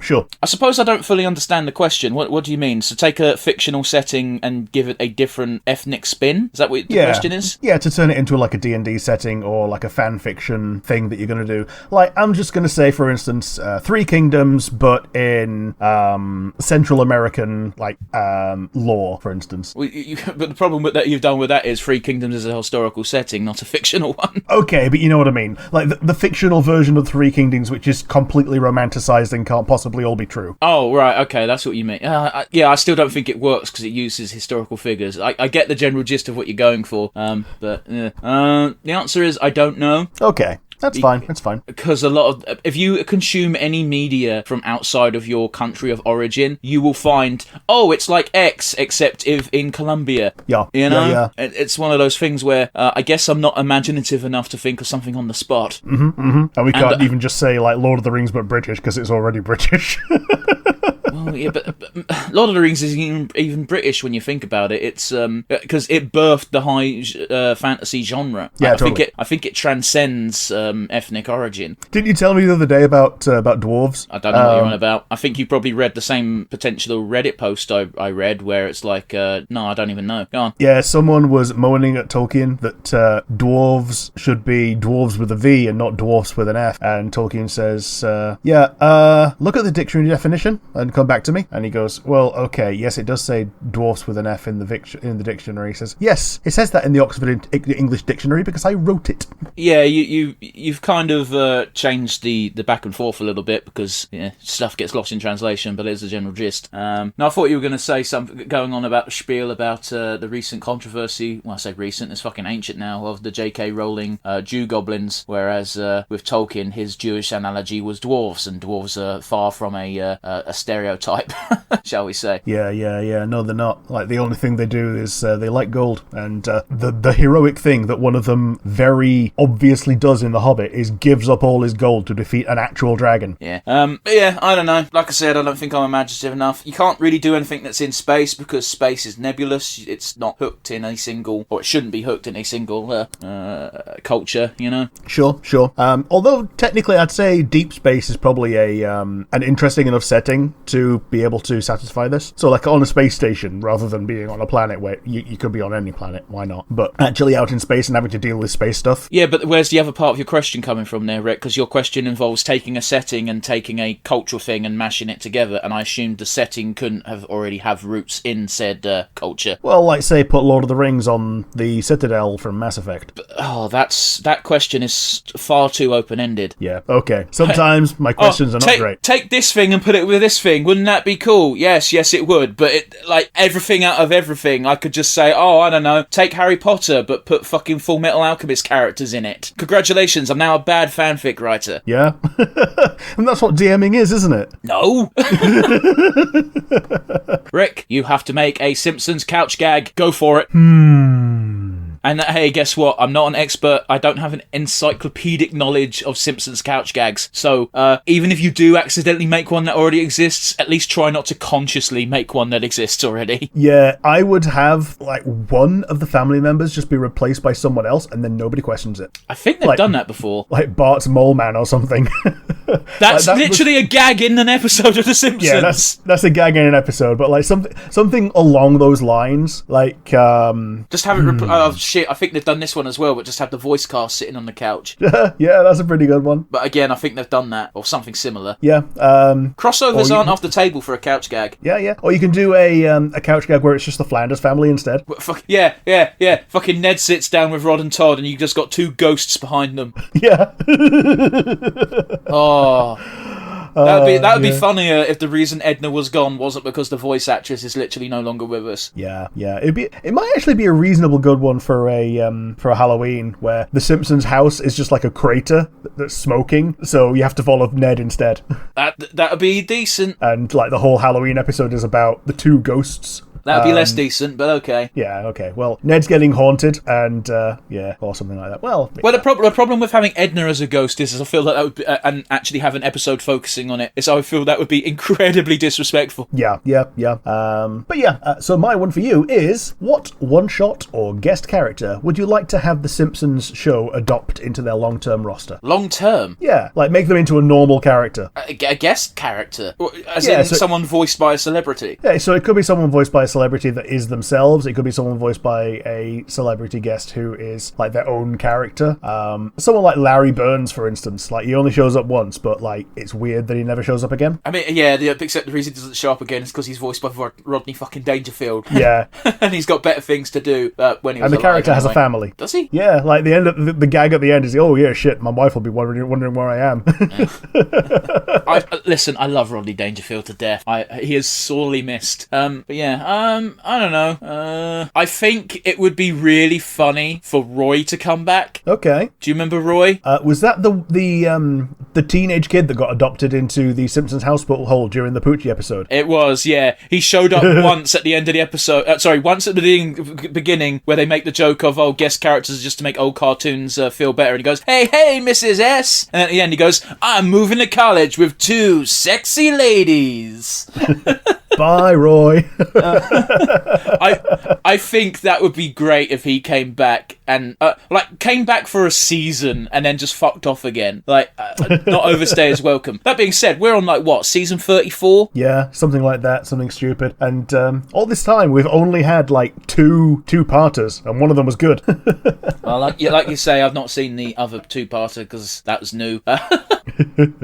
So you're gonna go with Roy? Yeah, Roy. They don't even need to pay a new voice actor because I'm pretty sure it was just Dan Castanella. You have to make a Persona game, but you got to set it anywhere outside of Japan or America. Where do you set it, and how do you make it work? Aussie. Just because I think it would be a lot of fun just to go around the different, something that represents the different cities, because most of them are the big city in that state. A lot like America has state capitals, or the thing that you think might as well be the state capital. They've got very different cultures and they try to differentiate themselves from each other. So having those as your dungeons would be, I think, neat. And yeah, there's quite a lot of Aussie legends. There's obviously Crocodile Dundee.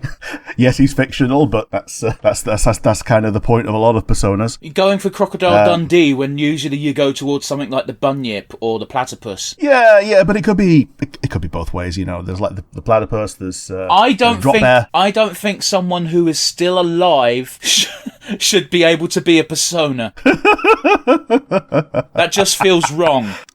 Okay, I feel you. Fair enough. Yeah, we could just make it just corruptions of Aussie creatures. Like the American one would be like the jackalope, but Aussies have got drop bears. Well, again, the classic myth from Australia that I know of is the Bunyip. Yep. And then things that are extinct, like the Tasmanian tiger. They've managed to recreate a Tasmanian tiger to a degree of accuracy, but it's still not the actual thing that went extinct. See, I don't see the point in that. Yeah, I think the idea is to try and reintroduce it, but I think they just got killed by cats. But why? What's the merit? Well, it went extinct within the human span of cognition. So I think the idea is it's probably because of humans. Almost certainly because humans brought cats. Well, maybe so. But what's the point in bringing this thing back to life to stick it in zoos? Because that's definitely what they're going to do. I think the idea is actually just to reintroduce it into Tasmania and. Will they get fucked up by the devils? Yeah. it's a pointless endeavour. I really don't see the point in bringing back extinct animals. But yeah, I think there's enough culture and lore there to have something interesting. Because yes, you might say that it's just America light, but if you say that to any Aussie, they will shank you in the throat. I don't think it's America light. I think it's it's basically because we're British. I know Australia's history, and Australia's history is, hey, us as a bunch of white guys said fuck you Aboriginals and used it as a giant prison. It's nowhere near Australia light. Fuck America light. Well, it was kind of very much similar in that it was a thing that we colonized, except that we had it colonized by prisoners who, okay, you get sentenced to transportation. Once your transportation is over, you have to pay for your own transportation back, or just stay there. And 99% of them just stayed there and just built the country. And just like America, they were like, okay, there are natives, we don't care. We are staking a claim, and this is ours now. It's just the way that the empire used to work back then. Yeah, back then. Not saying it's correct. Well, people tend to own countries now, as in, they did before, but they own it now with militaries. So we can't really do it as often as we used to be able to. But yeah, so my one for you is there is a new Persona game. What do you base the personas that the protagonists on? Knights of the Round Table. Sure. The protagonist one will be it won't be King Arthur. It won't be King Arthur until the end of the game, where you get the finale of it was King Arthur all along, because that's a Persona fucking trope. And then the very second person who joins the group will have Lancelot, and it will be a fucking red herring, because you'll think, they got Lancelot, they're going to stab us in the back, but really they're a cool dude. Yeah. The good old Yosuke and Ryuji's.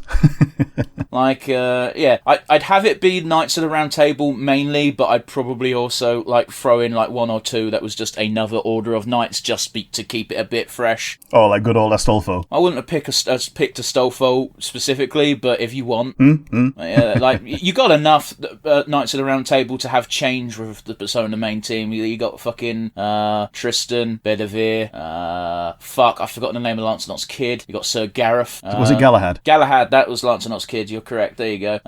The one that famously decided to stick with Arthur despite his father's intentions. You could even be really weird about it and give one person Guinevere. Not Guinevere. That's fucking Dark Souls, isn't it? Am I getting my fucking lore mixed up again? I think Guinevere was the real one, and then the Dark Souls one just took that and made everything a something Gwyn-X. Man, do you know what I learnt the other day about Guinevere, by the way? Go ahead. Miyazaki fucking hated Guinevere's design because it didn't match Dark Souls at all. But the guy who made it worked so hard on it, he didn't have the heart to fucking shit can it. Yeah, big titty brunette GF. But yeah, you could probably do that. You got Mordred, obviously, but I don't know. I think Mordred would probably be we'll talk about it later on, but you know how the big old, real big bad of Persona 4 is an army? Yeah. Yeah, so that's sort of a similar gimmick where the big bad's Mordred, because of course it is. Yeah. So yeah, that's probably what I'd do. Wasn't it technically Morgana that was the actual big bad, and then Mordred was just her son? Yeah, but Mordred very quickly turned coat. Mordred was the son of Arthur and Morgan, but Morgan pretended not to be Morgan at the time. Yeah. I think I might be getting my lore confused, because a lot of things have taken Arthurian legend and twisted it, so I'm not sure what's original and what's not anymore, but that's the version of the myth I'm familiar with.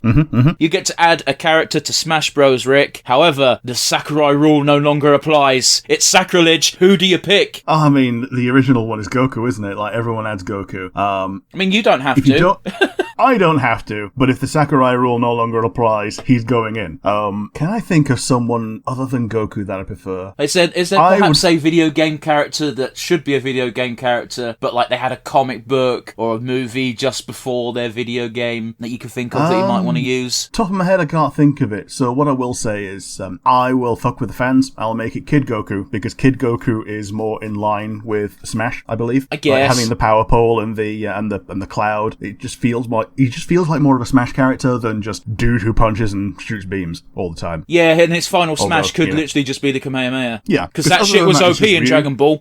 It's OP all the time. It's just that in Dragon Ball Z, you've got these ridiculous power level dudes that just resist everything.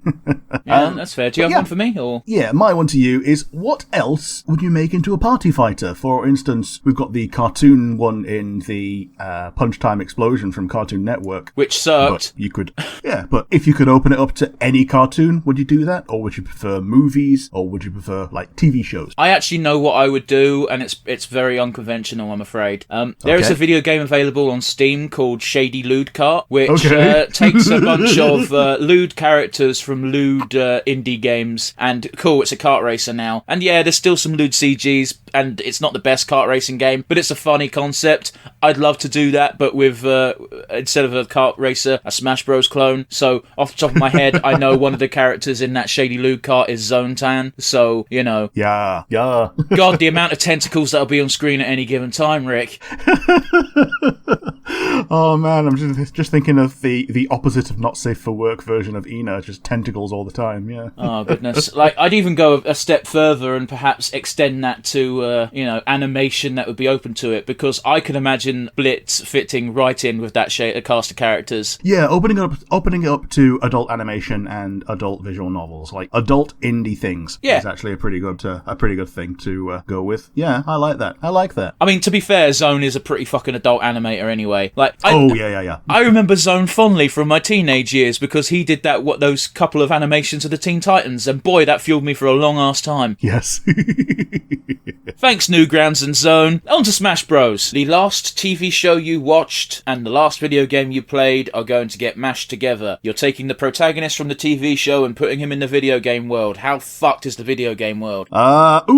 This is cool because the last time I watched a show, it was Mando. So Din Djarin. Oh, that's a pretty solid pick. And the last game I played was the Diablo 4 beta. So Din Djarin in the Diablo 4 beta, yeah, he's pretty well set. Yeah, Diablo's fucked.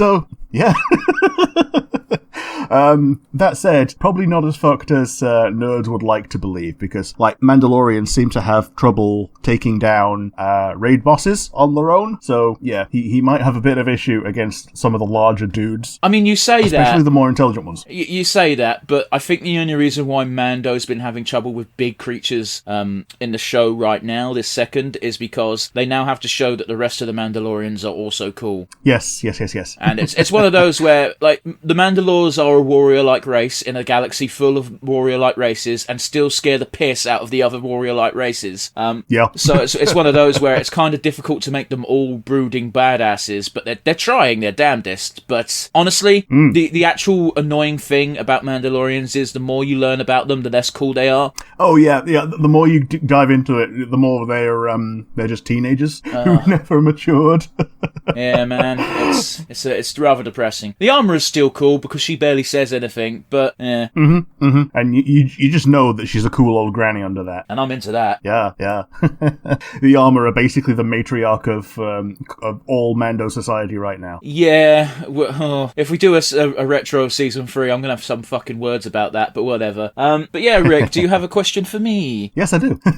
My one for you is, if the Earth still had Pangea, rather than the current continents that we had, do you think it would make for a better world or worse, and why? Oh, I don't think it would make much of a difference at this point in society. I think where we are at this point in society would be a bit more fucked because, or rather, not more fucked, but I think there would have been a lot more genocide in our history. And considering that the human race has got a pretty fucking full track record of genocide already, that's fucking saying something. Yeah, you reckon Genghis would have had his way and wiped out too many people? I don't think Genghis would have been the problem, because Genghis stopped on the eastern border of the Roman Empire anyway. Well, not the Eastern Empire. I forget where he stopped. I think he got near... He took over most of Eastern Europe, but I can't remember the exact reason why he stopped. And then his kids obviously decided, fuck Europe, and decided to take Japan, and that didn't work. So, yeah. I don't think Genghis... I'm not even thinking of Genghis specifically, but, you know, like, genocide's been a thing forever. Like, Romans had a fucking real hard-on for eradicating the Jews, not to mention a more recent historical example of that. And it's certainly not going on still this day, but hey-ho diddly-do. You know what I mean? I think you got to bear in mind there are cultures even today which are still in isolated places of the globe that haven't been contacted by other civilizations, and it's probably in part because of their remoteness that these are usually islands, and the islands usually have dense fucking forest on them. Yes, you know? Yes, and they do not want to be contacted. No, I don't blame. I still remember. I feel bad for laughing at it, but it is quite funny. Of the fucking Christian emissary who was like, "These people have been uncontacted by the West," and this Christian emissary was like, "I'm going to spread the love of Jesus Christ." Oh no! They just fucking threw spears at him from the shore and killed him in his boat. And it's like, yes. You can't have that too much sympathy for the guy, because it's like, well, what did you fucking expect? Yeah, you're an invader, and that's how you defend a home. That's how you defend a home. Like, you get the entire island together and tell the guy who's coming to just fuck off in the most direct terms that you can. But yeah, suffice to say, I have a rather grim outlook as to if it was a super Pangea sort of continent with no oceans and seas. But, you know, it's one of those where I'm not a historical expert by any means. It's just the parts of history I tend to look at are just grim, and you think, oh, if these had access to every stretch of the world without having to invent sailing or, domesticate horses so they can travel further, it probably wouldn't be a good time. I imagine there'd be less people on the Earth. Sure. And by less people, I mean less diversity, not less physical as in the actual number. Mm-hmm. Yeah, I feel you. That's my guess. I don't know. You're probably better off asking that question to someone who knows what the fuck they're talking about. Congratulations, Rick. You get to make a D&D monster, but it has to be Simpsons themed. Who'd you pick and how'd you stat it? Quidgibo. What? Quidgibo. I don't know what you're saying. It's the Quidgibo. I've never heard of this thing. Okay, so a little bit of a spoiler for my episode. It's a big, dumb North American ape with no hair and a short temper. And I make it a Sasquatch kind of reskin for the region of the area that you're, the region of the world that you're in. Okay. Like a low-level ape that might have a bit more intelligence than normal and might follow you into town. Unfortunately, I'm not familiar enough, so I don't know. I've just got to roll with it. Okay. But yeah, my one for you is, what product from The Simpsons would you like to try in real life? Go on. I said to try, but thinking about it, it would also stretch to what product would you like to be real? Like, I don't know, to be able to drive the Homer. Well, I can't drive, so that'd suck. I'd like to, despite the fact it is probably disgusting based on the ingredients, I would like to try a flaming moe. Yeah! That's one of the top answers that I would have given as well. Well, it's either that or, like, I don't particularly want Mr. Sparkle because that's just a Japanese brand of dishwasher tablet. Yep. You know, and at the same time, I don't know what Calculash is, and I definitely don't want a crab juice. Yeah, and Duff beer is just beer. It's just Budweiser. As far as I'm aware. I literally sent you a picture from Lidl the other day just because I found an IPA that was called Duff. I think it was Dutch. Oh yeah, it was actually Simpsons branded as well. So it was like Simpsons Hellbeer, which is just German for light beer. Was it not the one I sent you? It wasn't. Or Helllager, which is but it wasn't light lager. It wasn't Simpsons branded, is what I'm saying. Okay. It was just a thing called Duff. It wasn't, it wasn't made to look like the Simpsons thing. Sure. It came in green bottles, dude. Yeah, fair enough. Wasn't it? I thought it was red cans. There might have been red cans in the photo, but that's not what. You know what? I've got the picture on my camera. Let's fucking find out. Sorry, I know this must be very thrilling for you guys watching and listening. The annoying thing is that it mixes my camera roll with little downloads and things that you've like seen on the internet. Yeah, no worries. I'm insane. It was red cans, but it's not. It doesn't make it look like it doesn't look like the Duff beer from the show. It's got like a yellow. It's got like a yellow and blue logo on it. Okay. Lager beer hell. Yeah, you're right on that one. But again, it's not Simpsons. It's just Duff beer. And whatever. What else can we think of? There's like the all syrup super squishy. There's Buzz Cola. Buzz Cola. It's just Coke. Yeah. But yeah. I'd like to play Bone Storm. Yeah. Milhouse made it look real cool. I'm sure it's just a really shitty Mortal Kombat knockoff, but I don't care. I will play it at least once. The Owl House is now finished. That's a fact. So, Rick, congratulations. You're in charge of making an Owl House video game. How do you do it? What genre is it? How do you play with that? Go. It's going to be a collectathon, hasn't it? So you and your fucking collectathons. Oh, okay, go on. Well, it's either that or you make it into... Well, you've got to have a 3D game, I believe, because I think a 2D game would be a bit trite at this point. So somewhere between collectathon and like an action RPG, because you've got your 4 glyphs. You can open them up. You can combo them in different ways, and that's going to be how you level up. So for combat, it's more like an action RPG that way, and it's like you do a little bit of experimentation and you unlock new powers that way. It also stops you from being too overpowered all the time, because you need to kind of have your version of MP is going to be the amount of paper that you've prepared in advance, which kind of recharges over time, I guess. You've got your little things that you find around the world, like stray palisman, and yeah, just like little quests that you go on and like relive some episodes and do things that are abandoned, like finding out the story behind the Bat Queen. Like that was something that was teased as something that Luce promised to do, and then it just never fucking happened because we didn't have enough time. And I'd probably make it so that you could take one of the friends with you, and they would like do things on your behalf, like in combat or snarking with you and things like that. Yeah, we're going to bring along this party member. They don't do anything. They just talk a little bit. They talk a little bit, and they'll fight a little bit with you. And depending on who they are, they might be able to give you a little bit of like movement benefits. So, like for say for instance, Hunter, he's got the flash step, so he can take you with you on a flash step where you wouldn't be able to get somewhere on your own normally. See, the game would immediately be broken because you'd be forced to take Gus everywhere because he's the only one who can reveal illusions. Yep. I shit you not, guys, there are video games that exist where it's like, here, you can take any of these partners, except if you take this partner, they do this one thing that no one else can, and by the way, that's the thing you need. That's the thing you need to 100% the game. Yep. Man. So am I right in assuming point, you'll be controlling Luz in this game? Almost certainly. Well, you're in charge, Rick, I'm asking. Yeah, I think he would have to, because it's the only character who really has a growth arc from zero. I suppose later on you could have a guest episode with post losing their magic Lilith or Ida, because they've got the same power set at that point, plus, their curse forms. But other than that, yeah, generally plays the same. But yeah, that's going to be my game. I guess it probably would have the Owl House as a hub, but also Hexside as a secondary hub once you unlock that. But also Hexside is rife with things to do, so it's probably going to be like your first major world. I guess like Lothric Castle would be. I'll be honest with you, Rick, the way you've been describing this game, it sounds like you want to make a Lego game. Yeah, pretty much. Which, I mean, they did Lego Harry Potter, just fucking reskin that, more or less. True. But yeah, that's me for mine. My one for you is, what fictional character would you really, really, really want to see a Twitter account for? I don't fucking know. I don't do Twitter, really. I get the spirit of the question. I get the spirit, so it's one of those. I don't know, instance, because the annoying thing is a lot of characters that are entertaining and funny, they made official spoof Twitter accounts. Like, a lot of the Haluva Boss Twitter characters had fake Twitter accounts for a while, and then they stopped it because it started meddling with canon. Yeah. Like one that I can think of that's been done pretty well is the Loperit account, Tweeting Way. That wasn't but that was him hijacking the FF14 Twitter, wasn't it? Yeah.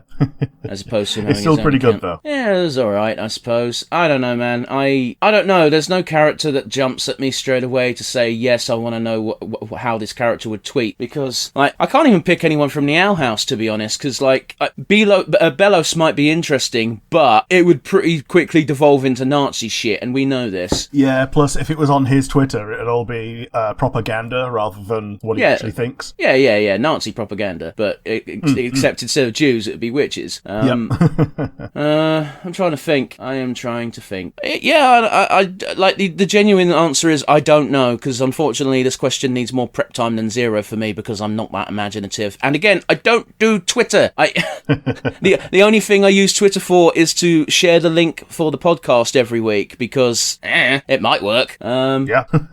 Yeah, so unfortunately I know it's a bit boring, but my answer is I don't have an answer. Sure. Fair enough. As we already know, there is a Cleveland show, which is a spin-off of Family Guy. My question to you is, which minor/side character, not including Cleveland, because he already got one, would you give a spin-off show to? So we can't have Quagmire because they even addressed it in the show that he's a sex offender. I think Joe's in a weird place where they start by respecting him and then really quickly just devolve him into just the butt of gags. Yeah, but it's the fucking Flanderization of every character on Family Guy, isn't it? Yeah. The greased up deaf guy is a gag character at the best of times. Oh my. I think Tom Tucker. Oh yeah, that's a good one. I think Tom Tucker has actually got a lot of mining potential for comedy. Like, his episodes tend to be pretty good. I mean, we know he used to be an actor because he auditioned for the role of Freddy Krueger. Yes. Yeah. So, hello, I'm Tom Tucker, and that'd work pretty well. And I think he's another MacFarlane character, like as in voiced by Seth MacFarlane. So he like voices about a third of the cast, doesn't he? Oh yeah, like the Doctor and Carter Pewterschmidt have got literally the same voice, and it only took like 10 seasons for them to be in the same room together. Well, they even say it, don't they? It's like, yeah, we do kind of sound similar. I guess we've never had an extended interaction long enough for me to realise it.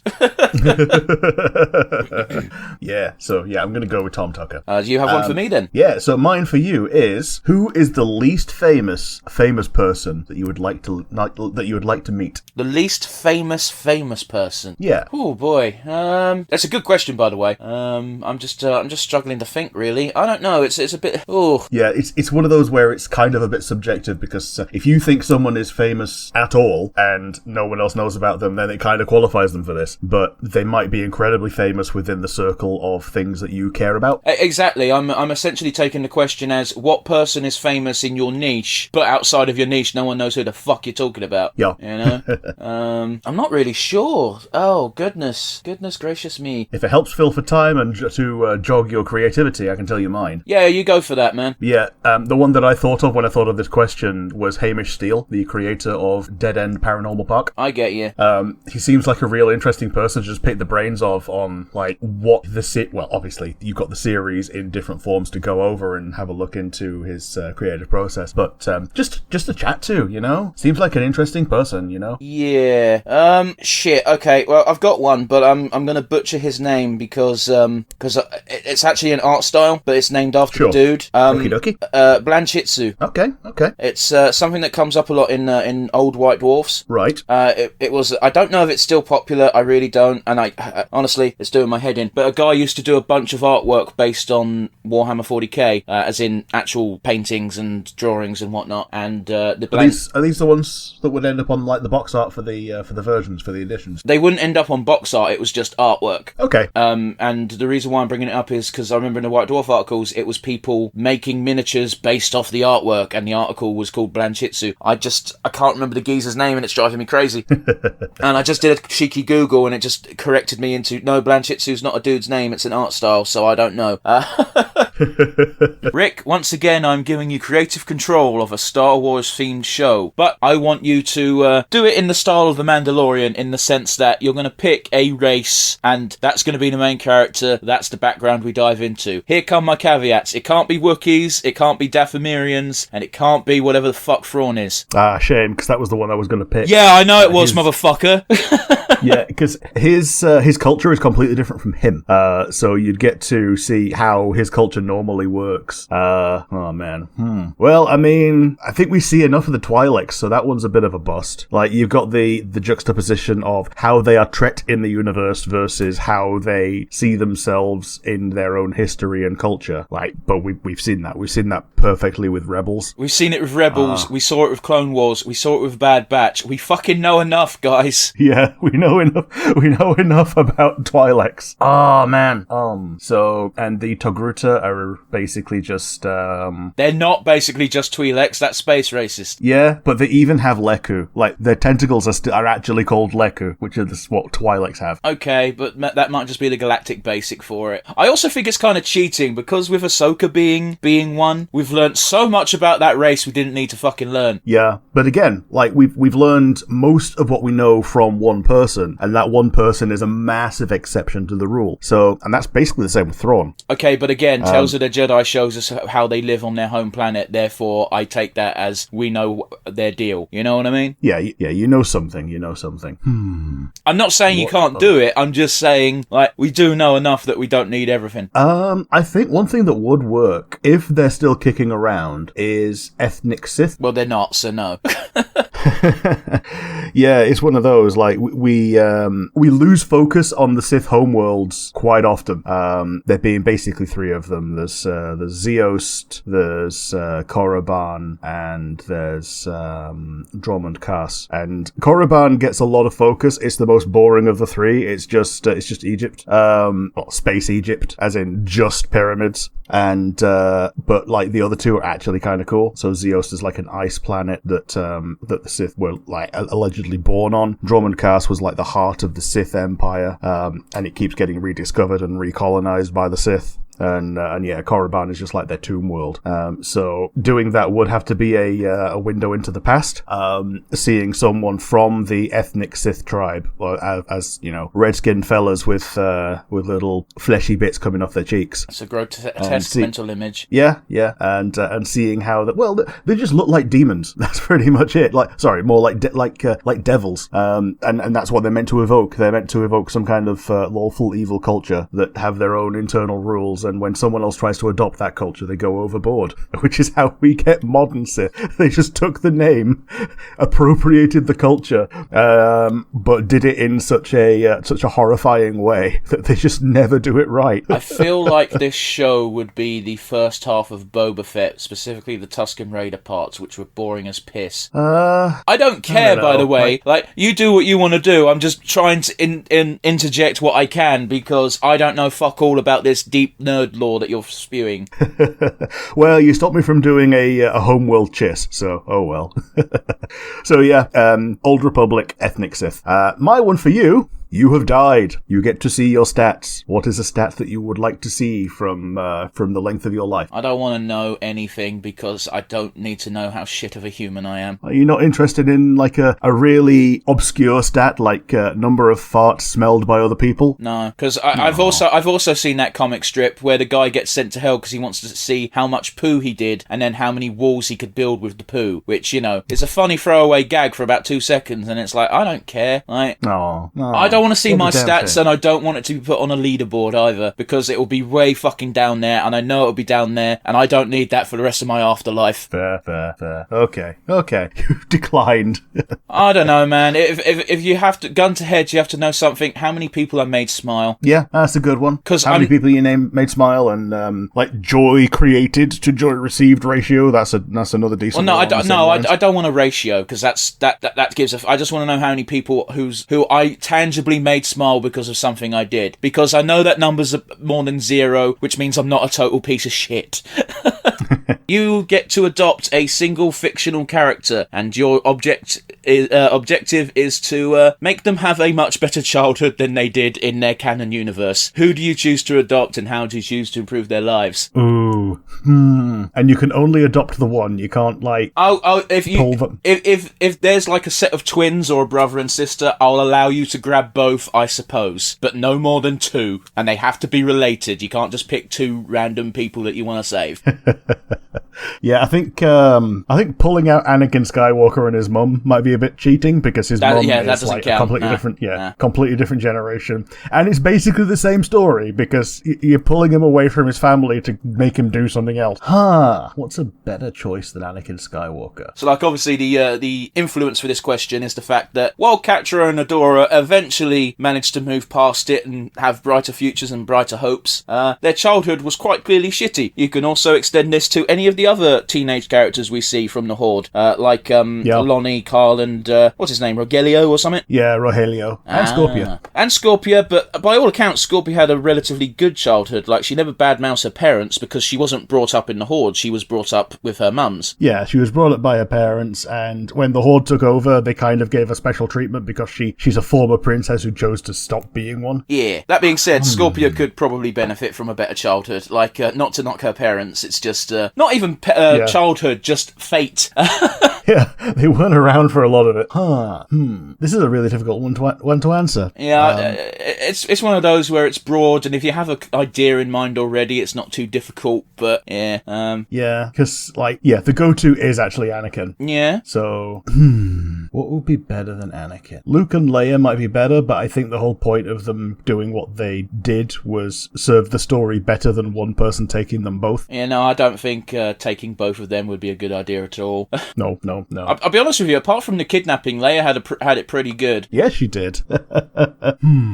War Master Horus. Okay. You know what, by extension, you could probably pick any fucking Primarch, but yeah, fair enough, go for it. Yeah, I'm taking War Master Horus and giving him such a balanced life that he has an informed decision when it comes to fucking over the galaxy. The problem is because it was literally chaos behind his fall, for lack of a better... It's a bit more nuanced than that, but they're the driving force. I don't think it matters how good of an upbringing he had. He was still going to get fucked. Yeah, it's a bit like Judas, isn't it? Like, he's predestined to betray Sanguinius and the Emperor and, try and kill the Emperor because of chaos. But, there's a possibility that with outside knowledge that he might be able to be ready for it, because as far as I'm aware, a big part of his fall was hubris that he had foisted upon him by the Emperor because of how much the Emperor favoured him. Which is weird, because it's annoying that you bring up the fucking Judas analogy, because Sanguinius had the exact same attention locked upon him, and he was okay. So it's just more of a parallel between resisting temptation and falling, And he was an angel vampire, so don't fucking get me started on that shit. It's not like he didn't have his troubles. If you're not familiar with Warhammer 40k, Google an image of Sanguinus and look at the beauty of this man. He's more beautiful than Fulgrim, and Fulgrim gave a shit. Yeah, Fulgrim put effort into being a beautiful man at all times. Oh, God. It's like, like, you can't even blame your genetics. No wonder why Fulgrim fucking fell. He spends 14 hours a day trying to be perfect, and Sanguinius just rolls out of bed with bed hair, flaps his wings, and then just takes off with a toothbrush in his mouth. Oh, like, well, it's like that comic by the zombie woman with Crom with his majestic cape. What, your cape doesn't just flow? Oh, I've forgotten the author's name, but you know what I'm on about. Yeah, awkward zombie. Yeah. So yeah, after maybe a bit too much deliberation, I'm picking War Master Horus. It's a good pick, although that being said, it would be like adopting a child soldier. You'd be on your fucking toes at all times. Oh yeah, and he grows up into a fucking titan. Like, these Primarchs, they do not stop growing, pretty much. But yeah, my one for you, ghosts exist. Oh no. You are being haunted. Oh no. Who would you like to be haunted by? Anne Boleyn. Alright. Why? Why did I answer that so quickly? Oh, I didn't even have to think about it. That's fucking weird, huh? Man, like, I know you're not even going to appreciate that sixth finger because of your preferences. I'm sorry, what? Well, she had 6 fingers, didn't she? Did she? I thought that was just propaganda. No, apparently she actually did, and they that was one of the things they capitalized on for, claiming that she was a witch as a convenient way to execute her. I didn't think she got done in for being a witch. I believe she got done in for quote unquote adultery, which didn't fucking. There's no proof for, but it's the king, and you can't fucking argue with that. Yeah, like, it was one of those, like, a bunch of things she was accused of, like adultery, witchcraft, hysteria, and basically, yeah, she was beheaded because he'd already had one annulment, and he wanted to get his dick wet. Oh man, Jesus Christ, Henry VIII is fucking medieval Trump. It wasn't an annulment. The first one was divorce. Remember, it was the whole fucking thing that kickstarted the COE was the fact that the Pope said no, you can't get divorced. That's against Catholicism. So King Henry went, well, fuck it, I'm gonna make my own religion with blackjack and hookers. Yeah. So the annulment was to her first husband, which was Henry's brother, wasn't it? Claiming that it hadn't been consummated. Something like that. It was very weird. Yeah, it's fucked. Yeah, garbage. Yeah, it was divorce, beheaded, died, divorce, beheaded, survived. That's the song we learned in secondary school, guys, if you're not from England. Yes, it is. So you're sticking with Anne Boleyn? I've not really even thought about it any further, and seeing as my gut was just Anne Boleyn out the gate, I guess I'm going to stick with it. I don't know. Fair enough. I don't know how well we'd be able to communicate, or how much she'd want to fuck with me, because I don't know how much of a malicious spirit she is in this scenario. But I know Anne Boleyn was at least part French, if not entirely. Yeah. So I don't know.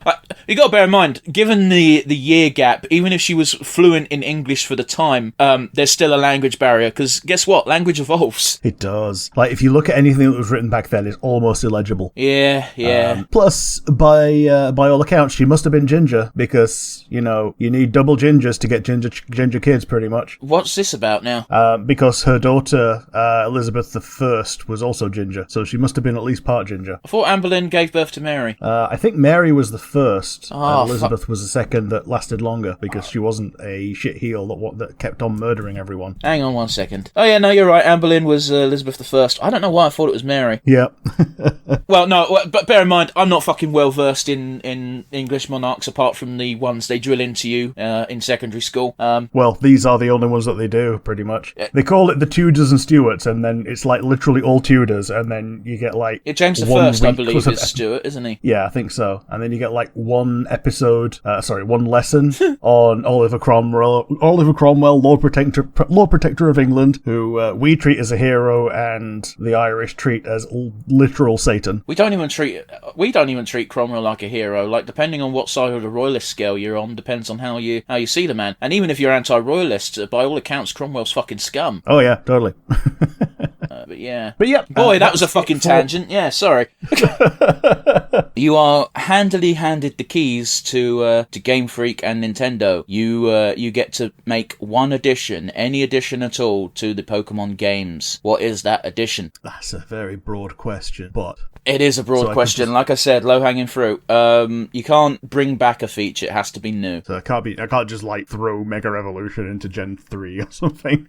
No, you can't, because I know you have a hard-on for Mega Evolutions for some reason. I liked them. They were fun. I thought they were a more fun gimmick than Terrastyle or Gigantamax or Z-Moves or whatever. Sure. Even though everyone else can do the other three, which makes it more balanced. Like, it was intentionally unbalanced. And although, yeah, some guys didn't get their favorites, it was a nice way of bringing some things up to scratch. Oh boy. If I say adding more cross-generation evolutions, that's also not really adding something. It's just doing something again. Pretty much, man. Like, if the question's too broad, I can narrow it down a bit if you want.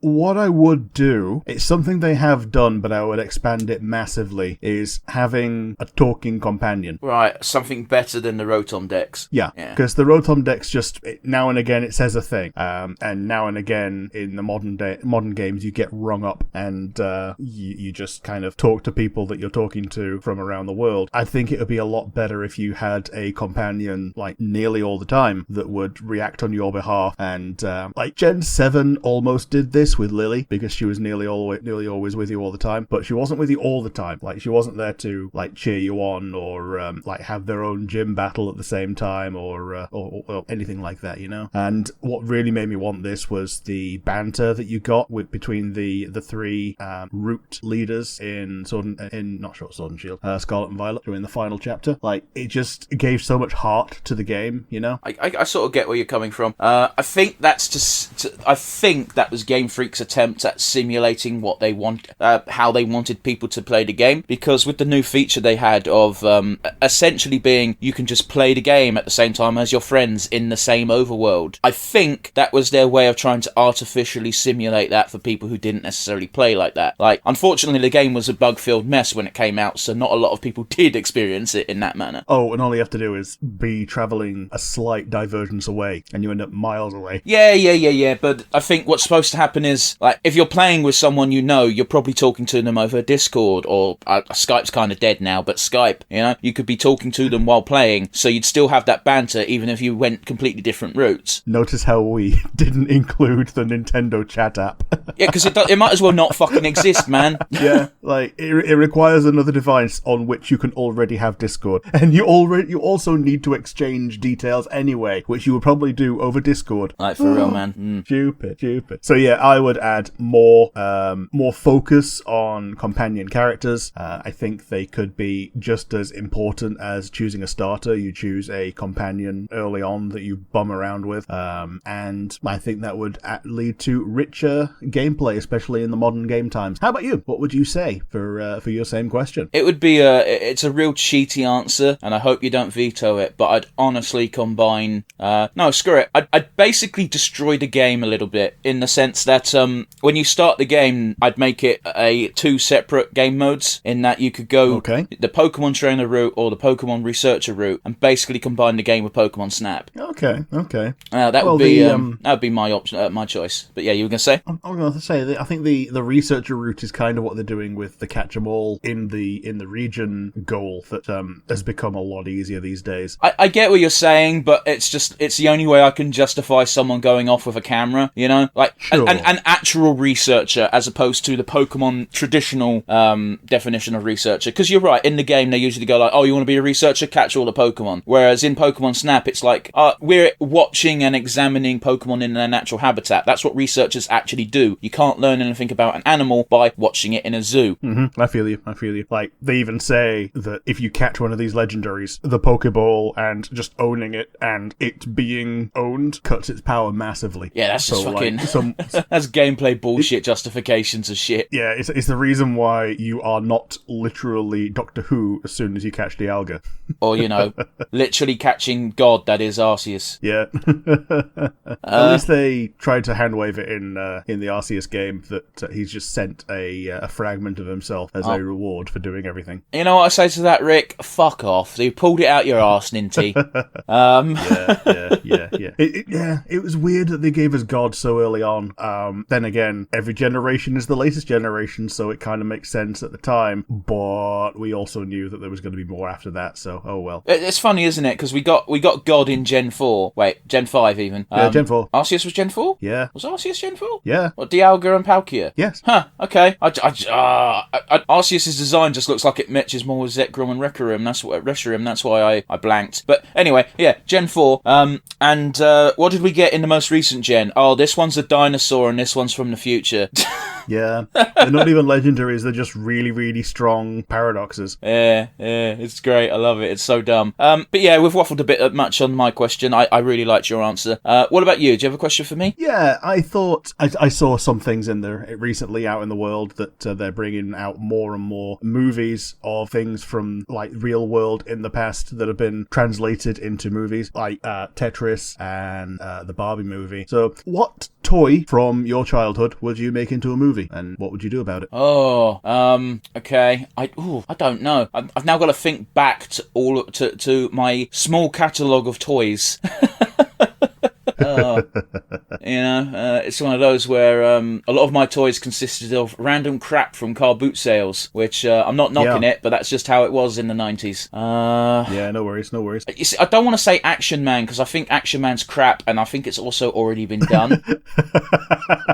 But yeah, fair enough. I think everyone who was a child in the 90s, at any age child in the 90s, will be familiar with Action Man. Yeah, it's just boy dolls. Yeah. And I remember when they released Shifty Action Man at one point.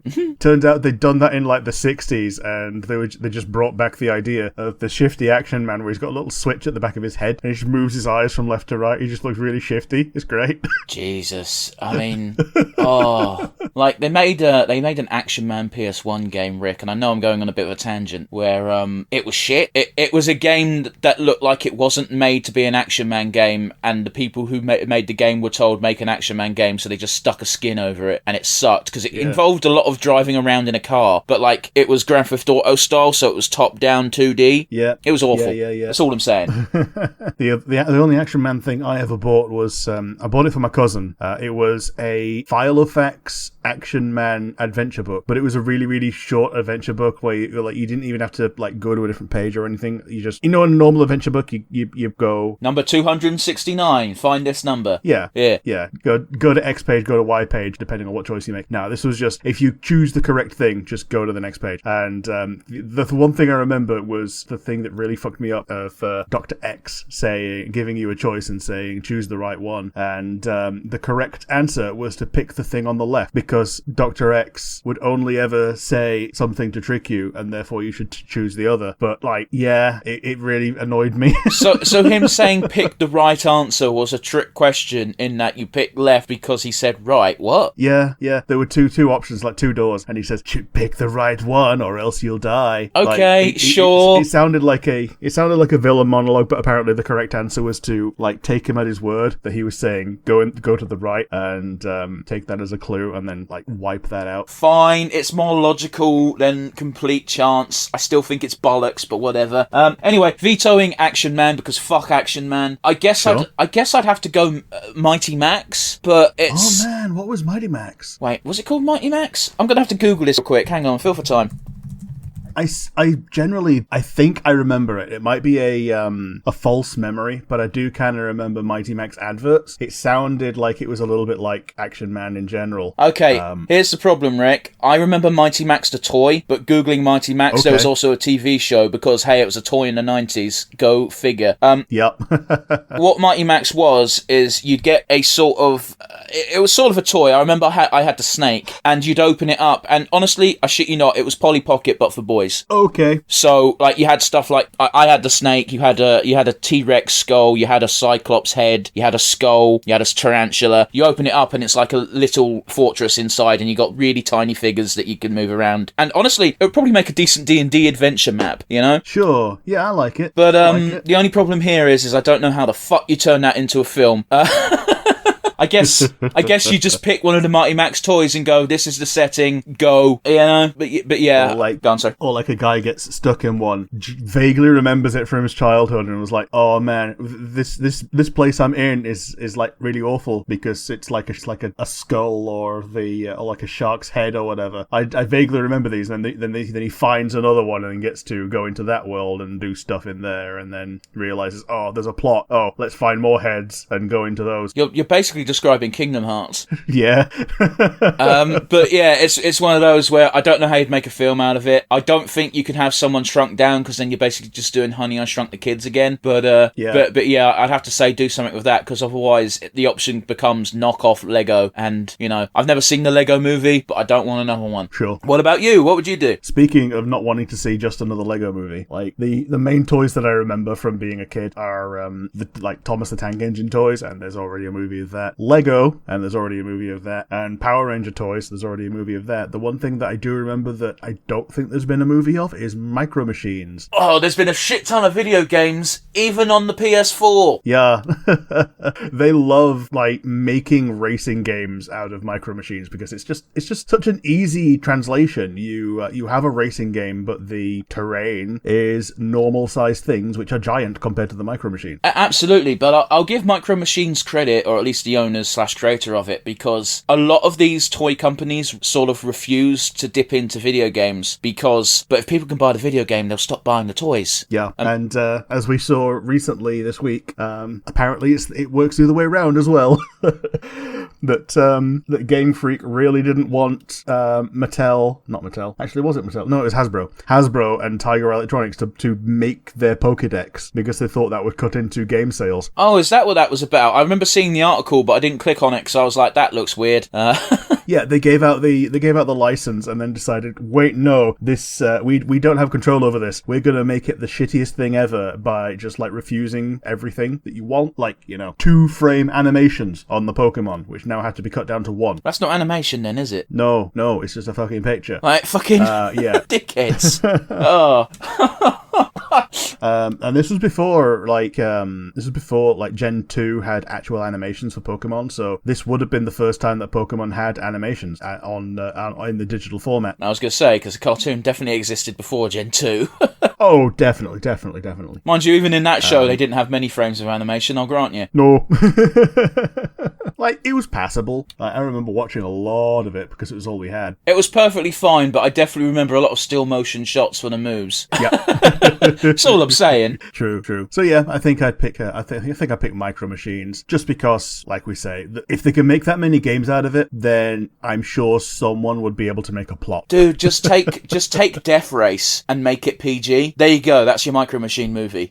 Or Mad Max across a really messy kid's room. Well, you could do that too, sure. Then the conflict is, Mum wants us to tidy up, and all the Micro Machines are like scattered everywhere. I guess I think the best use of toys as a movie thing is to make the toys in an actual universe rather than being like, no, they're toy, because then you're just doing Toy Story again. You, sir, are gifted with a guest role on any video game project, not retrospectively. What would you want the guest role to be for? How big of a role is it? And what is it in? Ooh, if Deltarune had voice acting, I'd want to be in that, but it don't. So it has to be something that's in development right now. Can't be something that's already out. It doesn't have to be in development right now. It could be a game that doesn't exist. Yeah, fair enough. I'm just saying you can't go, I want to voice, I don't know, Sephiroth in Advent Children, the game, you know? Yeah, I think actually just being a bit voice on a Toby Fox game would be great. Even better if I could be an actual main character voice, but it's a guest role, me. so it's me. I'm a guest, so it's got to be Muffet at best. Muffet's a pretty big deal. She is, but she's one of those characters that was just added as a stretch goal that only certain people she was a donation tier character. Yeah, I know the other donation tier character wasn't allowed in the final game. He was edited and put out of the way. So if you put your date and time to a certain time, you can go fight him. Okay. And he does ruin your pacifist run if you kill him. So fun. despite people trying to go, oh yeah, you can kill him and it's fine because he's not real. No, he actually does count because you do still get experience, I believe. Sorry, execution points. But yeah, how about you? What would your fantasy role in a as yet untitled game be? Like in an ideal world, ideal situation, I'd make Garland, which for people who don't know, Garland is my default name for any character I make on Create a Character in games that have that option. I'd have him be a super secret optional guest guest unit in Fire Emblem, and I'd voice him. Oh, yeah. That's pretty good. That's pretty cool. Yeah.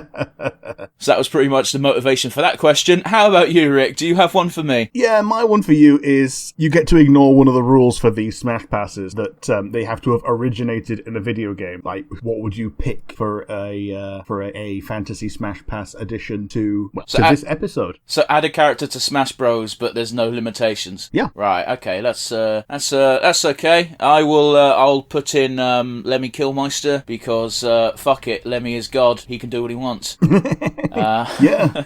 Yeah. The only downside is you wouldn't be able to have him voiced. No. Unless he went really far into like known voice clips and cobbled something together. I mean, like the dude voices himself in Brutal Legend. You could probably pick out a few funny things from there, but it wouldn't be the same. Yeah. That's me at a clutch answer because I don't want to spend 10 minutes thinking. So I'm sure I could think of something more amusing. But yeah, you know, we don't want to spend 700 hours on the podcast just sitting and thinking. That's why we have cliff notes for our scripts. That being said, Rick, I assume you thought about this for a bit longer, so let's hear your answer. Yeah, this was going to be my actual first pick of the episode proper, and it was going to be Mike Tyson because he was the final boss of Super Punch-Out opposite Little Mac. Yeah, you see, do you know what's really, really funny to me is I was trying to find a Punch-Out character to put in, and I just couldn't find anyone interesting enough because the most interesting pick would be Mike Tyson. And technically speaking, it's his video game debut, but he's a real person, so it's like,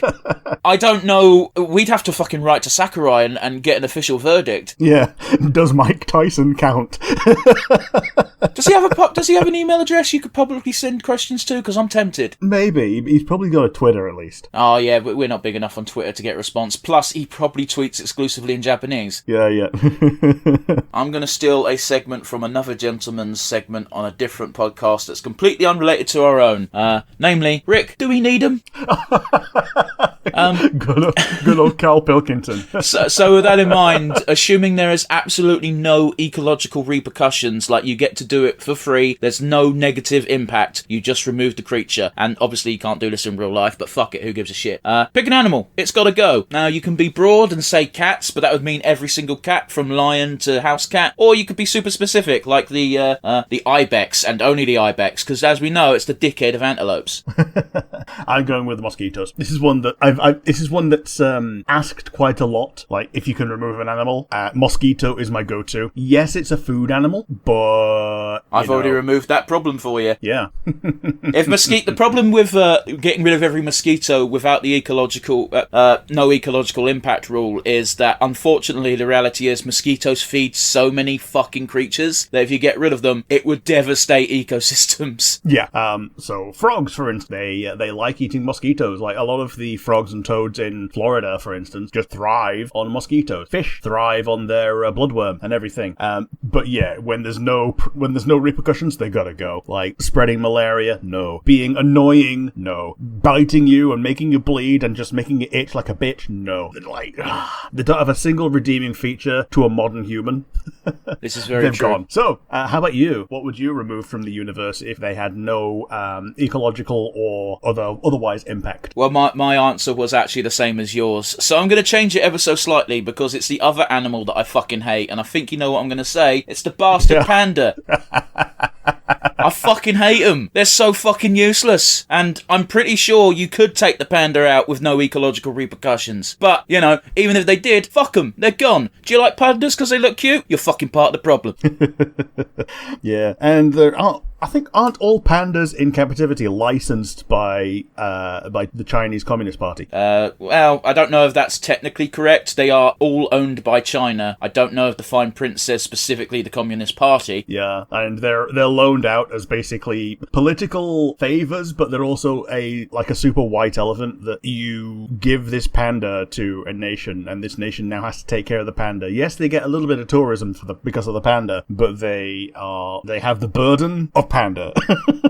For real, man. Like Ueno Zoo, when I went there, they had pandas, and they were the only animals that didn't look miserable. Yeah. Their enclosure was 3 times the size of anyone else's. It was lush. It looked like Chinese jungle rather than everything else that was in a concrete paddock, which, speaks volumes, I suppose. Fuck them, they need to go.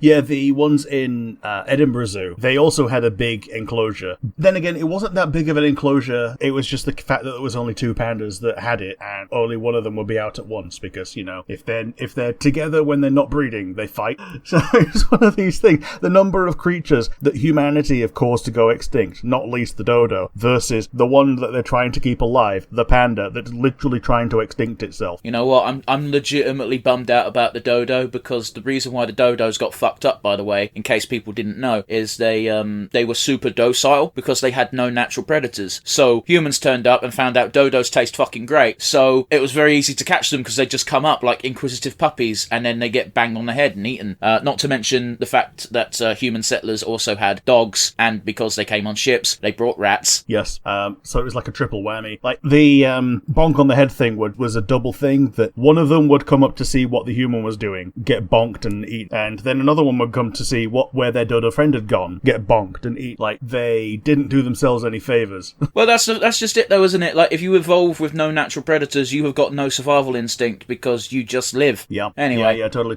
I'm sure there's a metaphor in there about, getting rid of war, but whatever. But yeah, I think, gloss over that, shall we? But yeah, I think those were 2 solid fucking answers. Not least because your answer was kind of my answer as well, because it's just such a no-brainer. Yeah, my primary answer was your primary answer, so you got the benefit of falling back on your your heart answer rather than your head answer. Well, with that in mind then, Rick, do you want to give your heart answer as well, seeing as I had the opportunity to vent about pandas? Like, to be honest, do mosquitoes again.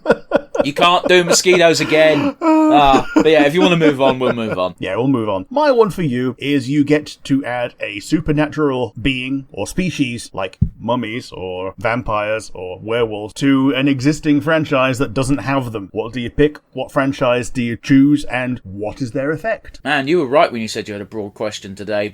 Not least of all because most of the things I think of kind of have analogues to most supernatural beings. Yeah, like adding werewolves to Dark Souls. Technically, they don't have werewolves, but they got like literally everything else apart from being called werewolf. I mean, Dark Souls 3 has lycanthropes, you just don't see them in human form. And then you make the jump to fucking Bloodborne. Yeah, and there's the dude that turns into a beast as soon as you attack him, and if you don't attack him, then he kills everyone in the place that you send him to. Well, yeah, but you send him to Yosefka, so he's not a problem. Yeah, he gets turned into a grey and you can loot him. Yeah, I don't know, man. That's something I'm going to have to think about for a second, so here's me trying to fill time as I think. Like, I can't even say something like Game of Thrones, because White Walkers is the supernatural element in that, and that's just zombies. Like, vampires are just super zombies when I'm oversimplifying it a bit, and werewolves kind of exist in the sense that wargs exist, and they can take over wolves' brains, so can't do anything fun with that. Obviously, Pokemon and Digimon's a moot point, because they've got things that will kick their ass, and/or are just analogues anyway. Yeah.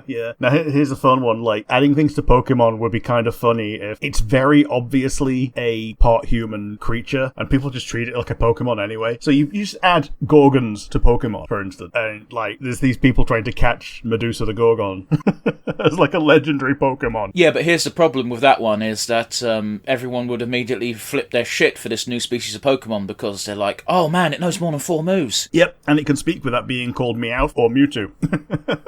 Or any psychic type. But, Yeah. Anyway, I think I've managed to come up with something. I don't know if it's the most ingenious, but broad question gets a broad answer. I'd put a special combat mode into Fire Emblem. We'll put either Free Houses or Engage. Those are the 2 most recent ones. I'd put a special mode in where it's basically vampire mode, and you fight on a vampire map. You fight against vampires, a la Dracula and Alucard and whatever the girl one's called from Castlevania. And if you're it's a special game mode, so you don't have the infinite respawn thing. It's not a campaign, it's just a one-time deal map, special DLC crossover. If one of your units gets beaten in combat, they turn into a thrall and instantly work for the other side. You can't get them back. Okay. Okay. So try not to lose any units, motherfucker. But yes, I like that. this was your question, so hopefully you've got a more thought-out answer than I do. Well, yes, they've kind of already got zombies in Star Wars, but they don't actually have a straight-up vampire, I don't think. Oh, I bet you they fucking do. Oh, yeah, totally. So, oh shit, they've even got werewolf. It's spelt wrong, but it's from the worst Star Wars book. Oh, wank. Did you not do suitable research on your own fucking question? I was going to put werewolves in Star Wars, but I remembered that they've now got a thing called a werewolf that's spelt with like A Y. Yeah, it's spelt with a Y, and the wolf is with a U. And apparently it's like a Pokemon. It starts out as like a really cute wolf, and then it turns into just like a normal humanoid that's like got 6 arms. Yeah, that's normal. Yeah. Oh man, but it's a 6-legged wolf, which is why it's meant to be. You've got some kind of parity between the two, but they enter like a cocoon stage at some point, and then completely change what the fuck they are. It's stupid. This is the one that also has the eldritch horror thing that eats itself and disappears up its own arsehole rather than be destroyed. Are we still talking about Star Wars? Yeah, it's the worst Star Wars book. If it's any consolation, it's probably no longer canon. Oh, it's definitely no longer canon. It's called The Crystal Star. They do some interesting things, like the Solo kids slow down the atomic bounce rate of water and turn it into ice with force. Like, when you get down to it, just using science on matter with the force would do something like that. But that's like the only redeeming feature of the entire fucking book. So you hit it here first, folks. You can do as much bullshit, stupid sci-fi stuff you want in your science fiction novel, as long as at one point you get to use space magic to do that said science bullshit. Yeah. Congratulations. In the vein of Koala Man, you must make an alternate persona. But the caveat is you have to use an animal from British wildlife. Cannot be extinct, has to currently be living here. What do you pick, and how do you make the gimmick work? I think I go for a red squirrel with the nemesis of a grey squirrel that's like bigger, better, and more pervasive in every way. Yeah, they cough constantly and they deal crack, but if one of them even remotely breathes on you, you just die.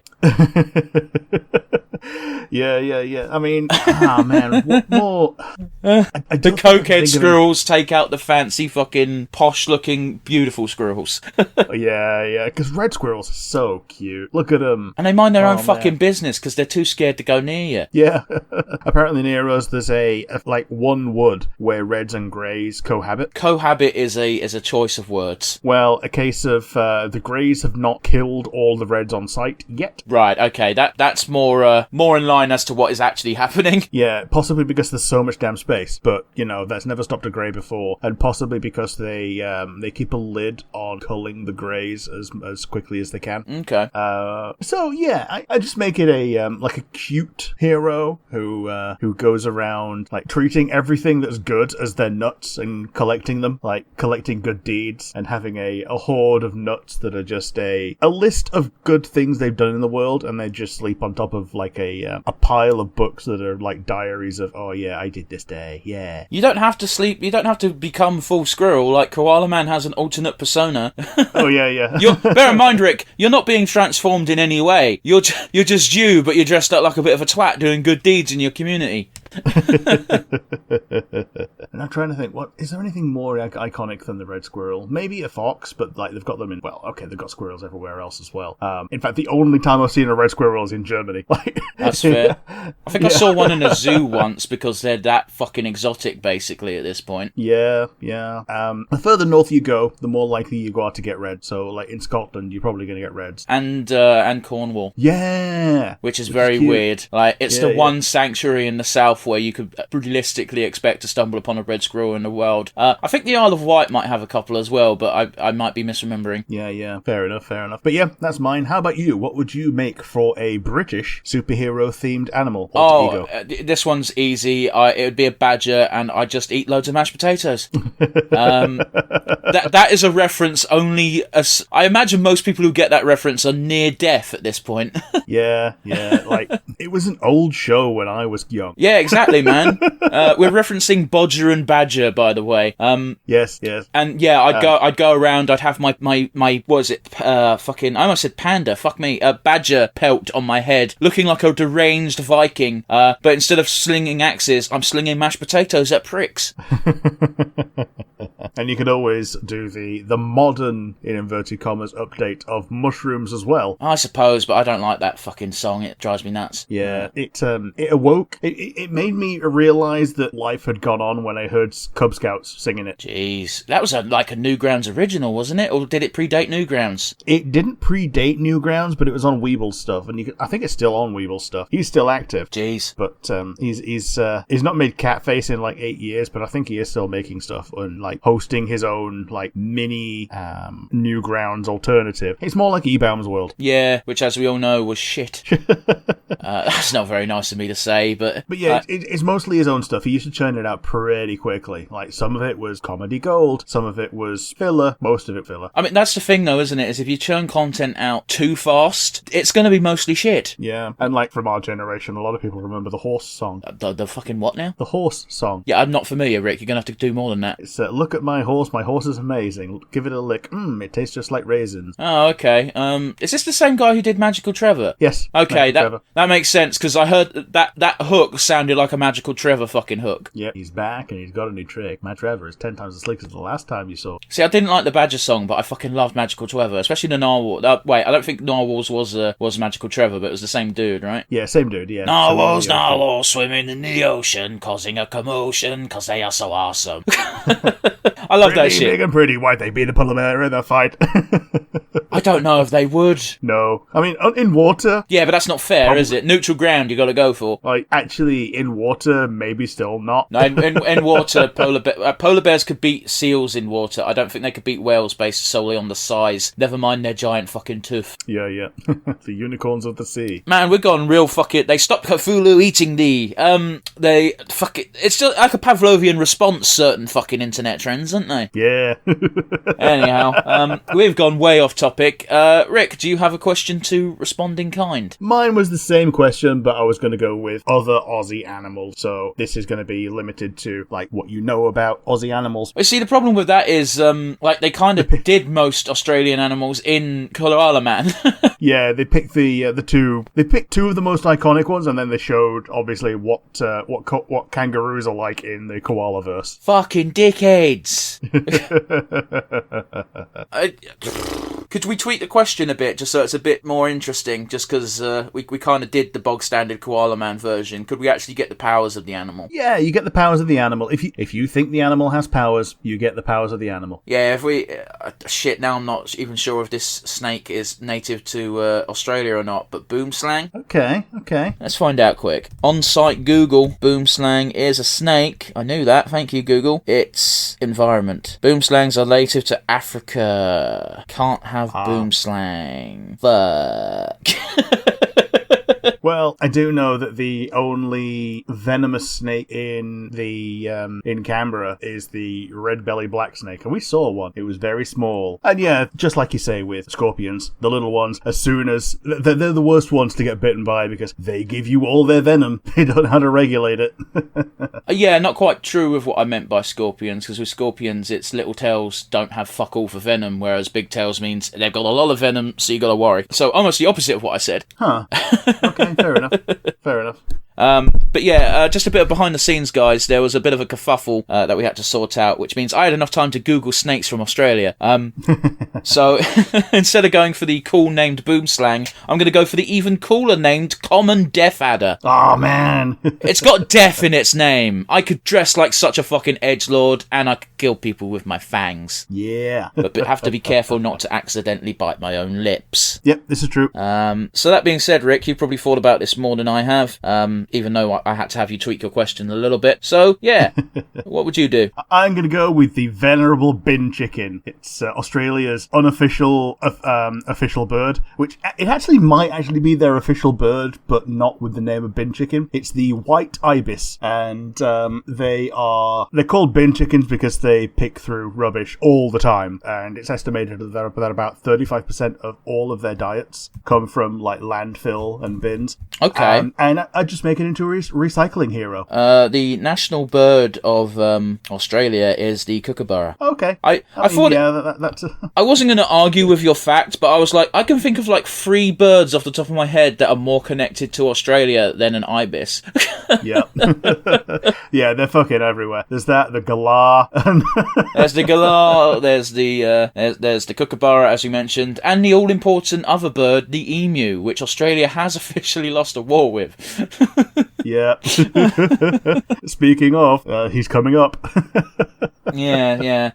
So you're settled with being a bin chicken? Yeah, I think a bin chicken's pretty good. Like, they had the chance to have a kangaroo as one of the humanoid heroes in Koala Man, and they chose not to. So I'm going to go for a less fun one. Yeah. Like, I could have had a platypus. I could have had, I think, even an echidna as native to that area of the world. Are they? I think echidnas might... echidnas are weird. I think they might be African, though. Here's the thing. I'm going to type in echidna, and I bet you any money it's going to fucking bring the first up result as, it's not. It is an actual echidna. Greek echidna was a monster half-woman. What? No, not this one. Location. Yeah, they're native to Australia and, like, a little bit of PNG. Yeah, it mentions Tasmania, but Tasmania, as far as I'm aware, is just Australia. Yeah, it's South Australia that's so south that it's off.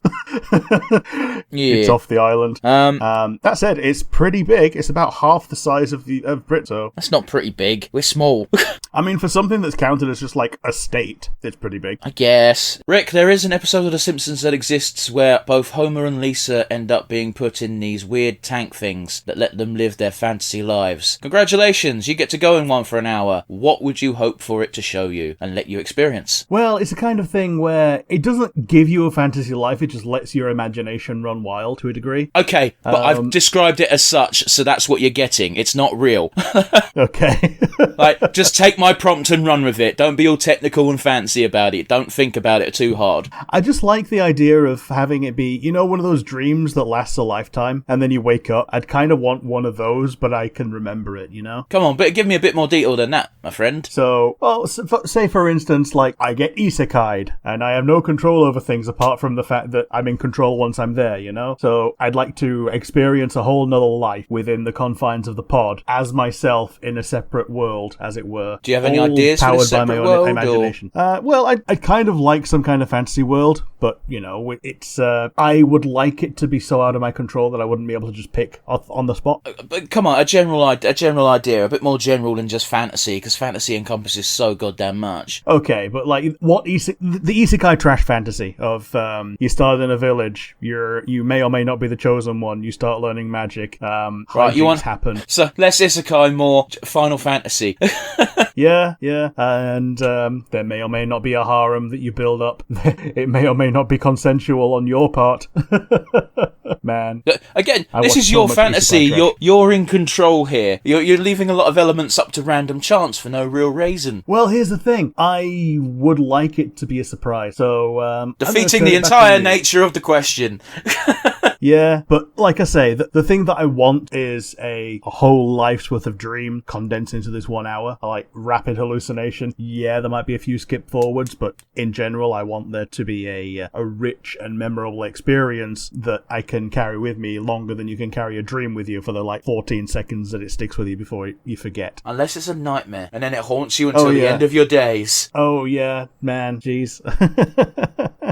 But yeah, how about you? What would you do if you were in a floaty pod? Oh, this really is lowbrow. Like, if I've got full control, it's like, cool, how many anime characters can I fuck in an hour? Like, it's the condensing it into an hour which I think limits the question, because obviously if you're stuck in there for an extended period of time, you've got endless possibilities. But if it's an hour, either that or fight a dragon. Yeah, or combine the two. Oh, yeah, fight a dragon and then you get to fuck the dragon. True bard spirit. Yep. Oh, yeah, no, again, it's not a very sophisticated answer, I realise, but that's probably what my ideal goal would be. Yeah, would you like to fight the dragon with your known skill set, or do you want to have bullshit fantasy powers? What known skill set? I've got a bow and arrow. I can shoot accurately from about 30 feet away, which is not that far. Yeah, probably less than the dragon's breath. It's definitely less than a dragon's breath if we go by D&D rules. Oh, yeah. Again, I'd rather not fight. I'd rather take the first option, but I wanted to give a bit more of an elaborate answer than none. So, Sure. what about so you? I my suppose it's your turn to ask a question. Yeah, my one for you is The Simpsons have had a lot of celebrity guests. They started out as always being characters, and then it devolved into, they just end up as themselves, which is something they wanted to avoid in earlier seasons. I think the most egregious example is Lady Gaga, right? Yeah, the Lady Gaga one. Just because it's an advert for being Lady Gaga. Yeah. Why are you saying it like that? Because that sounds like someone's joke you've stolen. Man, I can't remember who did it, but it just sounds correct at this point. Okay. So, can you think of a celebrity that you'd really like to see on The Simpsons, and would you rather see them as a gag character who is the focus of the episode, or just as themselves? I mean, it's a good question. The problem is, I don't know who's already been on The Simpsons and who hasn't. Okay, mini disclaimer. There are more episodes of The Simpsons than I have brain cells, so... I don't think that's technically accurate, but I get the point you're making. Yeah, if you pick someone who's already been on, then you get a free pass, because there's no way of knowing every single one without going on the Simpsons wiki right now, which I'm not doing. Yeah, no, a bit of behind the scenes, guys. It's hot as fuck in the UK, and the reason why we're doing a Simpsons episode is because they're short. Yes. But yeah. And all the homework we have to do is watch an episode that we probably enjoyed the first time. Yeah, guess what? Watching The Simpsons is a lot less enjoyable when you pause it every minute. True. As for the question, I'm not really sure, to be honest. It's one of those, I don't know. I guess, just to pull a random name, because I'm 100% sure he's not been on The Simpsons, I would pick, one, Joakim Broden, and by extension, the rest of Sabaton. Cool. And I tell you what the perfect bit would be, is they would be hanging out in Herman's Antiques for a 2-second background gag. Just buying some, ammunition for their fake tank. Yeah. Authentic memorabilia and ammunition for the fake tank. Yeah. Oh, gee, I think that would be perfect. I really do. You could give them voice lines, you could not, but what's the point in having a cameo if you're not going to give them a voice? Yeah, it's one of those where you probably give lines to Joachim, but not to the others, maybe. You could give, I think Joachim and Pa are the two who would actually talk, because they're the only two. They're the two OG members of the band, so sure. They tend to be the ones who do interviews, but the whole band is wacky and fun. And the reason why I say this would be an okay gag is I remember when Metallica had a guest spot, they were literally on for 5 seconds with Otto. So, it works. It's been precedent. Anyway, how about you, Rick? Because I assume you've had a bit more time to think about this than I have. Yeah, I just want comedians to just be characters for an episode. I think Richard Ayoade's had one, but I don't think Stephen Fry has. So I'd like Stephen Fry to be, say, quite often Bart or Lisa goes to another school for an episode. Yeah. I'd quite like him to be Lisa's school teacher for an episode thing, even though they've done it before. They keep recycling the same plot. I think I said recently that they just did Krusty's Clown College again, but this time it was an actual college run by clowns. The first episode was funny. The premise of it actually being a proper school is it kind of ruins the gag, because Krusty only did it to make a quick buck. Oh, he's doing the same. He's doing it to make a quick buck this time. It's just that last time it was for $48 the worth of debt. Here's $2. I can't believe. Good episode, but dumb. Yeah. But yeah, I think Stephen Fry would be a good one. Not least because there's other things that you can pull in from his career that you could lampoon. With him being the voice of Harry Potter in audiobook form, you can have the school look a bit like a Harry Potter school, and then he just clarifies that, no, that's just a fantasy novel. Yeah, that sounds like a gag. That sounds pretty good. Depending on how light-hearted he treats it, you could also have it ultimately be a foolish scheme to steal debit cards. For those of you who don't know, Stephen Crime. Stephen Crime. Stephen Fry did partake in the criminal activities in his youth. I believe he either cloned or just straight up stole debit cards. Oh man, you could take it a step further. It's to steal people's Debenhams cards, and he's forgotten that it's gone out of business already. I don't think that joke would be appreciated by very many people. Oh well. Yeah, because Debenhams is just in the UK only, isn't it? That's the problem. And also, I'm from the UK, and I couldn't give less of a fuck about Debenhams, you know? Yeah. Yeah. So, the audience for that joke is you and maybe Stephen Fry himself. Sure. You're allowed to have one Pokemon come to life and aid you in real life in any way you want to, apart from sexually, because then that defeats the entire point of this podcast. So, what do you pick and what do you use it for? Ooh, probably just have Flareon as a pet. No, it has to be beneficial to you. It can't just be a pet. Oh, okay. Like, you have to use it for a purpose, and it can't be sex. I get the feeling that Lucario would both be a cool guy to just hang around with, seeing as he's, one of the few psychic types that can just you can just chat with. Lucario? But also, yeah. Lucario's not psychic. Sorry, I meant to say one of the few non-psychic types that you can just chat with. Oh, okay. Because he's got, the aura stuff going on. Okay, that makes a bit more sense. But, I was very confused, Rick. But also, being a fighting type, he has motivation. He can probably, motivate me to, get in shape. Rick, if you can't motivate yourself, no one's going to motivate you for you. No, but something with the power of aura that might, Kamehameha me if I don't, might motivate me a bit better, How about you? What would you pick, and what would you use it for? I mean, just hire a very strict Indian man with a stick. Like... No, but I get the Lucario for free. Okay. I'm sure there is a plethora of Indian men who want to beat up British white guys. Yeah, but they won't stop. No, they will stop. They're like, do 5 laps. I don't wanna. Fuck. Yes, you fucking will. Like, the morality police in India, but for good instead of evil. Yeah. But yeah, my pick would be, assuming you could do something about the smell, I'd get a Trubbish and have them just eat all of my rubbish. Okay, yeah. Like, respectable. It's 2 birds with 1 stone. 1, it's technically speaking environmentally friendly, and 2, boy does it save taking out the bins. Yeah. Which, isn't the biggest chore in the world, but if I can skip it, I will. And as long as it doesn't get too big and become a Garbodor or Garbodor, Trubbish is actually still pretty cute. I mean, I'd take a Garbodor, like, that's not the problem I have, it's just, it does mention in the Pokedex that they stink. Yes. So, assuming their blood is bin juice. Assuming I could get one that doesn't stink, I'd have one. Yeah. But what about you? Do you have a question for me? Yeah, my one for you is, you get to add something to the Pokemon universe from another game. Ideally, as a Pokemon, or a crossover mon. I originally was going to say, like, you add a Digimon to Pokemon, but it doesn't have to be a Digimon. It could be like a Monster Hunter monster or something else that you can think of, like even one of the like Resident Evil zombies or something. Well, I'm lazy. A creature from another game. I'm lazy. I'd pick a Machinedramon from Digimon and just win a Pokemon. Yeah. Like, sure. No joke. Apart from maybe certain legendaries, Machinedramon would just kill everything. Sure. No contest. Sure. But yeah, what about you? Because I assume you've had more time to think about this as opposed to being put on the spot. Yeah, I'd add the Renamon line, but if I can't add the whole line, then just Renamon. Oh, I assumed you meant just one. Yeah. Well, if you get a line with Digimon, you get a line. If there's a very obvious like evolutionary line for any other creature, you can pick that too. Well, that's a problem in Digimon because a lot of Digimon do not have a clear evolutionary line, and in fact, some might say were pulled out of the arse by the creators. Go by anime logic of they have a more coherent line than they do in the games. Yeah, but guess what? Half of those are false. More than half. Most of Machinedramon can just be anything can be turned into one. Yeah. Anyway, so yeah, you can't have. I'd say you can't have the whole line. It's not even my question, and I say adding a whole line is cheating. Yeah, then just Renamon, because the number of times Renamon gets paired up with Lucario, it would make a really nice trio, like Renamon, Lucario, and Zoroark, as like the 3 that everyone wants to, go to Bone Town with. It's the only issue I have with that is the fact that Renamon's design is already in the game. It's called Delphox.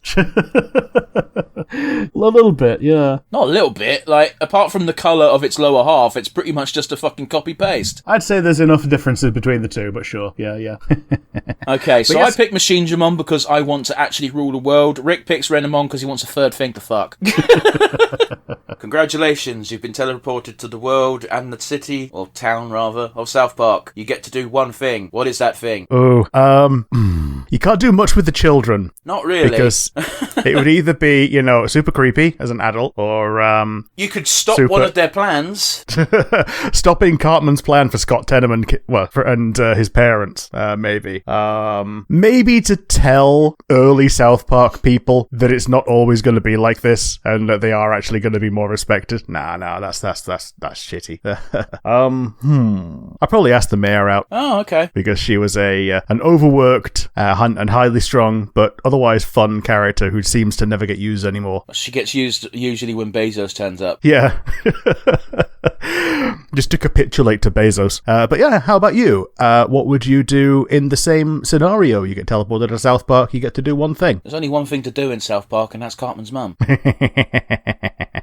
There we go. That hypothetical question was entirely for the sake of that joke. Yeah. But yeah, my one for you, I struggled to come up with a South Park related one other than like what's your favourite song, but like that's not always going to be a one with a perfect answer. So the one I came up with instead was the One Ring has yet to be found from the Lord of the Rings Magic the Gathering set. What other fictional thing would you make into a card game in the vein of Magic? Either a Magic set or its own game. I mean, very quickly, the favourite song is going to be Uncle Fucker, because of course it is. Yeah, it is. It is, though.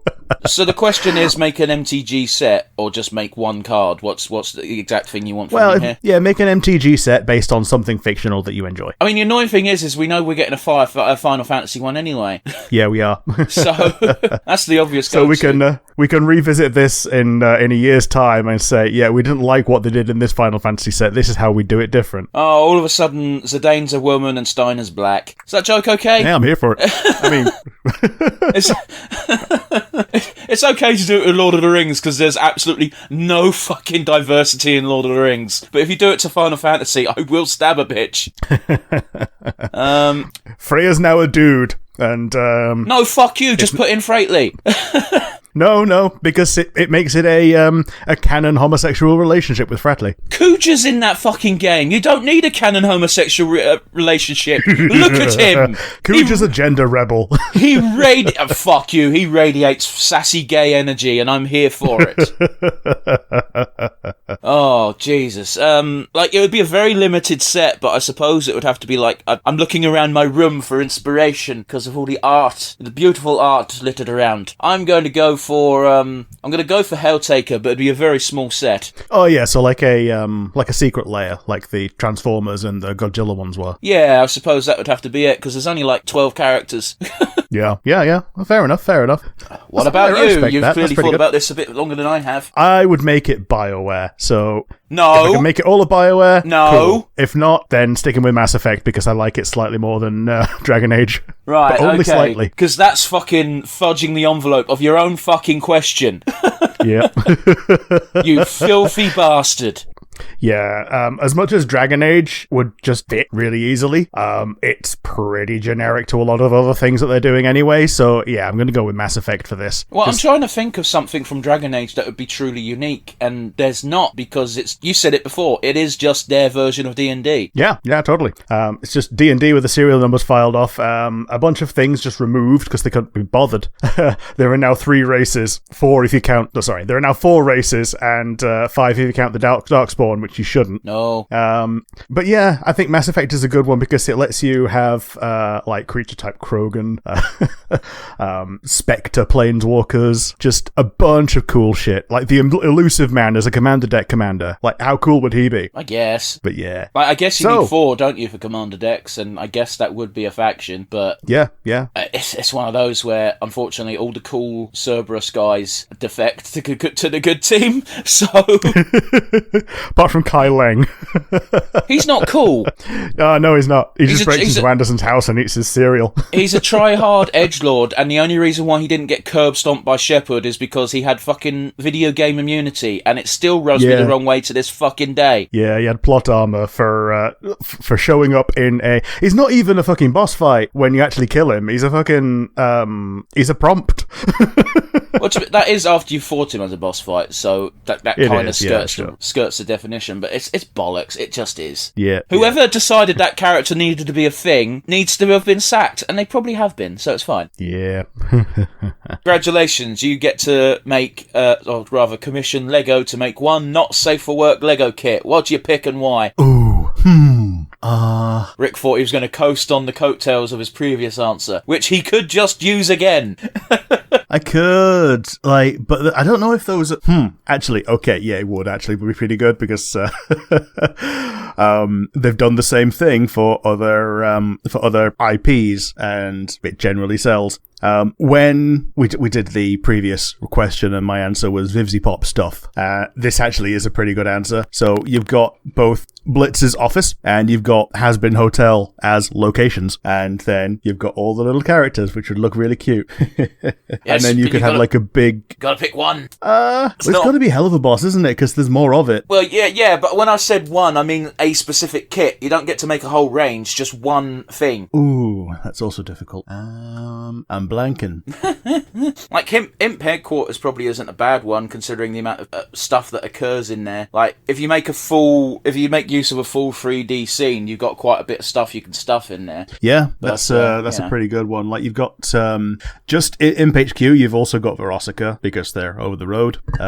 Pick any customer, probably one of the ones from season 1. They haven't really done much work in season 2 yet. No, they haven't. In fact, I don't think they've done a single job. No.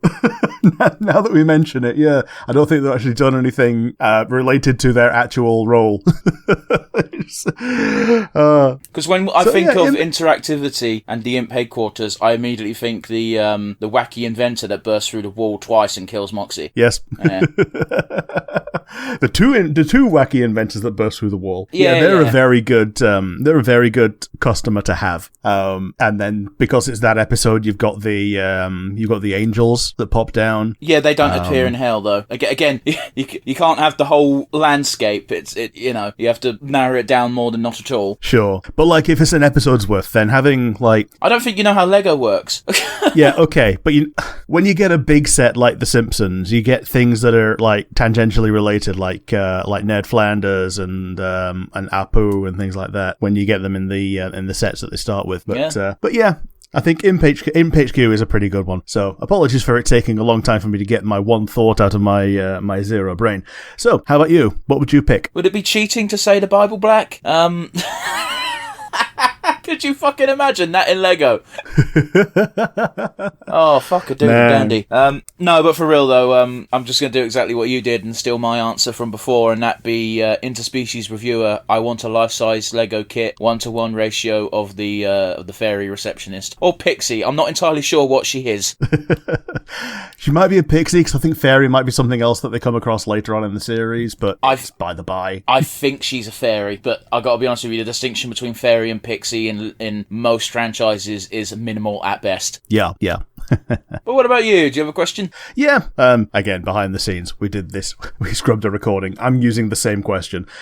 You get to pick a language. You get instant mastery. What do you pick? Yeah, I said before it's going to be Polish, because while the classic weeb answer is, I want to speak Japanese fluently, it's like, that's such a non-practical skill for me to have. Yeah.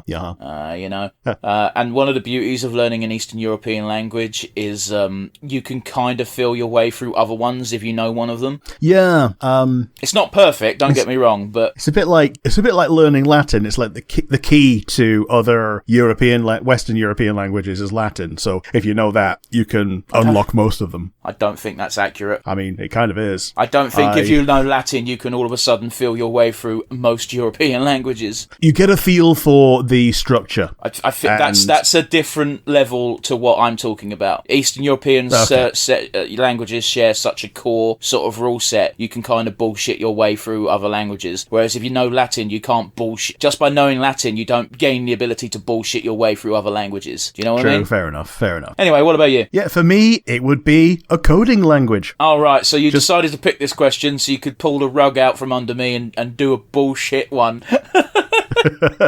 Go on, you bastard. Because again, similar to not picking Japanese, because can watch anime without subs. That's not a big deal because there's already people who are doing that straight away, and I know enough Japanese to be able to just listen and intone intent. So I've got a question for you, Rick, because saying a coding language is definitely cheating. What coding language would you pick? Well, I think C is probably going to be the big one, because anything that's written in anything else is normally based on something like C. Okay. So once you know that, you've got basically the skeleton of code, and then it's easier to learn other ones based on that, and also just being able to use engines is helped by having general coding knowledge. I say this because when I tried to learn code, it was so alien to me that my lizard brain couldn't parse it. So well, you've just unlocked a bit of a memory, Rick, because back in the early days of my learning, we finally had IT as pretty much a compulsory thing you had to do in secondary school. And one of the things we had to do was design a website, except you didn't actually code it yourself. You used a program that just made a website for you, and you'd put buttons and GIFs where you wanted. It was not teaching you what they thought it was teaching you. Someone gave that lesson as if, make the children do this. It will teach them how to do X, Y, Z, and it didn't teach you jack shit. Yep. Just drag this button here. You click this button and it links to here. It's the skeleton blowing a trumpet GIF. Everyone just reproduces also skeleton blowing a trumpet, or the hamster dance, or the dancing baby, or whatever, all that shit. Early days of the internet was not a fun time for kids. No. I mean, I think we might have been the first generation exposed to Goatsy and Lemon Party and stuff like that, at an age where we should not have been exposed to Goatsy and Lemon Party and that. Yeah. I remember it was like an urban legend of people that just knew what websites were, because this was like, I'm pretty sure this was pre-Google when we did IT, but like the school had the internet, but you had to go on one of the computers that had the internet to use it. Sure. No, everything had the internet by the time we were. You could tell which one was Windows 3.0 and which one was Windows 3.1. Or if you were really lucky, you got to use the 4 Windows 95 computers. Sure. It was post 2000 by the time I was in secondary school, Rick. Yeah. For a bit of context, like Windows 99 had come and gone. I think Windows XP was the one of the day. That being said, boys, it's a boring tangent. Who is your Destiny 2 waifu? Oh man, it probably would have been Holiday, but that train has sailed. You can be a widower, it's fine. So I'm gonna go for the low-hanging fruit of Mara Sov, everyone's Destiny waifu. Oh, that's the queen, isn't it? Yeah, she got that. She reminds me very much of the goth waifu from Farscape in a good way, and a lot of people are thirsty for Morosov, and I'm a bit of a basic bitch. I'm one of them. How about you? Who is your Destiny 2 waifu? Or Destiny 1 even? Destiny 1? What? I mean, Destiny 1 exists. No, it doesn't, does it? If you want to be technical. All right. I can find a disc of Destiny 1 in my room. It won't fucking work, but I can find a disc of a game that did exist in the past. Alright, okay. But yeah, my waifu's obvious. It's Sloane. Yeah. She's a very good pick, especially for your proclivities. And she's a badass and fun to see. She is. I also think that she's going to take over Zavala's role rather than Shaq's, but I've not been keeping up with the deep story. Oh, yeah. She might sacrifice herself or something. If Zavala is going to get, replaced, it's going to be a combination of Sloane, maybe Satan 14. It won't be Satan 14, because here's the actual reality of things, Rick. It can't be Satan 14. He needs to stay in his place in the tower to do Trials of Osiris. Yeah. That's the same reason why it won't be Shaq's. Well, Zavala also all he does is the thing that he does, just give the Trials of Osiris thing to Osiris. Put Osiris where Satan 14 stands. Yeah, but Osiris is off fucking having adventures around the universe. Yeah, he's now a quest giver on Neomuna. It's one of those where, you gotta remember, you gotta think of gameplay when you think of who's going to be the replacement, and the obvious replacement right now will be Sloane. The depressing fact of the matter is, we know that for Zavala to be written out of Destiny, Zavala needs to actually die, because there's no way Zavala's sitting on a planet drinking pina coladas while by the beachside while there's an invasion going on. That's not in his character. Which might as well be what Cade's doing in the trailer. Yeah, but guess what? It's more in line with Cade. Yeah. I can believe that Cade would go on vacation for 6 weeks, and it'd be like, Cade, we could really use your help, and Cade would be like, I'm on holiday. Yep. This is the voicemail of Cade 6. Yeah. It's definitely Sloane. Yeah. But my one for you is, we have 3 light elements and 2 dark elements. Stands to reason we're going to get a 3rd dark element with the final shape expansion that's coming up. What would be your fantasy 3rd dark element? Yeah, I ain't got a fucking clue, is the short answer. Takes a bit more time than 5 minutes to come up with an entirely new class, but yeah, the unfortunate reality, like using the... You know how the Taken have that giant fucking dark orb they summon that then has a little aura around it that slows you down and makes you shit? Oh, yeah, Taken Blight. Yeah, it'd be that. So a black subclass that's all about blight. I'm just pulling something out of the game because my creative juices are not flowing and I don't have enough time to come up with something actually interesting. But you came up with a question, so I'm going to assume you're going to blow my mind right now. Go for it. I'd probably go with something like Sanguine. Make it like a red vampire-themed control subclass, and the control element is most likely going to be like you get a little pet. We've seen pets in the past in that you get a little shoulder buddy of a circle that does damage, and with the threadlings, which are just essentially homing projectiles. I'd like to see like the super based around that. You get a little pet that shows up for a little bit of time and then fucks off. I wouldn't really call any of what you described a pet, but okay.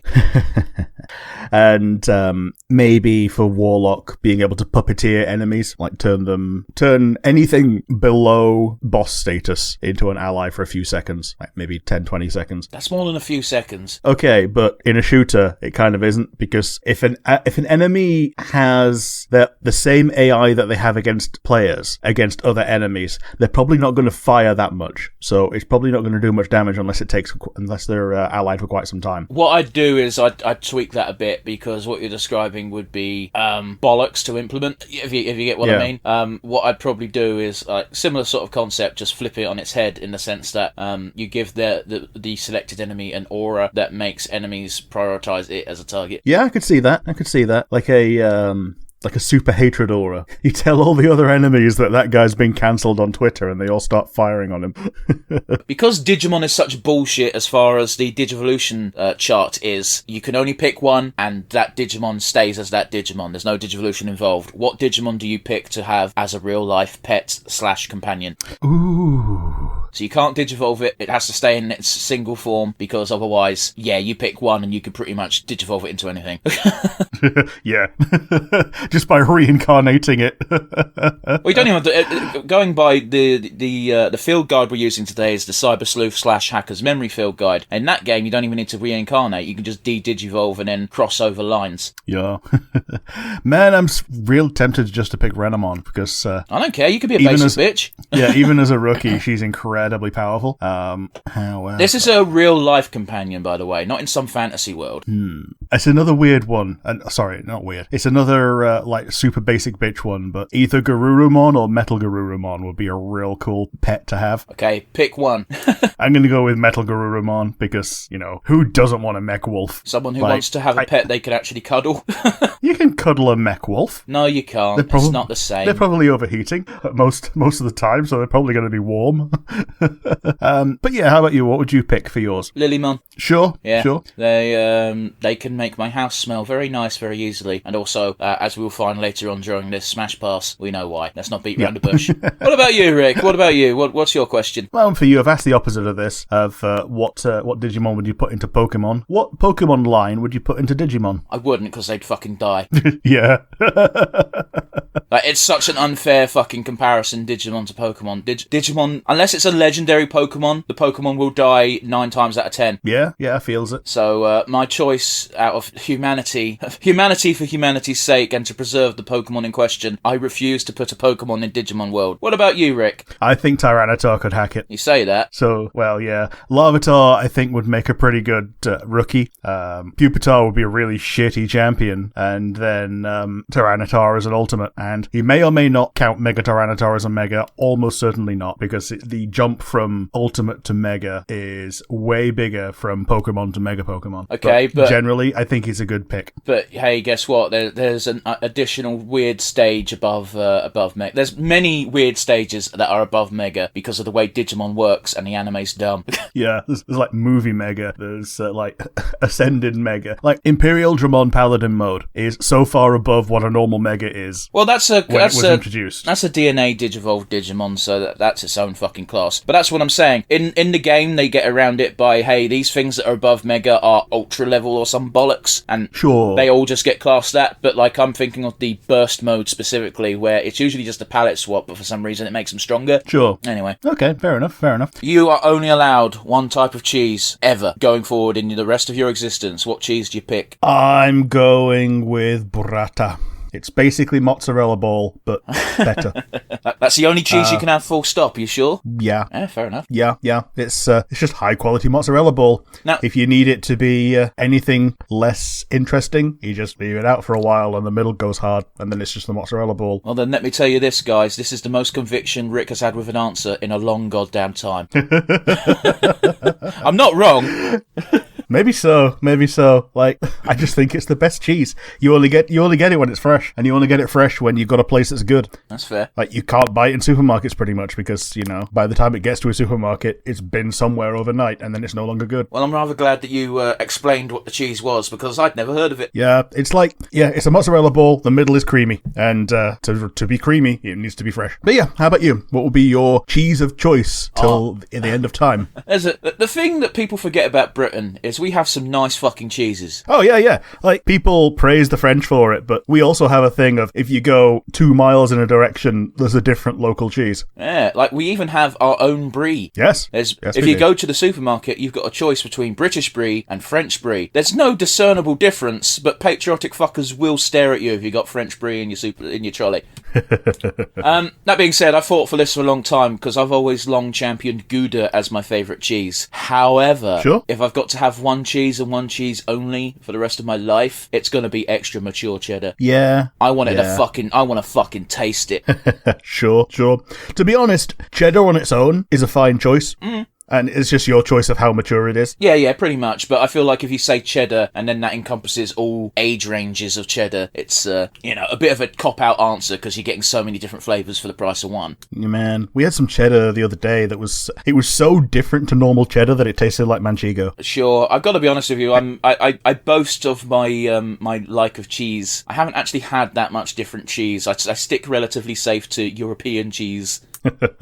Man, I remember the moment that I first started liking blue cheese. It's when I tried it and my uncle went, the bluer and stinkier the better. Uncle Scottish, was he?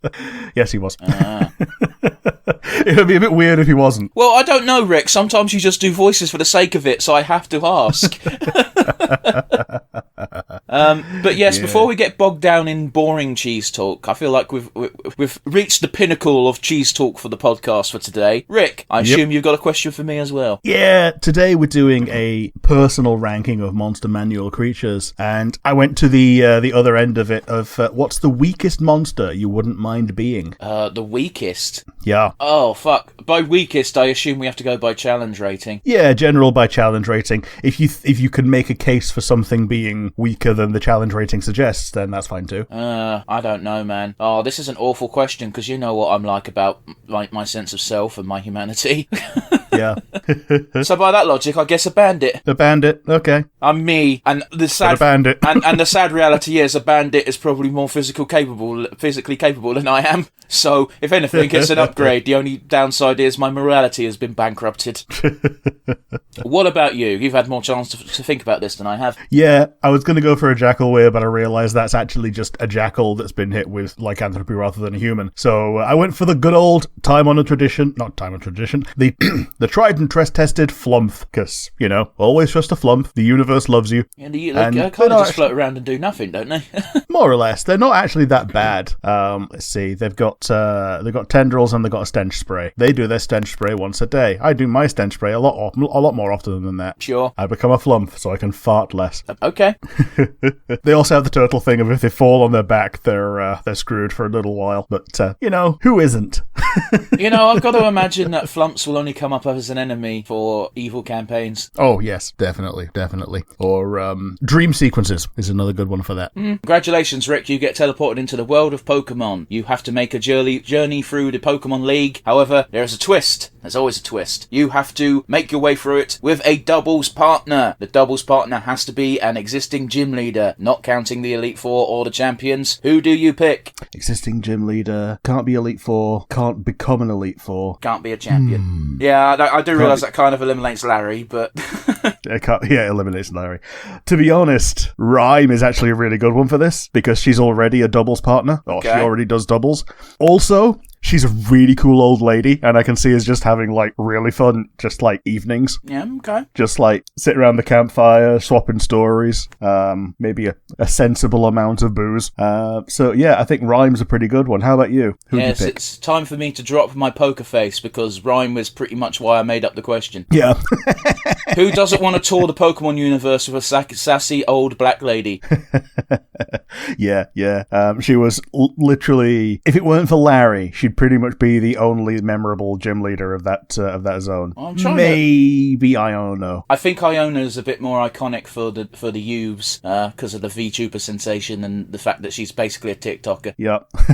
Wouldn't it be funny if the anime comes out and she's voiced by Gura in the dub? I mean, she looks like Gura. Yeah, she got the shark teeth and everything. Like, I saw her and I was like, oh, they've literally just drawn Gura into Pokemon. If I go with Naked Desires though, and Rhyme is already taken by you, then I'm going to pick Melanie from Gen 8, which is someone who you got as a. That doesn't. You got her as a work. gym leader. I don't. But yeah, my one for you is we've had Black 2 and White 2. What Pokemon game would you give a full-on sequel? Scarlet Violet, because I want them to polish it. Yeah, Scarlet and Violet has hands down been the most fun I've had playing a Pokemon game. I just wish it had a bit more polish. Yes. If this had another like 6 months, I'd give it a year to cook, but even just the extra 6 months to cook, this would have been groundbreaking, and it wouldn't have got anywhere near as much complaints as it did. And it got complaints rightfully so, because there was glitches that just deleted your save file at one point. Yep. And that was just from like syncing it with Pokemon Go. Well, that's just it as well. It wouldn't be so much of a problem if the game let you use fucking cloud saves, but for some reason Pokemon's one of the games it didn't like you doing it with. Yeah, because apparently individual Pokemon are so nostalgically valuable that you can't... Copying them is illegal. Because, copying a save file means, you could just copy an event Pokemon from, 6 years ago, but, at that point, who cares? I get where they're coming from in that, we want to limit this hack. However, I think giving people an option to recover their save data due to catastrophic events caused by you is much more preferable to preventing a few dudes from having an extra fucking Ashes Froakie or whatever the fuck it's called. Yeah. Man. Yeah. I totally agree. It definitely should be at least cloud savable, even if it is just their own cloud saves. Well, yeah. Rather than, transferable like a lot of other save files can be. Yeah. It's not just Pokemon that does this. I remember having the exact same, not meltdown, but bitch about Nintendo when they did I stumbled over my words. When they announced the exact same thing for Animal Crossing. Yeah, so apparently for Animal Crossing, I think it might have been you that told me this, you have to enable cloud saving manually because it's such a big file that they don't want to do it for everyone without asking. As far as I'm aware, they never added cloud saving to Animal Crossing. Apparently they have done more recently. Okay, well, it wasn't me who told you, I'll tell you that for free. Before we get bogged down, though, I suppose I should ask you, what game would you give a sequel to? I would give it to Gen 8, the Galar Shield? game. Yeah, Sword and Shield. And that's because you see the world progress in such a way once you're playing through it. You see Sonia become the new professor, you see Marnie become a gym leader, you see Piers retire. I could see it being substantially different, especially now we have the DLC areas as well. Similar to how Black and White 2 had, you started on a separate island and did things and then got to the main landmass. They could go backwards that way. Yeah, sure. I think the big issue is the DLC areas are... Oh, yeah, they're meant to be OP as fuck just to give you some cool shit to have. No, I don't care about their OP-ness, because if you're turning the game on its head, you just scale everything down and change the Pokemon a little bit. No, it's more that there's nothing there. Sure. Actually, looking back, it looks like the DLC wasn't real DLC so much as this is our trial run for what we're doing for the next Pokemon games. Yeah, turning the whole areas into wild areas, which is what they ended up doing for obviously the main game in Scarlet and Violet, and also instanced in Legends Arceus. Yeah, I didn't think I'd enjoy a whole game made out of wild area, and I was very wrong. Yeah, but I think that's also because they had some fucking ambition with it, with the multiplayer, which alright doesn't fucking work very well, but when it works, it's fun. Yeah. Have you considered the Legends game, by the way? No. Sure, fair enough. Like, I wholeheartedly recommend it as like the thing that they have done the most different with in Pokemon in a long time. But I understand people not being interested. Yeah, but here's the thing. I want them to be adventurous, but I also don't want them to stray from the formula too much. Like, Yeah. You know when you've got that image of, like, someone about to get fucking hung, and it's like, what opinion on X puts you in this situation? My opinion on Pokemon that puts me in that situation is, I don't actually want Pokemon to change that much. Yeah.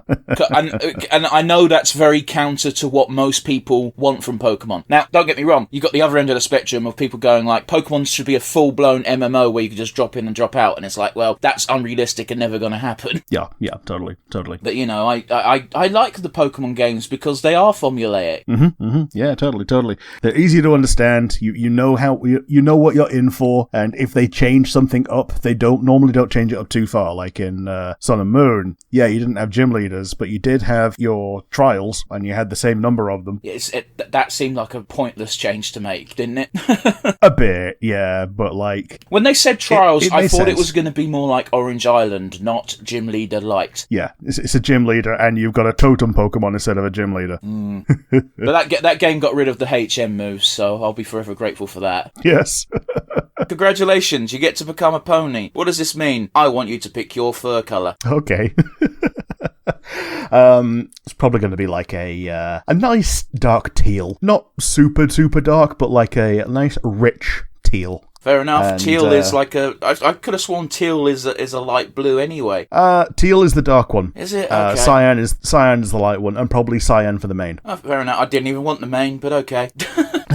How about you? What's your colour? Oh, dark purple. I like purple. Sure. I'm one of those. You know that meme of like people have colours they like, but it's people who like purple that will tell you they like purple. Yeah. And they're like, I like purple. If I've got a choice of colour, it's always going to be purple. Purple is cool. Fuck off.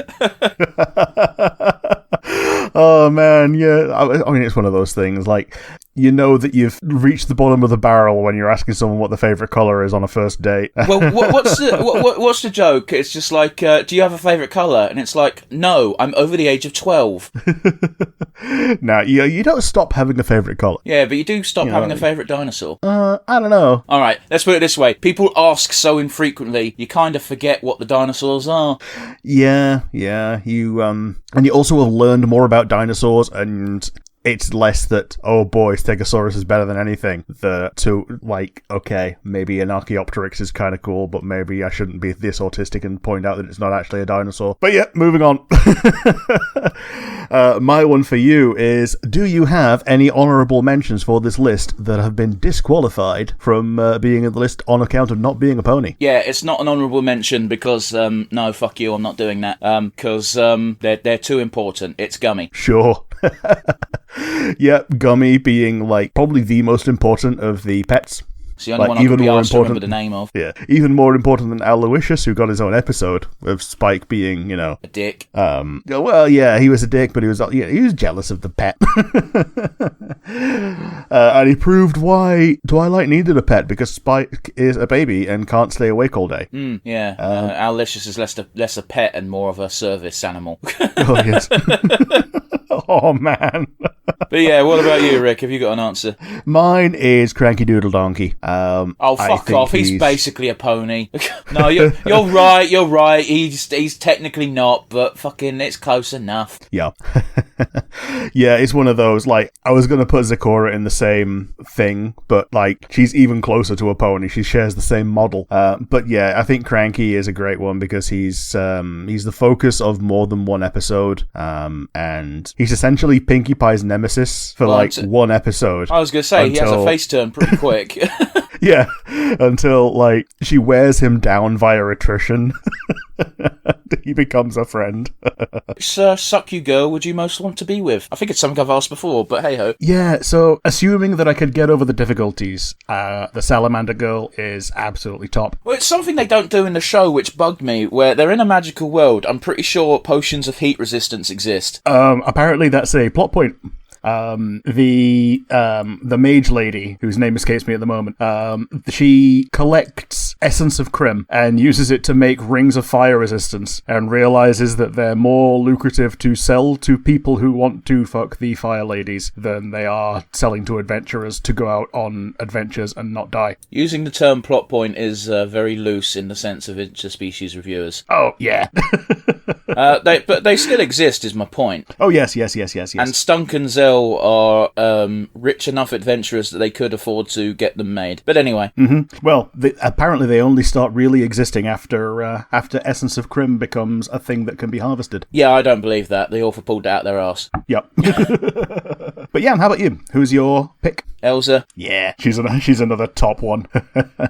As long as you're comfortable in your masculinity. I mean, she's a hyena. It's just a really big clit. Yep. Man, Yeah, there's nothing like she's, trying to fuck fantasy creatures that make you learn a lot about biology that you really didn't need to know. Yeah.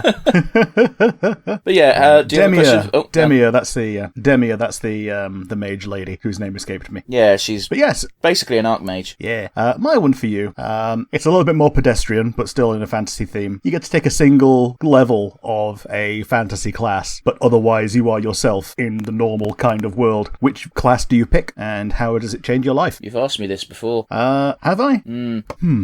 Specifically with this stipulation of like it's in your normal life, and how does a single level change your life?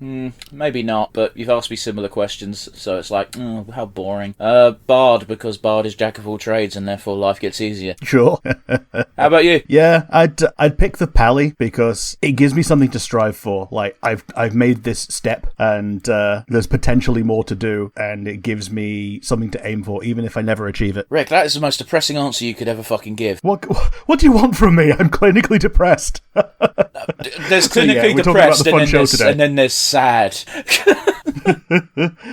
Yeah, I mean, if you're not on medication, you should be. You get to become a unit in Fire Emblem. What unit type would you want to have? The caveat is you can't have a unique type. You can't be like a Lord a la Awakening. You can't be Edelgard or Claude's class in Three Houses. You can't be a witch or a magic cannoneer. It's got to be a bog standard basic class. Probably a Wolf Knight. They're really cool. Sure. Are they counted as too unique because they're new and interesting, or no? No, they're fine. Anyone can become one. Yep, sure. I'll pick a Wolf Knight. Sorry, anyone If can I get become to- one, and you don't need a special item to become it, so therefore it's fine. Oh yeah, you don't need the DLC item to just become a mage cannoneer, and then to buy another one for 90k. You don't Which is need probably more than money one. than you make. You probably make less money than that in the entire run. Oh, if you're not even if you do side content, like this game is very sparse when it comes to giving you resources. Yeah, to the point that the reason people level Anna so much is because she's got the luck % chance of giving you 500 gold when she gets a kill. But yeah, Wolf Knight for me. How about you? What would you say for the same question, names reversed? Yeah, I'd go Great Knight because as much as Jagan and Frederick and Vander all kind of suck early game, not early game, late game. In the early game, they're beasts, and they get to show you what's so cool about advanced classes. And also, Yeah. if you take an Armoured Knight and promote them to Great Knight, life is good. Yeah, it's like, what did King's father say? King said, I am both king and queen, best of both things. They are both armor and horse, best of both things. Yeah, but on the bright side, it's not too OP because they get the weaknesses of both as well. Yeah, and because both of them are both really good, there are things that are made to deal with both of them. Like, they're still I shit think against horse mages. is less option.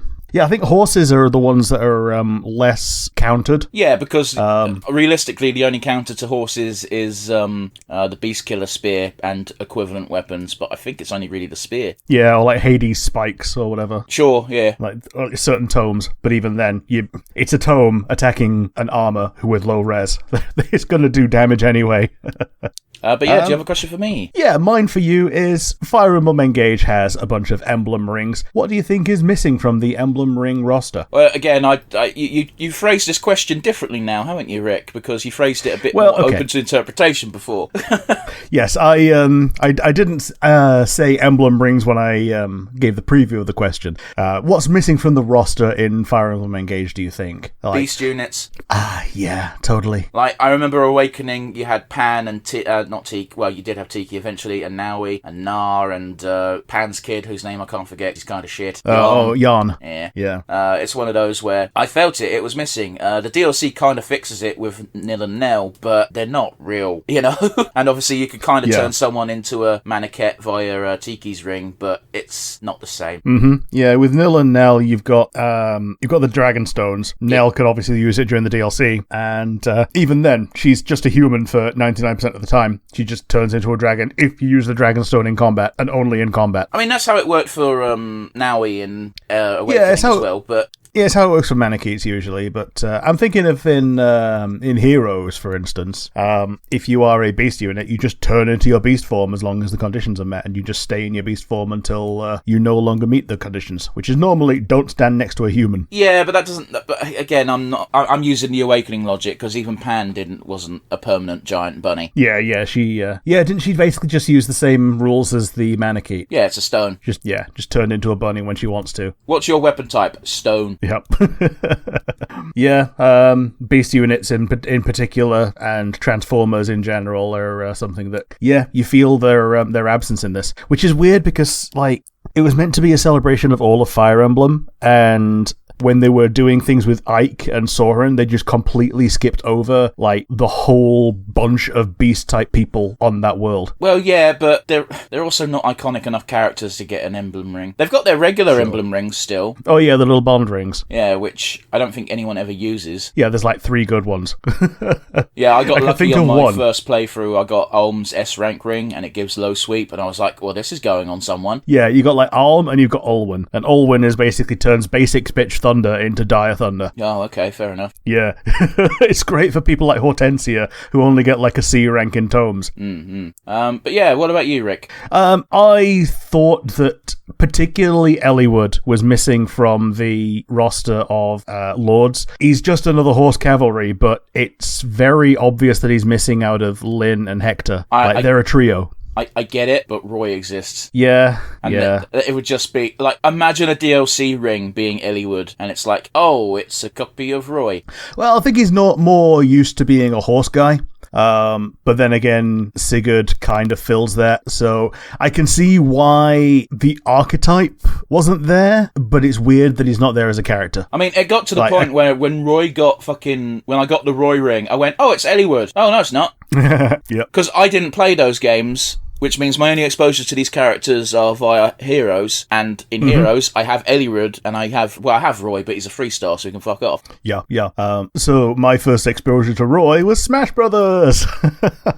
I didn't know he was in that game. Yeah, in Smash Brothers Melee, Marth was in it as basically like one of the first characters you unlocked after Jigglypuff, and then Roy was one of the later ones you got, and Roy was there basically to advertise that the Fire Emblem game that he was in was coming out in Japan. Sure. And he almost got removed from the Western version because that game was not meant to be coming out. But they decided, let's keep it in because otherwise, people are going to throw a shit fit if they find out that Japan got a whole extra character. Yes, I'm surprised Nintendo were on the ball with that because they're usually very slow on the uptake. Yes. Congratulations, Rick. You are the big boss in charge of the new villain team of Pokemon. What is your gimmick? Let's have Team Infinity. We've got a space station. We want to create infinite energy. Unfortunately, that means we might resort to maybe using Pokemon for it that might not be super down with that. So yeah, we might be putting Pokemon into sending Pokemon down the pit, as it were. Oh, cool, fun. I just meant your gimmick as in like the team's gimmick when you fight them. If you want to go all evil, that's fine. So I guess there'd be an emphasis on like industrial style Pokemon, so like your electrics and your steels, and maybe a few fightings, as opposed to the normal villain teams, which tend to have a lot of darks and poisons. And the final battle will take place upon your Death Star. Yeah. Yeah, fair and then enough. after that, it just becomes a hub that you can use because it's already built into essentially a town. It is a shame that Dark and Poison is so easily lent towards evil. Yeah, I really like what they did with Dark in Gen 8, where they made Piers into a Dark type gym leader just because he was like a punk rocker. He is so cute, Fluffy. He is such a good character. Like, the main reason I want to see more of that region is because now that Piers is walking the earth, it means he can run into him again. And yeah, he's been taken. His gym's been taken over by Marnie, who's now given up on being champion because you beat her. But yeah, I think they did the right thing by having Piers be your sidekick for going around all the gyms and like taming all of the G-Maxes that were wild. Yeah, it sort of makes sense that Marnie would take a gym leader position, not least because she already was sort of groomed for the position, but also because gym leaders get a bye every single champion tournament. They're just automatically in it. Yeah, in that region, yeah, there isn't an Elite Four. There's just a championship, and you get to invite someone for the championship, and they will normally attend. The first time I did this, I invited Piers, and he got knocked out in round 1, so I didn't even get to fight him. Well, he doesn't G-Max, yo. Yeah. He got knocked out by, like, NASA or something. It's one of those where it's actually one of the things introduced in Sword and Shield, which I kind of wish they ran with, but at the same time, it's like, cool, that's one of the unique aspects of that game now. Yeah, the fact that it was tied to the region means that it's never going to show up again, pretty much. Yeah. And I also, I really dig that of all the gym leaders, he's the one that, refuses to use it. Like, he doesn't want to move his gym to a town that's got a spot because he loves his town. Yeah. I keep forgetting that the reason why he specifically doesn't G-Max in the gym leader battle is because Hole doesn't have a G-Max spot. Yeah, there's no resources in Hole. We he doesn't want to move. He doesn't want to move to Space York or whatever. But we don't mean to shit on Hole. It's just there's nothing there. Yeah. City of Culture. They only give that to shit cities. Bradford's going to get it in future, apparently, as well. But yeah, how about you? Who is your villain team? What's their gimmick? Our gimmick is we're freedom fighters who take it too far. Sure. We break into Pokemarts and demand to talk to the boss, and then we kill him. No, not quite. But we're like basically a comedy evil team along the lines of Team Skull, where it's like we just take over local Pokemarts and you can't buy anything until you kick us out. It's just obstructive. Yeah. And we've got Pokemon that are just fucking angry, so like Primeape and stuff. Yeah, and layabouts like Scraggy. Yeah, and me being the big boss would obviously have a slack off. Or is it Slay King? Yes, Slay King. Yeah. Yeah. I'd start with a slack off because I take it easy, and then there's a brief period in mid game where I'm super motivated, so that's when I get the vigor off. Yep. And then when you've achieved what you think is your goal, you got the Slay King, and that's what causes your downfall. Because you got Truant now. Yeah, because what we do is we actually take over the Pokemon League because they're fascists who rule over us. Unfortunately, I then get really complacent and lazy. Yep. Probably have a Regigigas as well. Wow. Legendaries is off limits to the evil guys, otherwise they win. Yeah. Then again, I could see someone like that actually succeeding in getting the legendary, and they've got Regigigas, but because it's shit, you just beat them. But yeah, I think that's a fun enough gimmick. But Rick, have you got a question for me? Yeah, my one for you. We talked about favourite gym leaders in the past. Do you have a favourite Elite Four member? Larry. Yeah. It's not even a competition. The guy's great. Yeah, he's crossover with gym leader, but the fact that he has to do double duty is part of the gag, and I dig it. I do love how he's like, I had to use a different type. My ace was Staraptor. Okay, let's go with that. We're doing flying.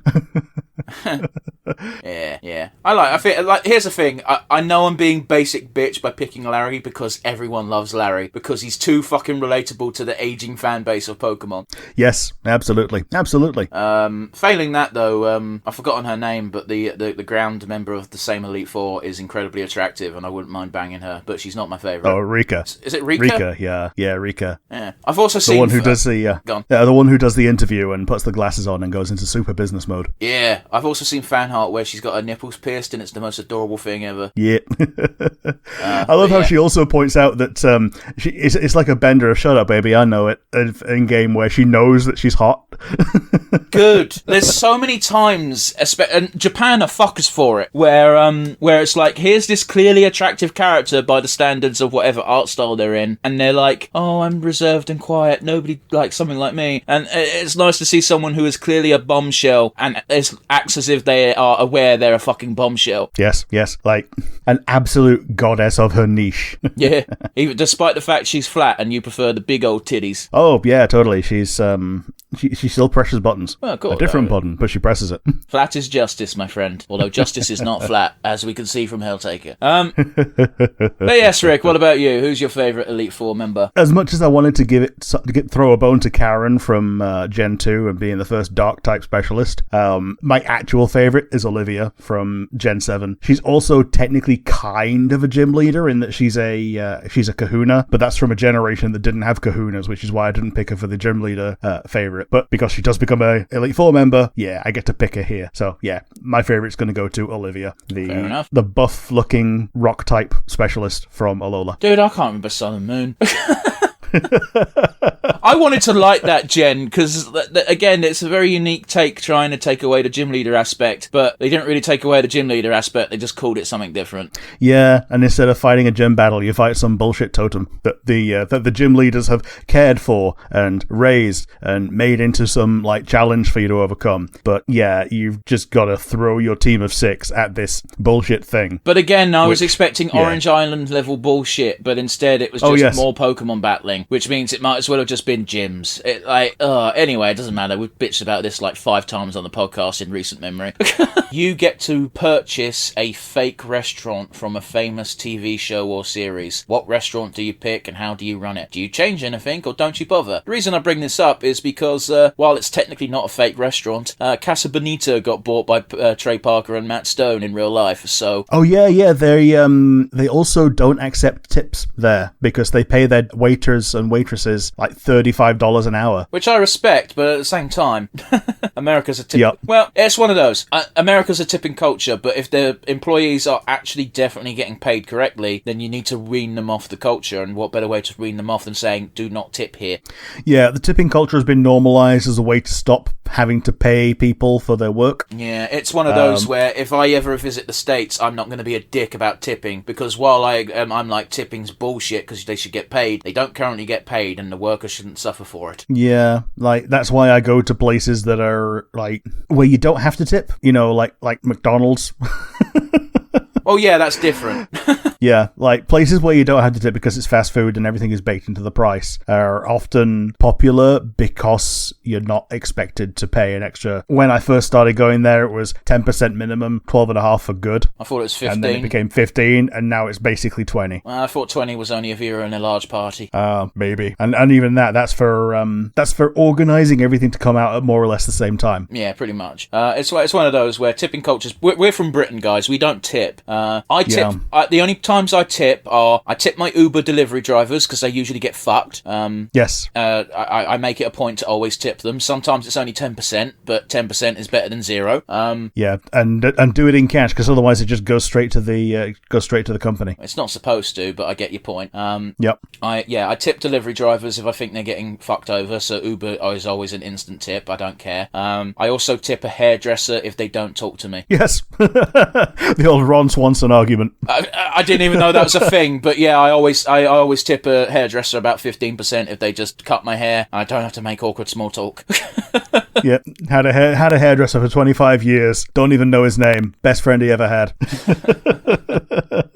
It's one of those where, like, you're locked in a chair having someone cut your hair. If they talk, it's only polite to talk back, but I don't want to talk. Just want my hair cut. But I can't be rude because I'm British. We're not rude people.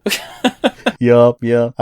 So after all that, I really don't know. Like, I kind of... Because the things that I'm thinking of right now are diners in... here we go. I buy LeBlanc. I don't think he'd sell, but fair enough. It's a fantasy question. So literally just a coffee house. Yeah, and I would change nothing. I would basically just make it so that Sojiro no longer has to pay rent on his place. You just want to chill out with Sojiro and get him to give you dating tips. Yes. Yeah, I don't blame you for that one. That's a pretty decent one. Yep. You might not have heard it over the Discord, but I had a literal light bulb moment and clicked my fingers when I figured it out. I heard you click. It was that loud, and Discord's noise suppression did not suppress it for some fucking reason. Yeah, so I'm picking LeBlanc. So, how about you? Same question, names reversed. Same question, names reversed. I would cheat in this question, and despite it being my question, and I would buy Willy Wonka's Chocolate Factory. Okay. I think it technically counts. Yeah, fine. It's fair enough. It's a food thing. That's basically the crux of it. Something that delivers food. I realise I'm... Yeah. Here's the thing, Rick, is I pulled this question out of my arse at the beginning of this episode, and I was hoping that the amount of time it would take you to answer would give me time to think of a fun answer, except we then went on a tangent where I was thinking of something else. Yeah, man, that's the fucking problem, isn't it? Like, if you go on a tangent and the tangent's good enough, then yeah, you are just engrossed in the tangent. Oh yeah, but yeah, Willy Wonka's Chocolate Factory, and I'd completely get rid of the chocolate factory making process and make it a theme park. What would I change? Absolutely fucking nothing. Everyone must sign a waiver before going in. You may die. Yes, much like the people who went on much like the people who went on the Titan sub, where it mentioned death 6 times on the first page. Yes. Again, before they sign, the very last sentence is, I must stress enough, you might die. You and your family cannot sue us because we've warned you so many times. The Oompa Loompas are cannibals. Yes. No, they're not. They live on chocolate. But yeah, I think that'd be a fun one. I'd probably keep the River of Chocolate. I might put up a barrier around the River of Chocolate because people are fucking animals. No, yeah, you don't. I put a barrier up on it because there's an official entryway to swim in it. Yes, there's a chocolate spa. It's not a spa. It's a fucking assault course. You need to be a competent swimmer. Yeah. You have a separate chocolate zone dedicated for people that are allowed to go in it, and the one that's actually used for food is separate. No. Here's the trick, Rick. Is you got one for food and you got one that is also for food, but you charge a premium because it's got real athlete people sweat sweaty mixed bollocks in it. Yeah, exactly. You sell it as a fucking kink thing. Oh, I'd make millions. Yep. I'd also probably get immediately shut down by the FDA, but it's not stopped Willy Wonka thus far. Yep. You got one river for chocolate, the other river for kinklet. But yeah, Rick, I think that was oh boy, we've spoken for 10 minutes and we've not even gotten to your question. What's your question, Rick? Mine is a little bit of a tangent from what we opened the episode with. I learned something today. It's something that got dropped pretty early on from South Park. What is a early gag or trope from a show that you feel is better off without it? Oh, you'll have to answer this one first because this needs prep time, really. Sure. The one that I thought of for this was when they were trying to make memorable characters in Futurama, and they tried to force certain things, like Farnsworth in particular. He dropped it pretty early on of, oh, but I am already in my pajamas. I don't remember him saying that more than once. He said it like, it was in at least 2 episodes, but I think they realised that... Good news, everyone, was much more popular. Yeah, it was so much better, yeah. Good news, everyone, I'm a horse's butt. That's not good news. I don't think there's ever any topping the moment where he's on the phone going, oh, to shreds, you say. Yeah. Oh, yeah, that is episode 1 as well, isn't it? Like, it's... It's peak Farnsworth, and it was before, like, they didn't have to force things like that because he's got better establishing moments. Yeah. And, like, even the fact that he was introduced as great nephew is already a pretty good gag. Yeah, like there's that one, I can't remember if it's the first episode or the second or third, but it's definitely early on, where Fry says to the cop, to a cop, "Oh, don't worry about that, that's just my senile grandpa." And he just says from the background, "I'm not your grandpa, you're my great uncle." And Fry just does the noonie symbol with his finger. Yeah. Because it's one of those things. Craziness is a much more believable explanation for a lot of shit that goes down in Futurama. Yeah. He's also the source of one of my favourite lines from all of Futurama, when everyone's gone stupid, and Leela goes, "Oh, fire hot," and he goes, "Oh, fire indeed hot." Yeah. But yeah, was that enough time for you to think of something? We get this reoccurring problem where we're talking about something that's so fun it's really hard to think and talk, or rather talk about one thing while thinking about another. I'm going to cop out a bit and say phrasing was a bit overdone in Archer for a couple of seasons because it was one of their overdone running gags, but they got it's like a standardized and actually put into the script version of the person that you knew that said that's what she said all the fucking time. Yeah, but it's really funny though because they play with it quite a bit. Like there's one where someone says something very obviously sexual, everyone turns and looks at Archer, and Archer just goes, "Nope, you expected it, so you're not getting it." And then there's like a whole season where they just don't say phrasing, and then the next season they start going, "Are we not doing phrasing anymore?" And then they try a bunch of different different ways of just saying the same joke but a different way. Like I believe Pam at one point said Ripley to the android bishop instead of phrasing. And you know, and there's sometimes when Archer's barely able to fucking talk or move, and I believe he's in again Pam's arms, and he just goes, he doesn't quite get out, and Pam just sighs and goes, "Phrasing." And you know, it's a good running gag, but sometimes it's overdone. Yeah, I feel you. I think having that season where they played with it kind of softened the gang, or rather the audience, to the joke. Sure. Sure, I feel you. Again, if you're going to ask questions like that in future, please give me prep time. Sure. My favourite DS game of all time is quite possibly Pokemon Conquest. DS, not 3DS game. Very important distinction, because otherwise it'd be the top of my list. So with that in mind, what game, could be any game, that had no additional games, whether it be prequel or sequel, would you like to give a prequel or sequel to? Doesn't have to be a handheld game, could be any game whatsoever. I was thinking about this, and it was a thing that I was thinking about, oh man, was it on the DS or the 3DS? And it turns out it was on the DS. Infinite Space. Okay, what the fuck is this? It's kind of got like visual novel elements, and when you get into space battles, you have a little fleet of 5 guys who may or may not have little fighters, which are basically just a thing that you have.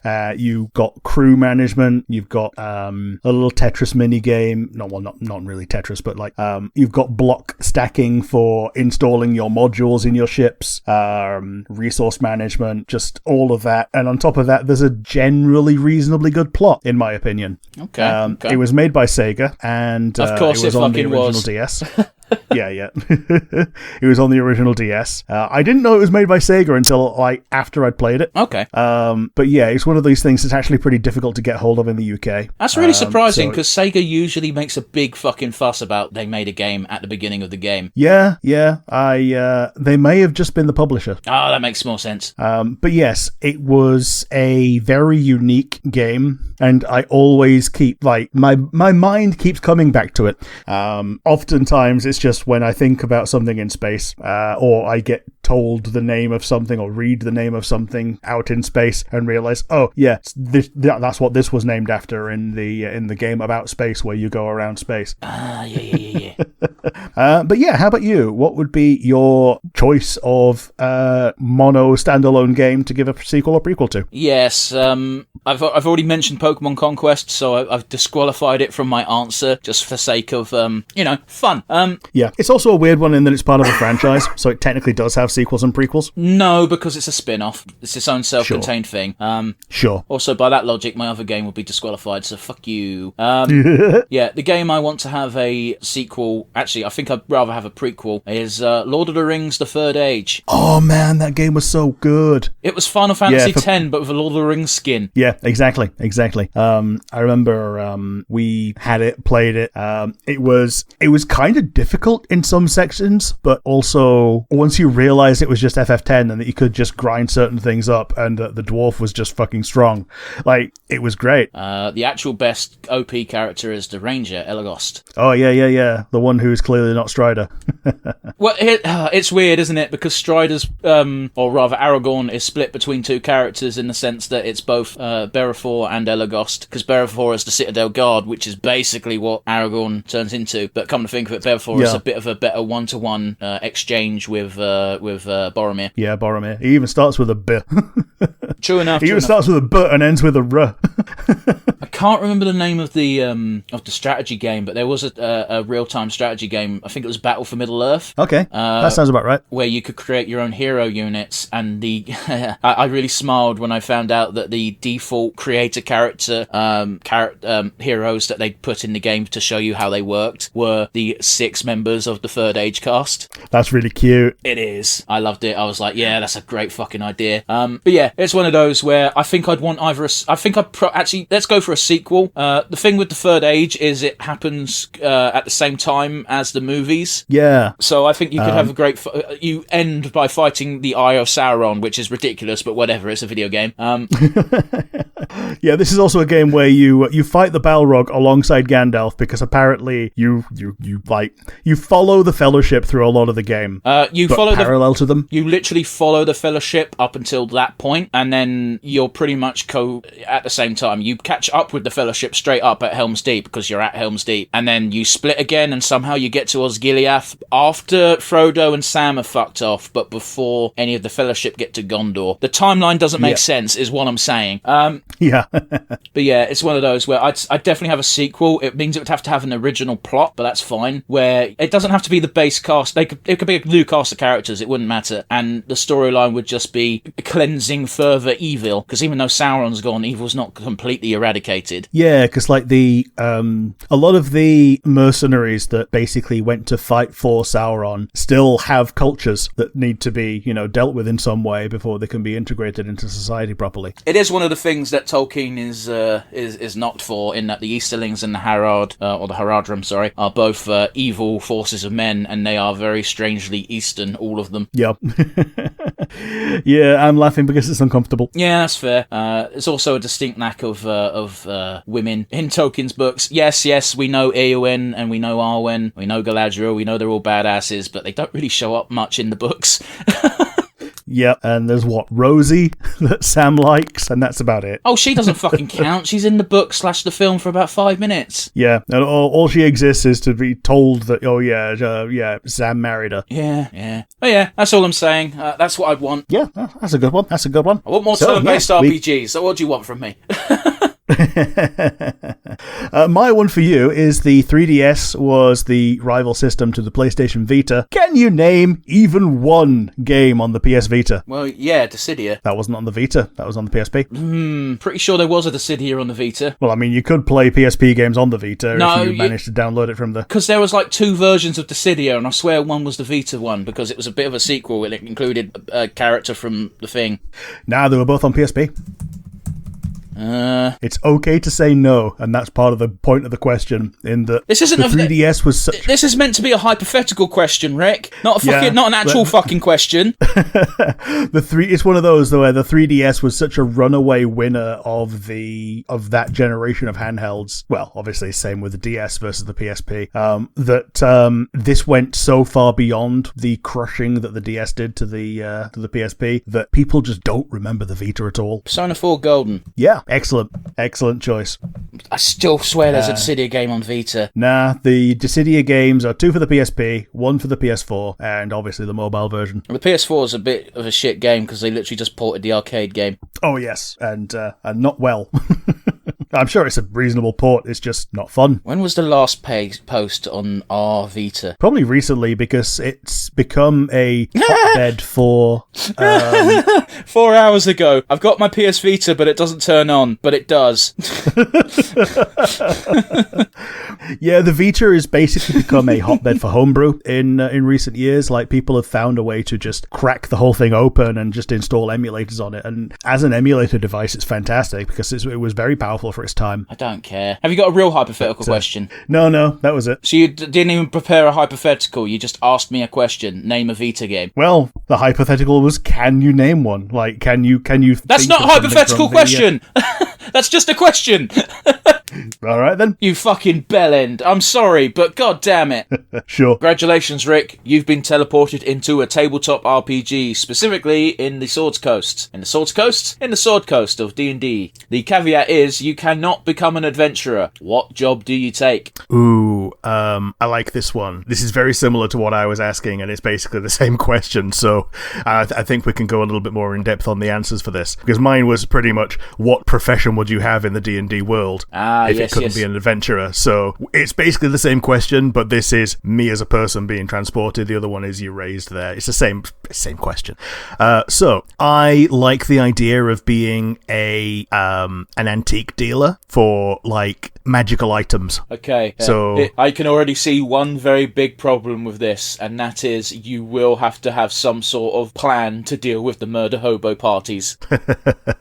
Well, I think it's partly the artificer contract. Sorry, the artificer caveat of, you can make all these things. Why wouldn't you keep them and use them and make yourself better with them? So yeah, I'd probably have a bunch of magic items. Yeah, I probably know how to use a few of them. Yeah, I might still be a level 1 guy with 10s and everything, but oh, my friend, you don't have 10s in everything. You're a commoner. Yeah, that's what commoners are. Commoners are 10s and everything. Okay, an NPC. Yeah, NPC commoners are 10s and everything. Bullshit. Like, they get no 12s. I've seen some stat blocks where they're 8s. Okay, but yeah, press down on the D-pad next to anybody in the game, and if they're a commoner, they'll be flat 10s. I could have sworn that a lot of the NPC stat blocks are fucking shit. You might have been looking at a child. I wasn't looking at a child. My hands are not in my pants.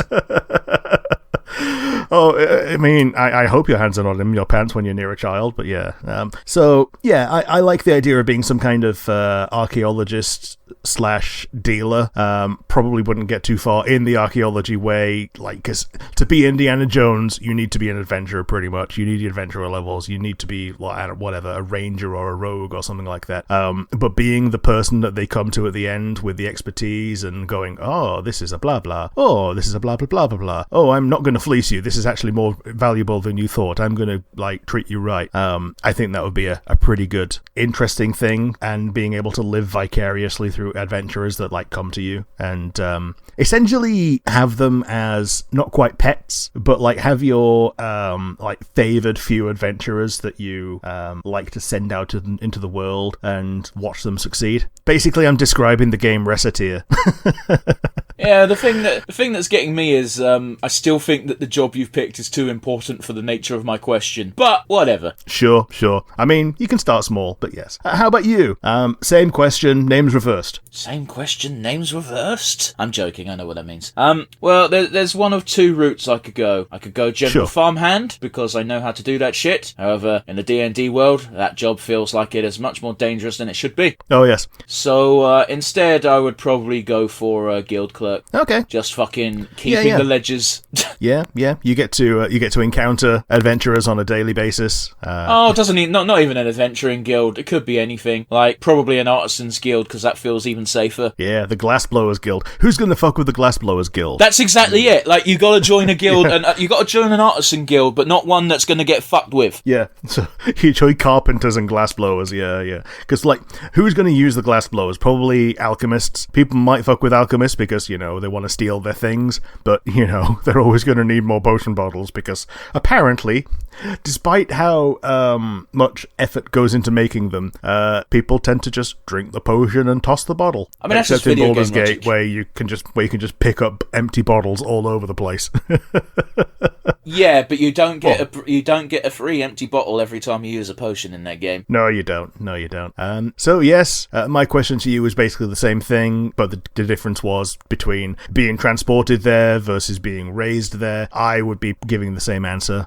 Would you change your answer? Oh yeah, if I was raised there, I'd be a blacksmith. Okay, cool. Yeah, that's a pretty good one. That's not a skill I have in real life. I'd have to have been raised in the environment. Yeah, totally. What famous D&D character would you have given a cameo role to in Baldur's Gate 3? There's no strings attached here. However, bonus points if they're a character who's actually from the Forgotten Realms and therefore can make sense. I would possibly pick Tasha. Okay. Her name is pasted all over a bunch of things, and she also has another name of Igwilf as she's not the mother of demons, but she's like a demon queen, that ascended from being a human. Like, she's not technically a capital V villain, but she's not a good person. Like, she'd actually be a pretty cool character to interact with when she's not the focus of a campaign. I'm pretty sure that, like, she, Big B, and Mordenkainen were, like, player characters from Gary Gygax's original days. They were, which is why they're not technically from the Forgotten Realms. They're from that setting. Oh, yeah, Earth, isn't it? Yeah. Or Greyhawk or whatever. Oh, Greyhawk, shit. yeah. Okay, she's out. In case you... Yeah, hey, anyone from D&D works. Like I said, it's just bonus points if it's from specifically Forgotten Realms. In case people are wondering, no, I'm not a bigger D&D nerd than Rick. It's just I knew I was going to ask this question, so I did a bit more research before asking it. But yeah, there's a ton of spells named after them. Gygax's original party. Yeah. I'll just go with a little fun one then. I'll go with Cinderhild. She's a fire giant, petulant teenage daughter who decides she doesn't want to do fire giant stuff and doesn't want to take over the world. She just wants to go on a holiday, and you probably find her just like being massive and just hanging around in bars and like going to the beach and shit. Oh, fair enough. But yeah, she'd be. I think she could be fun. But yeah, how about you? Same question, names reversed. I've got two answers to this. Am I allowed to give both? Technically, I gave two, so yes, go for it. Okie dokie. The first answer is the answer I researched. There's a mind flayer named Lihilor. Do you know this name? I'm sure you do. I don't know too much about... I might also be mispronouncing it. Yeah, I don't know too much about Mind Flayers other than A, what we find in Baldur's Gate 3 until pretty much the end of Act 2, because I've only just started this morning transitioning into Act 3, and B, a long time ago, I played Hordes of the Underdark from Neverwinter Nights 1, which had a little bit of Illithid time, where you wear a helmet to pretend to be a Illithid-friendly slaver, and your allies don't have to because they're assumed to be your slaves. Yeah, makes sense. But yeah, Nihilor is a master spy for none other than Xanathar. Okay. So while I'd be tempted to say Xanathar, he lives in Waterdeep and it wouldn't make sense for him to leave that, but his spy makes sense. Yeah, I like that. He's also... Like, obviously we've got Gale. Like, he leaves Waterdeep, but Xanathar doesn't have to. He's got his house. He's got his pet fish. Yeah, which dies every other day, but we don't talk about that.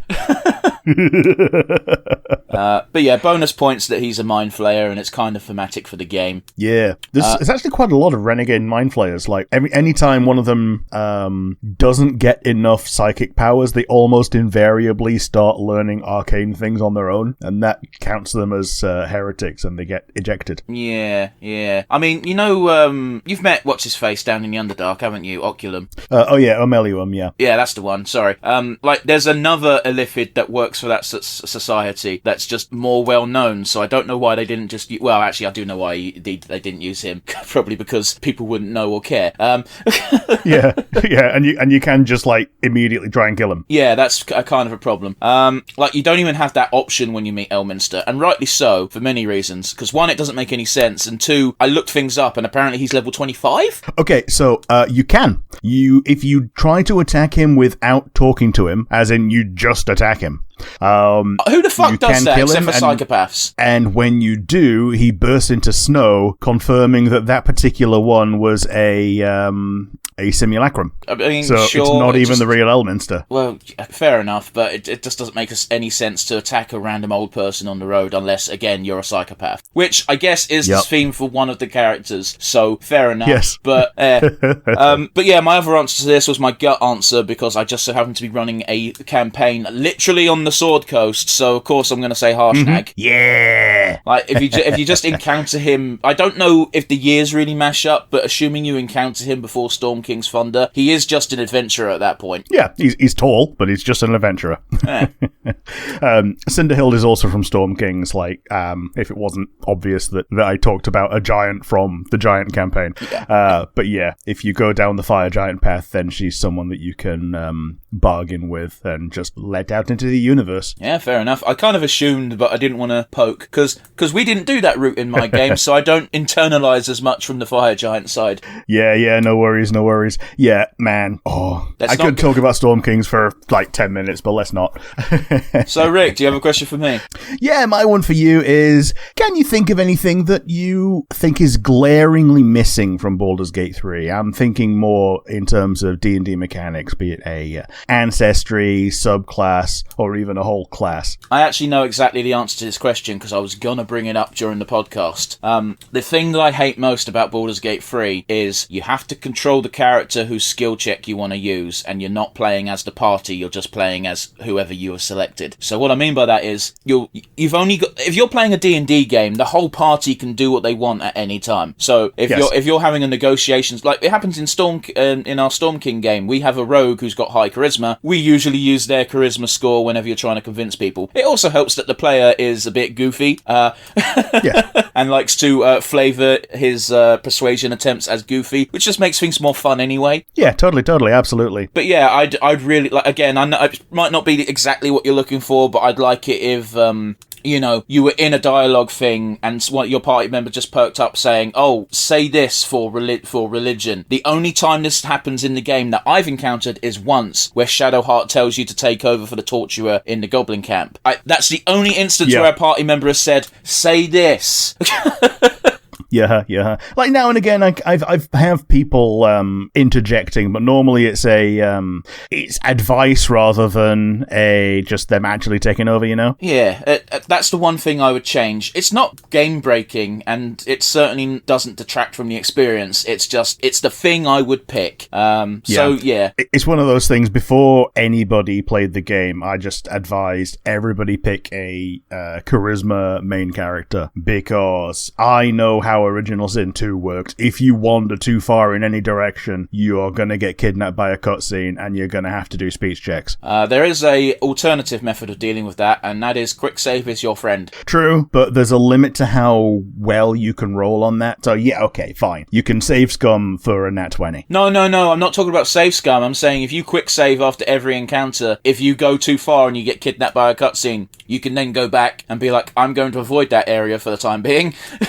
Of course, don't get me wrong. You can just save scum rolls. It's a single player game. No one cares. Yeah, or I'm gonna go that direction with Will in front of my party, and he's got charisma. Let's go. Just kidding. No one picks Will. I've got Will in my party like quarter of the time. Early game I did, and then I got more characters, and then I didn't. I've got to be honest with you, Rick. I really like Hellish Rebuke. Yes.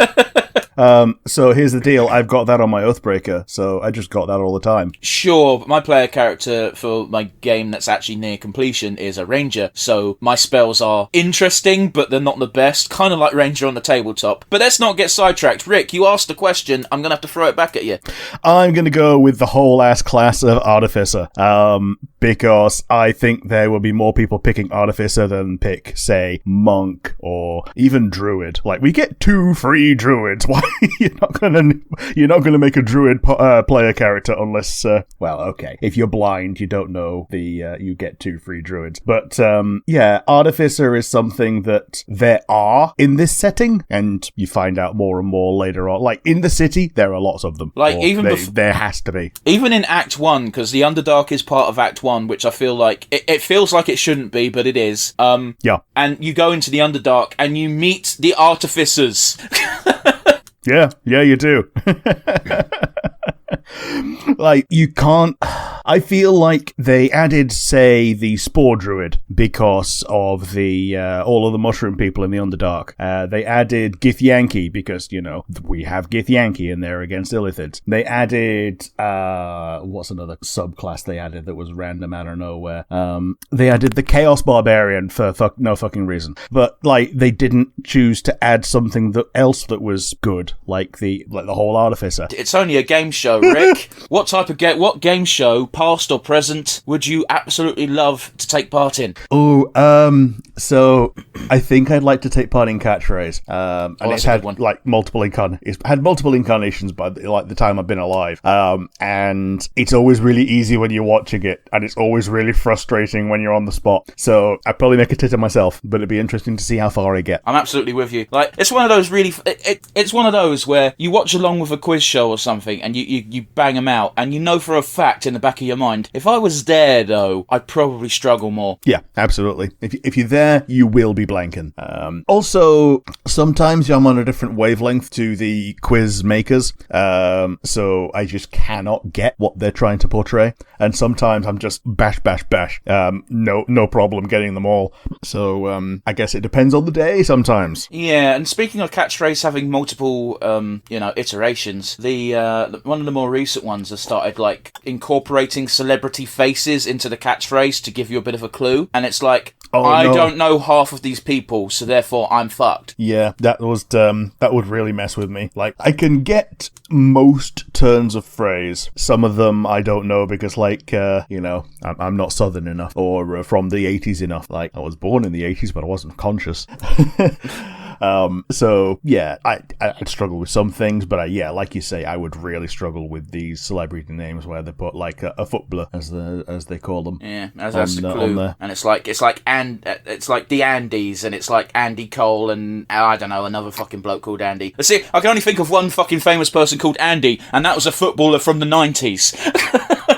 I think Andy Dick was a murderer or something. Yeah. Okay. Same question, names reversed. What would you bring back as, or like to participate in? Sorry. I mean, as a game show contestant for a show, living or dead. I mean, similar sort of time frame from when it started. Like straight up Bullseye. Yeah. Bullseye looked like a fun game to play. Yeah. Helps if you're good at darts. Actually, no, you don't even have to be good at darts because you've got dart players on your behalf, haven't you? Sort of. Because you go in as a pair and one of you is the dart player for the pair, but, like, darts isn't a hard game. I've played enough darts that I would be not awful, if you get me. Sure. You just need, like, some kind of coordination to be able to throw the metal at the hole. Yeah, it gets a bit more, you got to be a bit more accurate than not at all, haven't you? Because to get the to get bonus money to build your funds at the beginning and to get the subject you want, you've got to aim at the right part of the board. But if you want to get the special prize, which is usually a fucking caravan, you got to get 101 between both players. So even if you're not the darts player, you got to be able to help a little bit at the end. Yeah. I remember when I was playing darts at a friend's house, missed the dartboard and it bounced off and it lodged in a pipe with the retard strength with which I threw it. Yeah, I'm maybe not the best person to play darts with. I mean, it happens to everyone. I used to have a dartboard set up in the kitchen of my old house. So we're talking about 10 plus years ago, or 9 plus years ago, whatever. And it was a regular occurrence for, like, if you hit the metal on the dartboard, your dart will just bounce off. At one point, we caused a radiator leak because the dart fell off and hit the pipe connecting to the radiator. Yep. But yeah, it's got nothing to do with strength. It's like, if you throw a dart, darts are very small, so therefore they go hard. Yes. But yeah, Bullseye feels like it'll be a fun one, and like, come on. You're better at voices than me. Do you want to give us a Bully special prize? And Bully special prize! The funniest thing about that is Discord completely went, this cannot possibly be human noises, so silenced you. And then the good old, let's see what you could have won. Oh, dude. Rest in peace, Jim Bowen. Yeah, absolutely. But mine for you, I didn't actually mention what we were doing today, other than that we're doing a top 5. We're doing top 5 waifus of Fire Emblem waifus. Waifus are waifus, indeed. But my question to you. It's is thus, waifus all the way down. you have to. My question for you is thus: you have to pick a husbando from Fire Emblem. It's up to you whether you are yourself or if you've been turned into someone more compatible. Who do you pick as your husbando? Well, I'm going to have to Google very quickly because I know who I want. I just can't remember their name. Sure. You'll be hearing my tippy taps in the audio. It's okay. I've got theme tunes from old bloody game shows stuck in my head now. I'm gonna be sniggering you tonight. I will pick Forrest from Fire Emblem Fates. Okay. Yeah. Is that the one who's dressed like a girl? Yeah, dressed like a girl, looks like a girl, makes it very apparent that he does not want to be treated like a girl. However, Treats himself like a girl. well, it's more that he doesn't want to be called a girl. Like he likes frilly things and traditionally girly things, but that doesn't make someone a girl, does it? No. Unfortunately, no, it doesn't, because if it did, then it would be very easy for people to just transition. Well, okay, you know what I mean, no, because you can like feminine things and not associate yourself with being a girl. That's what I meant. Yeah. But You can anyway, like things without identifying. Yeah. But anyway, same question reversed. Yeah, I'm going to go with Fogado. I brought this up with a friend of mine that we were talking about the other day, and we talked about Hector, and she immediately went, "Oh man, no, I can't pick Hector. He just behaves too much like my dad." And then I went, "Well, what about Fogado?" And she went, "Ooh, yes." And yeah, I got to agree with her. Fogado is such a fun character to be around, and yeah, I think he treat you right. Yeah, fair enough, man. You get to choose any fictional detective to take on Kira and the Death Note. Who do you pick and why? So Sherlock Holmes, too much of a basic bit choice. it is a bit of a basic bitch choice, but I won't deny you it. That being said, when I say take on Kira and the Death Note, basically, you know the moment when L gets introduced into the story? Basically replace L with your fictional detective. Yeah. So, I can't think of a fictional brain that would start out 5D chessing Kira without knowing his MO pretty much as well as L did, because the groundwork that L left for his successors was so vast that they didn't even have to be better than him. They just needed to be able to pick up the pieces. Okay.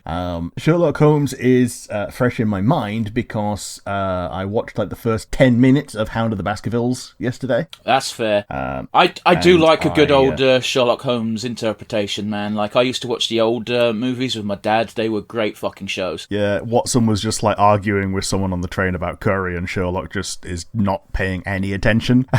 When Have you ever Watson read asks for his opinion, he just goes, "Oh, awful stuff."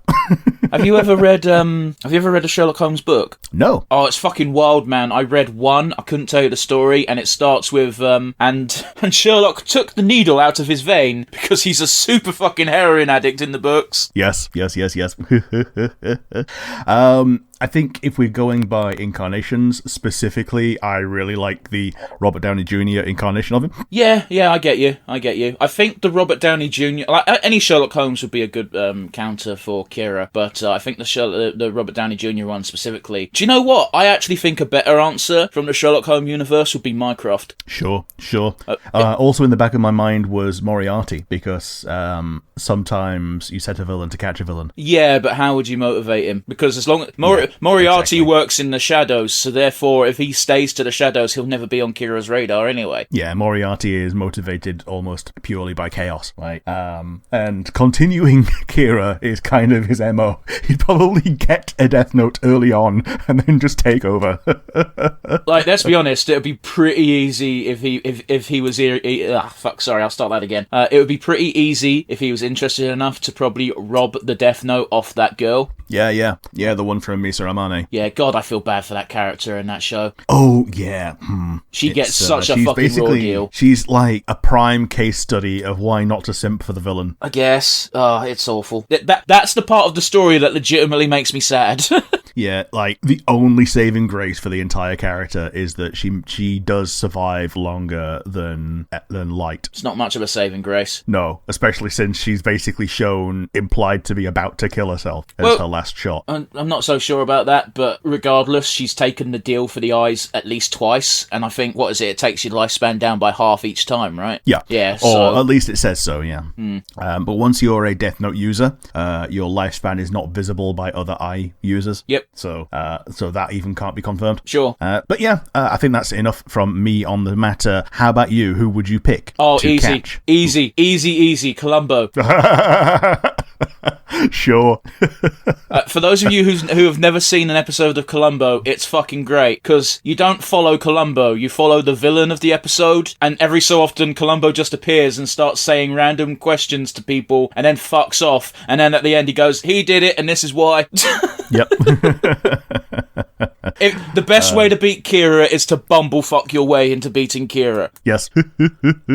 But you also need to be so low profile that he doesn't immediately kill you. Pretty or much, man. Have a way around it, like Elle did. Like, he introduced himself as a famous person, and that was his assurance that there's a chance that you need to know the person's name and face. And if he picks the famous person and writes down the famous person's name, then oh boy, that kills the famous one and not Elle.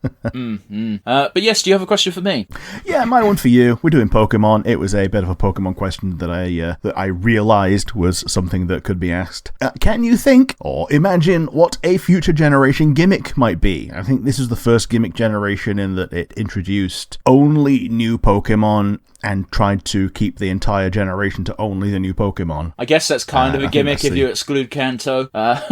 Yeah, but you know what I mean. Like, Kanto was the first, and as a sequel, this is the one that uses that as a gimmick. In fact, it tries to use the same number of them and then adds some more mythicals on top of that. I'm pretty sure this is a question we asked before, except you've worded it slightly different, because I'm pretty sure we asked what would you add to a Pokemon game in the future, which is kind of the same thing, but okay. Yeah, I mean, the gimmick could be what would you make into the new regional gimmick gang of Pokemon. So, like, we've had the Ultra Beasts, who were from a different dimension, and we've had the Paradox Pokemon, which may or may not be real. It's a bit of a... I mean, the Paradox Pokemon are real, they're just from different timelines. It's fucking stupid. Except maybe not. There's a possibility that the Chinese translation is actually correct. Yeah, I don't know what you're talking about, and I don't care enough, so... It's one of those. You can explain it for the audience if you want, but it's going to go in one ear and out the other for me. Just that they're dreams, because time travel is illegal in China. Okay. What do you mean time travel's illegal in China? As if you could fucking do it. Yeah, so depictions of time travel in China are illegal because it would imply that in other forms of media, time travel is possible, and therefore it would have been possible to change the history of China, which would prevent the current day climate. And that's what they don't want. They don't want the possibility of people thinking that the way China isn't the way that it could possibly be. That's some fuck... I mean, I shouldn't be surprised they outlawed Winnie the Pooh, but, you know... Yeah. Jesus. Yeah, I don't know, man. Here's the answer. The question is a bit too open-ended to come up with something on the fly in 2 seconds. Yep. You're basically saying come up with a gimmick for a group of special Pokemon in the next generation, and that's just... that's a big ask for 2 minutes of prep time.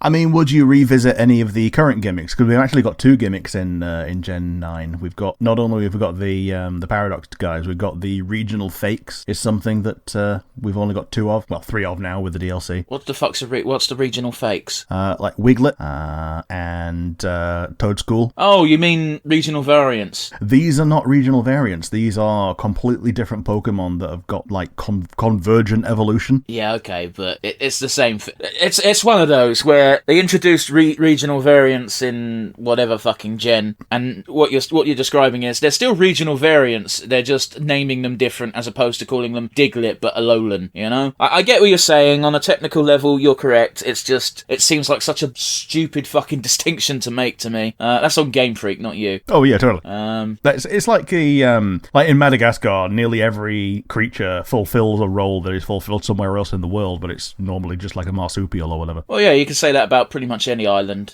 You know, there's a reason why the Darwin's canaries exist. Darwin's canaries? Darwin's finches? Someone's finches. Yeah, well, yeah, of course, more regional changes would be appreciated. It would be nice if they did more than just palette swaps and changes to their typings to distinguish them more. I actually quite like the Toadstool. I don't use it in my team, but the Toadscrawl is a very cool design and a neat concept. Yeah, I shiny hunted one of those because I like it so much. So I've got a shiny one of those level 100. Sure. I think the Diglett is a bit shit, but whatever. I'm sure someone likes it. Oh, yeah. The only thing I like the Diglett for is because Iris picked one up in her playthrough on the Let's Play, and it was shit, and it was basically a meme of how shit it was.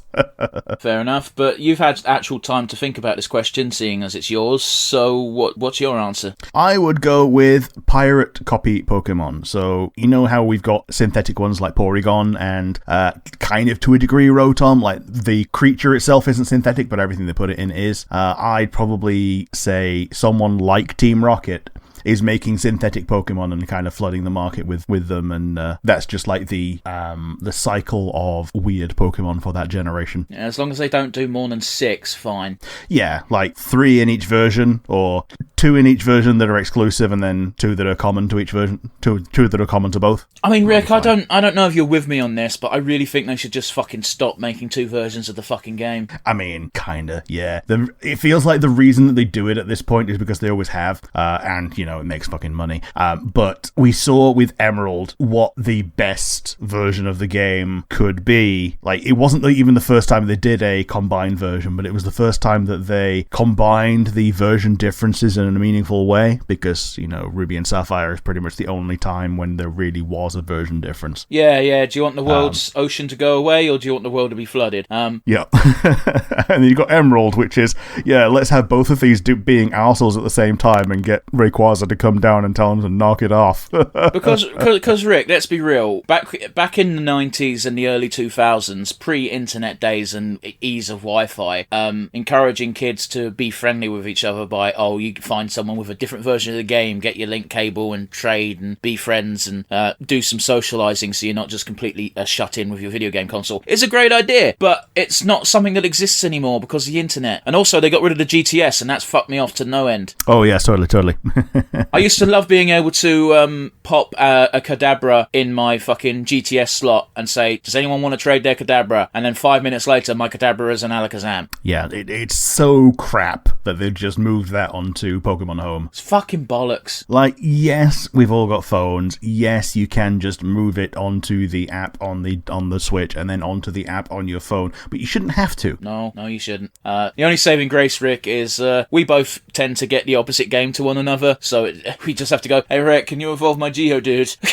Yeah, we tend to plan this around it as well. Like, I think we luck-sacked... Oh, no, we didn't luck-sack into it. You weren't even going to buy Gen 8. Like, I was the only one that bought Gen 8 on day one. Yeah, I got it because I was like, I'm not going to play Pokemon no more, even though it looks really fun. And our 2 other friends were with me on that. And then as soon as the game went on sale on CD keys, they both immediately bought it without telling me until after they bought it. And I was like, oh, you fucks. Yep.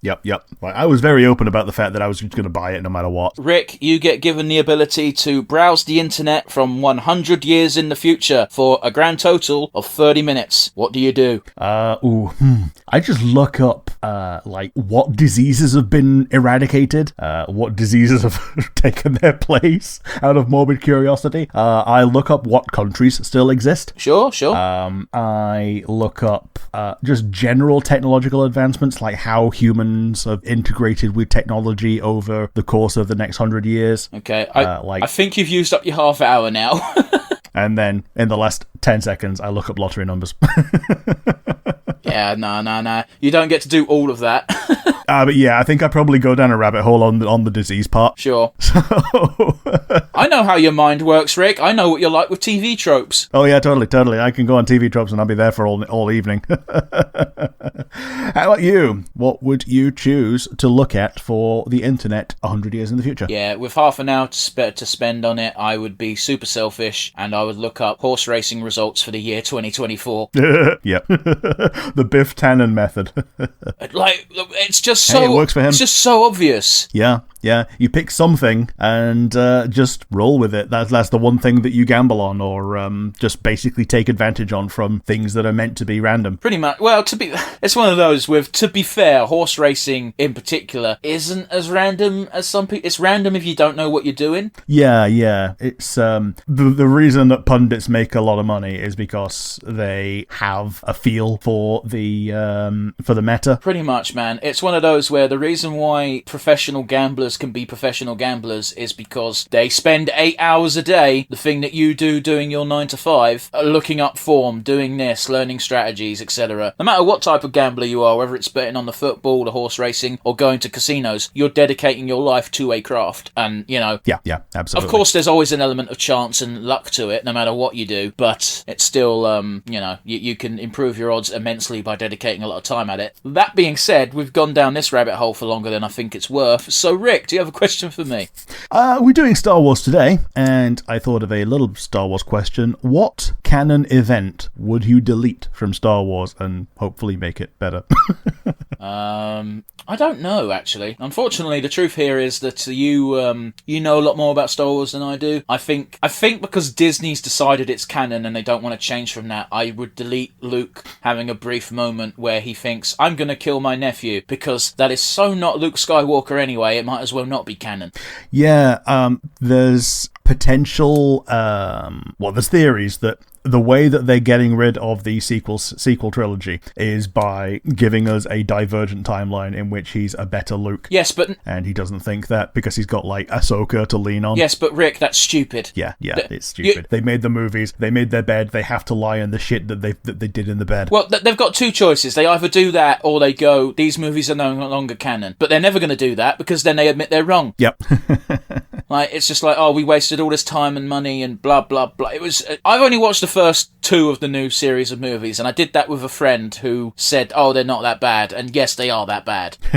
Yeah, they kind of are. Anyway, Rick, what about you? The one thing that baffled me the most about the prequels is that they fight Darth Maul, they kill Darth Maul, they know that there is at least one more Sith out in the universe, and then they do fucking nothing about it. And that's the thing that baffles me the most. It shouldn't baffle you the most, though, Rick, because you've done, you know expanded lore stuff. You know that one of the reasons why they don't take it seriously is because he can't even see it himself, but Yoda is just so confident in the Jedi Council that it doesn't matter that much. It's one of the reasons why Count Dooku defects. Yeah, Dooku and Yaddle basically leave the Order on the same day for the same reason, but Dooku jumps off the slippery slope.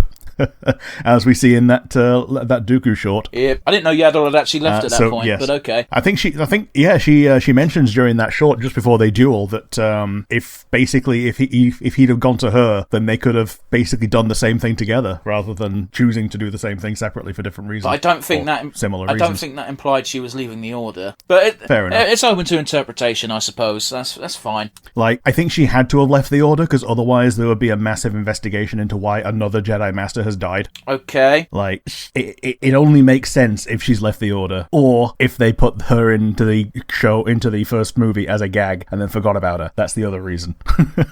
Yeah, I don't know, man. If there was anything, I think maybe that's just something Yaddle did from time to time. Is she just fucked off for long periods of time, and that's what they assumed she was doing again. There's other ways to work around that other than she has to have left the Order. Yeah, I mean, in relatively recent memory, she's just had Grogu, so there is that. Yeah, well, depending on who's fucking writing the script at the time, depends on how strict Jedi are about that shit. Yep.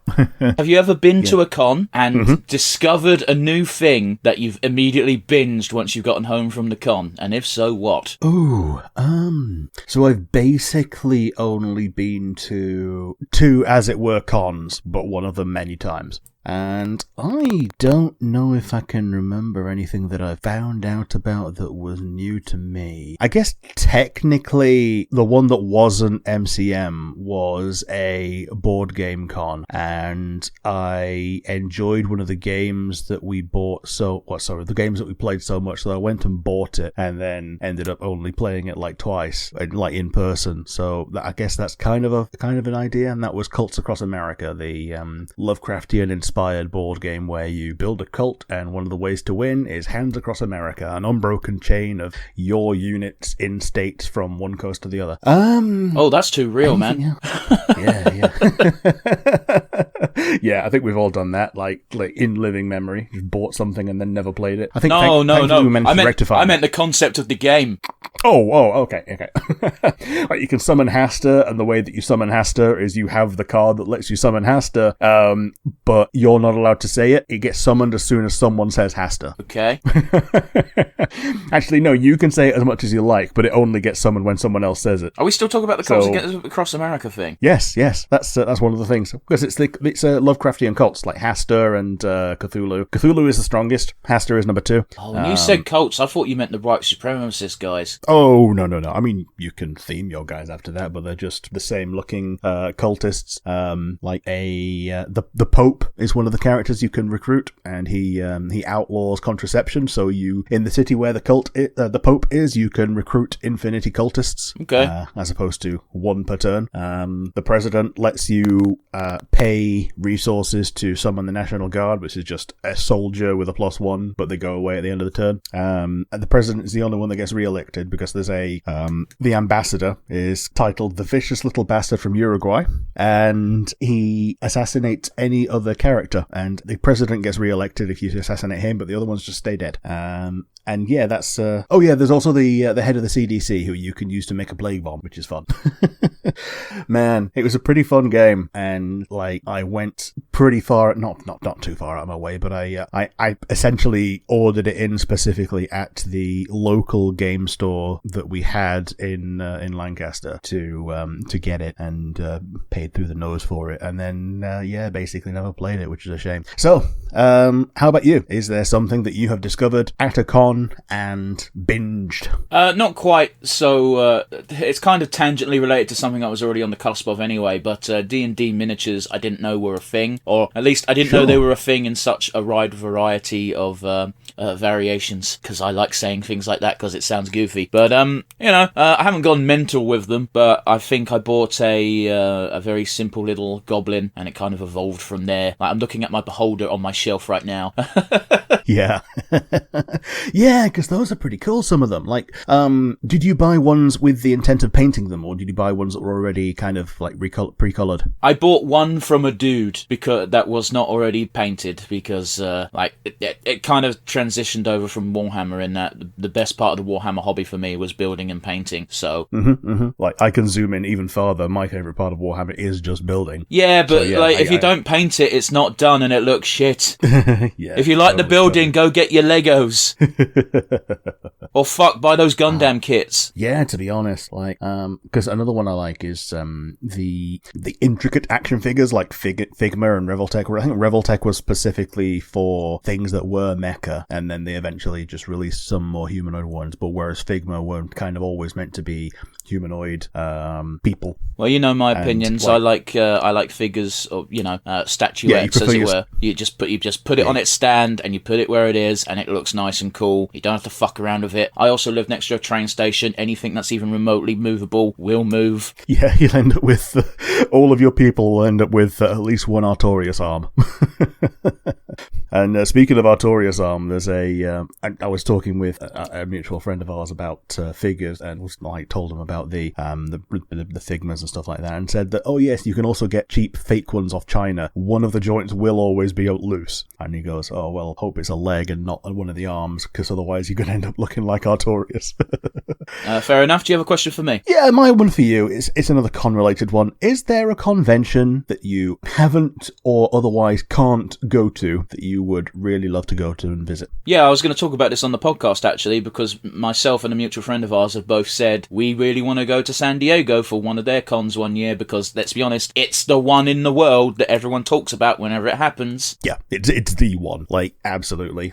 I've been to San Diego. We didn't go anywhere near the Comic Convention Center, and it was a few weeks out. It's kind of annoying that we were so close to it, but yeah, it's very definitely one that is on most nerds' bucket lists. It's one of those, whenever you hear someone say Comic-Con, most people's minds will think immediately of San Diego, even if they're not a nerd, because they'll have seen pictures, and the only one that ever gets mainstream attention is the San Diego one. Yeah, there's that, and I think PAX usually gets a bit of attention as well. PAX is weird because it's more video game related than when I say con, when I say San Diego is the con, I mean it's the Comic-Con, not the just convention in general. But yeah, you're right. PAX is weird though, isn't it? Because there's PAX and there's PAX East as well, isn't there? Yeah, but PAX East is just they wanted fans who weren't able to get to. I think they do it in Austin, don't they, in Texas? That makes sense, because Rooster Teeth usually has a presence there, don't they? Well, it's theirs. Actually, no, it's not. Yeah, they have a presence, and and yeah, they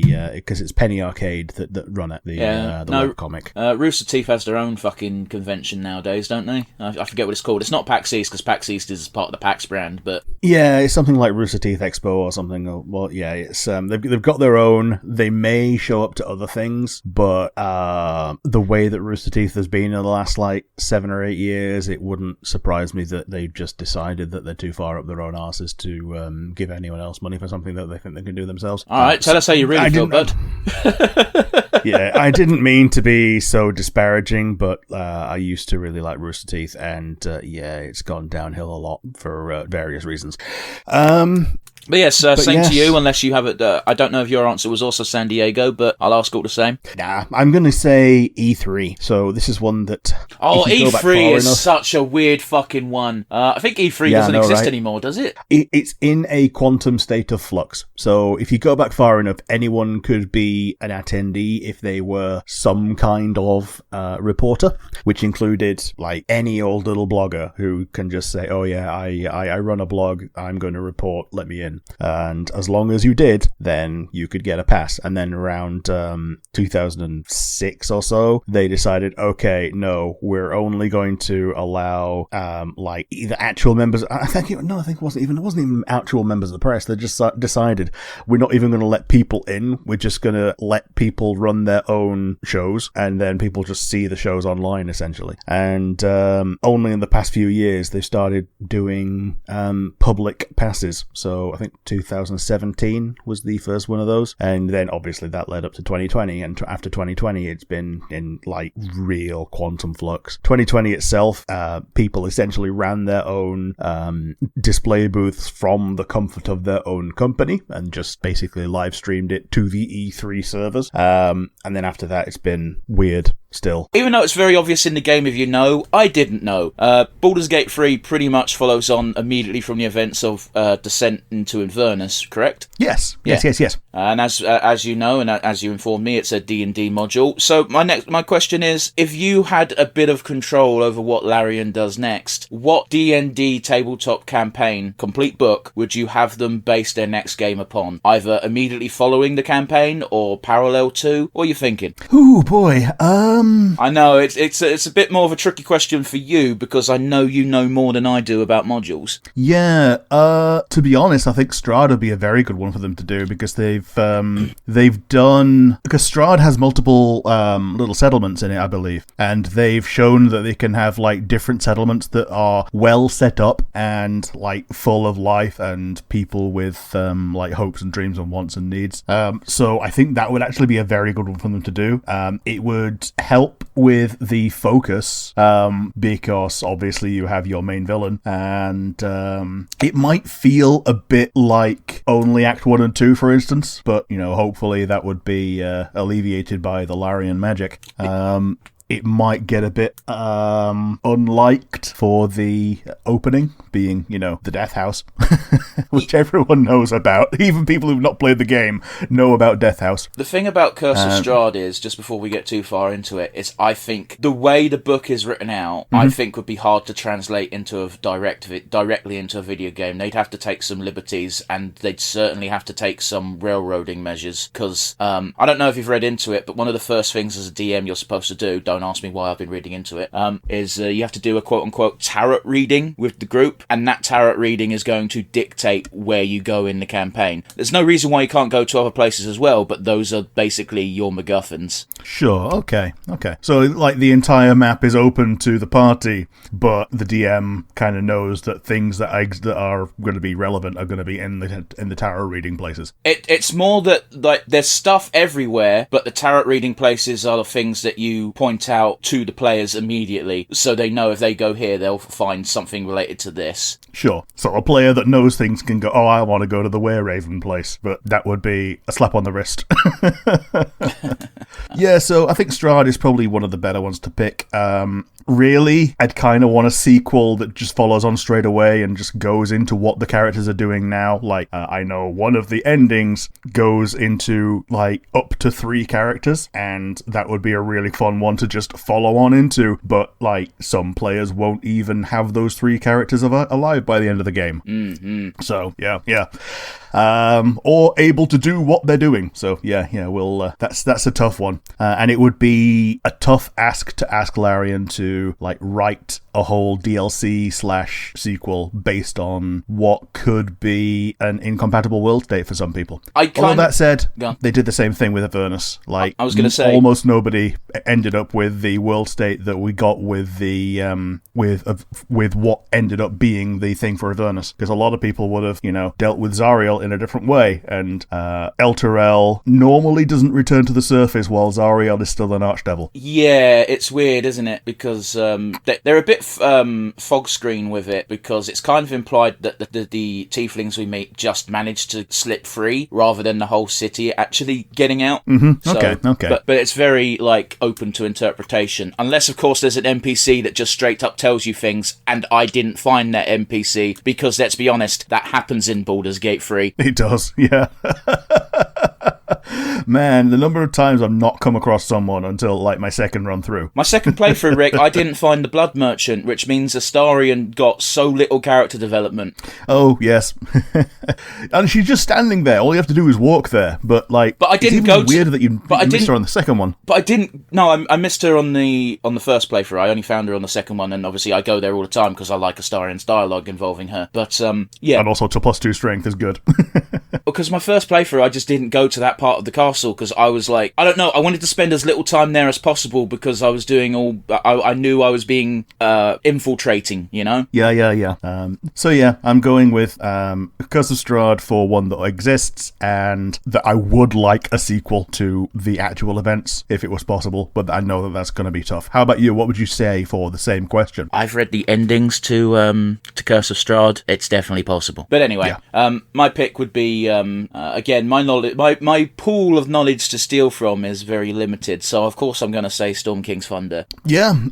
I think the benefit of that is because you've got your diverging paths after level 5. That's just extra content for a game. I shit you not, Rick. After the bulk of our sessions was me bullshitting and patching things together, because do you know what the book tells you? Yeah, here's the world, go nuts. Yeah, here's a list of places. Your party can go there. Here's a suggested encounter. Most of them are shit. Yeah. Because of course they're shit. They're 2 sentences. And most of the giant encounters out in the world are meant to try and railroad you onto one of the 6 lords. Well, sort of. It's very odd because the actual railroading doesn't happen until you reach Harshnag, and the book tells you introduce Harshnag when you feel like your players are getting bored. I shit you not, Rick. It doesn't say it word for word that, but that's kind of what it means. Yeah, when players are losing focus, introduce hashtag the Grim. Yeah, but I'd not have it be a sequel. I'd have it like run parallel. I'd have the Larian crew, for lack of a better word, because I assume they'd make their own. I assume they'd make new characters for other games. They wouldn't just stick with the Baldur's Gate 3 crew. Some characters that would actually be impossible to do, considering how their endings allegedly turn out. But I've not gotten there yet, so I don't know. But having them just run parallel in a world where giants are going apeshit, it can lead to some fun little stories. And at this point, Larian's writing staff has been proved in fire, shall we say? Yeah. I could see that being pretty good, because you have, even like starting near the end, or even after the end, like the giants have basically settled down, and there's now generally one less ancient dragon in the world. Yeah, but I wouldn't have it at the end. I'd have it in the middle. Sure. You might even basically be sponsored by one of the other ancient dragons, like we kind of are in our game. No, you just pestered her for help, and she decided, okay, fuck it, it'll be good for some lols. Yep. She is in no way sponsoring you. She don't do that shit. And you managed to circumvent being sponsored by Clouth as well, which again is it would be funny if someone went and fucked up this other dragon and he sends some resources, and if you ask for anything else, he kills you. Well, the funny thing is with Storm King is if you do go that route as the DM, like he does offer you shit if you do his bidding, but then when you go and claim your shit, he just goes no. Yeah, it's I don't know why they I don't know. There's a lot of like I've loved running that game with our crew, but some of the stuff in the book just had to get changed. Yeah. I don't think you've done a pretty good job of changing it. Well, thank you, Rick. Do you have a question for me? Yeah, my one for you is D&D 1. Well, sorry, 1 D&D is round the corner. It's what people are sometimes calling D&D 5.5. You've played a couple of other systems, maybe a little bit less than me, but you've played them. What things from other systems would you like to see ported back into D&D? And this could be from another actual system, or even from Baldur's Gate. Considering the amount of this is something I discovered in our most recent D&D session, in the amount of abuse that comes from healing spells to get people up, just add the fucking help action to get someone up from being down. Yeah, that works. I think the canon way in D&D is like you can use a medicine check to stabilize, but like that doesn't really help. It just keeps them at basically dying 0. It's just such a natural change. It's such a natural change that the first time someone went down in our campaign, I said, "Oh, you can use the help action," to which I immediately got corrected. That's a Baldur's Gate 3 thing, and I was like, "Whoops." I maybe shouldn't have corrected you on that. But yeah, it's a very simple thing to do, but some people actually don't like the healing whack-a-mole that 5e does. So they've tried to put in more consequences for going down, and that's something that led to the Pathfinder one of, oh yeah, you get a dying value, and when you get up, you got a wounded value, and when you go down again, your wounded value is added to your dying value. Right, sure. I kind of get it, because, let's be honest, in the campaign I've been running, people haven't gone down until this final boss fight, and it's just constant, clicking fingers and getting people up. Yeah, one of the problems is I feel like I'm a bit kind as a DM to a certain degree, because people go down and then I'm like, I could use an attack and just kill them and take them out the game, but then someone's just going to be sitting here and being bored for an hour and a half. Yeah. Like, that's the kind of thing, it's kind of okay in the finale, but it's a real feel bad on a normal week, because, to be honest, on a normal week, when that happens, you spend the rest of the session rolling up your next character. Yeah, that's fair. But yeah, in the finale, let's say, for instance, the character that got downed about 7 times, I just had the final boss do a cheeky and kill them outright. It would have been the legendary action to stomp. It would have been fucking miserable for the player involved. Yeah, a little bit. But anyway, I digress. What would you add? I assume you got a bit more of a pool to pick from. Well, these basically multiple games that I have played have all had something that D&D hasn't, and it's degrees of success. Sure. On like skill checks, like Warhammer Fantasy had it. Warhammer Fantasy took it far too much to the extreme, though. Oh yeah, I mean Warhammer Fantasy, it was like if you're beyond +10 -10, then it's like a great success or a great fail. But also you had to roll like under a 30 for most things. But also because of their fucking limb system and them wanting it to be super edgy and easy to die, it was very easy to have player characters get permanently crippled or outright killed from one bad dice roll. Yeah. You roll a 15. Well, that means you hit them in the 51. That's the head. It was very not good. Boy. Yeah. Well, a 15 was like the best roll, really, wasn't it? I think, because like if you hit someone in the head, like fantastic. Like that's the head crits are almost all kill. I mean, it was great on that. I couldn't tell you what the specific numbers did because it was years ago at this point. Yeah, something like that. Anyway.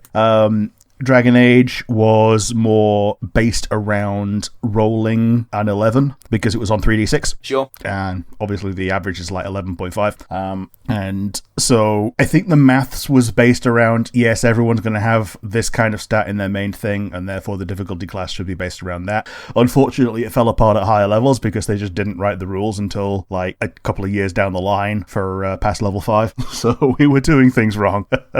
Sure.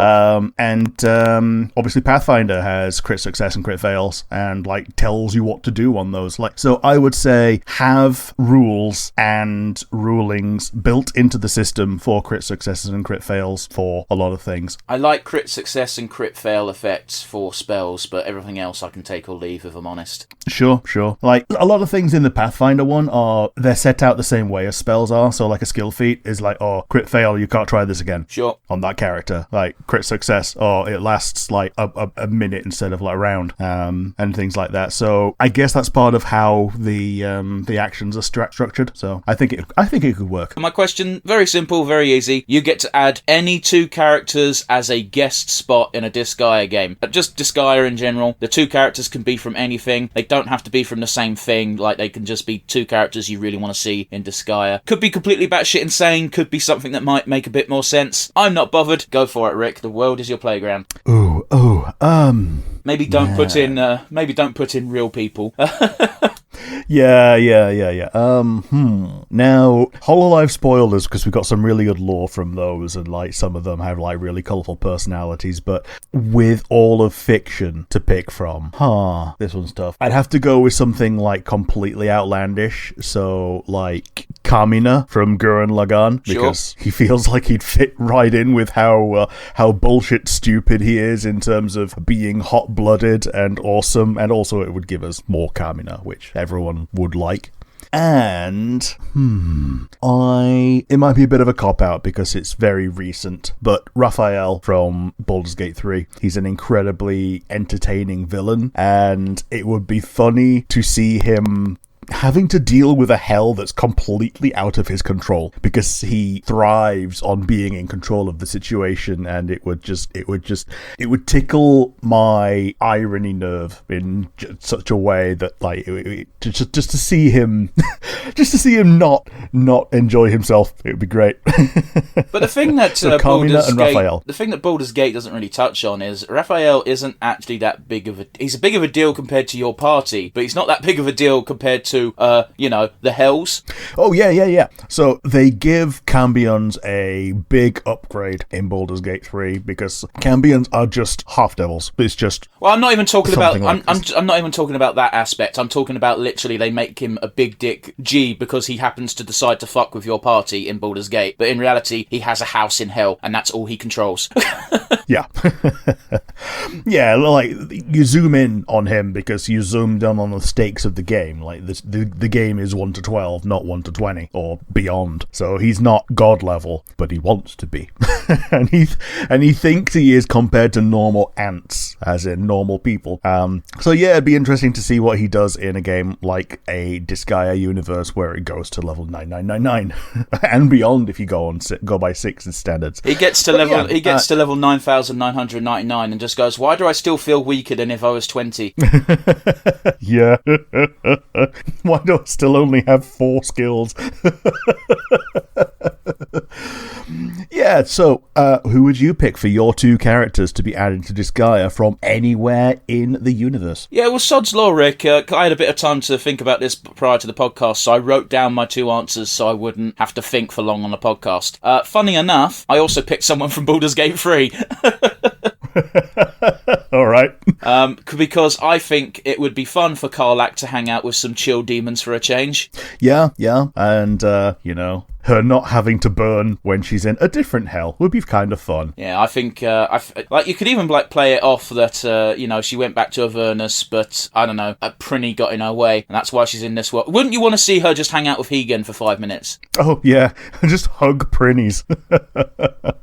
My second pick would be Ichiban from the Yakuza series. I was originally thinking of Kiryu, but then I thought Ichiban would make more sense, because he's got this silly thing where inside his head, every time he fights someone, it's basically a video game. So that's is justification. Is that the Afro guy? He's the main protagonist of the newest games. Yeah, the Afro guy. Yeah, sure. It's not an Afro. I get what you're saying, but it's sillier than an Afro.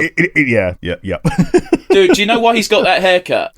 Oh yeah, I think you told me that he got out of prison and wanted a haircut that was popular at the time when he was in prison. But not just popular, specifically popular amongst the Yakuza. So you needed a very specific hairdresser back in the day, and when he gets his hair all fucked up, he goes, what the fuck? And the hairdresser just goes, dude, no one's had this hairstyle for like 50 years. Yup. It's so dumb, I love it. But yeah, because Ichiban sees the world as a video game, there's your justification for why he doesn't freak out for suddenly being in Disgaea, because he thinks his powers just changed slightly. Yep. He just thinks it's a new game, and that's why he's had his level reset.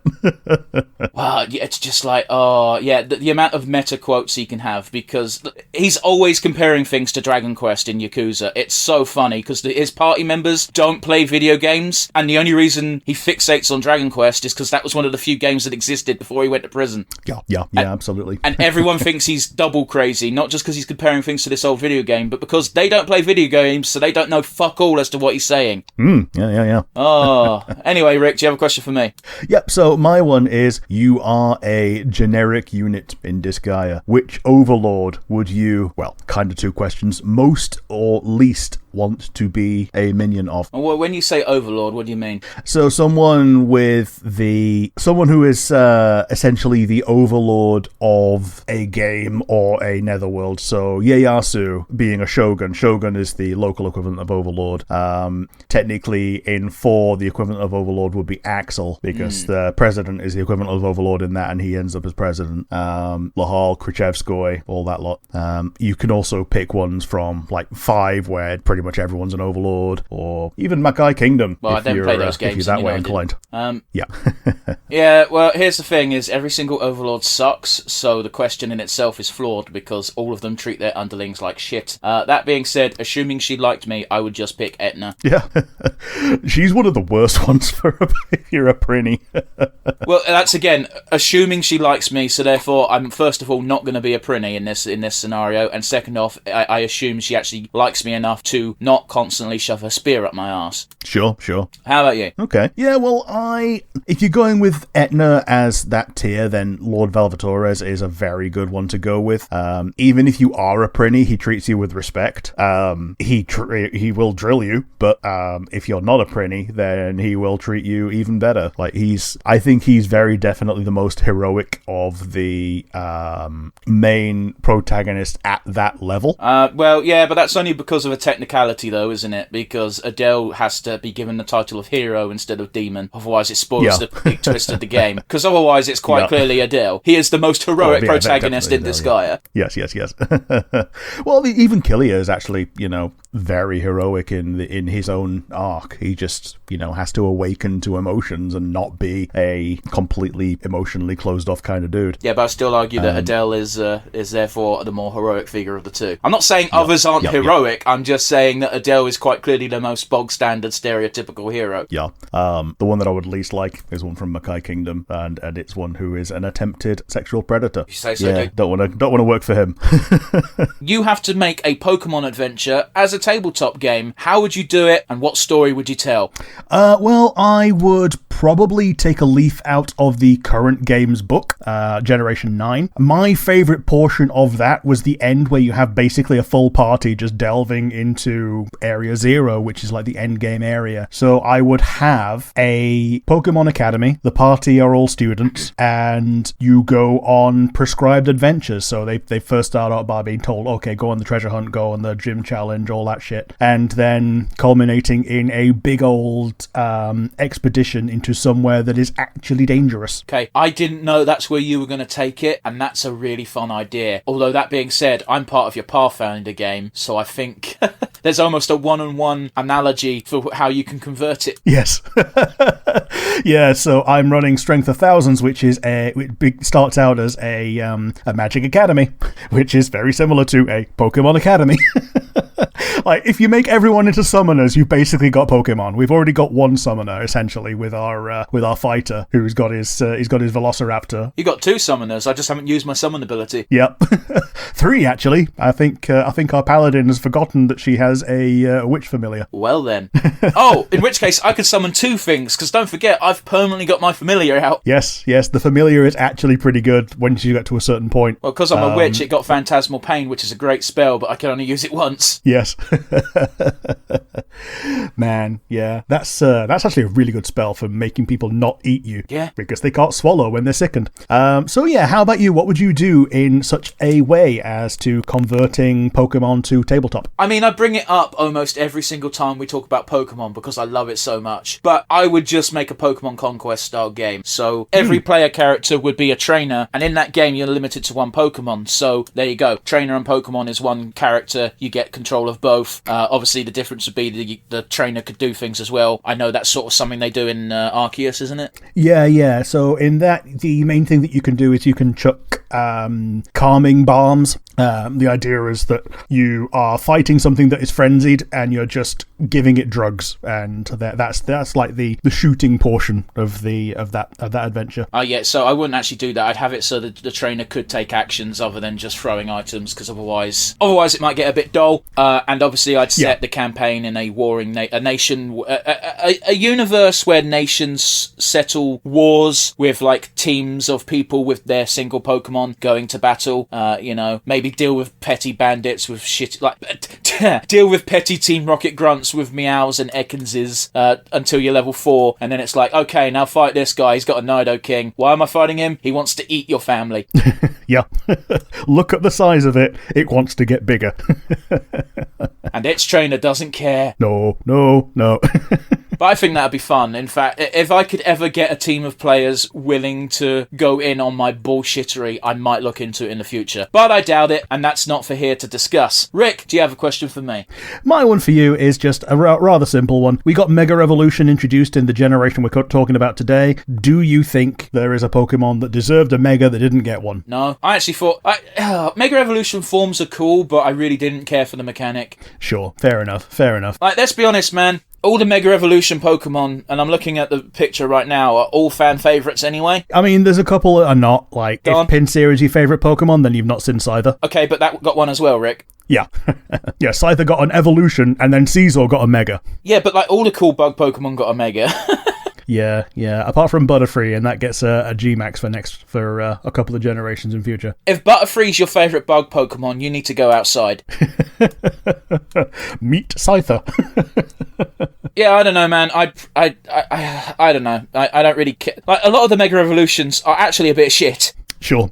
Yeah, some of them don't have the best of designs, but some of them I think are rather cool. We'll get to that, won't we? Because there's a caveat to today's episode. Rick, obviously you've thought about this more than I have. It's your question, so go ahead. Say your spiel. Yeah, I'm going to pass on the basic one of Flygon, because everyone says that should have a Mega, and I'm going to go for... I forgot it. I just had it in my head. Off to a rollicking good start, aren't we? I'm going to go with Zoroark. Because until we got Hisuian Zoroark, the basic Zoroark was a bit of a wet fart. It had one gimmick that got completely neutered by like future generations having like team preview, so you can't even surprise people with it. So being able to surprise people with Mega Zoroark would, I think, be amazing. If there's anything that can be said about Pokemon Conquest, one of the Warlord's Pokemon, signature Pokemon, is Zoroark, and okay, its ability is Trickster, and it's fucking useless because you can see who the warrior is, so you know which one it is. Yeah. It's fucking dumb. Yeah, there are a few things that you can disguise a Zoroark as that would be an actual thing to avoid, but you don't want to like make it known that you have a Zoroark. Pick any fictional planet ever, you get to rule it. Which planet? Maybe if I was in charge of Planet Vegeta, they wouldn't have gone to shit and gotten blown up, but I don't think I could have done much against Frieza. I also don't think you'd be strong enough to keep rule for very long. No. Although, by all accounts, the only ones that were actually any strong were, the actual nobility, because regular Saiyans could just be jobbers. Sure, but bear in mind, I didn't say you got any new powers, I just said you're in charge. Sure. Well, if you're in charge of Coruscant, you basically rule the universe in Star Wars. So I don't think that's correct. I think if you're in charge of Coruscant in this context, that means you're the equivalent of Mayor of Coruscant rather than the Galactic Emperor. Yep. Well, that said, I'm trying to think of somewhere that would actually be fun to be in charge of. And, man, the places from Tainted Space that I can think of, the closest thing to a fun place would be Tavros Station, and that's not even a planet. I mean, there's New Texas. Because all the other places. Oh, yeah, there's New Texas. Yeah, New Texas. Yeah, let's pick New Texas. How about you? What are you picking? I'd pick Mobius, because then I would be the king of the Furbies. The Furbies? Furries. King of the Furbies. Listen, if there was Yeah, a role of King of the Furbies, I'd take it because enough people are freaked out by Furbies that I'd have a lot of power. Yes. Like a proper cult leader, yeah. So I discounted Mobius because like half the time it just gets mashed in with New Earth these days. So yeah, that was a good pick. I mean, they've actually put out a statement saying that no, it was meant to be Earth the whole time. It's just they had to translate it for American audiences because they didn't like the idea. They thought American audience weren't ready for the concept of Earth but Sonic. Yep. My one for you is, can you think of a single most memorable Christmas? I mean, that's basically what we're doing anyway today. Yeah, we're doing specifically gifts, really, today as our thing. But can you think of a Christmas day that was more memorable than any other? No, because they're all the same. You go. Yeah, fair enough. Mine was the first time we left the house for Christmas and went to go spend it with my auntie. It was something that was far and away different to the ones that we'd done in the past because we weren't at home. Which fictional character from anything, anywhere, ever would you most like to have a naked wrestle with? Ooh, naked wrestle. Ooh, Now, bear in mind, the character's important because they might take it too seriously.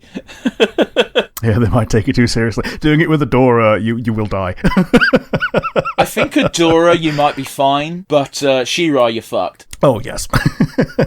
Because Adora, I think, don't get me wrong, Adora will fuck you up, but I don't think she'll fuck you up super hard before you tap out. Yeah. By that token, maybe She-Hulk. As She-Hulk? Yeah, because I think even though she is incredibly strong, she has a lot more control over it than any other Hulk. I mean, Like, yes, like she's definitely. Gonna win. She's gonna win. Now, again, don't forget, the implication is it's sexy wrestling. It's just, some characters will be competitive enough to take it seriously. Yeah, and will crunch your spine.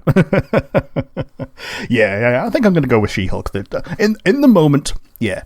How about you? Who are you going to pick for that? Oh, easy. I'm going to pick Eda Clawthorne from the Owl House. Yeah, all right. Because if she's doing it for entirely funsies, it's going to be a fun time. If she decides to take it seriously, I think I can take her. Also, she's probably the type that will start to cheat by popping her body parts off, which is something that people forget she can do. I low-key find that hot. Yeah, it's kind of cool. But yeah, I think those are two pretty decent answers. Rick, what's your question for me? Mine is very definitely not a lewd one. It was just something that it popped into my head over the weekend. And you get to change reality so that you grew up with a celebrity. You can be transported to their world, or they can be transported to your world, time zone, whatever. Whichever you like, doesn't matter. Who do you pick and why? I don't really know what the implication of the question is. Just to be So basically to be a childhood friend of a celebrity. Yeah, to be a childhood friend or rival of a celebrity. I don't want to be a rival. I don't think I have the ability to be someone's rival. I will pick Tilda Swinton because she's rather famous, but you don't really hear anything about her in the news. Therefore, that means she's probably not a cunt. Yeah, the ones that you don't hear anything about are probably the good ones. And at this stage of my life, it would probably be once a week you get a random phone call or text saying, "Hey, do you want to go to this cool place? I'm buying." I'm like, "Yeah, that sounds cool, Tilda. Thank you." Neat. I like that. What about you? Because you clearly had a bit more time to think about this. Yeah, the one that made me think of this was Bob Mortimer, and it was just from seeing the shit that he comes out with on Would I Lie to You as just shit that he used to do as a kid. It just sounds like a magical headspace to have been in. And the best thing about that as well, Rick, is that as an old man, he's got a great series where all he does is go fishing with Paul Whitehouse. So you know for a fact you could have old man fun times with him as well. Yeah, totally. So yeah, I think he's a prime pick for this kind of question. That's a banger. I'm gutted I didn't think of it. Yeah. Pick a character who is not romanceable and make them romanceable. Who would you pick and why? This is a fun one. He says because, with no trace of emotion to his voice. I think your answer is going to be Jaheira. Or maybe I knew that was the obvious answer, so I picked someone else. Man, okay, so it's a weird one. but I kind of feel that there would be a really fucked up romance with Orin the Red. I don't think you can do that. Like, it's your answer, and if that's what you want to do, that's fine, but I think that completely fucks the plot. Yeah. I mean, you still have to kill her in the end anyway, but...